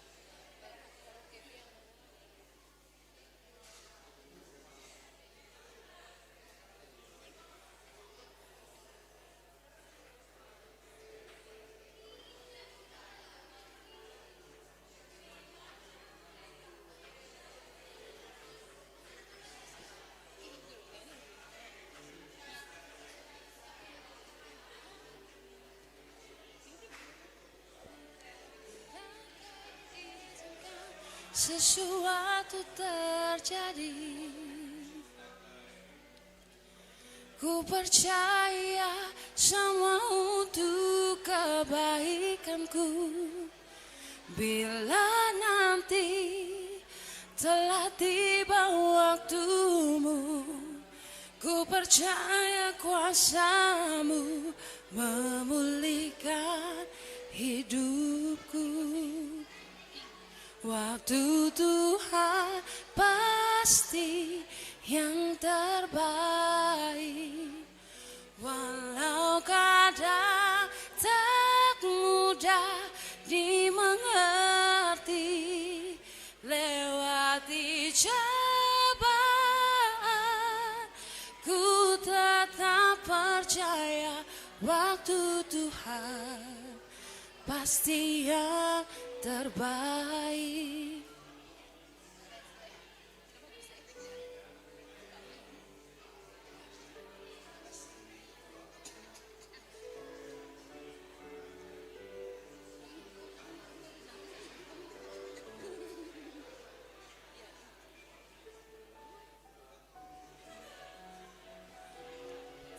Terjadi, ku percaya semua untuk kebaikanku. Bila nanti telah tiba waktumu, ku percaya kuasamu memulihkan hidupku. Waktu Tuhan pasti yang terbaik. Walau kadang tak mudah dimengerti, lewati cobaan, ku tetap percaya waktu Tuhan pasti yang terbaik.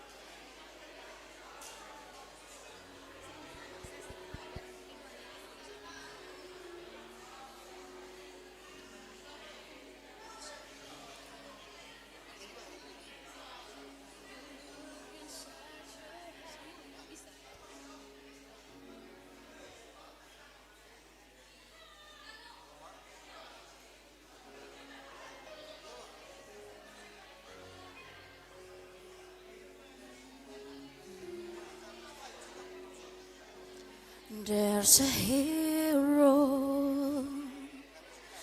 You will look inside your heart.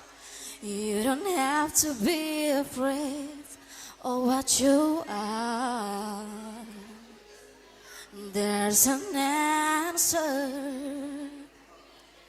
If you reach into your soul, and the sorrow that you know will melt away.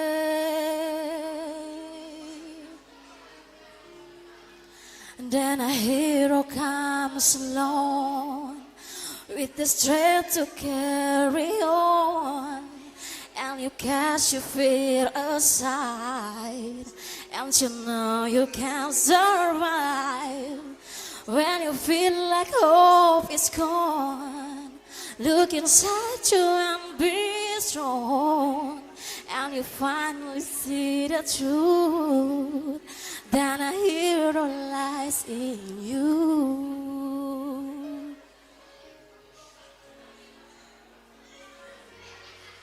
It's a long road when you face the world alone. No one reaches out ahead for you to hold.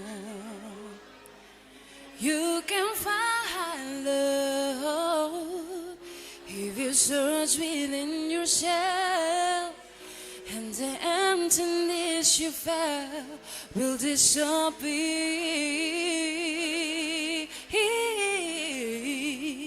And then a hero comes along with the strength to carry on, and you cast your fears aside, and you know you can survive. So when you feel like hope is gone, look inside you and be strong, and you finally see. Bapak Ibu sekalian, makanan sudah disiapkan di belakang oleh panitia, dan dengan rendah hati kami mengundang semuanya untuk mengambil makanan di belakang. Terima kasih.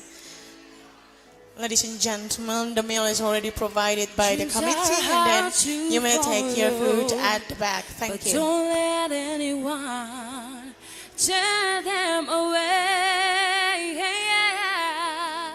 Hold on, there will be tomorrow. In time, you'll find a way.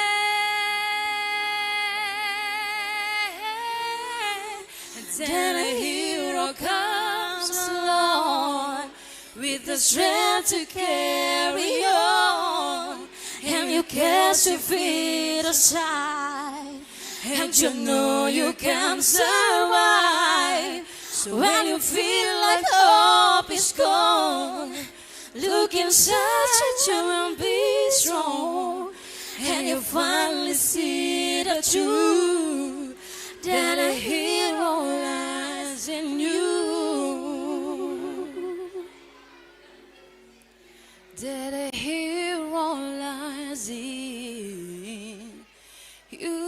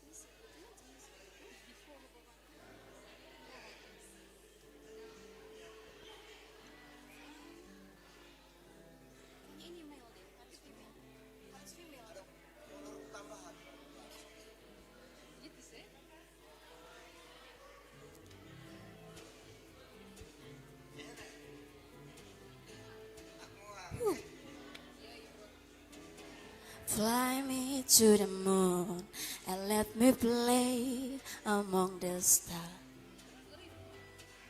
Let me see.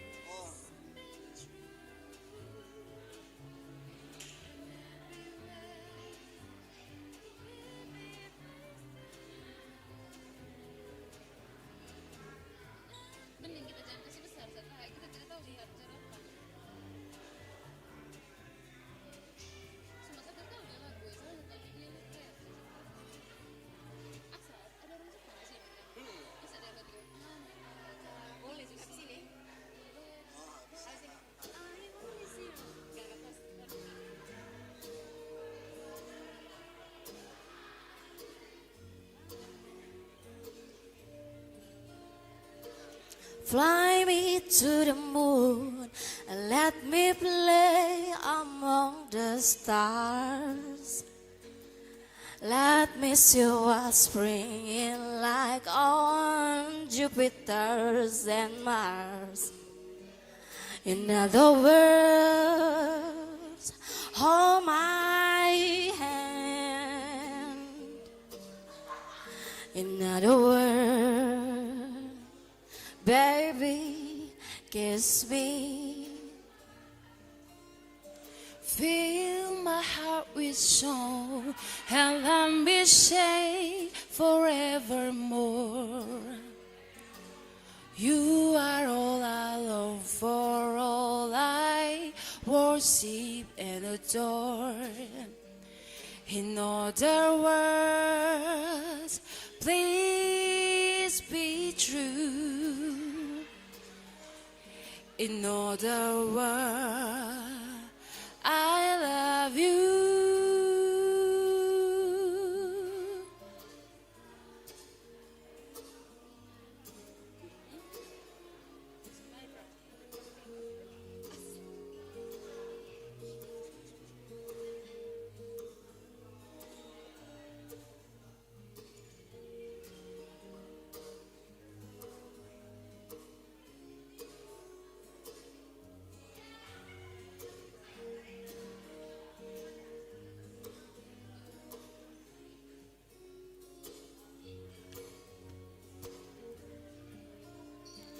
Fill my heart with song and let me sing forevermore. You are all I long for, all I worship and adore. In other words, please be true. In other words, in other words, I love you.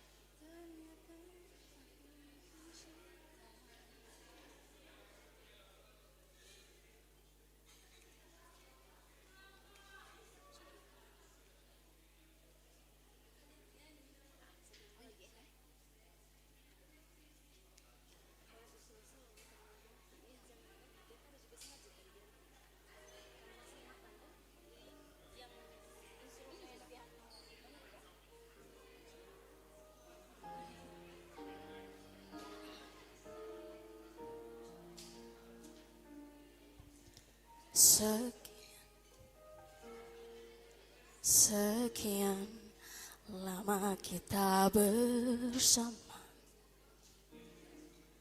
di antara banyak peristiwa.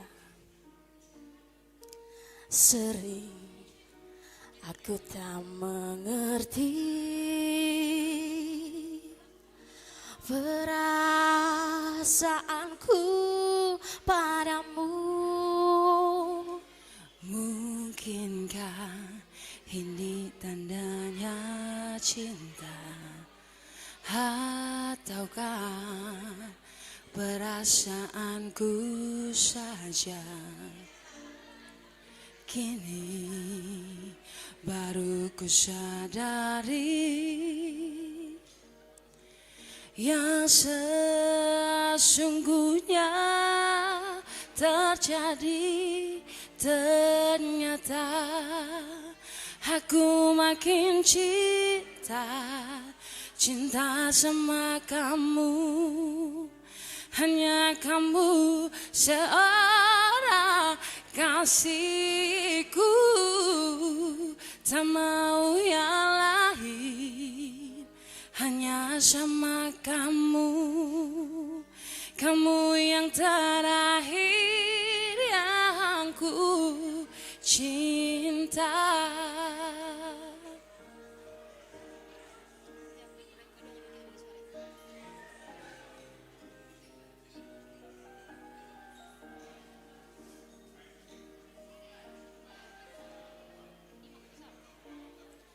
Mungkinkah ini tandanya cinta, ataukah perasaanku saja? Kini baru ku sadari yang sesungguhnya terjadi. Ternyata aku makin cinta sama kamu. Hanya kamu seorang kasihku, tak mau yang lain. Hanya sama kamu, kamu yang terakhir yang ku cinta. Ternyata aku makin cinta sama kamu. Hanya kamu seorang kasihku, tak mau yang lain. Hanya sama kamu, kamu yang terakhir yang ku cinta.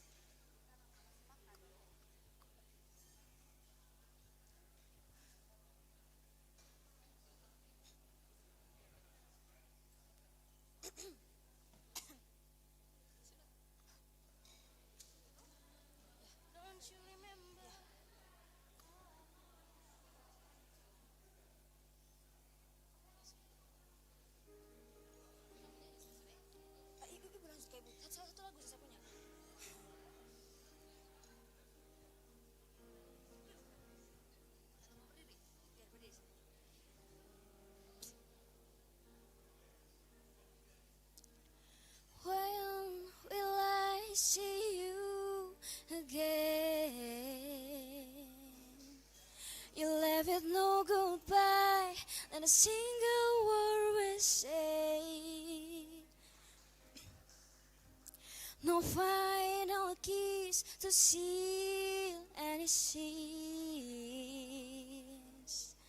I had no idea of the state we were in.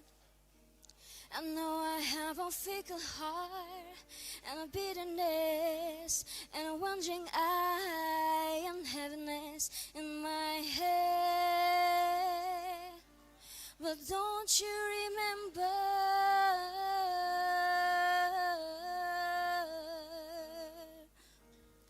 Don't you remember?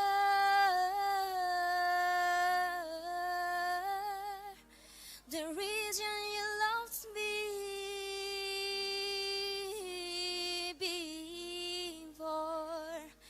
Baby, please remember me once more.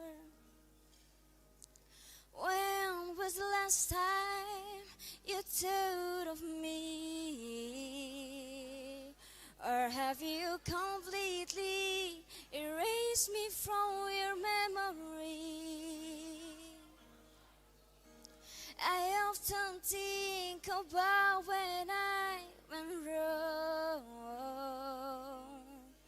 The more I do, the less I know.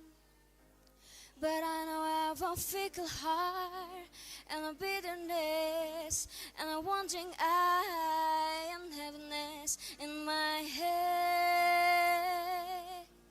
But don't you remember?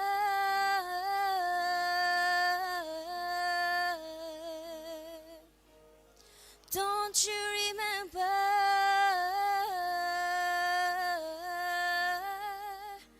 the reason you loved me before? Baby, please remember me once more. Sing. I keep my distance so you will be free, and hope to find the missing piece to bring you back to me. Why don't you remember?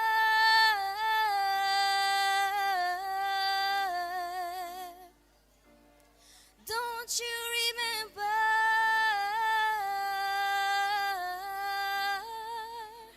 The reason you lost me before. Baby, please remember me once more. When will I see you again?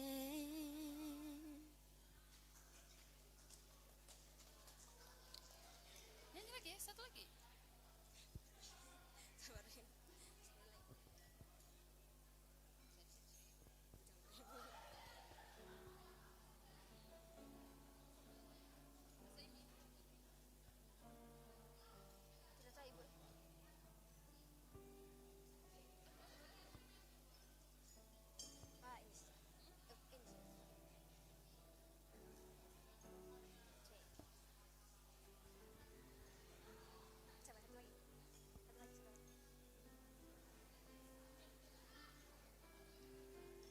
Tunggu sama makan, Kay.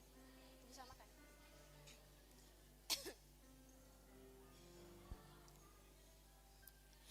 Wise men say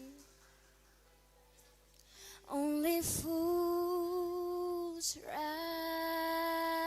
in,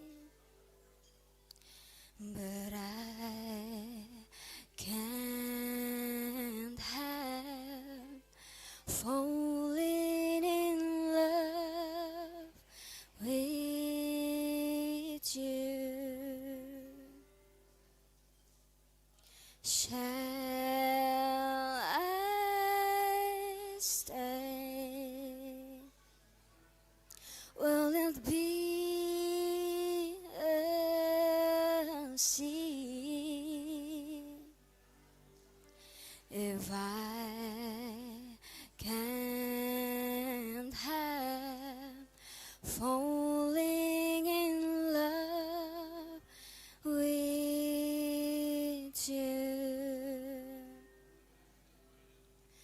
Like a river flows surely to the sea, darling, so it goes.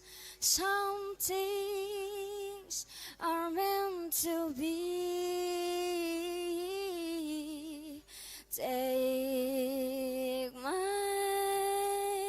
hand, take my whole life too,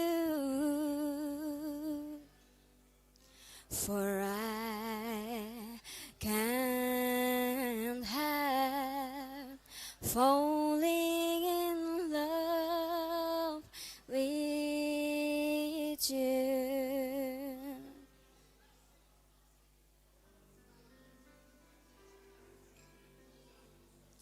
Wise men say only fools trust in,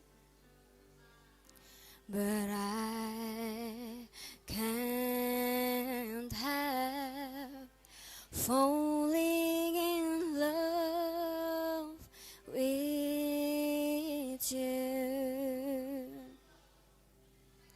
Shall I stay?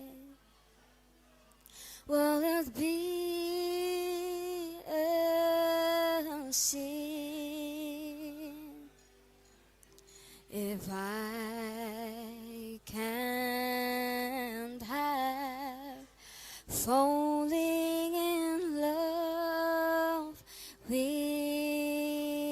you? Like a river flows surely to the sea, darling, so it goes. Some things are meant to be.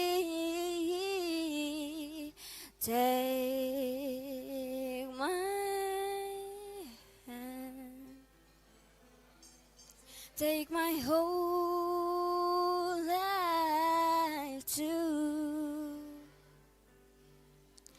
for I can't have fallen in love with you, for I can't have fallen in love with you.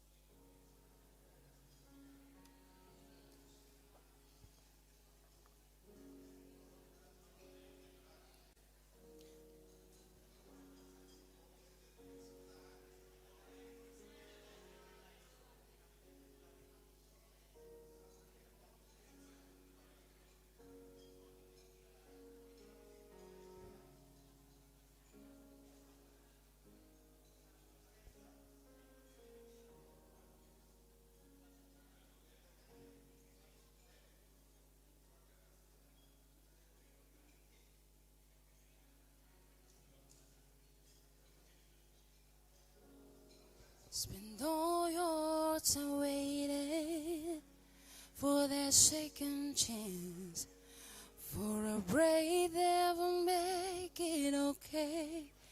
There's always some reason to feel not good enough, and it's hard at the end of the day.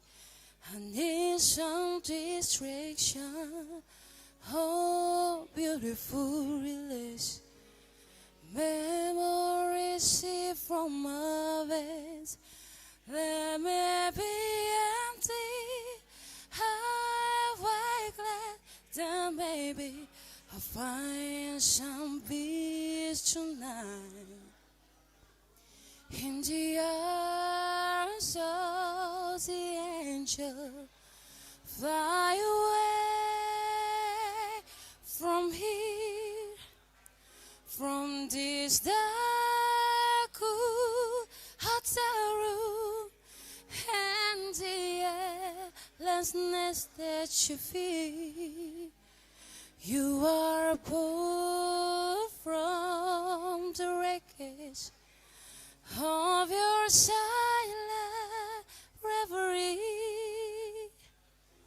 You're in the arms of the angel. May you find some comfort here.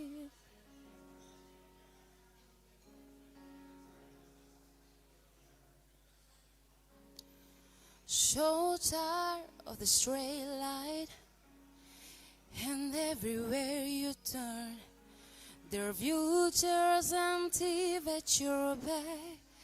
The store keep on twisting. You keep putting the lies that you make up for all that you left. It don't make no difference. Escape me one last time. It's easy to believe in this sweet madness, high glorious sadness. It brings me to my knees. In the arms of the angel, fly away from here, from this dark cool hotel room, and the endlessness that you feel. You are pulled from the wreckage of your silent reverie. You're in the arms of the angel. May you find some comfort here. You're in the arms of the angel. May you find some comfort here.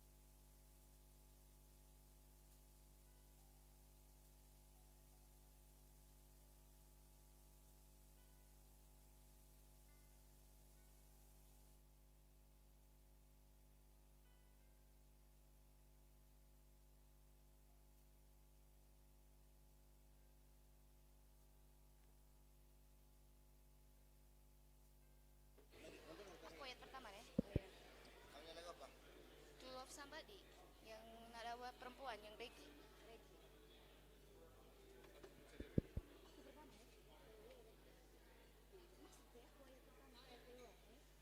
Cek. Iya, yang Regi.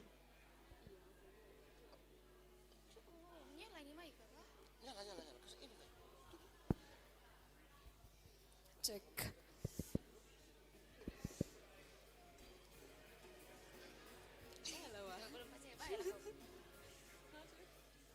There's a light, a certain kind of light that never shone on me.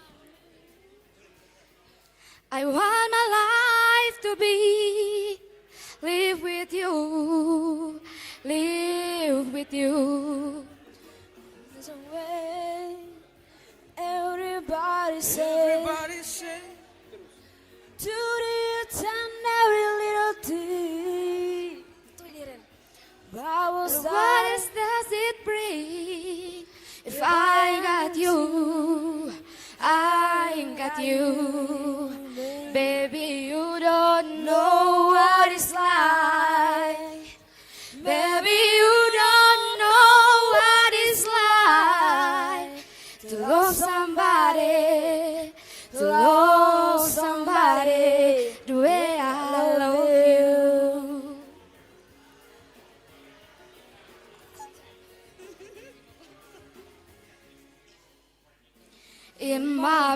again. I see your face again. And oh, my friend of mine, you ain't got to be so blind.